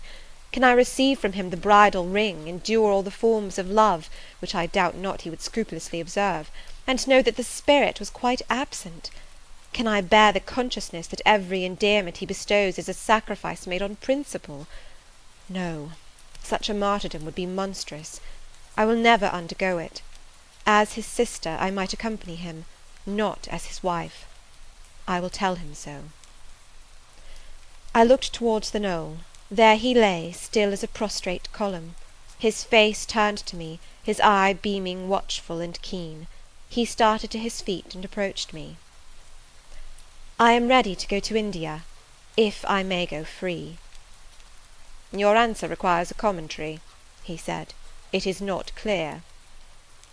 You have hitherto been my adopted brother, I your adopted sister. Let us continue as such. You and I had better not marry. He shook his head. Adopted fraternity will not do in this case. If you were my real sister it would be different. I should take you and seek no wife. But as it is, either our union must be consecrated and sealed by marriage, or it cannot exist. Practical obstacles oppose themselves to any other plan. Do you not see it, Jane? Consider a moment, your strong sense will guide you. I did consider, and still my sense, such as it was, directed me only to the fact that we did not love each other as man and wife should, and therefore it inferred we ought not to marry. I said so. St. John, I returned, I regard you as a brother, you me as a sister, so let us continue. We cannot, he answered, with short, sharp determination. It would not do. You have said you will go with me to India. Remember, you have said that. Conditionally. Well, well, to the main point. The departure with me from England, the cooperation with me in my future labours, you do not object. You have already as good as put your hand to the plough. You are too consistent to withdraw it. You have but one end to keep in view, how the work you have undertaken can best be done. Simplify your complicated interests, feelings, thoughts, wishes, aims. Merge all considerations in one purpose, that of fulfilling with effect, with power, the mission of your great master. To do so you must have a coadjutor, not a brother, that is a loose tie, but a husband. I, too, do not want a sister. A sister might any day be taken from me. I want a wife, the sole helpmeet I can influence sufficiently in life, and retain absolutely till death. I shuddered as he spoke. I felt his influence in my marrow, his hold on my limbs. Seek one elsewhere than in me, St. John. Seek one fitted to you. One fitted to my purpose, you mean? Fitted to my vocation? Again, I tell you, it is not the insignificant private individual, the mere man with the man's selfish senses, I wish to mate. It is the missionary. And I will give the missionary my energies. It is all he wants, but not myself. That would only be adding the husk and shell to the kernel. For them he has no use. I retain them. You cannot. You ought not. Do you think God will be satisfied with half an oblation? Will he accept a mutilated sacrifice? It is the cause of God I advocate. It is under his standard I enlist you. I cannot accept on his behalf a divided allegiance. It must be entire. Oh, I will give my heart to God, I said. You do not want it. I will not swear, reader, that there was not something of repressed sarcasm both in the tone in which I uttered this sentence, and in the feeling that accompanied it. I had silently feared St. John till now, because I had not understood him. He had held me in awe, because he had held me in doubt. How much of him was saint, how much mortal, I could not heretofore tell, but revelations were being made in this conference, The analysis of his nature was proceeding before my eyes. I saw his fallibilities, I comprehended them. I understood that, sitting there where I did on the bank of heath, and with that handsome form before me, I sat at the feet of a man, caring as I. The veil fell from his hardness and despotism. Having felt in him the presence of these qualities, I felt his imperfection, and took courage. I was with an equal, one with whom I might argue, one whom, if I saw good, I might resist. He was silent after I had uttered the last sentence, and I presently risked an upward glance at his countenance. His eye, bent on me, expressed at once stern surprise and keen inquiry. Is she sarcastic, and sarcastic to me? It seemed to say. What does this signify? Do not let us forget that this is a solemn matter, he said ere long, one of which we may neither think nor talk lightly without sin. I trust, Jane, you are in earnest when you say you will serve your heart to God. It is all I want. Once wrench your heart from man, and fix it on your Maker. The advancement of that Maker's spiritual kingdom on earth will be your chief delight and endeavour. You will be ready to do at once whatever furthers that end. You will see what impetus would be given to your efforts and mine by our physical and mental union in marriage. The only union that gives a character of permanent conformity to the destinies and designs of human beings, and passing over all minor caprices, all trivial difficulties and delicacies of feeling, all scruple about the degree, kind, strength, or tenderness of mere personal inclination, you will hasten to enter into that union at once. Shall I said briefly, and I looked at his features, beautiful in their harmony, but strangely formidable in their still severity, at his brow, commanding but not open, at his eyes, bright and deep and searching, but never soft, at his tall imposing figure, and fancied myself in idea his wife. Oh, it would never do. As his curate, his comrade, all would be right. I would cross oceans with him in that capacity, toil under eastern suns and Asian deserts with him in that office, admire and emulate his courage and devotion and vigour, accommodate quietly to his masterhood, smile undisturbed at his ineradicable ambition, discriminate the Christian from the man, profoundly esteem the one and freely forgive the other. I should suffer often, no doubt, attached to him only in this capacity. My body would be under rather a stringent yoke, but my heart and mind would be free. I should still have my unblighted self to turn to, my natural unenslaved feelings with which to communicate in moments of loneliness. There would be recesses in my mind which would be only mine, to which he never came, and sentiments growing there fresh and sheltered which his austerity could never blight, nor his measured warrior march trample down. But as his wife, at his side always, and always constrained, and always checked, forced to keep the fire of my nature continually low, to compel it to burn inwardly, and never utter a cry, though the imprisoned flame consumed vital after vital, this would be unendurable. St. John, I exclaimed, when I had got so far in my meditation.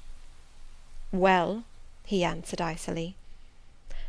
I repeat, I freely consent to go with you as your fellow missionary, but not as your wife.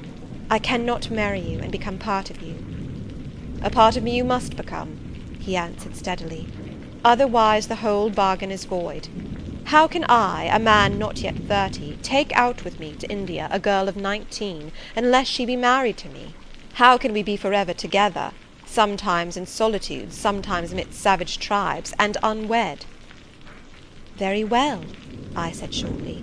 Under the circumstances, quite as well as if I were either your real sister, or a man and a clergyman like yourself. It is known that you are not my sister. I cannot introduce you as such. To attempt it would be to fasten injurious suspicions on us both. And for the rest, though you have a man's vigorous brain, you have a woman's heart, and it would not do. It would do, I affirmed with some disdain. Perfectly well. I have a woman's heart, but not where you are concerned. For you, I have only a comrade's constancy, a fellow soldier's frankness, fidelity, fraternity, if you like, a neophyte's respect and submission to his hierophant. Nothing more. Don't fear. It is what I want, he said, speaking to himself. It is just what I want. And there are obstacles in the way. They must be hewn down. Jane, you would not repent marrying me. Be certain of that. We must be married. There is no other way. and undoubtedly enough of love would follow upon marriage to render the union right even in your eyes." "I scorn your idea of love," I could not help saying, as I rose up and stood before him, leaning my back against the rock. "I scorn the counterfeit sentiment you offer. Yes, St. John, and I scorn you when you offer it." He looked at me fixedly, compressing his well-cut lips while he did so. Whether he was incensed or surprised, or what, it was not easy to tell. He could command his countenance thoroughly. "I scarcely expected to hear that expression from you," he said. "I think I have done and uttered nothing to deserve scorn." I was touched by his gentle tone, and overawed by his high, calm mien. "Forgive me the words, St. John, but it is your own fault that I have been roused to speak so unguardedly. You have introduced a topic in which our natures are at variance, a topic we should never discuss. The very name of love is an apple of discord between us. If the reality were required, what should we do? How should we feel? My dear cousin, abandon your scheme of marriage, forget it." "No," said he, "it is a long-cherished scheme, and the only one which can secure my great end, but I shall urge you no further at present. To-morrow I leave home for Cambridge. I have many friends there to whom I should wish to say farewell. I shall be absent a fortnight. Take that space of time to consider my offer, and do not forget that if you reject it, it is not me you deny, but God. Through my means he opens to you a noble career. As my wife only can you enter upon it. Refuse to be my wife, and you limit yourself forever to a track of selfish ease and barren obscurity. Tremble lest in that case you should be numbered with those who have denied the faith, and are worse than infidels." He had done. Turning from me, he once more looked to river, looked to hill. But this time his feelings were all pent in his heart. I was not worthy to hear them uttered. As I walked by his side homeward, I read well in his iron silence all he felt towards me, the disappointment of an austere and despotic nature, which has met resistance where it expected submission, the disapprobation of a cool, inflexible judgment, which has detected in another feelings and views in which it has no power to sympathize. In short, as a man, he would have wished to coerce me into obedience. It was only as a sincere Christian he bore so patiently with my perversity, and allowed so long a space for reflection and repentance. That night, after he had kissed his sisters, he thought proper to forget even to shake hands with me, but left the room in silence. I, who, though I had no love, had much friendship for him, was hurt by the marked omission, so much hurt that tears started to my eyes. "I see you and St. John have been quarrelling, Jane," said Diana, during our walk on the moor, "but go after him. He is now lingering in the passage expecting you. He will make it up." I have not much pride under such circumstances. I would always rather be happy than dignified, and I ran after him. He stood at the foot of the stairs. "Good night, St. John," said I. "Good night, Jane," he replied calmly. "Then shake hands," I added. What a cold, loose touch he impressed on my fingers! He was deeply displeased by what had occurred that day. Cordiality would not warm, nor tears move him. No happy reconciliation was to be had with him, no cheering smile or generous word. But still the Christian was patient and placid, and when I asked him if he forgave me, he answered that he was not in the habit of cherishing the remembrance of vexation, that he had nothing to forgive, not having been offended. And with that answer he left me. I would much rather he had knocked me down. End of chapter 34.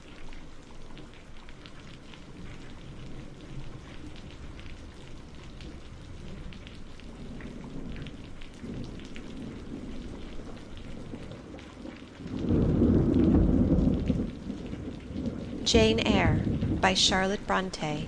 Chapter 35. He did not leave for Cambridge the next day, as he had said he would. He deferred his departure a whole week, and during that time he made me feel what severe punishment a good yet stern, a conscientious yet implacable man can inflict on one who has offended him. Without one overt act of hostility, one upbraiding word, he contrived to impress me momently with the conviction that I was put beyond the pale of his favour.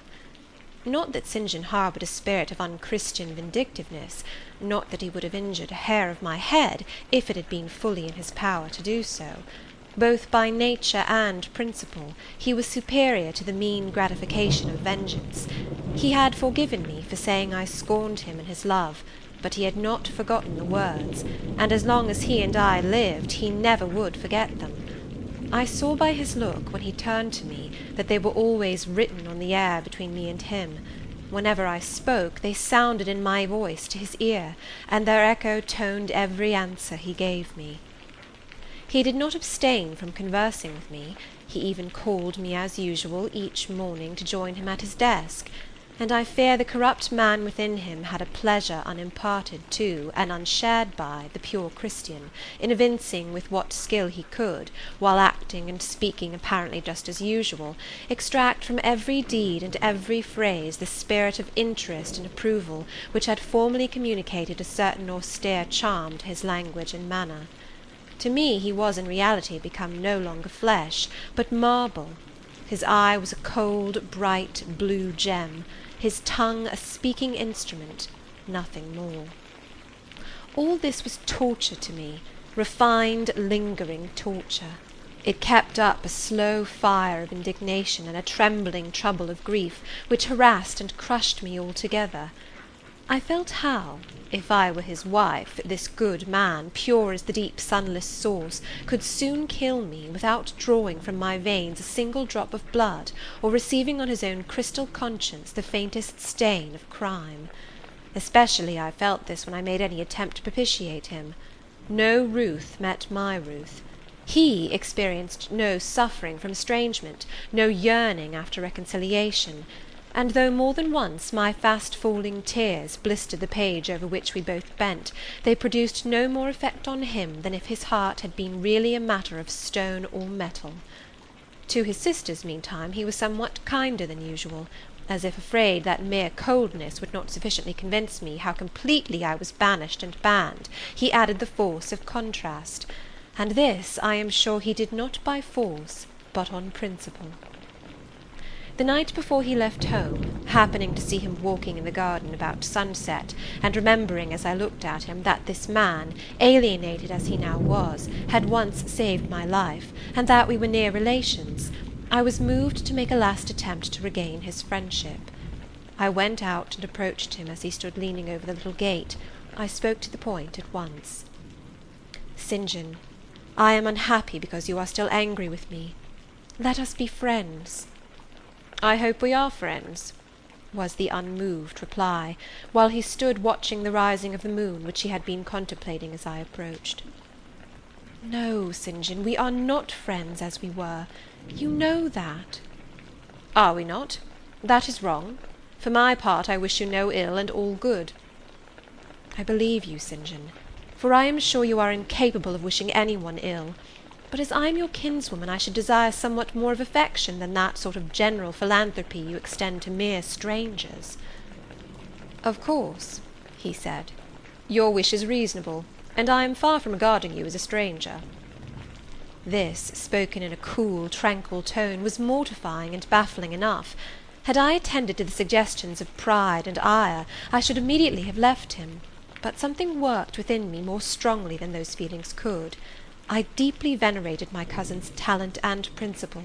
His friendship was of value to me. To lose it tried me severely. I would not so soon relinquish the attempt to reconquer it. "Must we part in this way, St. John? And when you go to India, will you leave me so, without a kinder word than you have yet spoken?" He now turned quite from the moon, and faced me. "When I go to India, Jane, will I leave you? What? Do you not go to India?" "You said I could not unless I married you." "And you will not marry me? You adhere to that resolution?" Reader, do you know, as I do, what terror those cold people can put into the ice of their questions? How much of the fall of the avalanche is in their anger, of the breaking up of the frozen sea in their displeasure? No, St. John, I will not marry you. I adhere to my resolution." The avalanche had shaken and slid a little forward, but it did not yet crash down. "Once more, why this refusal?" he asked. "Formerly," I answered, "because you did not love me. Now, I reply, because you almost hate me. If I were to marry you, you would kill me. You are killing me now." His lips and cheeks turned white, quite white. "I should kill you. I am killing you. Your words are such as ought not to be used, violent, unfeminine, and untrue. They betray an unfortunate state of mind. They merit severe reproof. They would seem inexcusable, but that it is the duty of man to forgive his fellow even until 77 times." I had finished the business now. While earnestly wishing to erase from his mind the trace of my former offence, I had stamped on that tenacious surface another and far deeper impression. I had burnt it in. "Now you will indeed hate me," I said. "It is useless to attempt to conciliate you. I see I have made an eternal enemy of you." A fresh wrong did these words inflict, the worse because they touched on the truth. That bloodless lip quivered to a temporary spasm. I knew the steely ire I had whetted. I was heart-wrung. "You utterly misinterpret my words," I said, at once seizing his hand. "I have no intention to grieve or pain you. Indeed, I have not." Most bitterly he smiled. Most decidedly he withdrew his hand from mine. "And now you recall your promise, and will not go to India at all, I presume?" said he, after a considerable pause. "Yes, I will, as your assistant," I answered. A very long silence succeeded. What struggle there was in him between nature and grace in this interval I cannot tell. Only singular gleams scintillated in his eyes, and strange shadows passed over his face. He spoke at last. "I before proved to you the absurdity of a single woman of your age proposing to accompany abroad a single man of mine. I proved it to you in such terms as, I should have thought, would have prevented your ever again alluding to the plan. That you have done so, I regret, for your sake." I interrupted him. Anything like a tangible reproach gave me courage at once. "Keep to common sense, St. John. You are verging on nonsense. You pretend to be shocked by what I have said. You are not really shocked, for with your superior mind you cannot be either so dull or so conceited as to misunderstand my meaning. I say again, I will be your curate if you like, but never your wife."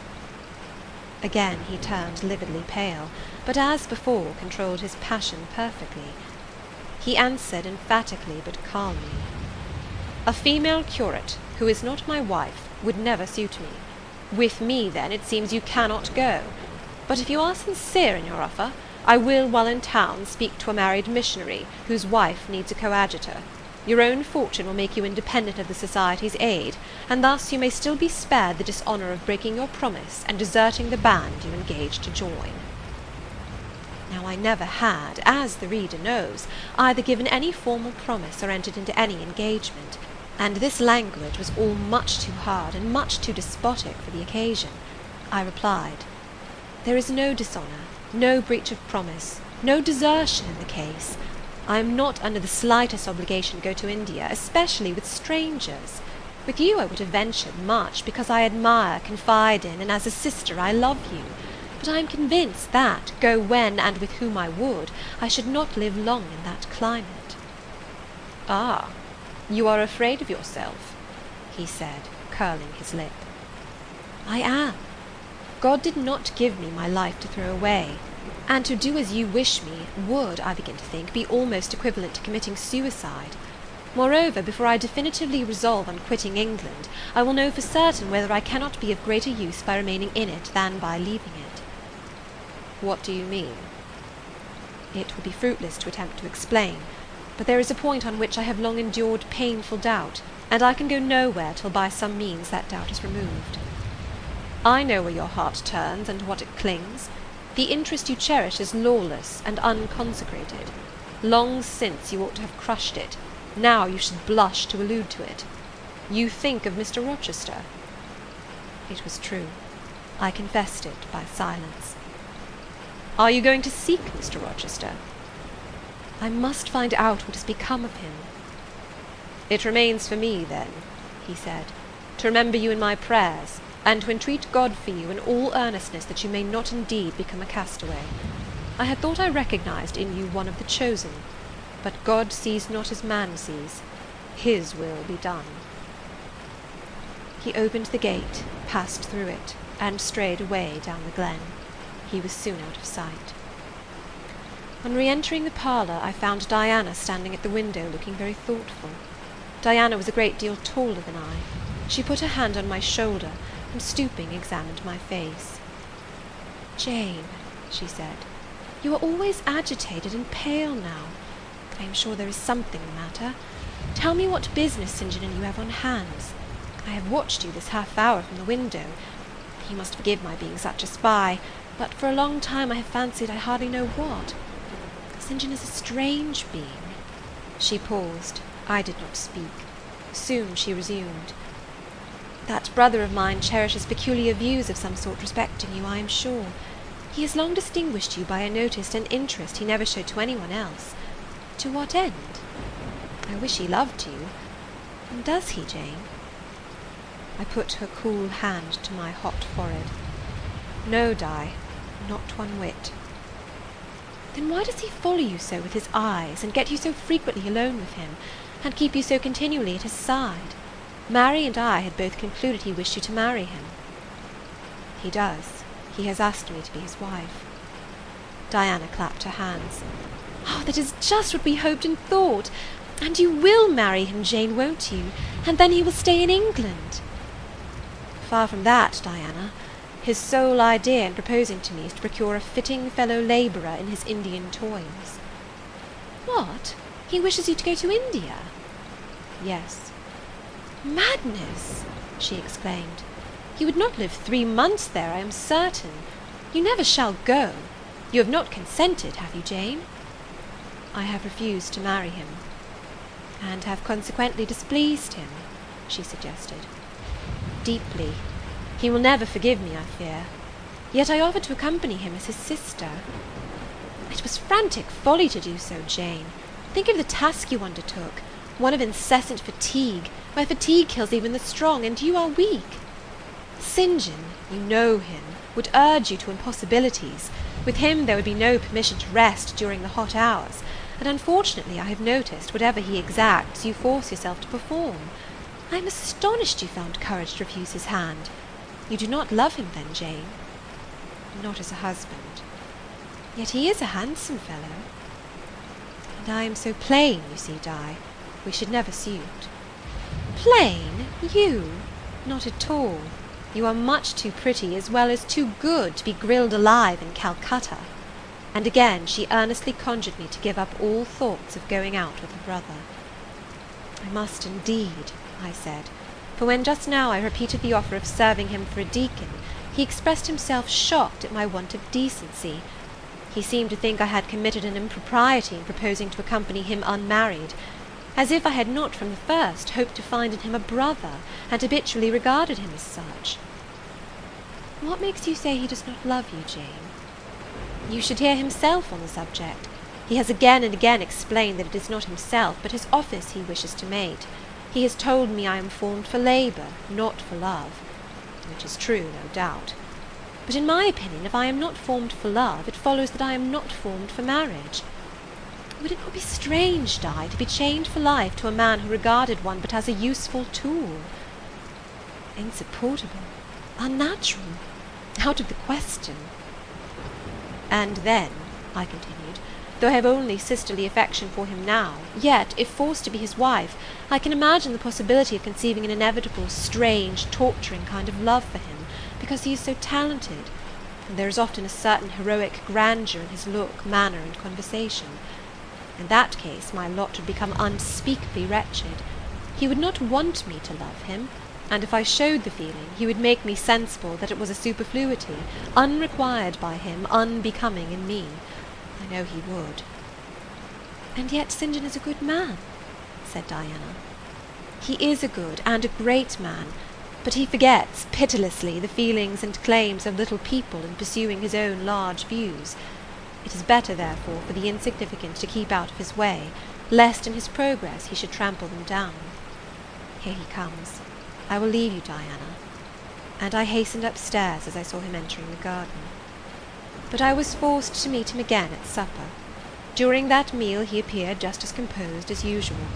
I had thought he would hardly speak to me, and I was certain he had given up the pursuit of his matrimonial scheme. The steeple showed I was mistaken on both points.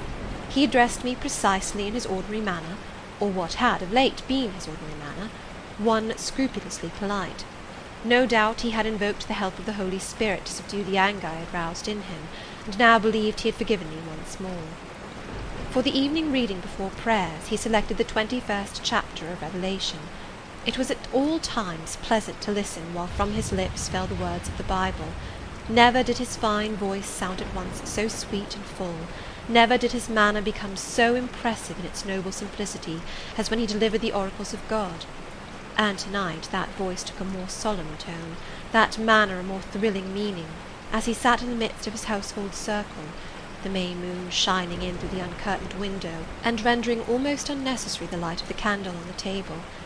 As he sat there, bending over the great old Bible, and described from its page the vision of the new heaven and new earth, told how God would come to dwell with men, how he would wipe away all tears from their eyes, and promised that there should be no more death, neither sorrow nor crying, nor any more pain, because the former things were passed away. The succeeding words thrilled me strangely as he spoke them, especially as I felt, by the slight, indescribable alteration in sound, that in uttering them his eye had turned on me. "He that overcometh shall inherit all things, and I will be his God, and he shall be my son. But," it was slowly, distinctly read, "the fearful, the unbelieving, etc., shall have their part in the lake which burneth with fire and brimstone, which is the second death." Henceforward I knew what fate St. John feared for me. A calm, subdued triumph, blent with a longing earnestness, marked his enunciation of the last glorious verses of that chapter. The reader believed his name was already written in the Lamb's book of life, and he yearned after the hour which should admit him to the city to which the kings of the earth bring their glory and honour, which has no need of sun or moon to shine in it, because the glory of God lightens it, and the Lamb is the light thereof. In the prayer following the chapter, all his energy gathered, all his stern zeal woke. He was in deep earnest, wrestling with God, and resolved on a conquest.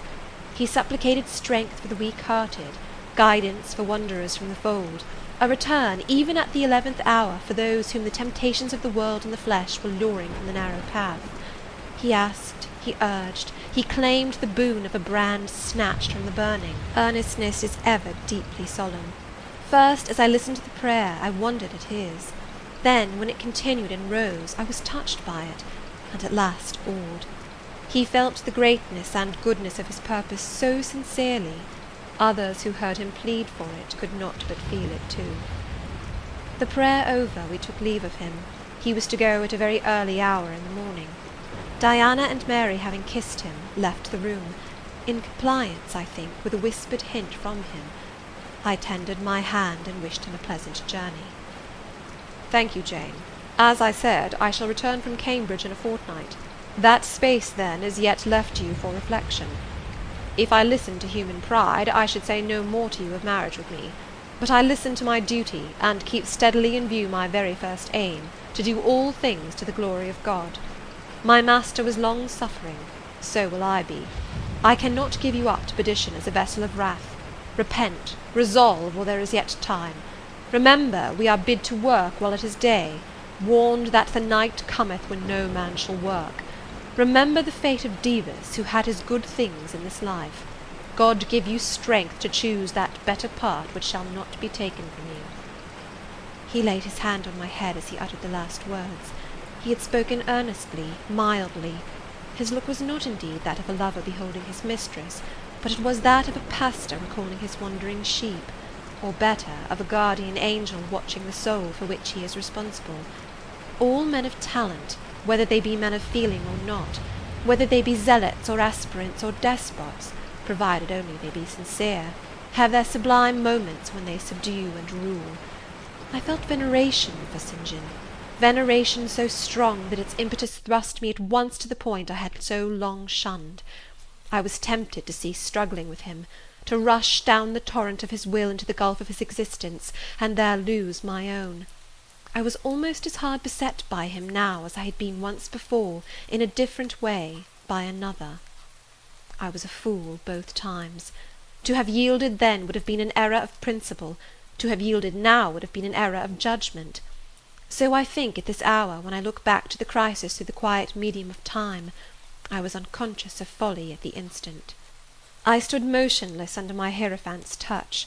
My refusals were forgotten, my fears overcome, my wrestlings paralysed. The impossible, i.e. my marriage with St. John, was fast becoming the possible. All was changing utterly with a sudden sweep. Religion called, angels beckoned, God commanded, life rolled together like a scroll, death's gates opening, showed eternity beyond.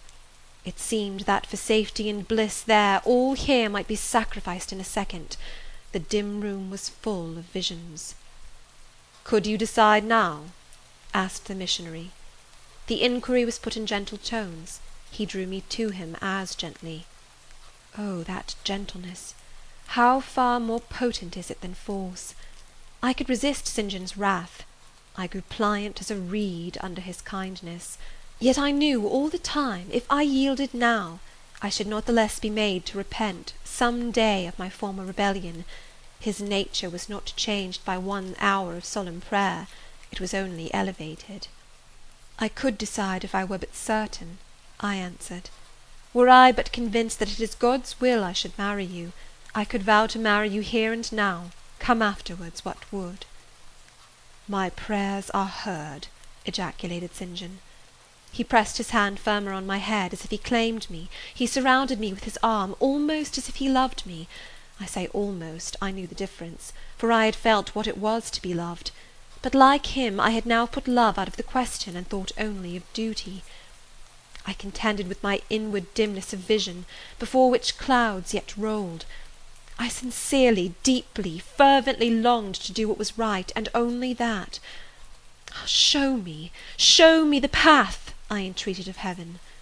I was excited more than I had ever been, and whether what followed was the effect of excitement the reader shall judge. All the house was still, for I believe all except St. John and myself were now retired to rest. The one candle was dying out. The room was full of moonlight. My heart beat fast and thick. I heard its throb. Suddenly it stood still to an inexpressible feeling that thrilled it through, and passed at once to my head and extremities. The feeling was not like an electric shock, but it was quite as sharp, as strange, as startling. It acted on my senses as if their utmost activity hitherto had been but torpor, from which they were now summoned and forced to wake. They rose expectant. Eye and ear waited while the flesh quivered on my bones. "What have you heard? What do you see?" asked St. John. I saw nothing, but I heard a voice somewhere cry, "Jane! Jane! Jane!" Nothing more. "Oh, God! What is it?" I gasped. I might have said, "Where is it?" for it did not seem in the room, nor in the house, nor in the garden. It did not come out of the air, nor from under the earth, nor from overhead. I had heard it. Where or whence, forever impossible to know. And it was the voice of a human being, a known, loved, well-remembered voice, that of Edward Fairfax Rochester, and it spoke in pain and woe, wildly, eerily, urgently. "I am coming!" I cried. "Wait for me! Oh, I will come!" I flew to the door and looked into the passage. It was dark. I ran out into the garden. It was void. "Where are you?" I exclaimed. The hills beyond Marsh Glen sent the answer faintly back. "Where are you?" I listened. The wind sighed low in the firs. All was moorland loneliness and midnight hush. "Downed superstition," I commented, as that spectre rose up black by the black yew at the gate. "This is not thy deception, nor thy witchcraft. It is the work of nature. She was roused, and did no miracle, but her best." I broke from St. John, who had followed and would have detained me. It was my time to assume ascendancy. My powers were in play and in force. I told him to forbear question or remark. I desired him to leave me. I must and would be alone. He obeyed at once. Where there is energy to command well enough, obedience never fails. I mounted to my chamber, locked myself in, fell on my knees, and prayed in my way, a different way to St. John's, but effective in its own fashion. I seemed to penetrate very near a mighty spirit, and my soul rushed out in gratitude at his feet. I rose from the thanksgiving, took a resolve, and lay down, unscared, enlightened, eager but for the daylight. End of chapter 35.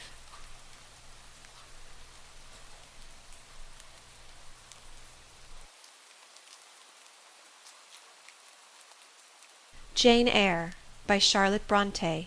Chapter 36. The daylight came. I rose at dawn.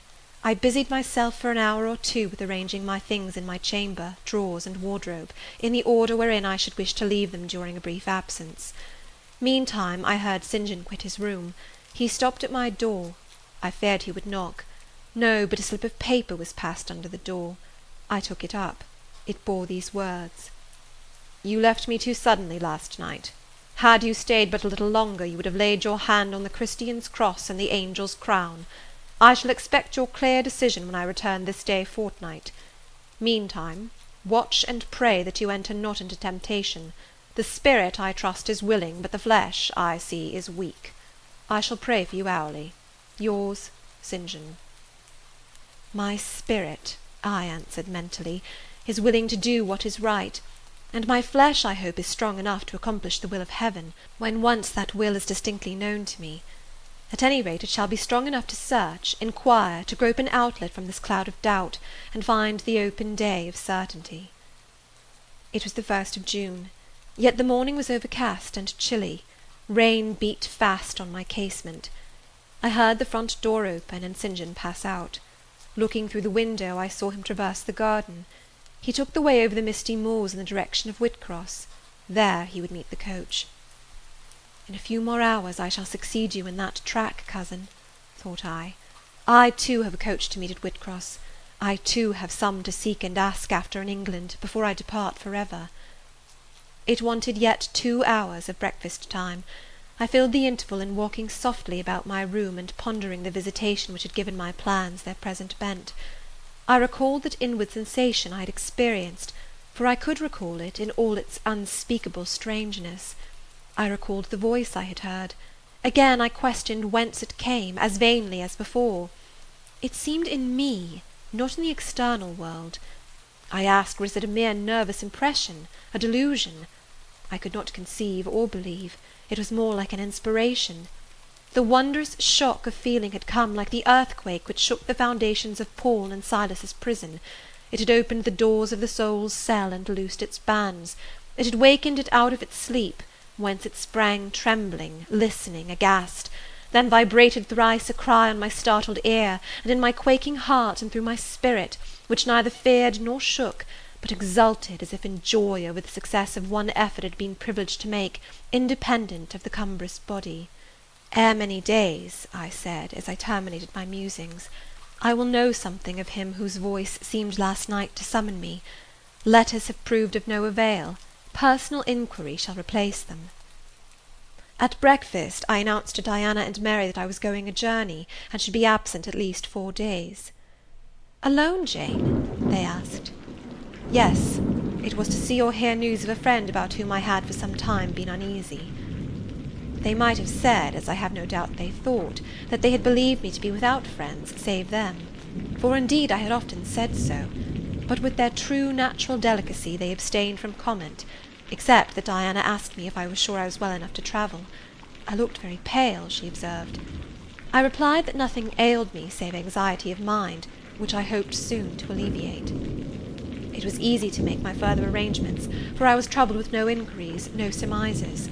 Having once explained to them that I could not now be explicit about my plans, they kindly and wisely acquiesced in the silence with which I pursued them, according to me the privilege of free action I should under similar circumstances have accorded them. I left Moor House at 3 p.m., and soon after 4 I stood at the foot of the sign-post of Whitcross, waiting the arrival of the coach which was to take me to distant Thornfield. Amidst the silence of those solitary roads and desert hills, I heard it approach from the great distance. It was the same vehicle whence, a year ago, I had alighted one summer evening on this very spot. How desolate and hopeless and objectless! It stopped as I beckoned. I entered, not now obliged to part with my whole fortune as the price of its accommodation. Once more on the road to Thornfield, I felt like the messenger pigeon flying home. It was a journey of 36 hours. I had set out from Whitcross on a Tuesday afternoon, and early on the succeeding Thursday morning the coach stopped to water the horses at a wayside inn, situated in the midst of scenery whose green hedges and large fields and low pastoral hills, how mild of feature and verdant of hue compared with the stern North Midland moors of Morton, met my eye like the lineaments of a once familiar face. Yes, I knew the character of this landscape. I was sure we were very near my bourne. "How far is Thornfield Hall from here?" I asked of the ostler. "Just 2 miles, mum, across the fields." My journey is closed, I thought to myself. I got out of the coach, gave a box I had into the ostler's charge, to be kept till I called for it, paid my fare, satisfied the coachman, and was going. The brightening day gleamed on the sign of the inn, and I read in gilt letters, "The Rochester Arms." My heart leapt up. I was already on my master's very lands. It fell again. The thought struck it. Your master himself may be beyond the British Channel, for aught you know. And then if he is at Thornfield Hall, towards which you hasten, who besides him is there? His lunatic wife, and you have nothing to do with him. You dare not speak to him or seek his presence. You have lost your labour. You had better go no further, urged the monitor. Ask information of the people at the inn. They can give you all you seek. They can solve your doubts at once. Go up to that man and inquire if Mr. Rochester be at home. The suggestion was sensible, and yet I could not force myself to act on it. I so dreaded a reply that would crush me with despair. To prolong doubt was to prolong hope. I might yet once more see the Hall under the ray of her star. There was the stile before me, the very fields through which I had hurried, blind, deaf, distracted, with revengeful fury tracking and scourging me on the morning I fled from Thornfield. Ere I well knew what course I had resolved to take, I was in the midst of them. How fast I walked! How I ran sometimes! How I looked forward to catch the first view of the well-known woods! With what feelings I welcomed single trees I knew, and familiar glimpses of meadow and hill between them! At last the woods rose. The rookery clustered dark. A loud cawing broke the morning stillness. Strange delight inspired me. On I hastened. Another field crossed, a lane threaded, and there were the courtyard walls, the back offices, the house itself, the rookery still hid. My first view of it shall be in front, I determined, where its bold battlements will strike the eye nobly at once, and where I can single out my master's very window. Perhaps he will be standing at it. He rises early. Perhaps he is now walking in the orchard, or on the pavement in front. Could I but see him, but a moment! Surely in that case I should not be so mad as to run to him. I cannot tell. I am not certain. And if I did, what then? God bless him, what then? Who would be hurt by my once more tasting the life his glance can give me? I rave. Perhaps at this moment he is watching the sunrise over the Pyrenees, or on the tideless sea of the south. I had coasted along the lower wall of the orchard, turned its angle. There was a gate just there, opening into the meadow between 2 stone pillars crowned by stone balls. From behind one pillar I could peep round quietly at the full front of the mansion. I advanced my head with precaution, desirous to ascertain if any bedroom window blinds were yet drawn up. Battlements, windows, long front, all from this sheltered station were at my command. The crows sailing overhead perhaps watched me while I took this survey. I wonder what they thought. They must have considered I was very careful and timid at first, and that gradually I grew very bold and reckless. A peep, and then a long stare, and then a departure from my niche and a straying out into the meadow, and a sudden stop full in front of the great mansion, and a protracted hardy gaze towards it. What affectation of diffidence was this at first? They might have demanded. What stupid regardlessness now? Here an illustration, reader. A lover finds his mistress asleep on a mossy bank. He wishes to catch a glimpse of her fair face without waking her. He steals softly over the grass, careful to make no sound. He pauses, fancying she has stirred. He withdraws, not for worlds would he be seen. All is still. He again advances, he bends above her, a light veil rests on her features. He lifts it, bends lower. Now his eyes anticipate the vision of beauty, warm and blooming and lovely in rest. How hurried was their first glance! But how they fix! How he starts! How he suddenly and vehemently clasps in both arms the form he dared not a moment since touch with his finger! How he calls aloud a name, and drops his burden, and gazes on it wildly! He thus grasps and cries and gazes because he no longer fears to waken by any sound he can utter, by any movement he can make. He thought his love slept sweetly. He finds she is stone dead. I looked with timorous joy towards a stately house. I saw a blackened ruin. No need to cower behind a gate-post, indeed, to peep up at chamber lattices, fearing life was astir behind them. No need to listen for doors opening, to fancy steps on the pavement or the gravel walk. The lawn, the gardens were trodden and waste, the portal yawned void. The front was, as I had once seen it in a dream, but a well-like wall, very high and very fragile-looking, perforated with paneless windows. No roof, no battlements, no chimneys. All had crashed in. And there was the silence of death about it, the solitude of a lonesome wild. No wonder that letters addressed to people here had never received an answer. As well dispatch epistles to a vault in a church aisle. The grim blackness of the stones told by what fate the whole had fallen, by conflagration. But how kindled? What story belonged to this disaster? What loss besides mortar and marble and woodwork had followed upon it? Had life been wrecked as well as property? If so, whose? Dreadful question. There was no one here to answer it, not even dumb sign, mute token. In wandering round the shattered walls and through the devastated interior, I gathered evidence that the calamity was not of late occurrence. Winter snows, I thought, had drifted through that void arch, winter rains beaten in at those hollow casements, for amidst the drenched piles of rubbish, spring had cherished vegetation. Grass and weed grew here and there between the stones and fallen rafters.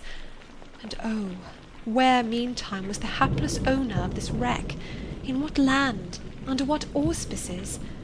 My eye involuntarily wandered to the grey church tower near the gates, and I asked, is he with Dame Eyre de Rochester sharing the shelter of his narrow marble house? Some answer must be had to these questions. I could find it nowhere but at the inn, and thither ere long I returned.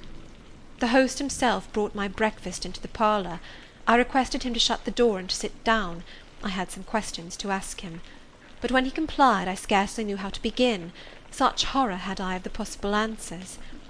And yet the spectacle of desolation I had just left prepared me in a measure for a tale of misery. The host was a respectable-looking, middle-aged man. "You know Thornfield Hall, of course?" I managed to say at last. "Yes, ma'am. I lived there once." "Did you? Not in my time, I thought. You are a stranger to me." "I was the late Mr. Rochester's butler," he added. The late! I seemed to have received with full force the blow I had been trying to evade. "The late!" I gasped. "Is he dead?" "I mean the present gentleman, Mr. Edward's father," he explained. I breathed again, my blood resumed its flow, fully assured by these words that Mr. Edward, my Mr. Rochester, God bless him wherever he was at least alive, was in short the present gentleman. Gladdening words.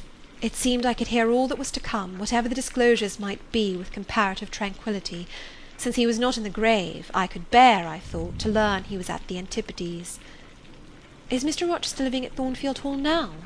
I asked, knowing, of course, what the answer would be, but yet desirous of deferring the direct question as to where he really was. "No, mum. Oh, no, no one is living there.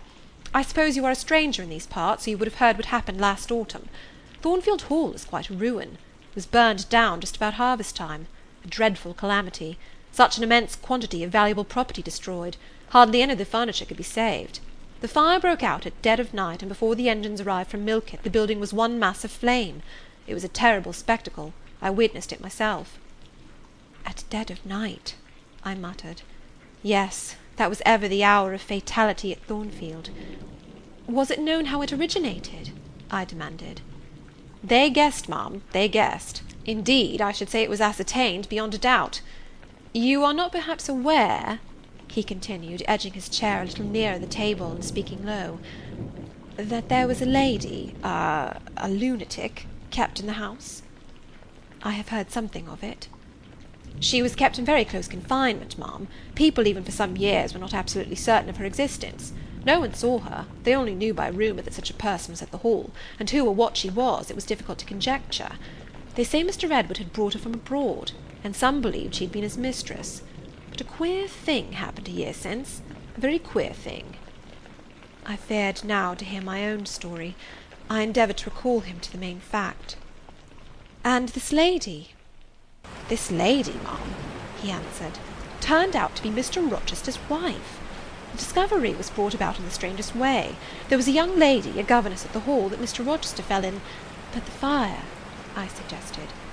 "I'm coming to that, ma'am. The Mr. Edward fell in love with. The servants say they never saw anybody so much in love as he was. He was after her continually. They used to watch him. Servants will, you know, ma'am. And he set store on her past everything. For all, nobody but him thought her so very handsome. She was a little small thing, they say, almost like a child. I never saw her myself, but I've heard Leah, the housemaid, tell of her. Leah liked her well enough.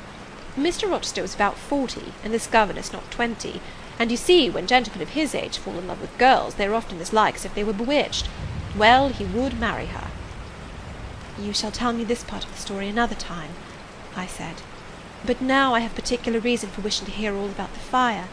Was it suspected that this lunatic, Mrs. Rochester, had any hand in it?" "You've hit it, ma'am. It's quite certain that it was her, and nobody but her that set it going.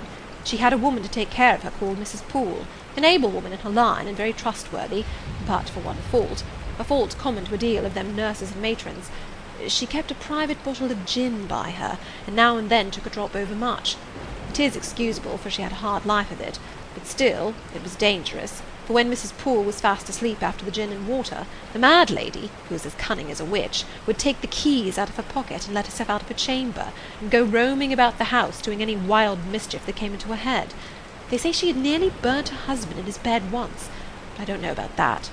However, on this night she set fire first to the hangings of the room next her own, and then she got down to a lower story, and made her way to the chamber that had been the governess's. She was like as if she knew somehow matters had gone on, and had a spite at her. And she kindled the bed there, but there was nobody sleeping in it, fortunately. The governess had run away 2 months before, and for all Mr. Rochester sought her as if she had been the most precious thing he had in the world, he never could hear a word of her. And he grew savage, quite savage on his disappointment. He never was a wild man, but he got dangerous after he lost her. He would be alone, too. He sent Mrs. Fairfax, the housekeeper, away to her friends at a distance, but he did it handsomely, for he settled an annuity on her for life, and she deserved it. She was a very good woman. Miss Adele, a ward he had, was put to school. He broke off acquaintance with all the gentry, and shut himself up like a hermit at the Hall." "What? Did he not leave England?" "Leave England? Bless you, no. He would not cross the door-stones of the house, except at night, when he walked just like a ghost about the grounds and in the orchard, as if he had lost his senses, which it is my opinion he had, for a more spirited, bolder, keener gentleman than he was before that midge of a governess crossed him you never saw, ma'am. He was not a man given to wine, or cards, or racing, as some are, and he was not so very handsome, but he had a courage and a will of his own, if ever man had. I knew him from a boy, you see, and for my part I have often wished that Miss Eyre had been sunk in the sea before she came to Thornfield Hall." "Then Mr. Rochester was at home when the fire broke out?" "Yes, indeed was he, and he went up to the attics when all was burning above and below, and got the servants out of their beds and helped them down himself, and went back to get his mad wife out of her cell. And then they called out to him that she was on the roof, and where she was standing, waving her arms above the battlements, and shouting out till they could hear her a mile off. I saw her and heard her with my own eyes. She was a big woman, and had long black hair. We could see it streaming against the flames as she stood. I witnessed, and several more witnessed, Mr. Rochester ascend through the skylight to the roof. We heard him call Bertha. We saw him approach her. And then, mum, She yelled and gave a spring, and the next minute she lay smashed on the pavement. Dead? Dead. Aye, dead as the stones on which her brains and blood were scattered. Good God! You may well say so, ma'am. It was frightful. He shuddered. And afterwards? I urged. Well, ma'am, afterwards the house was burnt to the ground. There are only some bits of walls standing now. Were any other lives lost? No. Perhaps it would have been better if there had. What do you mean? Poor Mr. Edward, he ejaculated. I little thought ever to have seen it. Some say it was a just judgment on him for keeping his first marriage secret, and wanting to take another wife while he had one living. But I pity him for my part. You said he was alive? I exclaimed. Yes, he is alive, but many think he had better be dead. Why? How? My blood was again running cold. Where is he? I demanded. Is he in England? Aye, he's in England. He can't get out of England, I fancy. He's a fixture now. What agony was this? And the man seemed resolved to protract it. He is stone blind, he said at last. Yes, he is stone blind, is Mr. Edward. I had dreaded worse. I had dreaded he was mad. I summoned strength to ask what had caused this calamity. It was all his own courage, and a body may say his kindness in a way, ma'am. He wouldn't leave the house till every one else was out before him. As he came down the great staircase at last, after Mrs. Rochester had flung herself from the battlements, there was a great crash. All fell. He was taken out from under the ruins, alive, but sadly hurt. A beam had fallen in such a way as to protect him partly, but one eye was knocked out, and one hand so crushed that Mr. Carter, the surgeon, had to amputate it directly. The other eye inflamed. He lost the sight of that also. He is now helpless indeed, blind and a cripple. Where is he? Where does he live now? At Ferndean, a manor house and farm he has, about 30 miles off. Quite a desolate spot. Who is with him? Old John and his wife. He would have none else. He is quite broken down, they say. Have you any sort of conveyance? We have a chaise, ma'am, a very handsome chaise. Let it be got ready instantly, and if your post-boy can drive me to Ferndean before dark this day, I'll pay both you and him twice the hire you usually demand. End of chapter 36.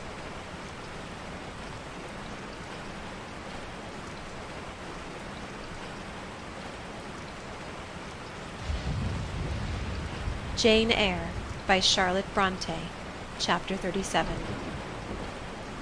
The manor house of Ferndean was a building of considerable antiquity, moderate size, and no architectural pretensions, deep buried in a wood.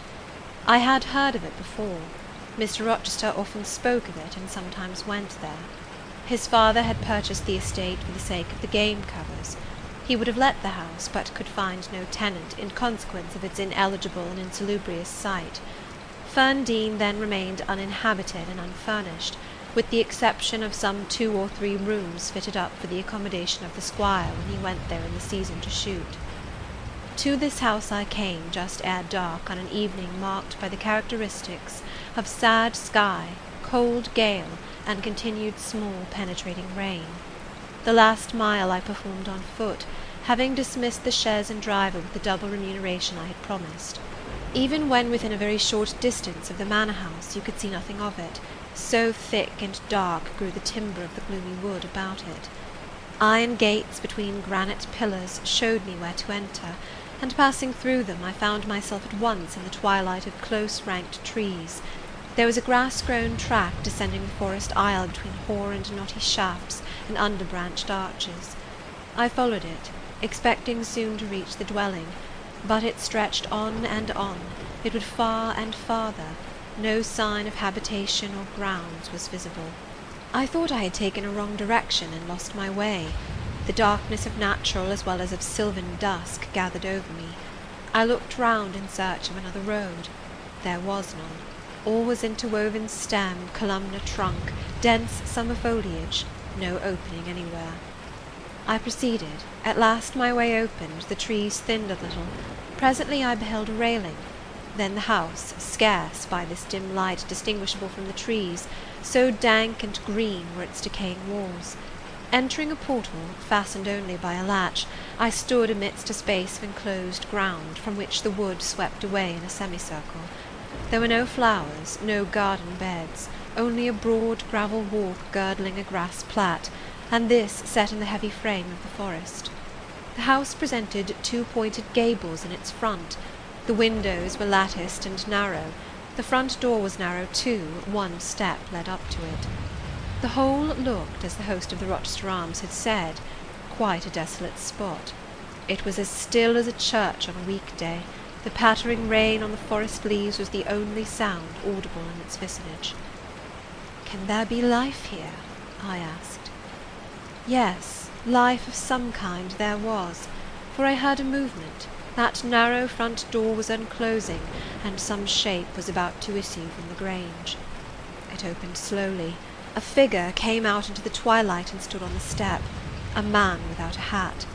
He stretched forth his hand as if to feel whether it rained. Dusk as it was, I had recognized him. It was my master, Edward Fairfax Rochester, and no other. I stayed my step, almost my breath, and stood to watch him, to examine him, myself unseen, and alas, to him invisible. It was a sudden meeting, and one in which rapture was kept well in check by pain. I had no difficulty in restraining my voice from exclamation, my step from hasty advance. His form was of the same strong and stalwart contour as ever. His port was still erect, his hair was still raven black, nor were his features altered or sunk. Not in 1 year's space, by any sorrow, could his athletic strength be quelled, or his vigorous prime blighted. But in his countenance I saw a change. That looked desperate and brooding. That reminded me of some wronged and fettered wild beast or bird, dangerous to approach in his sullen woe. The caged eagle, whose gold-ringed eyes cruelty has extinguished, might look as looked that sightless Samson. And, reader, do you think I feared him in his blind ferocity? If you do, you little know me. A soft hope blessed with my sorrow that soon I should dare to drop a kiss on that brow of rock, and on those lips so sternly sealed beneath it. But not yet. I would not accost him yet. He descended the one step, and advanced slowly and gropingly towards the grass plat. Where was his daring stride now? Then he paused, as if he knew not which way to turn. He lifted his hand and opened his eyelids, gazed blank and with a straining effort on the sky, and toward the amphitheatre of trees. One saw that all to him was void darkness. He stretched his right hand. The left arm, the mutilated one, he kept hidden in his bosom. He seemed to wish by touch to gain an idea of what lay around him. He met but vacancy still, for the trees were some yards off from where he stood. He relinquished the endeavour, folded his arms, and stood quiet and mute in the rain, now falling fast on his uncovered head. At this moment John approached him from some quarter. "Will you take my arm, sir?" he said. "There is a heavy shower coming on. Had you not better go in?" "Let me alone," was the answer. John withdrew without having observed me. Mr. Rochester now tried to walk about. Vainly. All was too uncertain. He groped his way back to the house, and re-entering it, closed the door. I now drew near and knocked. John's wife opened for me. "Mary," I said, "how are you?" She started as if she had seen a ghost. I calmed her. To her hurried, "Is it really you, miss, come at this late hour to this lonely place?" I answered by taking her hand, and then I followed her into the kitchen, where John now sat by a good fire. I explained to them in few words that I had heard all which had happened since I left Thornfield, and that I was come to see Mr. Rochester. I asked John to go down to the turnpike house where I had dismissed the chaise, and bring my trunk, which I had left there, and while I removed my bonnet and shawl, I questioned Mary as to whether I could be accommodated at the manor house for the night, and finding that arrangements to that effect, though difficult, would not be impossible, I informed her I should stay. Just at that moment the parlour bell rang. "When you go in," said I, "tell your master that a person wishes to speak to him. But do not give my name." "I don't think he will see you," she answered. "He refuses everybody." When she returned, I inquired what he had said. "You are to send in your name and your business," she replied. She then proceeded to fill a glass with water and place it on a tray together with candles. "Is that what he rang for?" I asked. "Yes. He always has candles brought in at dark, though he is blind." "Give the tray to me. I will carry it in." I took it from her hand. She pointed me out to the parlour door. The tray shook as I held it. The water spilled from the glass. My heart struck my ribs loud and fast. Mary opened the door for me and shut it behind me. This parlour looked gloomy. A neglected handful of fire burnt low in the grate, and leaning over it, with his head supported against the high old-fashioned mantelpiece, appeared the blind tenant of the room.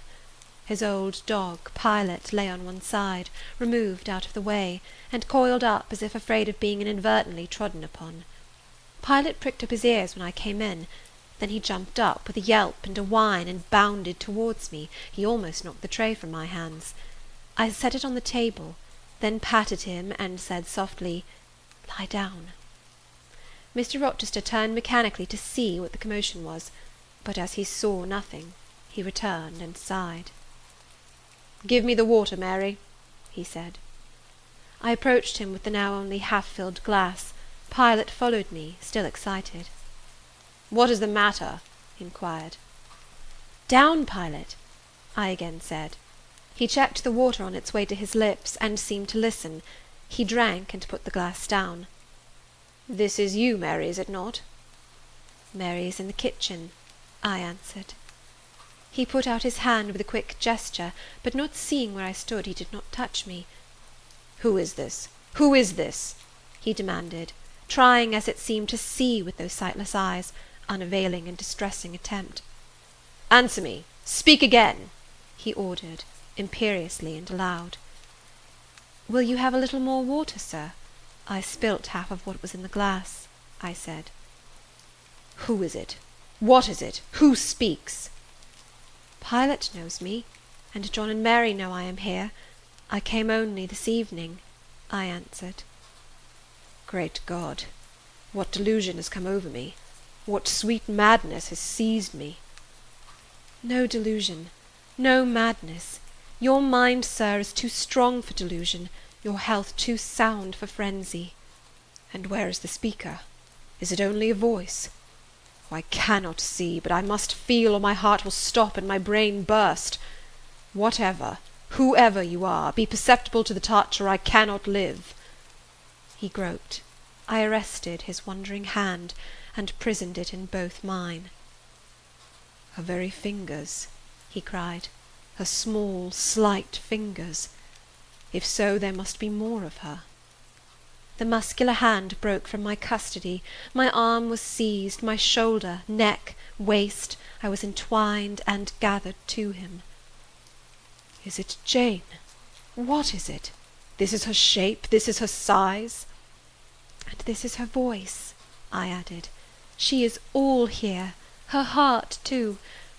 God bless you, sir. I am glad to be so near you again. Jane Eyre, Jane Eyre, was all he said.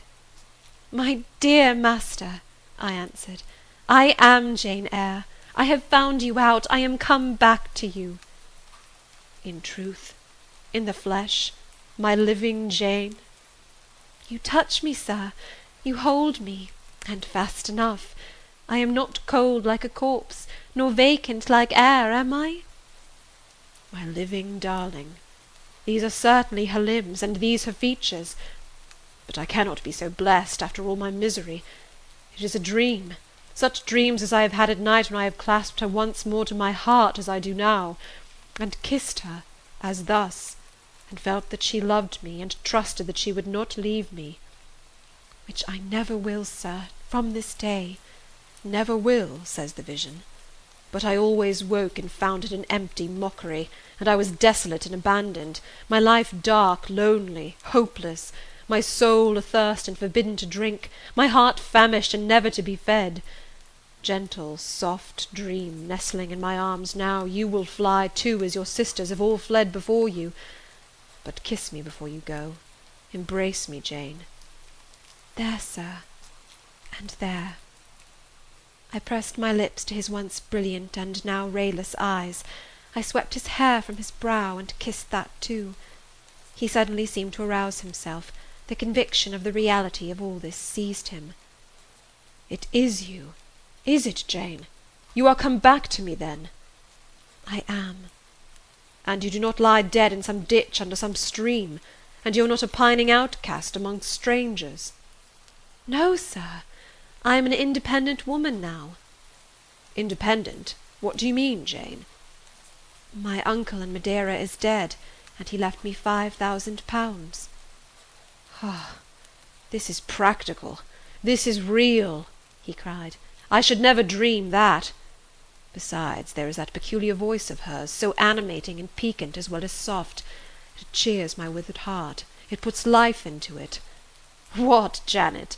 Are you an independent woman? A rich woman? If you won't let me live with you, I can build a house of my own, close up to your door, and you may come and sit in my parlour when you want company of an evening. But as you are rich, Jane, you have now, no doubt, friends who will look after you, and do not suffer you to devote yourself to a blind lamenter like me. I told you I am independent, sir, as well as rich. I am my own mistress. And you will stay with me? Certainly, unless you object. I will be your neighbour, your nurse, your housekeeper. I find you lonely. I will be your companion, to read to you, to walk with you, to sit with you, to wait on you, to be eyes and hands to you. Cease to look so melancholy, my dear master. You shall not be left desolate so long as I live. He replied not. He seemed serious, abstracted. He sighed. He half opened his lips as if to speak. He closed them again. I felt a little embarrassed. Perhaps I had too rashly overleaped conventionalities, and he, like St. John, saw impropriety in my inconsiderateness. I had indeed made my proposal from the idea that he wished and would ask me to be his wife. An expectation, not the less certain because unexpressed, had buoyed me up, that he would claim me at once as his own. But no hint to that effect escaping him, and his countenance becoming more overcast, I suddenly remembered that I might have been all wrong, and was perhaps playing the fool unwittingly, and I began gently to withdraw myself from his arms, but he eagerly snatched me closer. No, no, Jane, you must not go. No, I have touched you, heard you, felt the comfort of your presence, the sweetness of your consolation. I cannot give up those joys. I have little left in myself. I must have you. The world may laugh, may call me absurd, selfish, but it does not signify. My very soul demands you. It will be satisfied, or it will take deadly vengeance on its frame. Well, sir, I will stay with you. I have said so. Yes, but you understand one thing by staying with me, and I understand another. You, perhaps, could make up your mind to be about my hand and chair, to wait on me as a kind little nurse, for you have an affectionate heart and a generous spirit which prompt you to make sacrifices for those you pity, and that ought to suffice for me, no doubt. I suppose I should now entertain none but fatherly feelings for you. Do you think so? Come, tell me. I will think what you like, sir. I am content to be only your nurse, if you think it better. But you cannot always be my nurse, Janet. You are young. You must marry one day. I don't care about being married. You should care, Janet. If I were what I once was, I would try to make you care. But a sightless block. He relapsed again into gloom. I, on the contrary, became more cheerful and took fresh courage. These last words gave me an insight as to where the difficulty lay, and as it was no difficulty with me, I felt quite relieved from my previous embarrassment. I resumed a livelier vein of conversation. "It is time some one undertook to rehumanize you," said I, parting his thick and long uncut locks, "for I see you are being metamorphosed into a lion, or something of that sort. You have a faux air of Nebuchadnezzar in the fields about you, that is certain. Your hair reminds me of eagle's feathers. Whether your nails are grown in like birds' claws or not, I have not yet noticed." On this arm I have neither hand nor nails. he said, drawing the mutilated limb from his breast and showing it to me. "It is a mere stump, a ghastly sight. Don't you think so, Jane?" "It is a pity to see it, and a pity to see your eyes, and the scar of fire on your forehead. And the worst of it is, one is in danger of loving you too well for all this, and making too much of you." "I thought you would be revolted, Jane, when you saw my arm and my cicatriced visage." "Did you? Don't tell me so, lest I should say something disparaging to your judgment. Now let me leave you an instant to make a better fire and have the hearth swept up. Can you tell when there is a good fire?" "Yes. With the right eye I see a glow, a ruddy haze." "And you see the candles?" "Very dimly. Each is a luminous cloud." "Can you see me?" "No, my fairy, but I am only too thankful to hear and feel you." "When do you take supper?" "I never take supper." "But you shall have some tonight. I am hungry. So are you, I dare say, only you forget." Summoning Mary, I soon had the room in a more cheerful order. I prepared him likewise a comfortable repast.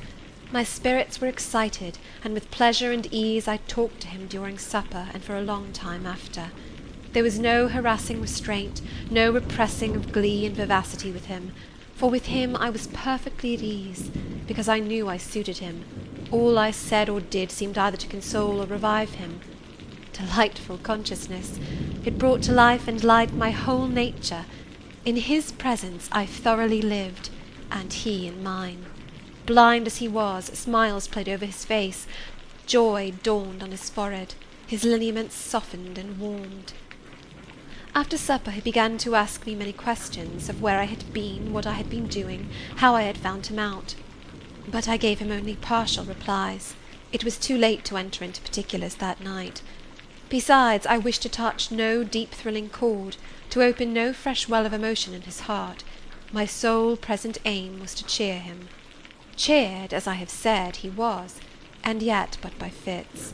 If a moment's silence broke the conversation, he would turn restless, touch me, then say, "Jane, you are altogether a human being, Jane. You are certain of that?" "I conscientiously believe so, Mr. Rochester." "Yet how on this dark and doleful evening could you so suddenly rise on my lone hearth? I stretched my hand to take a glass of water from a hireling, and it was given me by you. I asked a question expecting John's wife to answer me, and your voice spoke in my ear." "Because I had come in Mary's stead with the tray."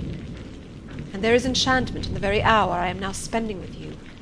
Who can tell what a dark, dreary, hopeless life I have dragged on for months past, doing nothing, expecting nothing, merging night in day, feeling but the sensation of cold when I let the fire go out, of hunger when I forgot to eat, and then a ceaseless sorrow, and at times a very delirium of desire to behold my Jane again. Yes, for her restoration I long, far more than for that of my lost sight. How can it be that Jane is with me and says she loves me? Will she not depart as suddenly as she came? To-morrow I fear I shall find her no more." A commonplace, practical reply, out of the train of his own disturbed ideas, was, I was sure, the best and most reassuring for him in his frame of mind. I passed my finger over his eyebrows, and remarked that they were scorched, and that I would apply something which would make them grow as broad and black as ever.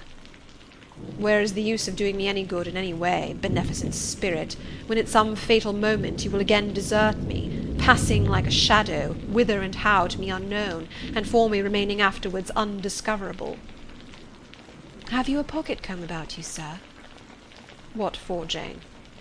"Just to comb out this shaggy black mane. I find you rather alarming when I examine you close at hand.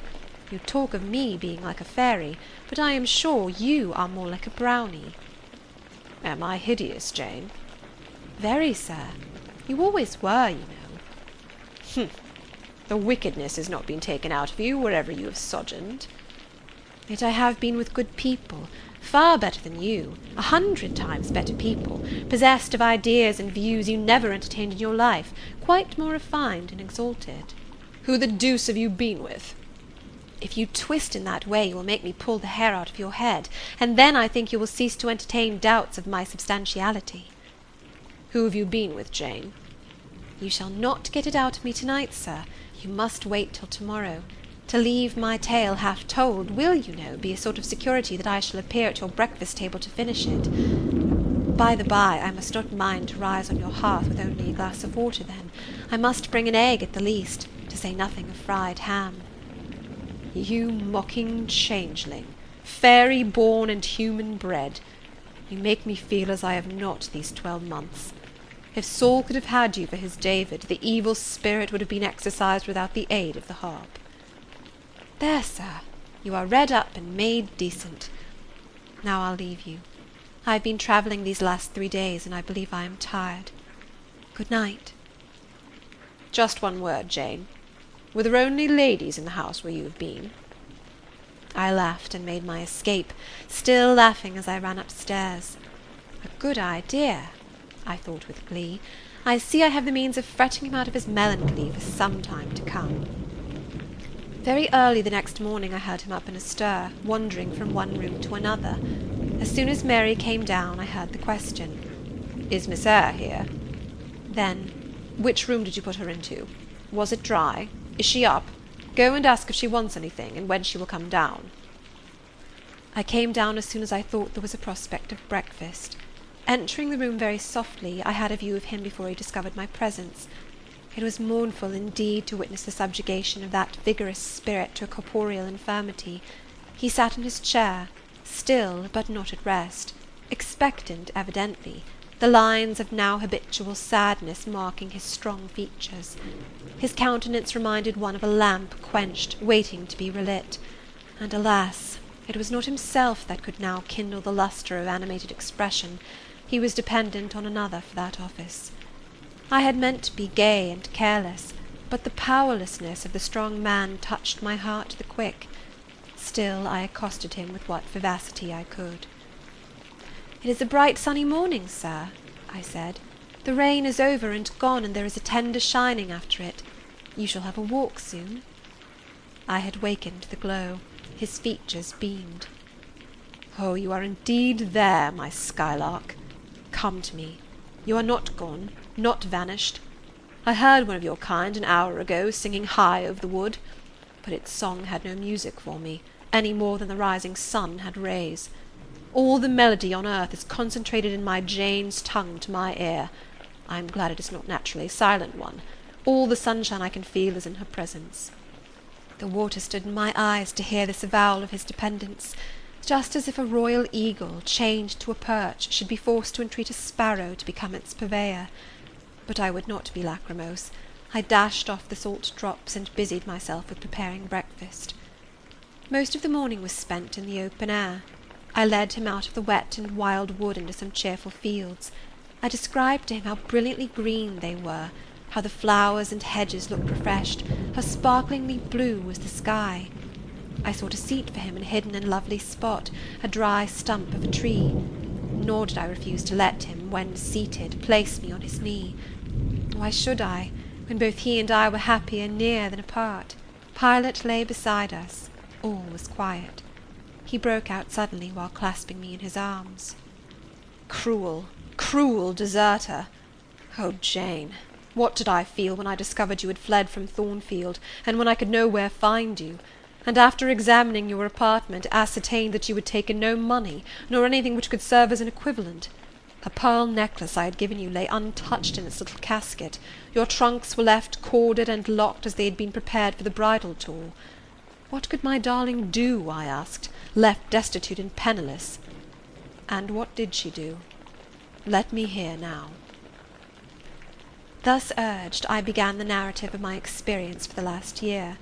I softened considerably what related to the 3 days of wandering and starvation, because to have told him all would have been to inflict unnecessary pain. The little I did say lacerated his faithful heart deeper than I wished. I should not have left him thus, he said, without any means of making my way. I should have told him my intention. I should have confided in him. He would never have forced me to be his mistress. Violent as he had seemed in his despair, he in truth loved me far too well and too tenderly to constitute himself my tyrant. He would have given me half his fortune, without demanding so much as a kiss in return, rather than I should have flung myself friendless on the wide world. I had endured, he was certain, more than I had confessed to him. Well, whatever my sufferings had been, they were very short, I answered. And then I proceeded to tell him how I had been received at Moor House, how I had obtained the office of schoolmistress, etc. The accession of fortune, the discovery of my relations, followed in due order. Of course, St. John Rivers' name came in frequently in the progress of my tale. When I had done, that name was immediately taken up. This St. John, then, is your cousin? Yes. You have spoken of him often. Do you like him? He was a very good man, sir. I could not help liking him. A good man?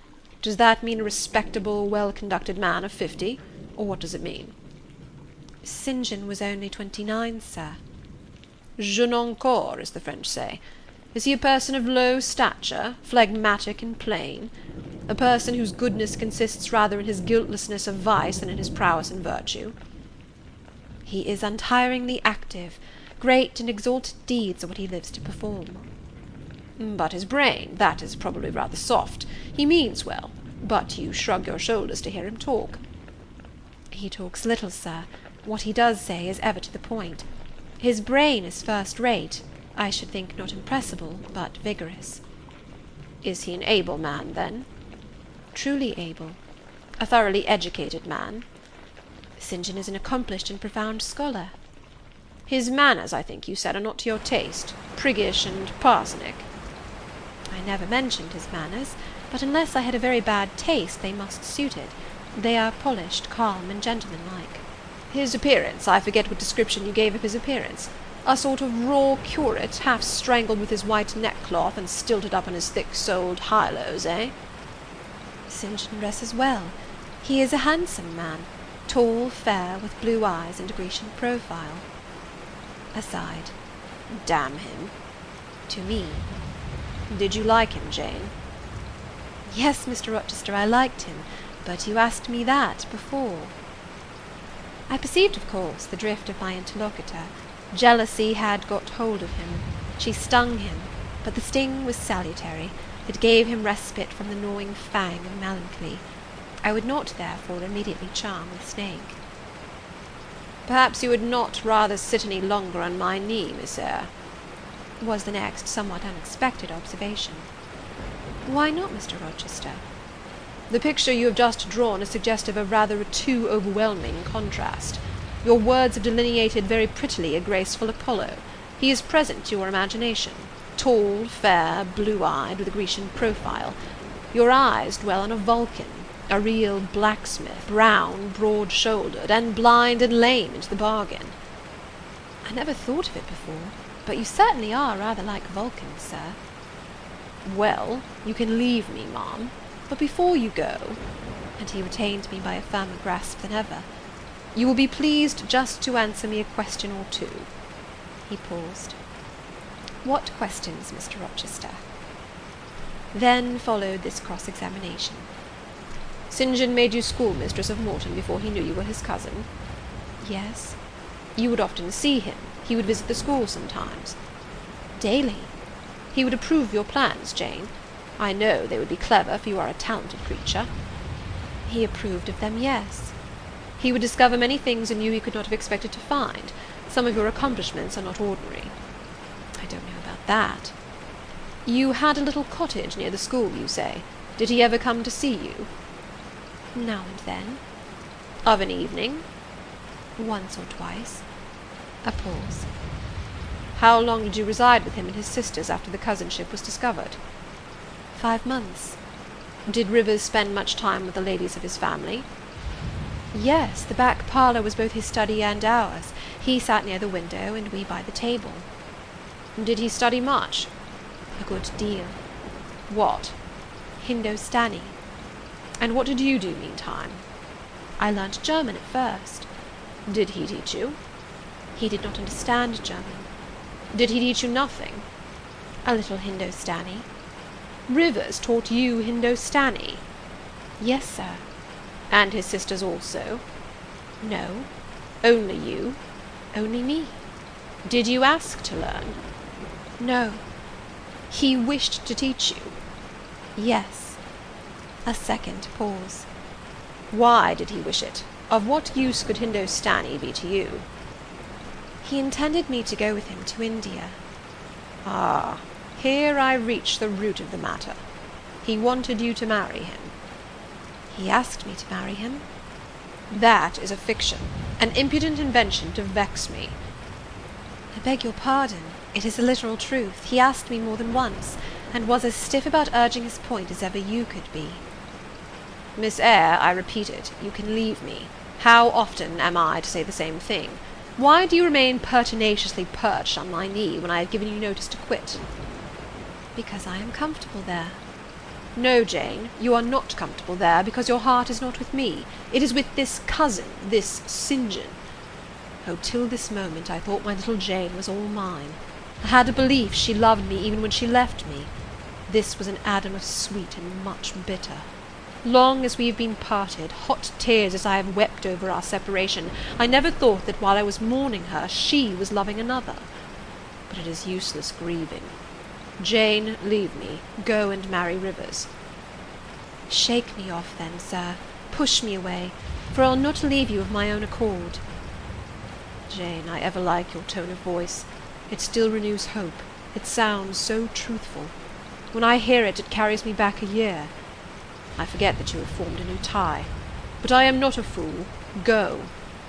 Where must I go, sir? Your own way with the husband you have chosen. Who is that? You know this St. John Rivers. He is not my husband, nor ever will be. He does not love me. I do not love him. He loves, as he can love, and that is not as you love, a beautiful young lady called Rosamond.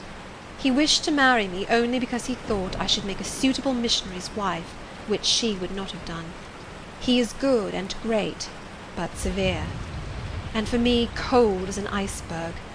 He is not like you, sir. I am not happy at his side, nor near him, nor with him.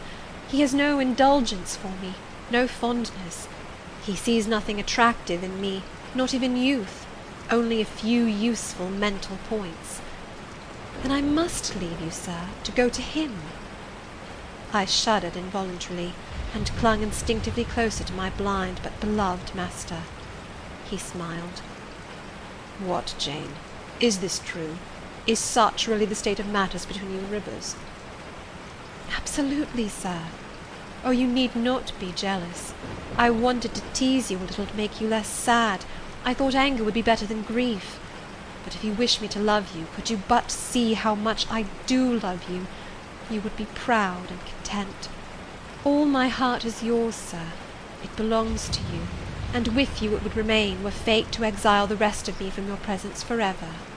Again, as he kissed me, painful thoughts darkened his aspect. My seared vision, my crippled strength, he murmured regretfully. I caressed in order to soothe him. I knew of what he was thinking, and wanted to speak for him, but dared not. As he turned aside his face a minute, I saw a tear slide from under the seared eyelid, and trickle down the manly cheek. My heart swelled. I am no better than the old lightning-struck chestnut tree in Thornfield Orchard, he remarked ere long. And what right would that ruin have to bid a budding woodbine cover its decay with freshness? You are no ruin, sir, no lightning-struck tree. You are green and vigorous.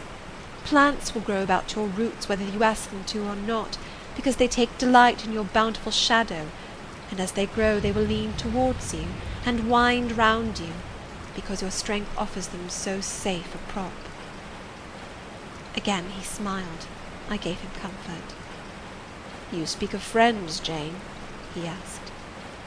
Yes, of friends, I answered rather hesitatingly, for I knew I meant more than friends, but could not tell what other word to employ. He helped me. Ah, Jane, but I want a wife. Do you, sir? Yes, is it news to you? Of course, you said nothing about it before. Is it unwelcome news? That depends on circumstances, sir, on your choice. Which you shall make for me, Jane. I will abide by your decision.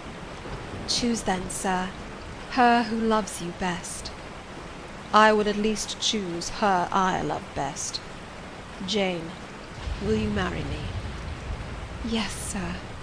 A poor blind man whom you will have to lead about by the hand? Yes, sir. A crippled man 20 years older than you whom you will have to wait on? Yes, sir. Truly, Jane? Most truly, sir. Oh, my darling, God bless you and reward you. Mr. Rochester, if ever I did a good deed in my life, if ever I thought a good thought, if ever I prayed a sincere and blameless prayer, if ever I wished a righteous wish, I am rewarded now. To be your wife is for me to be as happy as I can be on earth. Because you delight in sacrifice. Sacrifice? What do I sacrifice? Famine for food, expectation for content, to be privileged to put my arms round what I value, to press my lips to what I love, to repose on what I trust. Is that to make a sacrifice? If so, then certainly I delight in sacrifice. And to bear with my infirmities, Jane, to overlook my deficiencies. Which are none, sir, to me. I love you better now, when I can really be useful to you, than I did in your state of proud independence, when you disdained every part but that of the giver and protector. Hitherto I have hated to be helped, to be led. Henceforth I feel I shall hate it no more. I did not like to put my hand into a hireling's, but it is pleasant to feel it circled by Jane's little fingers. I preferred utter loneliness to the constant attendance of servants, but Jane's soft ministry will be a perpetual joy. Jane suits me. Do I suit her? To the finest fibre of my nature, sir. The case being so, we have nothing in the world to wait for. We must be married instantly. He looked and spoke with eagerness. His old impetuosity was rising. We must become one flesh without any delay, Jane. There is but the licence to get. Then we marry. Mr. Rochester, I have just discovered the sun is far declined from its meridian, and Pilot has actually gone home to his dinner. Let me look at your watch. Fasten it into your girdle, Janet, and keep it henceforward. I have no use for it. It is nearly 4 o'clock in the afternoon, sir. Don't you feel hungry? The 3rd day from this must be our wedding day, Jane. Never mind fine clothes and jewels now. All that is not worth a fillip. The sun has dried up all the raindrops, sir. The breeze is still. It is quite hot. Do you know, Jane, I have your little pearl necklace at this moment fastened round my bronze scrag under my cravat. I have worn it since the day I lost my only treasure, as a memento of her. We will go home through the wood. That will be the shadiest way. He pursued his own thoughts without heeding me. Jane, you think me, I dare say, an irreligious dog, but my heart swells with gratitude to the beneficent God of this earth just now. He sees not as man sees, but far clearer, judges not as man judges, but far more wisely. I did wrong. I would have sullied my innocent flower, breathed guilt on its purity. The Omnipotent snatched it from me. I, in my stiff-necked rebellion, almost cursed the dispensation. Instead of bending to the decree, I defied it. Divine justice pursued its course. Disasters came thick on me. I was forced to pass through the valley of the shadow of death. His chastisements are mighty, and one smote me which has humbled me forever. You know I was proud of my strength. But what is it now, when I must give it over to foreign guidance as a child does its weakness? Of late, Jane, only of late, I began to see and acknowledge the hand of God in my doom. I began to experience remorse, repentance, the wish for reconcilement to my Maker. I began sometimes to pray. Very brief prayers they were, but very sincere. Some days since, nay, I can number them, 4, it was last Monday night, a singular mood came over me, one in which grief replaced frenzy, sorrow, sullenness. I had long had the impression that since I could nowhere find you, you must be dead. Late that night, perhaps it might be between 11 and 12 o'clock, ere I retired to my dreary rest, I supplicated God, that if it seemed good to him I might soon be taken from this life, and admitted to that world to come, where there was still hope of rejoining Jane. I was in my own room, and sitting by the window, which was open. It soothed me to feel the balmy night air. though I could see no stars, and only by a vague luminous haze knew the presence of a moon. I longed for thee, Janet. Oh, I longed for thee both with soul and flesh. I asked of God, at once in anguish and humility, if I had not been long enough desolate, afflicted, tormented, and might not soon taste bliss and peace once more. That I merited all I endured, I acknowledged. That I could scarcely endure more, I pleaded. And the alpha and omega of my heart's wishes broke involuntarily from my lips the words, Jane, Jane, Jane. Did you speak those words aloud? I did, Jane. If any listener had heard me, he would have thought me mad. I pronounced them with such frantic energy. And it was last Monday night, somewhere near midnight? Yes, but the time is of no consequence. What followed is the strange point. You will think me superstitious. Some superstition I have in my blood, and always had. Nevertheless, this is true. True at least it is that I heard what I now relate. As I exclaimed, Jane, Jane, Jane, a voice, I cannot tell whence the voice came, but I know whose voice it was, replied, I am coming, wait for me, and a moment after went whispering on the wind the words, where are you? I'll tell you if I can, the idea, the picture these words opened to my mind, yet it is difficult to express what I want to express. Ferndean is buried, as you see, in heavy wood, where sound falls dull, and dies unreverberating. Where are you? Seemed spoken amongst mountains, for I heard a hill-sent echo repeat the words. Cooler and fresher at the moment the gale seemed to visit my brow, I could have deemed that in some wild lone scene I and Jane were meeting. In spirit, I believe we must have met. You no doubt were at that hour in unconscious sleep, Jane. Perhaps your soul wandered from its cell to comfort mine, for those were your accents, as certain as I live, they were yours. Reader, it was on Monday night, near midnight, that I too had received the mysterious summons. Those were the very words by which I replied to it. I listened to Mr. Rochester's narrative, but made no disclosure in return. The coincidence struck me as too awful and inexplicable to be communicated or discussed. If I told anything, my tale would be such as must necessarily make a profound impression on the mind of my hearer, and that mind, yet from its sufferings too prone to gloom, needed not the deeper shade of the supernatural. I kept these things then, and pondered them in my heart.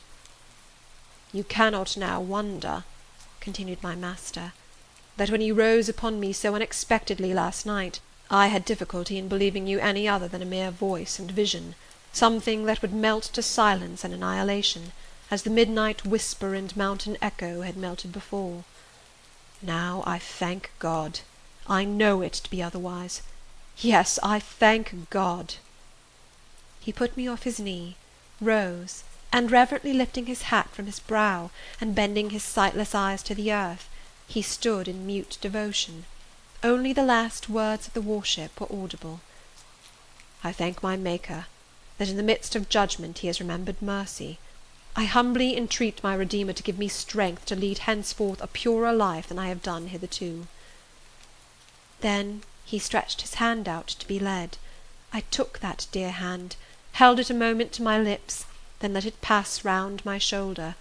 Being so much lower of stature than he, I served both for his prop and guide.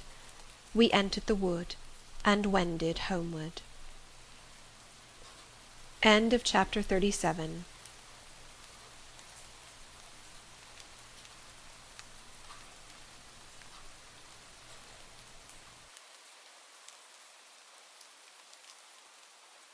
Jane Eyre by Charlotte Brontë. Chapter 38. Conclusion. Reader, I married him. A quiet wedding we had. He and I, the parson and clerk, were alone present. When we got back from church, I went into the kitchen of the manor house, where Mary was cooking the dinner and John cleaning the knives, and I said, "Mary, I have been married to Mr. Rochester this morning." The housekeeper and her husband were both of that decent, phlegmatic order of people, to whom one may at any time safely communicate a remarkable piece of news without incurring the danger of having one's ears pierced by some shrill ejaculation, and subsequently stunned by a torrent of wordy wonderment. Mary did look up, and she did stare at me. The ladle with which she was basting a pair of chickens roasting at the fire did for some 3 minutes hang suspended in the air, and for the same space of time John's knives also had rest from the polishing process. But Mary, bending again over the roast, said only, "Have you, miss? Well, for sure." A short time after she pursued, "I seed you go out with the master, but I didn't know you were gone to church to be wed," and she basted away. John, when I turned to him, was grinning from ear to ear. "I telled Mary how it would be," he said. "I knew what Mr. Edward—" John was an old servant, and had known his master when he was the cadet of the house, therefore he often gave him his Christian name. "I knew what Mr. Edward would do, and I was sure he would not wait long neither, and he's done right for aught I know. I wish you joy, miss." And he politely pulled his forelock. "Thank you, John. Mr. Rochester told me to give you and Mary this." I put into his hand a £5 note. Without waiting to hear more, I left the kitchen. In passing the door of that sanctum some time after, I caught the words, "She'll happen do better for 'em nor ony of them grand ladies." And again, "If she ben't one of the handsomest, she's known foul and very good-natured, and a his een she's fair beautiful, onybody may see that." I wrote to Moor House and to Cambridge immediately to say what I had done, fully explaining also why I had thus acted. Diana and Mary approved the step unreservedly. Diana announced that she would just give me time to get over the honeymoon, and then she would come and see me. "She had better not wait till then, Jane," said Mr. Rochester, when I read her letter to him. "If she does, she'll be too late, for our honeymoon will shine our life long. Its beams will only fade over your grave or mine." How St. John received the news I don't know. He never answered the letter in which I communicated it. Yet 6 months after he wrote to me, without, however, mentioning Mr. Rochester's name or alluding to my marriage. His letter was then calm, and, though very serious, kind. He has maintained a regular, though not frequent, correspondence ever since. He hopes I am happy, and trusts I am not of those who live without God in the world, and only mind earthly things. You have not quite forgotten little Adele, have you, reader? I had not. I soon asked and obtained leave of Mr. Rochester to go and see her at the school where he had placed her. Her frantic joy at beholding me again moved me much. She looked pale and thin. She said she was not happy. I found the rules of the establishment were too strict, its course of study too severe for a child of her age. I took her home with me. I meant to become her governess once more, but I soon found this impracticable. My time and cares were now required by another. My husband needed them all. So I sought out a school conducted on a more indulgent system, and near enough to permit of my visiting her often, and bringing her home sometimes. I took care she should never want for anything that could contribute to her comfort. She soon settled in her new abode, became very happy there, and made fair progress in her studies. As she grew up, a sound English education corrected in great measure her French defects, and when she left school, I found in her a pleasing and obliging companion, docile, good-tempered, and well-principled.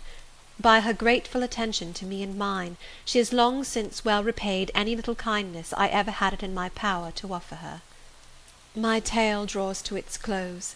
One word respecting my experience of married life, and one brief glance at the fortunes of those whose names have most frequently recurred in this narrative, and I have done.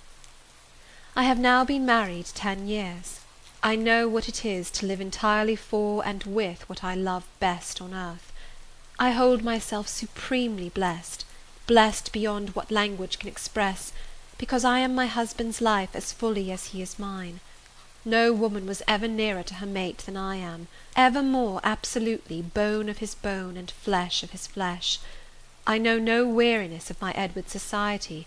He knows none of mine, any more than we do of the pulsation of the heart that beats in our separate bosoms. Consequently, we are ever together.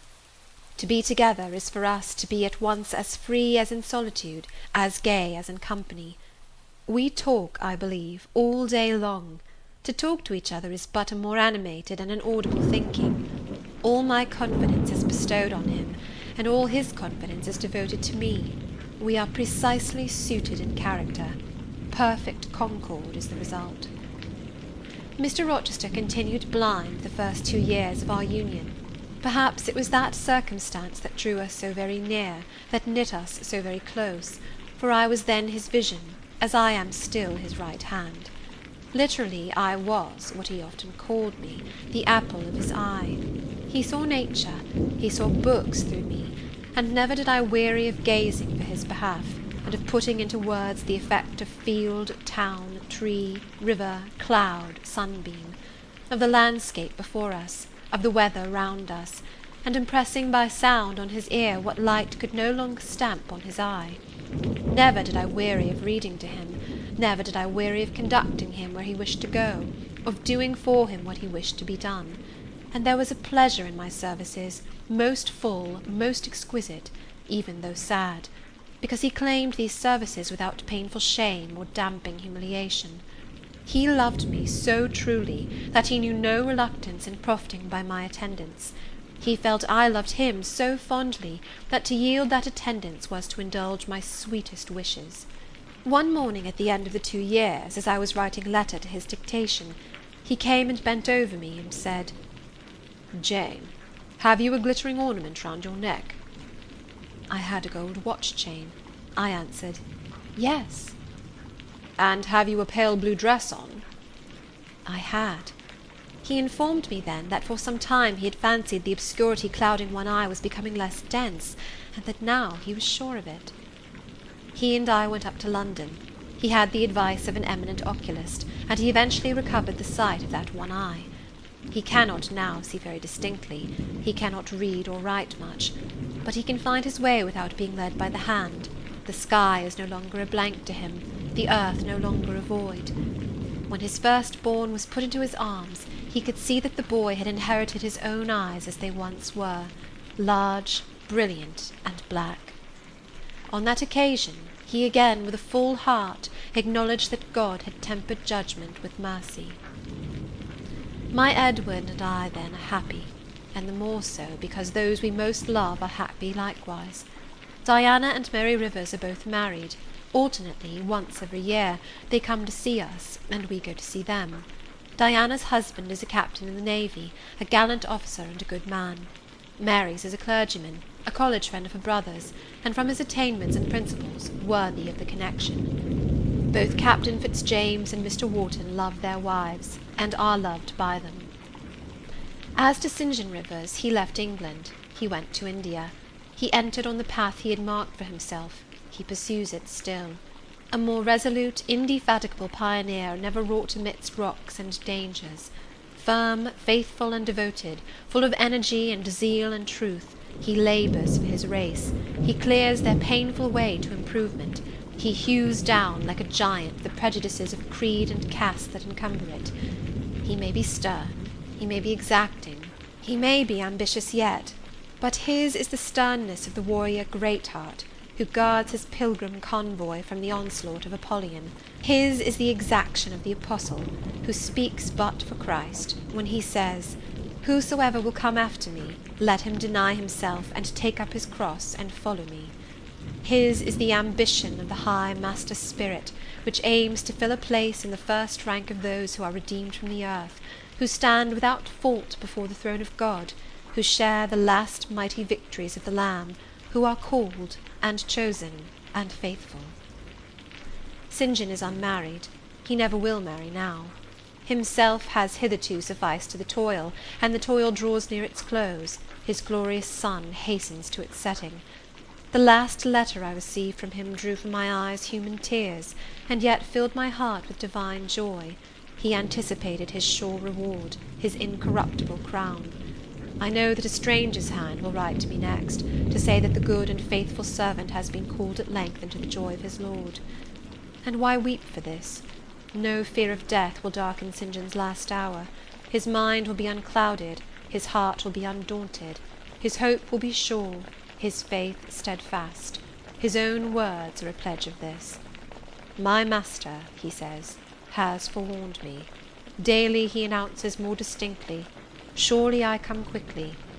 and hourly I more eagerly respond, Amen, even so come, Lord Jesus.